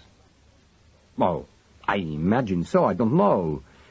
She carried nothing. That was all I saw. No one else went in or out until morning. I went on waiting. About 9 o'clock, the big girl came back, and afterwards a lady called in with some flowers, letting herself in with a key. She'd been there for some time when the first woman went out again. I was tired, sleepless, hungry, but I was enraged. Still I waited. He made it an intensely dramatic story, but looked at it all, as far as Campion could see, from entirely the wrong angle. You're sure you only saw these two women? I'm sure. Neither of them was carrying anything heavier than flowers. Imagine my exasperation. Well, I think I can. Just. And then? Then, the older woman came out once more. She was in distress. I could see that. She went across the square on foot. The morning passed, and the lunchtime, and I was in danger of discovery, but I was so angry. I persisted, and at last, towards evening, I was rewarded. Or so I most tragically thought. Piddy was working up to his story, and was putting his soul into it. I saw the elder woman return. Again she let herself in with her key. After a while, an ambulance drove up. In my position, I could not see what was loaded into it, and I dared not get out to watch, but I thought I knew. This is a ruse, I said, a clever one. That moppet has seen me from the windows, and has guessed why I am here. She's attempting to deceive me, but I shall not be deceived. By this time I was in a fever, you understand. My resentment, my hunger, and my weariness were on top of me. I think to myself, here is my chance. He paused and peered at Campion across the table. You comprehend my state of mind? To Mr. Campion's surprise, he found that he did. The picture was horrific, but convincing. Yes, he said, I do. You followed the ambulance, I suppose. I did. And as it turned into the cul-de-sac of Piccadilly, the lights were against me. Piddy's disgust was vivid. I dared not disobey them for fear of being questioned. By the time I and another taxicab entered the Bottle Street, the ambulance was empty and unattended. Again I waited. Many people came to the door, some of whom I recognized, and I felt, I am getting warm. It is to be all right. My time will come. Mr. Campion suddenly saw the end of the story, and despite his exhaustion, nearly burst out laughing. You thought that Madame Stavros had sold me the wine, and that it was in my 2 wooden cases, Piddy leaned forward. His shirt sleeves rode up his bony arms, and his face was woebegone. You have my regrets, he said, my deep regrets. You suffered, I know it. I could not revive you in the garage, but I had to take you to a little place I use sometimes, where you could recover at your leisure. You are found there in the morning. I'm sorry. You are badly treated. But even you admit that the dirty laugh is on me. In the circumstances, it was most handsomely said, and Mr. Campion appreciated it. His smile escaped him. I'm almost sorry you were disappointed, he said. I was not disappointed. I was annihilated, said Piddy. After such a vigil, my chagrin was unspeakable. Stavros turned towards the door. You will both excuse me, he said briefly. I do not care, you see. The note he struck was unexpected, and Pirry was almost sobered. I am sorry for him, he said as the door closed behind him. But most deeply, I am sorry for myself. That Moppet was a difficult woman, a worrying, nagging, importunate woman. She bothered someone so much they killed her, I expect. Mr. Campion nodded. I fancy you're right there, he murmured. That's just about what did happen. Someone started to sell her that wine before they realized what it was. Then they tried to stave her off. She discovered there was a secret, and she tried to blackmail the stuff out of them. The secret was more important than she realized. They were desperately afraid, and they killed her. When you say they, you mean Miss Chivers? Said Pirry. Well, why do you say that? The restaurateur rose. It follows. No one else was there. There was a silence between them until Pirry said finally,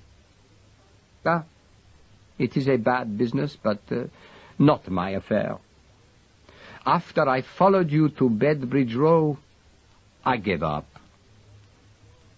Mr. Campion stirred. He felt frustrated. Pirry's story was enlightening so far as it went, but it took him no further. He got up wearily. Well, thank you, he said. That is the end, then. You can rely on me not to raise the subject again. Pirry went to the sideboard without speaking and produced glasses and a bottle. You think trade gets better soon, he inquired blandly, as he proffered the drink and raised his own. Here's to it, anyway, said Mr. Campion, and still had the glass at his lips when the door edged open and a bleary, unforgettable eye peered at him through the aperture. I was afraid you'd gone, sir, said old Fred, betraying his vigil by his very timeliness. Pirry swore at him, but half-heartedly. Evidently the labour shortage was another curb on that urgent but single-minded spirit. Like the countryman he was, old Fred waited until the little squall had blown over him. Then he got himself cautiously into the room. That young lady, he began, addressing Campion as an old fellow conspirator, the one who was going to marry the lord who went about with the American officer and came here with you. Mrs. Shearing, what about her? Well now, she's downstairs with him now. They've been having a bit of a meal together. With Lieutenant Evers? That's right. And they'd like a word with you. We've been shut about half an hour, and they're on their own down there waiting. I thought I'd mention it. He stood hopefully, his head held sideways, and one eye, bright and inquiring as a goose's, fixed on the other man's face, avid for any betraying signal there. Right, I'll go down, said Campion, disappointing him. How did they know I was here? Fred looked mystified. Can't think, he said. Unless I might have let it slip out. It was so well done that Mr. Campion was on the verge of being deceived. He laughed and went down, Fred shuffling behind him, outwardly at any rate as casual, as ineffectual, and as disinterested as an old brown leaf in the wind. Susan and Don were at a corner table alone in the restaurant. As usual, they were engrossed in each other, and Campion envied them. He came up without them noticing him, but having tapped Don on the shoulder, he was received joyously. Say, you're the man we want. The boy's voice rose on the last word. Sit down, will you? He was deliriously happy. They both were. Delight radiated from them in a warm and generous cloud. They sat and glowed at him, so that he caught the infection and laughed. Well, things pretty good? He inquired. Good. They're better than that. Congratulators. We're all set. We're getting married. Don's voice was playing tricks with him, squeaking on unexpected words. Susan nodded. She looked frightened by her own contempt. "It's all right. We've got an okay. I can't quite realize it. It's a sort of miracle." Mr. Campion took off his spectacles, always with him a sign of concentration. "Fine," he said. "Splendid. Just the job. How come?" "Oh, it's Johnny, of course." She was shyly proud. He's pretty jolly good." "He's wonderful," said Don with that intense admiration which dies too young. "He's a great guy." Mr. Campion saw a piece of bread on the table and ate a pellet of it absently. He felt slightly sick. "Oh, yes," he said. "What's he done?" Made a graceful gesture. "I'll say, but what a gesture!" Don was enthusiastic. "We got a note today. It was sent to Susan, but it was written to me, too. I'm going to ask Susan to let me show it to you. Can I, Susan?" "I'd like you to. I'd like everybody in the world to see it," she said, adding sweetly, "Everybody nice." Campion took the sheet of notepaper, which was stamped with the address of a famous club. He held it steady with an effort, and old Fred, lurking in the background and watching his face with an experienced yokel eye, felt that perhaps he was getting something for his trouble after all. The writing was firm and very well formed, both masculine and graceful. "My dear Susan and Don, when you are genuinely in love, and you're very young, and you're at war, the only thing to do is to get married at once and get some kids. Don't let any consideration on earth stand in your way. I mean this, and if it sounds didactic, then it's because I feel I'm in a position to be didactic to you two. I think you'll want an explanation of this direction, and it is a direction, chaps, don't get me wrong, from me, especially at this moment. That is, the evening before the wedding day. You, Susan, will want to know if I love you. The answer to that is, of course I do. Who could help it?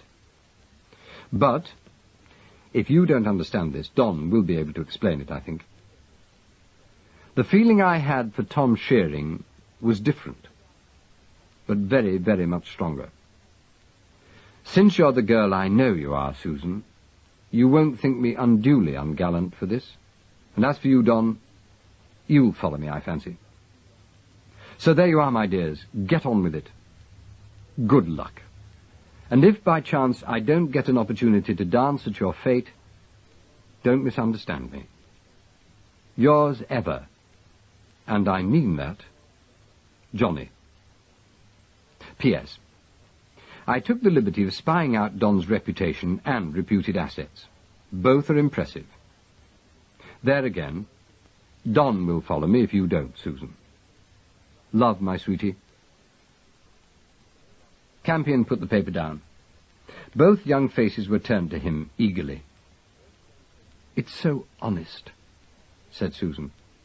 "It's so strong," said Don. Susan laid her hand over the boys.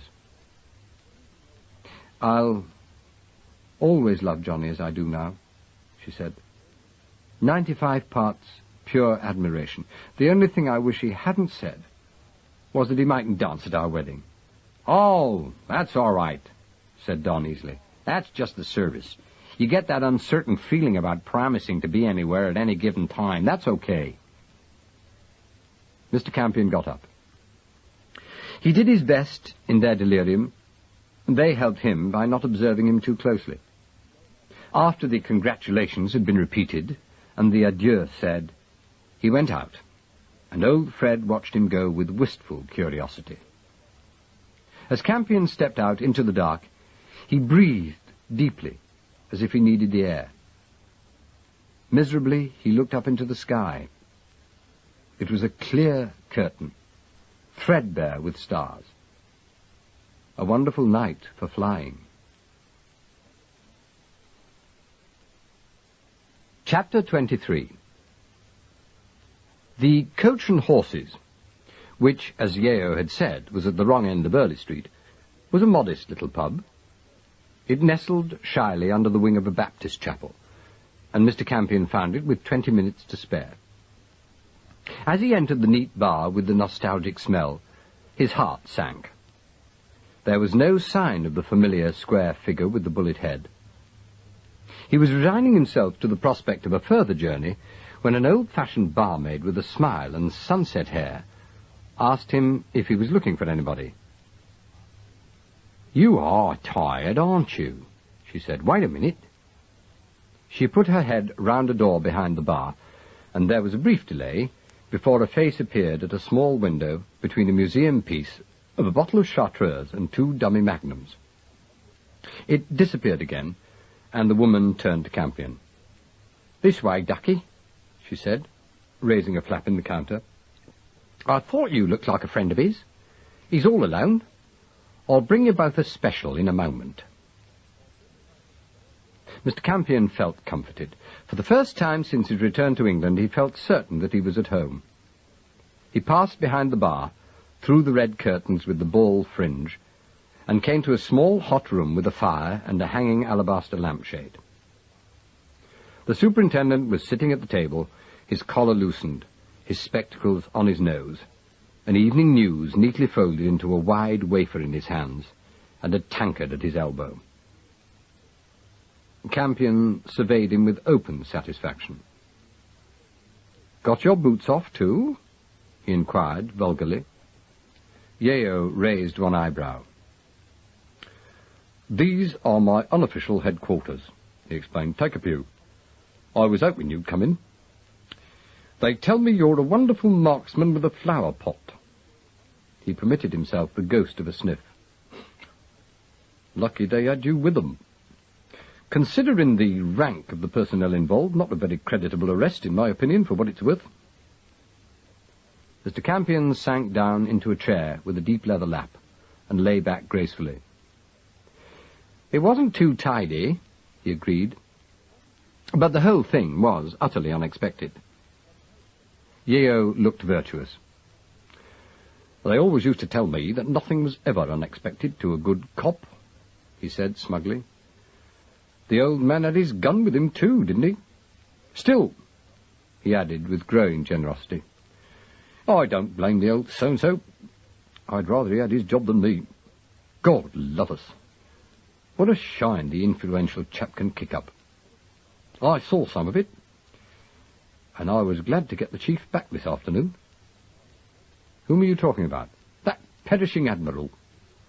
Yeo was nearly respectful. "He's put the cat among the pigeons all right. Questions, chits, memos coming down every 2 minutes. You'd think we were trying to hush something up, not sweating our guts out, if you'll excuse me, to clear the mess up.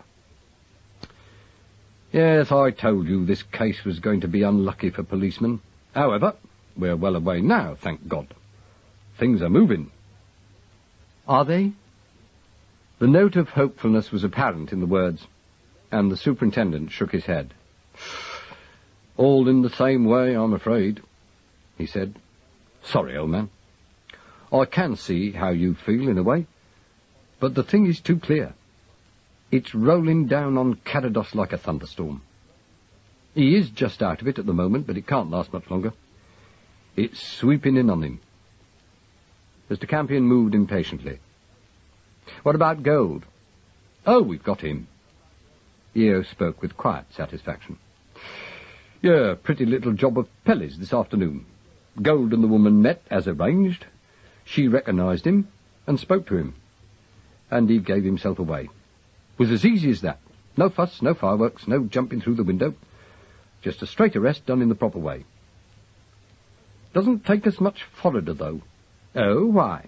"Because he was merely working behind the woman Chivers. I've seen his statement, and I've had a look at him this evening. Oh, there's no doubt about it, you can tell it. I've seen it happen again and again in this case.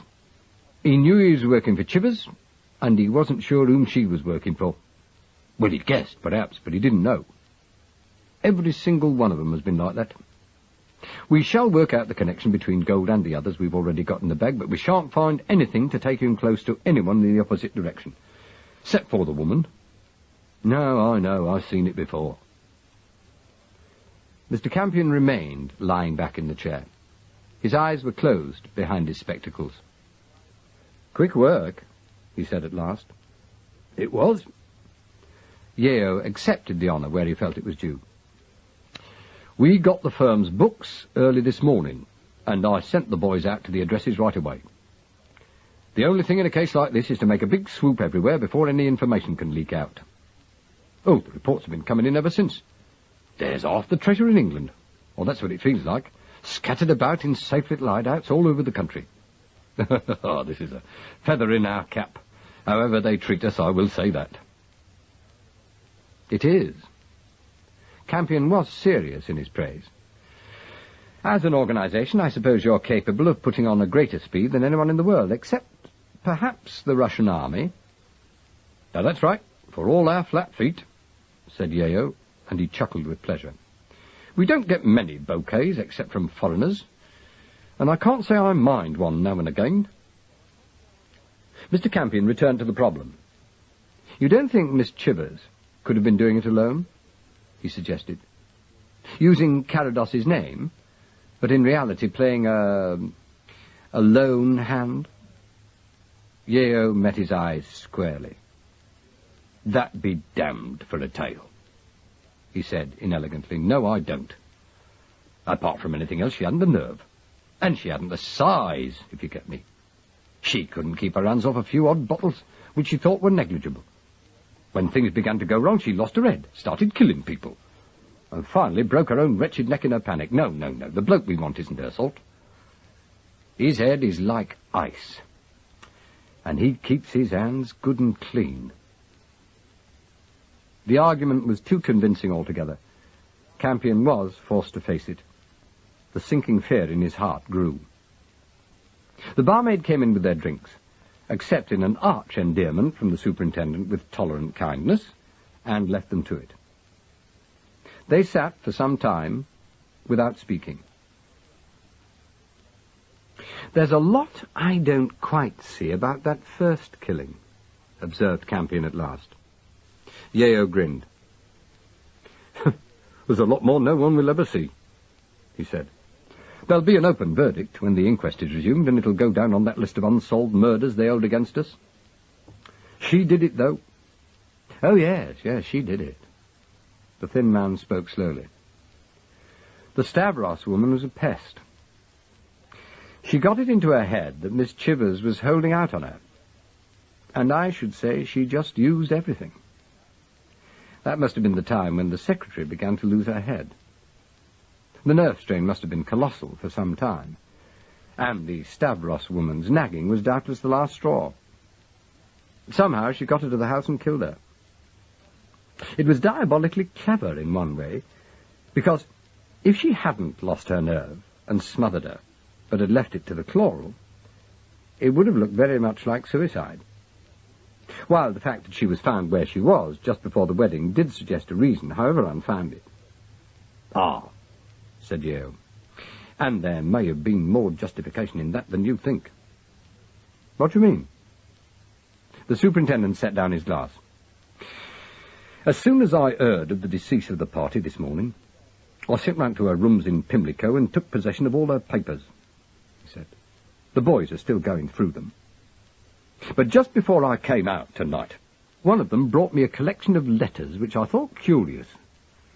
They were all very much the same, all just a line or two, all written in the same date, in different years, and they all said, 'Darling, thank you terribly, but you shouldn't,' or words to that effect. They were signed Moppet, and they were addressed to Carados. The last one was dated last week. Now, what do you know about that?" Campion was sitting upright, incredulous distaste in his eyes. "I don't believe it," he said. "Come round to my office tomorrow. I'll show them to you." "Why should she have them at her private address?" "Now you're asking me," said Yeo. "But it all fits into a kind of theory I'm getting to have about Chivers. I'm not much of a one for theories, as you know. But I rather think I've come across women like her before. She was one of those cheerful, tell you everything and nothing kind, wasn't she? Now that's the kind that harbours grievances. Get into emotional states and work out things that would make your hair curl, all behind those smiling faces of theirs. You're suggesting that she had a sublimated passion for Johnny, got no encouragement and wanted to hurt him, I suppose? Mr. Campion put the question uneasily. He was remembering Miss Chivers, efficient and splendid at her desk, and such a terrifyingly short time before. Then she had been hinting at the emotional undercurrents said to dominate the life of the famous household. So far, he'd received no other evidence of them whatever. What if the tortuous depths she had referred to then had been her own? I don't know about that. Yeo was answering his question. But that idea of the suicide and the wedding, that looks like it, doesn't it? And then this keeping the letters the other woman wrote, that's curious. She may even have engineered that, you know. Engineered? Mr. Campion was looking at the policeman with shocked respect. Yes, done the old thing herself. Sent the other girl little presents, making out they'd come from him. Got the feeling of being boss out of it, Yeo was faintly amused at Campion's disapproval. You were laughing at me yesterday because I didn't cotton on to one or two high-class ideas, he said. But I'm not unsophisticated when it comes to crime, you know. All this modern guff the blokes the troops call trick cyclists and out, that's only balminess of a feminine kind, most of it. Oh, we've known about that for a long time. And that's about what this was. Something like that, I'll bet my pension. It's not nice, and it makes a lot of trouble. Yes, I dare say it might. Campion spoke absently. He was uneasy. He'd not forgotten Johnny Carados's reaction to the gift of a rose and some Woolworth pearls. That's about how Chivers got Mrs. Stavros to get into bed there. Yeo went on unbearably. Stuffed her up with a lot of tales, I'll be bound. Nasty minds women have sometimes, you'll be surprised. I expect the Stavros woman was all excited by the publicity about the wedding, which is now off, I see. Well, they're both dead, and the old girl down in the country is lucky she's not with them.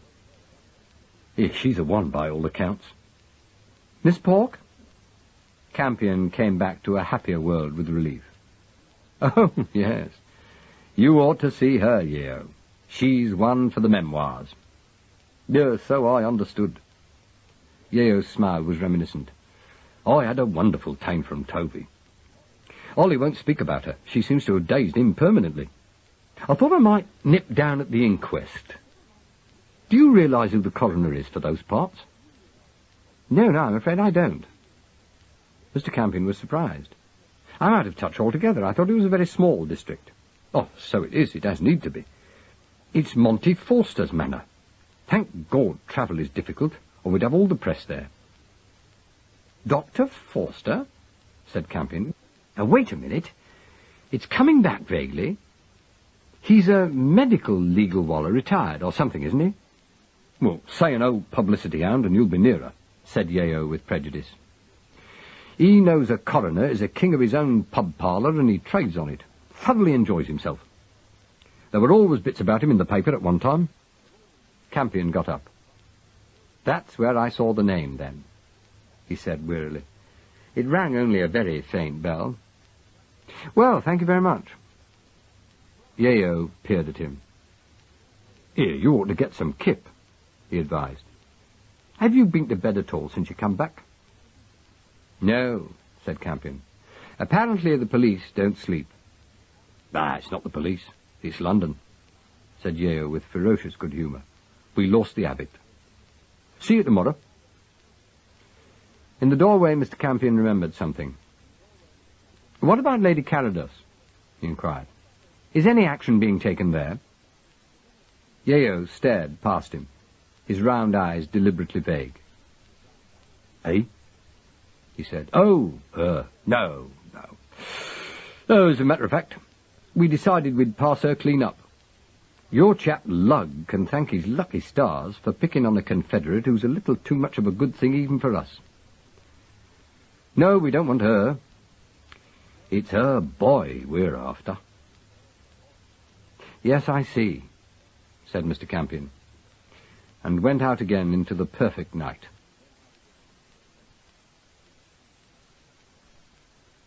Chapter 24. He slept uneasily. The urge which drove him on didn't lose its force despite his physical exhaustion. He was lying on the couch in the sitting room, having avoided his bedroom since its associations were unfortunate, and he turned and twisted under the travelling rug which covered him. All the same, he didn't wake.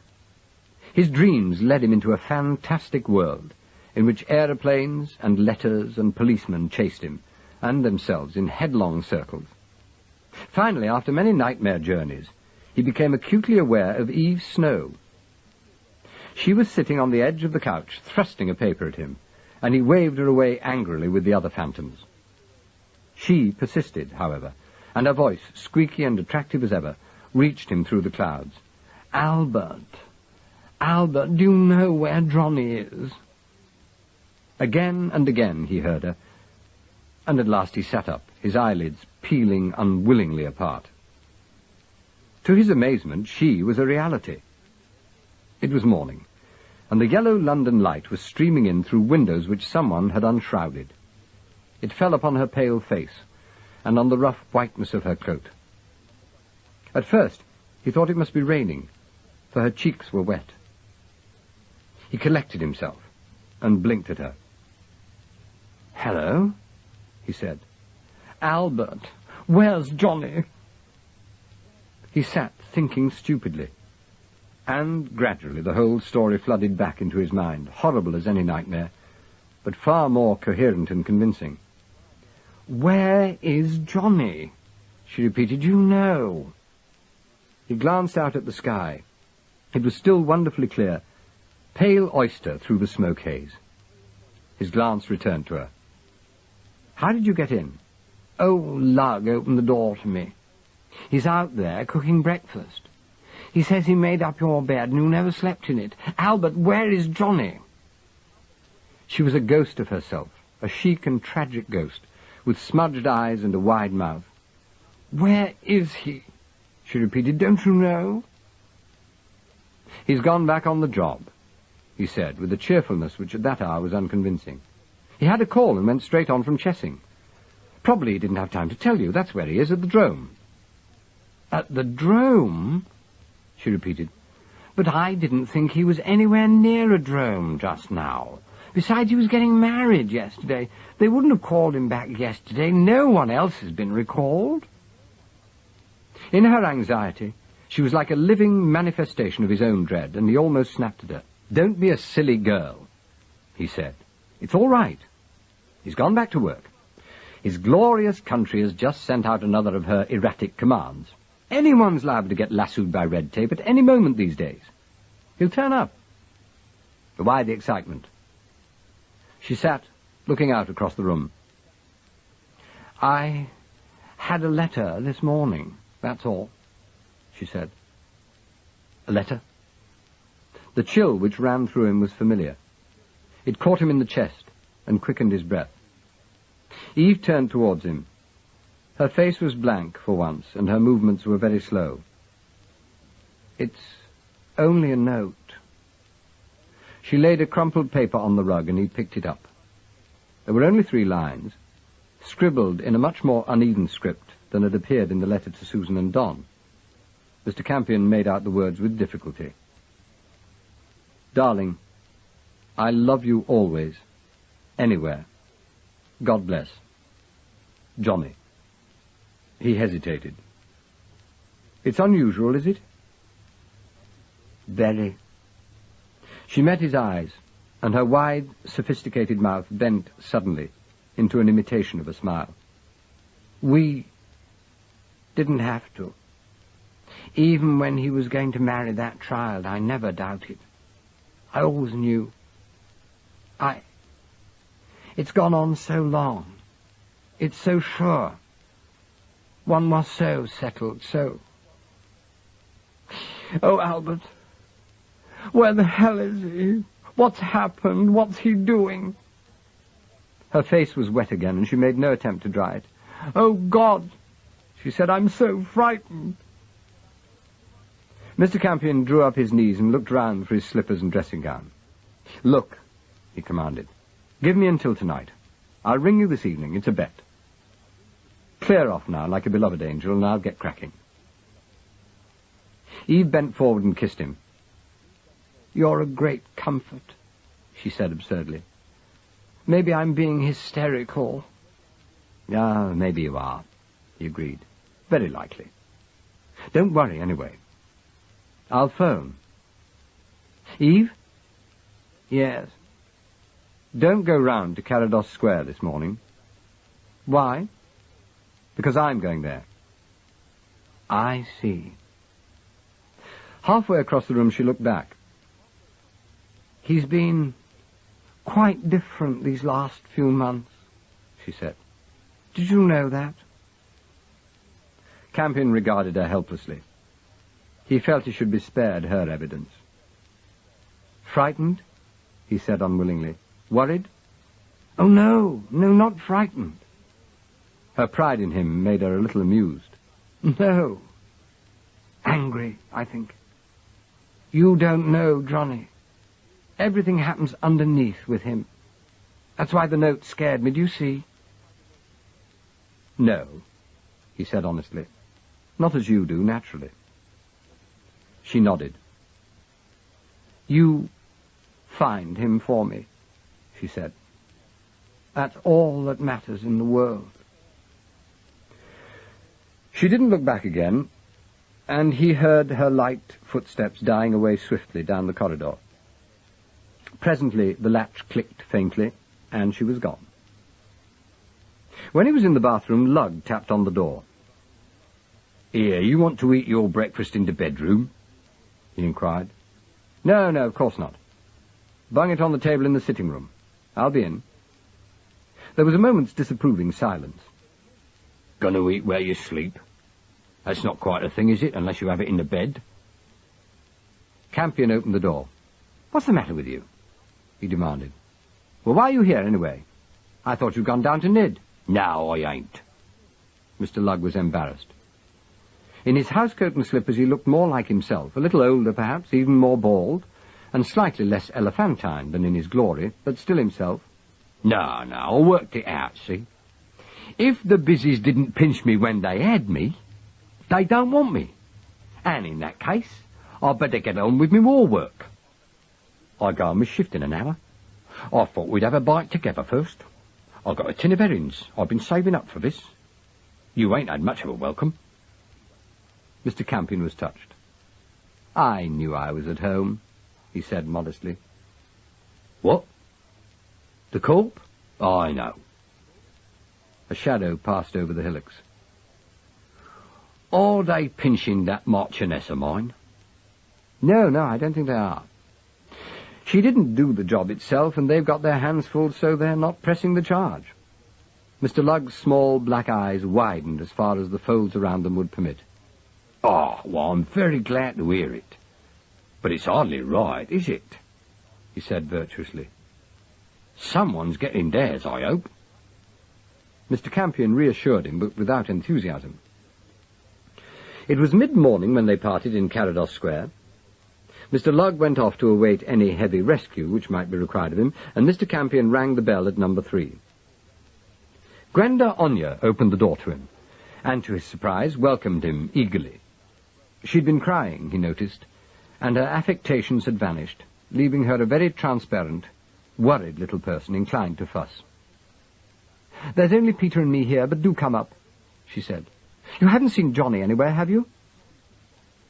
He followed her into the hall and answered her questions as he mounted the stairs behind her. She paused and turned to face him. "Oh, he's gone back, has he?" she said. "How very extraordinary.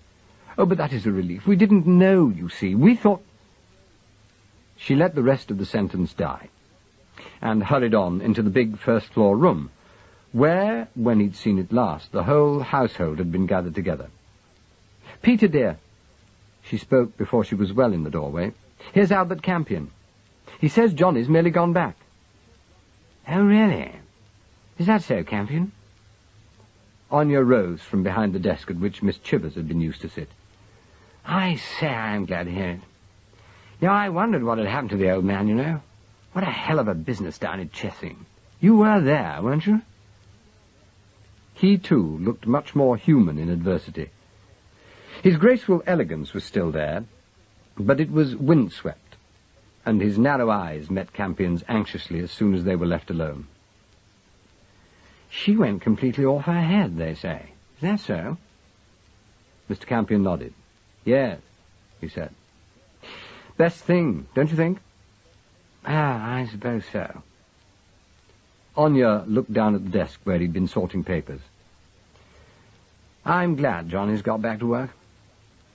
This thing'll knock him endways. He trusted those people, God knows why. They've arrested Gold. I did hear. Frightful. Anya passed his hand over his sleek head. It'll shake the old man more than anything. He insisted on assuming they were loyal. I told him he was making a mistake, but he wouldn't have it. He just insisted they were all right, simply because they were here. He liked them. He's got such capacity for liking, dear silly old ape. Campion's heart sank. Here, he felt, was the last stone there was to turn, and so far the evidence beneath it promised ill. You, personally, didn't like either of them, he suggested. Oh, I didn't know them, said Anya helplessly. Nobody did. They were in the circle, but not of it, if you see what I mean. Of course, Johnny never saw that. He's damned obstinate over that sort of thing. Felt he understood them if we didn't. Now there's going to be the devil of a mess to clear up. He glanced down at the desk. I don't know how long that girl's been mad, he said. Campion began to wish he hadn't come, but he went on doggedly. Why, what's she done? Cooked the books? Oh, no. She only handled the social stuff. Anya sounded thankful. No, it just looks like petty intrigue to me. He seemed to make up his mind to a confidence. What do you make of that? He said. It came this morning. Campion took the slip of notepaper from him and looked at it with interest. It bore the trade heading of a florist in St. James's and was addressed to Miss Chivers. Dear Madam, he read, we have now completed the order entrusted to us in August 1938. 1 dozen Lady Forteviot roses, together with 5 of the 35 pearls cultured, entrusted to us, have been delivered regularly on 2nd of September in the years 1938, 1939, 1940, 1941, 1942, 1943, 1944, to Mrs. Moppet Lewis, 12 Wayland Studios, Church Street West, as per your instructions dated August 31st, 1938, and for which payment has been received. We shall be glad to hear whether you wish this order to be repeated. Yours, etc.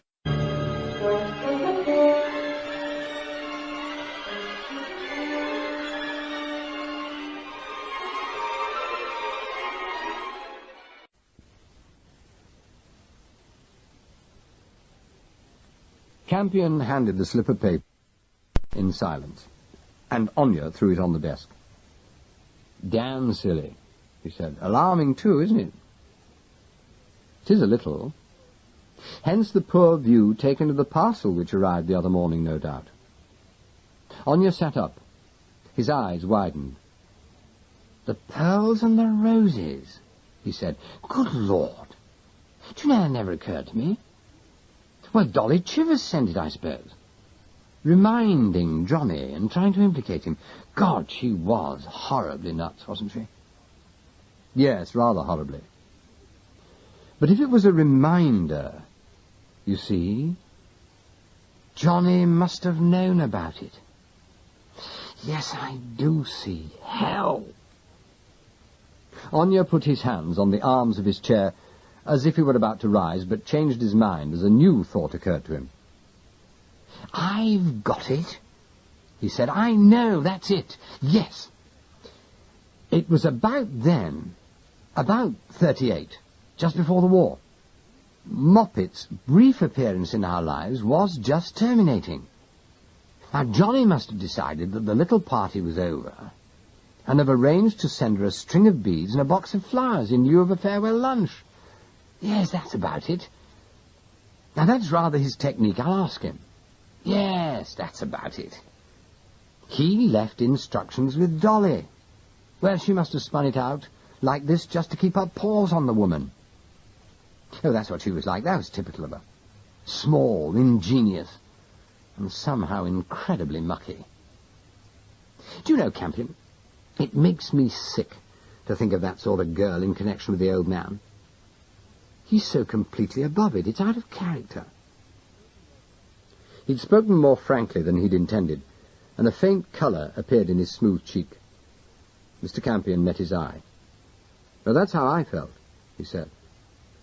Anya grimaced. "The old boy's a hero," he said awkwardly. "He doesn't know it and can't help it. But that's his role, isn't it?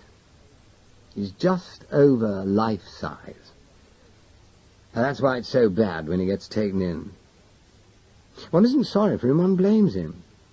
One's shocked. It is a bit hard on him, but there it is. We've shoved him on a pedestal, and he's damn well got to stay there for all our sakes." Campion sat, looking at his shoes. If he got seriously involved in anything unpleasant, it would be awkward. "It'd be a bloody tragedy," said Anya. "But that's not possible, is it?" The final question was put sharply, and Campion looked up to find the narrow eyes watching him. "Or is it?" said Peter Anya. Campion got up.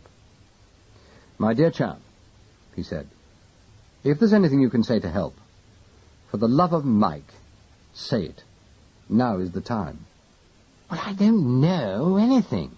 That's the very devil of it." Anya was playing with the coins in his pocket, and their noise made a nervous accompaniment to his careful voice. "I heard a silly, frightening rumour, and I don't mind telling you, I thought of Lady Carolus in connection with it.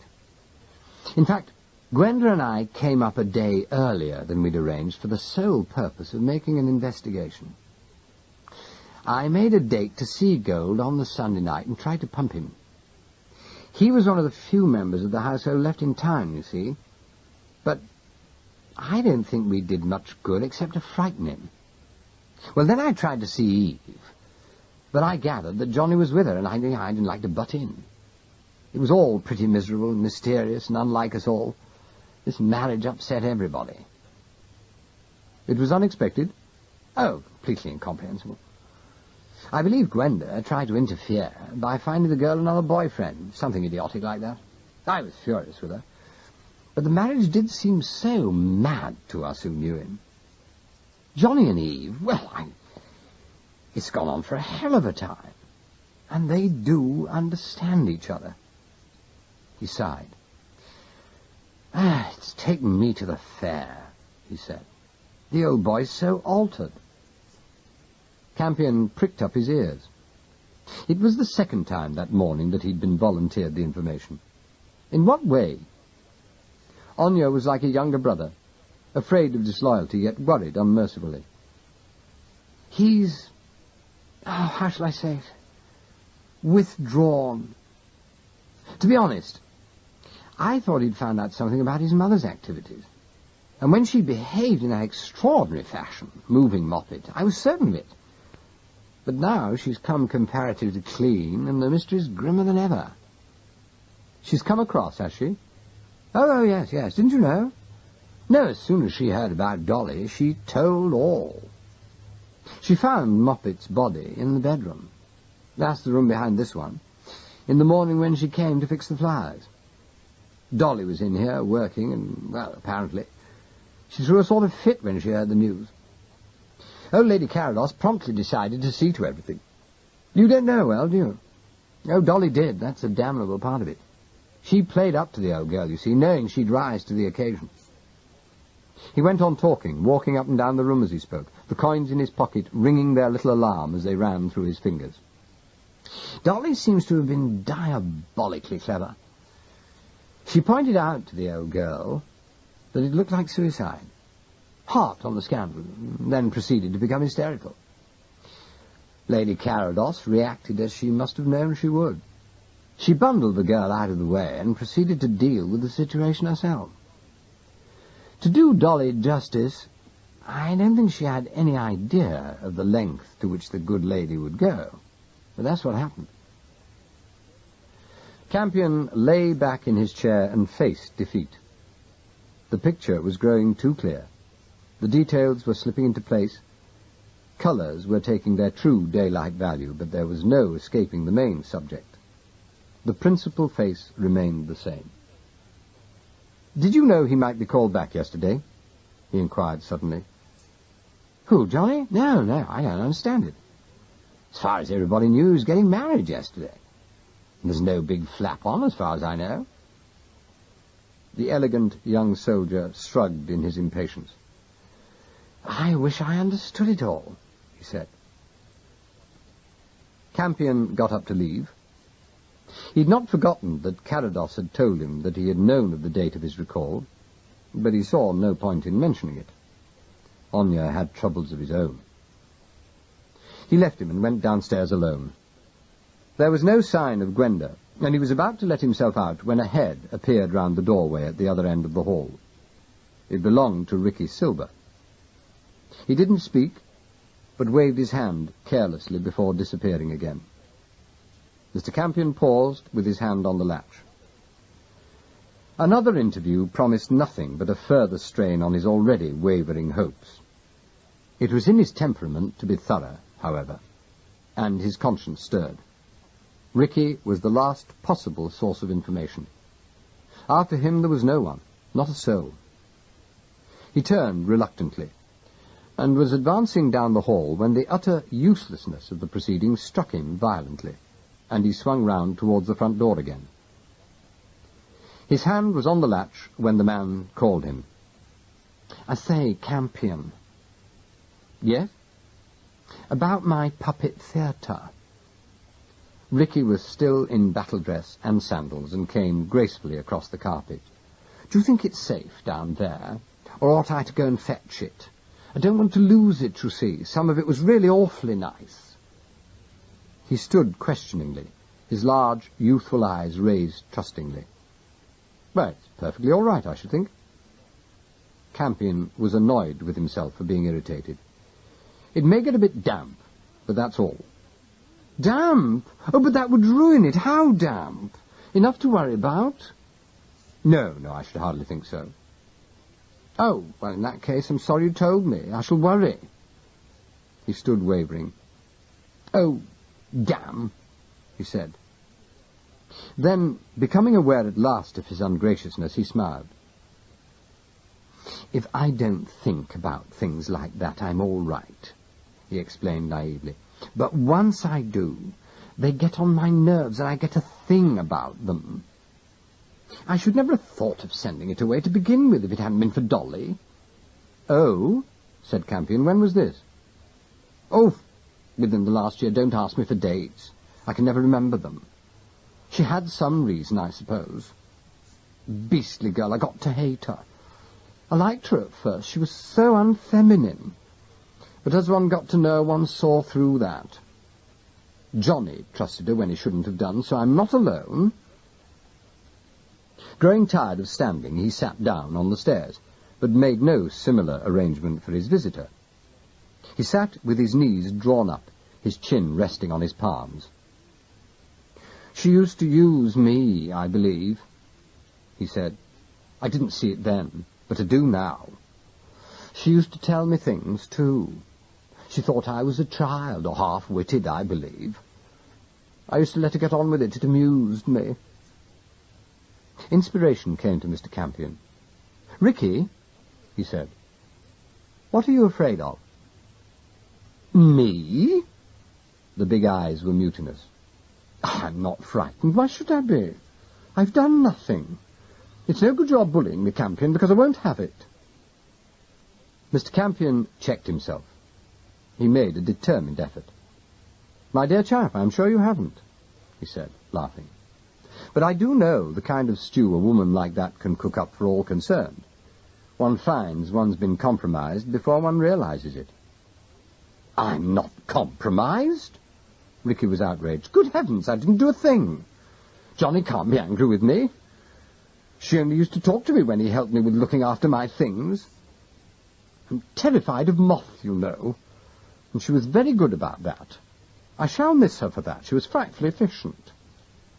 He paused reflectively. But I never really liked her, you know, and I wouldn't have done a thing for her if she hadn't been very useful in her way. What kind of things did you do? Inquired Mr. Campion, keeping the conversation simple.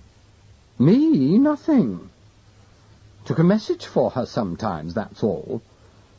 But when I found she wanted me to do something that was a little short of burglary the other day, well, I just wouldn't. I kicked at that. That's why I got up a day early, though, and came up here to meet her on Sunday morning. I let it out afterwards like a perfect fool. If Johnny gets onto it, he'll be furious. Oh, I know he will, and it'll be frightfully unfair, because as soon as I heard what she really wanted, I refused flatly, and went off, and stayed with the Bertie Lamley crowd, and they can prove it. Mr. Campion held his breath. He daren't speak, and at last his silence was rewarded. Imagine, said Ricky with disgust. She wanted me to come back here at 6 o'clock sharp and wait here on the stairs. And then was to take some keys she was going to have ready for me and go round to a flat in Church Street, collect some booze without being seen, and lug it off somewhere else. I told her she was demented, and she began to cry. Said it was vital and more than her life was worth, and God knows what else. I found it quite harrowing, but I made it jolly clear to her I wasn't having any. Thank goodness, that's what I feel now. Oh, he sighed contentedly. Thank goodness, he repeated. I suppose you've guessed whose flat it was, That frightful woman Moppet. I didn't see what was happening till I heard she'd been found dead. Then I put two and two together. Dolly tried to put her out, to get the keys, and killed her by mistake, I suppose. Found the sleeping stuff didn't work quickly enough, and so smothered her. Then, as she thought she was a murderer anyway, I suppose she just went on with it. I thanked my stars I'd had nothing to do with it. What's the matter? The tall, thin man in the horn-rimmed spectacles was holding the balustrade, and his knuckles were white. Where were you going to take this stuff? Ricky wriggled to his feet. Oh, I wish I hadn't talked to you, he said. I was to take it somewhere for her, that's all. And I didn't, and that's that. Campion cursed himself. Sorry, he said. I was getting interested. She seems to have trusted you. Of course she did. She had to. Ricky was swinging gracefully on the banisters.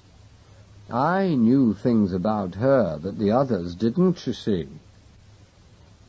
Campion smiled at him with deceptive amusement. Where she bought her brogues, I presume, he suggested. Ricky flushed darkly. No, rather more important things than that, he said spitefully. For one thing, I knew she was secretly married and was terrified of her husband. I was to take the wine to his place. I don't know why it was so important. Theodore Bush said it couldn't possibly exist. It was some filthy red stuff I'd never heard of. Les enfants doux, was it? She said she was afraid he'd kill her if she didn't get it back.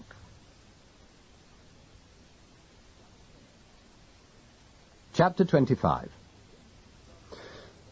The big club room of the Red Queen at Chessing was set for the inquest, and the landlord had done what he could. Nothing could remove the comforting smell of beer, of course, but the narrow, white-scrubbed tables had been rearranged, the spittoons set inconveniently under them, and about 75 of the ashtrays put away. The photographs of Free Foresters' secretaries and the landlord's ancestors remained. Yeo and the county superintendent, a delightful person who had a smile for ever hovering on his lantern face, stood talking in a corner with a police doctor. while the jury, very solemn and tidy in its best clothes, as became its public duty, sat waiting. At the far end of the room, Miss Pork, redder than ever in black, was nodding and glowing at Holly and Peter Onya, who had just arrived with Theodore Bush. The secretary of the Museum of Wine looked a little pale after his recent harrowing experiences, but he still was an impressive figure, and his wide tweed coat hung jauntily. Neither Mr. Campion nor the coroner was in the room, but they had both been seen to arrive at the inn when those of the jury who wished to do so were viewing the body, and they were supposed by those interested to be somewhere in the back with the chief constable and Stanislaus Oates. There were a few spectators, but not many, for the victim had been a stranger, and her manner of dying by falling from a window was not unusual. The more extraordinary points of interest in the case had been kept under the helmets of the police, and were expected to remain there. The sole purpose of the present proceeding was to get Miss Chivers decently buried, for, by the law of the land, interment was impossible until the local coroner made his inquiry, and so released the parish of Chessing from its responsibility. The local authorities were curious to see so many distinguished people present, and Superintendent Beckworth of the County CID was chaffing Yeo gently on the subject. "I see you've got plenty of witnesses, Superintendent," he said. "Hasn't the right one come yet?" Yeo glanced up at the big moon-faced clock set over the pair of buffalo horns at the end of the room. He was uneasy. "Oh, he'll be along," he said without great conviction. "He's RAF. They'll get him here." "If he comes by parachute," put in the little police doctor a little foolishly as he glanced at his watch, "I hope he won't keep us waiting much longer. These are busy times, you know." "He'll come," said Yeo, but his eyes wandered towards the casement through which there was a fine view of the long, straight road rising up to the ridge a mile away. On the other side of the room, Miss Pork was equally inquisitive, and Holly was suffering.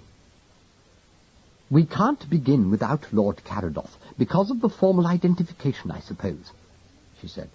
"I'm surprised the girl had no relations. I thought everyone had relations of a sort. Of course, if one's mad, that probably makes it less likely. Still, it makes it very hard on him. I thought he looked most upset at the time, but then we all were. He'd be very glad to see you here, Major Onya, and you too, Mr. Bush. What are friends for, if they're not with one at awkward moments? Most kind of you to come and back him up. He'll appreciate that, of course. Oh, he is late, isn't he? Perhaps he felt he couldn't face it, but he didn't seem that sort of man." "He'll come, madam," said Holly. But he, too, looked at the clock, and his tone was ominous, rather than assured. Theodore Bush cleared his throat, and addressed Miss Pork with a pompousness which he appeared to have decided was her due. "In all my long experience of Lord Caradoc, I've never known him disappoint a gathering," he said. "Few moments late, perhaps, but absent never." "How nice. But, of course, you never can tell with the war," declared Miss Pork brightly. "I've experienced many wars, but this one is far more often inconvenient than any I can remember. Isn't that so, Inspector? There seems to be so much more going on in it than usual." Holly, who was often rendered speechless by Miss Pork, was at a loss once more, and Onya intervened. "Yes, by Jove, there is the war," he said.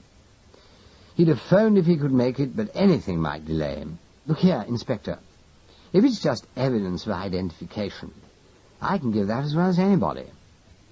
"Ah, my dear boy, but perhaps it isn't," said Theodore Bush. "After all, he came down here with the woman, didn't he? I don't know what they'll want to go into at this juncture, do you?" "Only the cause of death, sir." Holly spoke briskly. "That's all these coroner's courts are concerned with. The whole thing shouldn't take above half an hour. Oh, there's Mr. Campion out in the road, I see. No, he can't see anybody coming either." Peter Onya turned. "Perhaps I'd better join him," he suggested. "I don't think you're going to have the chance, sir. Here they come, don't they?" Holly was right. The door had opened, And now the coroner entered, followed by the two chief constables, Campion bringing up the rear. "Just sit where you are, please," the inspector whispered. "You'll be called when you're needed." A hush fell over the room, and Dr. Forster took his place. He was a small man, thin and shriveled, who bore, and knew that he bore, a striking resemblance to the best-known portrait of Lawrence Sterne. His lips were cruel, and his eye sockets as dark as if they'd been painted, but his whole face was rendered less impressive than it might have been by an incipient naughtiness, a lightness, and a vanity which partially explained why such an obvious personality should blossom so obscurely. Before he sat down, he glanced round him with brisk professional interest, not at all unlike an actor-manager appraising the house on his first entrance. Then he settled himself, took up his pen with a flourish, and opened the proceedings in a quiet, intentionally dangerous little voice, rather unpleasant to hear.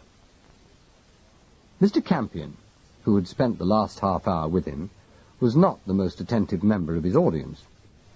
He had edged his way to a seat from which he could command a view of the road, stretching out like a long grey stair carpet towards the dark trees on the ridge. It was quite empty, and looked inexpressibly lonely in the fine rain which had begun to fall at midday, and now showed no sign of clearing. As he sat, Campion's lean figure sagged, and the bones of his shoulders showed through his jacket. Every now and again he glanced down the road, and at each disappointment the dull light in his pale eyes became intensified. Now that the moment had come, now that his fear was becoming a reality, he was stunned. The full story, as he saw it now, appearing in its true light, was unbearable. One of those tragedies which rankle for a lifetime. Even now, with the certainty practically upon him, he couldn't bring himself to believe it. He looked down the road again. It was unbroken and lay lonely and straight as a sword. Meanwhile, the brief inquisition was proceeding. The jury had been sworn, and as each witness made his statement, it was taken down in longhand and signed. Mr. Campion turned from the window and gave his mind to the inquest. After all, the play was not over yet. He could see Oates sitting forward a little in his chair, and the local chief constable fidgeting. Yeo was uneasy too, and Holly blinked as he strove to appear as bored as the proceedings would normally have rendered him. So far, the inquest had taken its ordinary course, and even the coroner couldn't make it dramatic. The ancient formula proceeded slowly and painstakingly. The local inspector gave evidence of the place of death. The police doctor followed, and no medical Latin could hide the simple fact that a woman had fallen from a window into an area and had, by striking her head on a stone coping, broken her neck. To Miss Pork's disappointment, she was not called, and it was Holly who rose to explain the circumstances of the death, together with a precise statement of the time. Mr. Campion had heard a great deal of police evidence in his career, but he was impressed by the inspector. The statement of fact, just sufficient for credence, and not enough to make any sort of picture, was masterly. Acting on previous information, he said, he, with other police officials, stood in a concealed place in the house aforementioned, and observed the deceased acting in a manner which left no doubt in their minds as to her sanity. In order to prevent an act of violence offered by the deceased to the householder, he had advanced across the room, and the deceased, then in a state of frenzy, had thrown herself from the window, which was closed at the time, and had fallen most regrettably to what was afterwards discovered to be her death. A quirk of amusement twisted the coroner's thin lips, and he wrote, and for an instant Campion was afraid he was about to query. But the moment passed. Holly signed and sat down. The coroner glanced at the statement, looked around the court, eyed the door questioningly, and returned to murmur something to his clerk. "Now," he said, his quiet, unpleasant voice reaching to every corner of the room. "We come to the question of identity. We are not bound to press for this in this court. It is sufficient for us to decide how and when and where this unfortunate woman died. But in cases like this, it is always incumbent upon us to do everything we can to assist those authorities who may be in charge of any proceeding which may follow out of an incident of this kind. I understand it is generally supposed that the deceased has no near kin. I also understand that her employer, who accompanied her on the fatal occasion, was due to come here this afternoon to give the necessary formal evidence. Is Wing Commander Lord Carados in the court?" There was no answer. The police looked wooden and the public sheepish. The coroner waited, and Campion understood that he was playing for time. He did it very well, too, using his natural idiosyncrasies as a cloak. "Wing Commander Lord Carados," he said again. "Is he here? If so, will he stand up, please?" Again, there was a long silence. The usher crossed to the coroner's table and stood whispering. It was then that the door opened and Tovey looked in. His clean pink face wore a startled expression, and his eyes were excited. He made an almost imperceptible gesture towards Oates, who looked away. The coroner was watching, and he sighed with satisfaction. "Ah, I see he's not here," he said. "In that case, since I feel it is my duty to see that this question is settled once and for all, I shall take an unusual step. I have here, on my table, a certificate of marriage, which I have reason to believe was the property of the dead woman. It is dated June the 3rd, 1938. I see that she is described upon it as Eleanor Dorothy Chivers, spinster, born 1909. The other party, the husband, is, I have reason to believe, in this court at this moment. Theodore Bush. Will you stand up, please?" For an instant, the figure in the flowing coat didn't move. The soft, drooping face looked as if it had become grey porcelain. In that moment, with every eye in the room upon him, he was as tense, as wooden, and as withdrawn as a crouching animal. The next moment he was on his feet, ready to protest, ready to fight his way. He gathered his resources and prepared for the effort. Yeo leaned forward and passed a slip of paper to Campion, who handed it on. He saw the single line as it went through his hand. "Your house has been searched and your papers examined.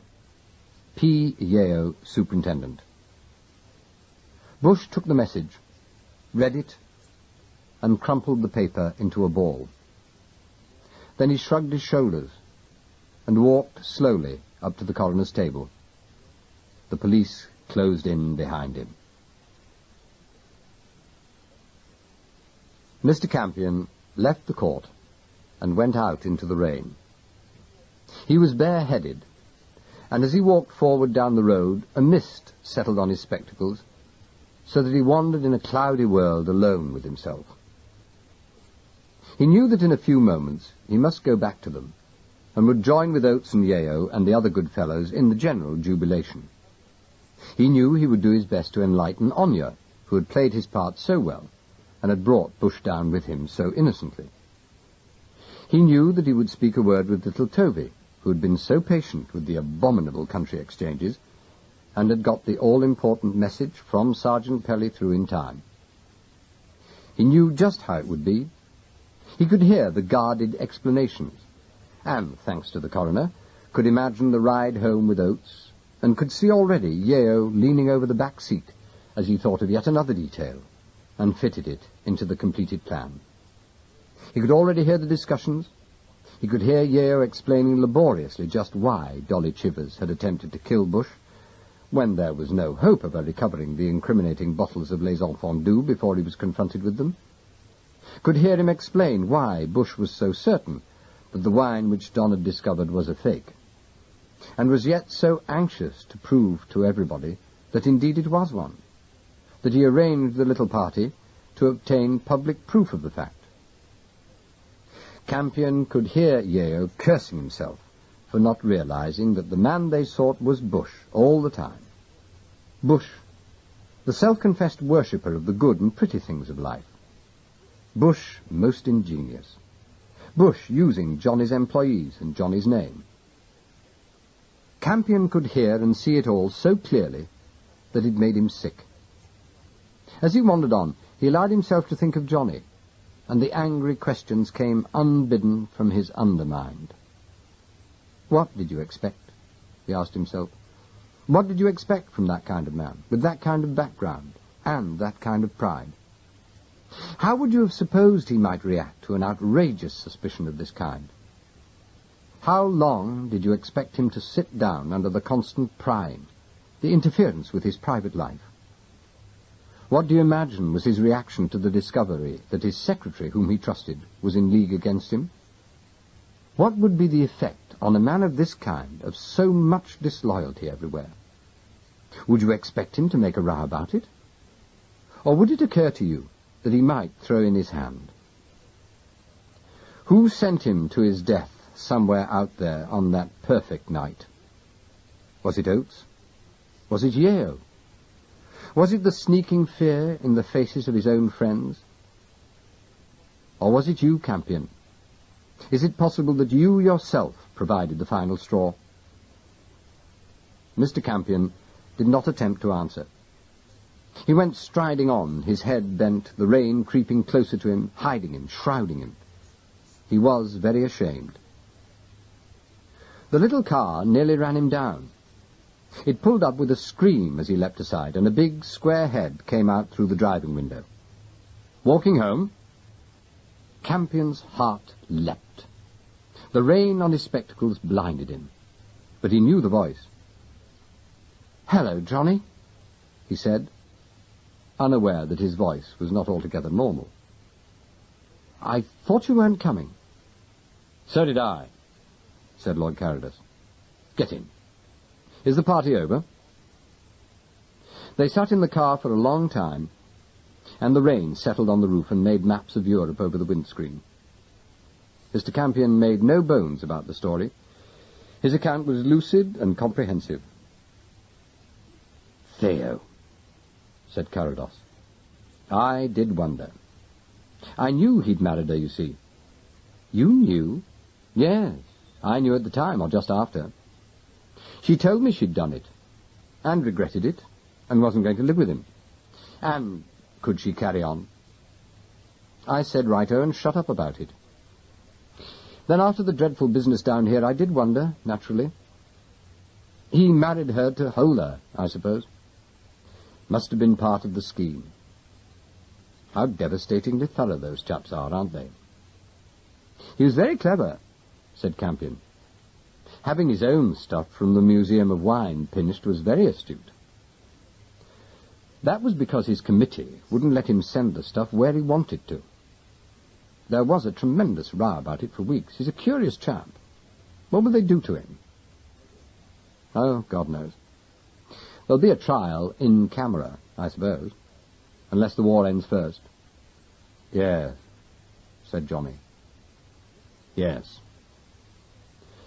Mr. Campion took off his spectacles, and for the first time saw his companion clearly.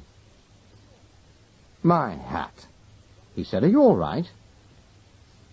Johnny Carrodus smiled through his patches. "It's marvellous," he said. "They think I'm asbestos. But they wouldn't let me go until 2 hours ago. Now, I had a little outing last night and got back on nothing but a horrible noise and a strong smell of fire. What the hell is the matter with you?" Mr. Campion told him. He was very weary, and he spoke with frankness, which is only permissible among people of exactly the same age. Carados heard him in silence. "You're stinkingly nearly right, old boy," he said at last. "But I'm not quite as bad as that. Not quite," he added quickly. "Damn nearly. No, what happened was that some time ago I had an idea that a single pilot in a certain kind of kite, with a certain kind of load, might do a certain rather useful bit of damage. I can't go into it, you don't want me to, do you? But it meant a sticky job for somebody. The target I had in mind was human, and was pretty well protected." He hesitated. "Don't go and glorify this," he said. "It was just a special job which, like most of them, aren't too healthy. In fact, the chances of getting there were very much better than those of getting back, if you follow me. Well, I thought that as I'd thought of it, the least I could do was to present the prize to myself, as it were, and I moved heaven and earth to get permission. That was reasonable, wasn't it?" "Very." Mr. Campion spoke sincerely. He was feeling much happier, and some of the vague affableness of his youth returned to him. "Did you get him?" "Ah, we don't know yet. It was a lovely bouquet right on the spot. He must have heard a pop. And then the fun started. God, I was terrified." This other business was nothing to do with it. Johnny Carados started the car. "Nothing is nothing to do with anything," he said. "I didn't see how I could get back. And as things were, I didn't see I cared much. That's roughly how it worked out. That's why I fixed up to marry Susan. She didn't love me, you know. Hadn't got much idea what love was then, poor kid. Tom wrote himself off within a week of the wedding. I'm very fond of her, but I didn't see her enjoying living with me, or me with her, of course." Mr. Campion didn't quite follow, but was too polite to say so. Presently he explained. "Money," he said. "Money, old boy. Our family always had a packet, and for very good reason. It's all entailed. No incumbent, alive or dead, can touch a farthing of the capital. Well, I couldn't do much for Tom's girl except see her decently provided for. Then I couldn't leave it to her. But once I'd married her, she'd got an income automatically from the family bag. She hasn't got a bean herself, and the Admiral isn't wealthy.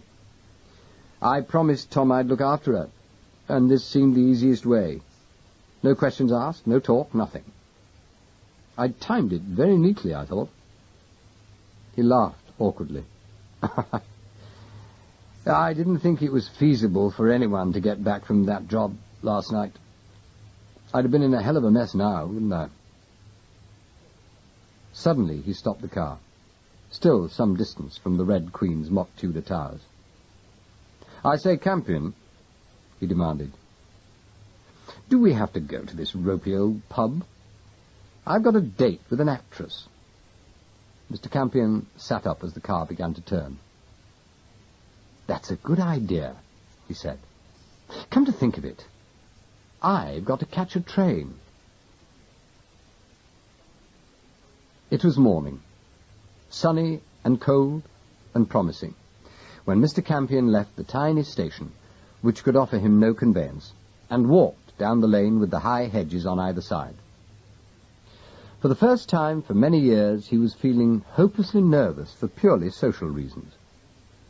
He turned at the watermill and took the wooden bridge. Before him the woods of the park clustered dark and friendly. He followed the rosy wall built in serpentine waves for strength, and would have turned in at the iron gates where the stone griffins kept guard, had it not been stopped by a sentry. This solid stranger in battle dress was not impressed by Mr. Campion's story. "Not without a pass, sir," he said firmly. "I can't help it. Not whoever you are." Mr. Campion repeated his name. "But it's my house," he said. "Not now, sir. It's an Allendale supplementary aircraft factory now, and without a pass you can't come in." "But Allendale is my brother-in-law," protested the homecomer helplessly. "My wife lives in the old chauffeur's cottage. That's it over there. You can see the roof, look." "I'm sorry, sir." The sentry appeared genuinely regretful. But it can't be helped. Write to the management. State your business fully, and if everything's in order, you'll get your pass in a day or so, no doubt. The lean man in the horn-rimmed spectacles turned away. He walked on, still following the road which ran along by the wall, until he came to the corner where the bank ran high. There he paused, and looked up anxiously. It was all right. The beach still hung long arms to the wiry grass. He swung himself over even more easily than he had done 30 years before, and dropped lightly onto what might well have been the same heap of rotting leaves with the same exciting aromatic smell. From where he stood, he could just see the house far away on its carefully chosen eminence, looking like a doll's house, or a detail from the background of an 18th century portrait. But he was not near enough to observe all the changes there. He noticed the tremendous activities in the drive, and the two new roofs rising up in a flourish of camouflage from behind the west wing caught his attention. But he didn't go closer to look. Picking his way carefully among the trees, he found the narrow path which led through the rhododendrons. It took him by graceful and leisurely stages to a wicket gate and a clearing beyond, where a little house stood with its back to him. Mr. Campion opened the gate, crossed the vegetable patch, and, skirting the cottage wall, turned onto the little grass lawn which had a muddy path running through it. There he stopped abruptly, an intense emotion, 3 parts honest embarrassment, overcoming him. There was a person, not yet 3, upon the path. He was white-haired and was wearing sunglasses. At the moment he was squatting by a puddle, one discarded sandal firmly clasped in his hand. His preoccupation was a simple one.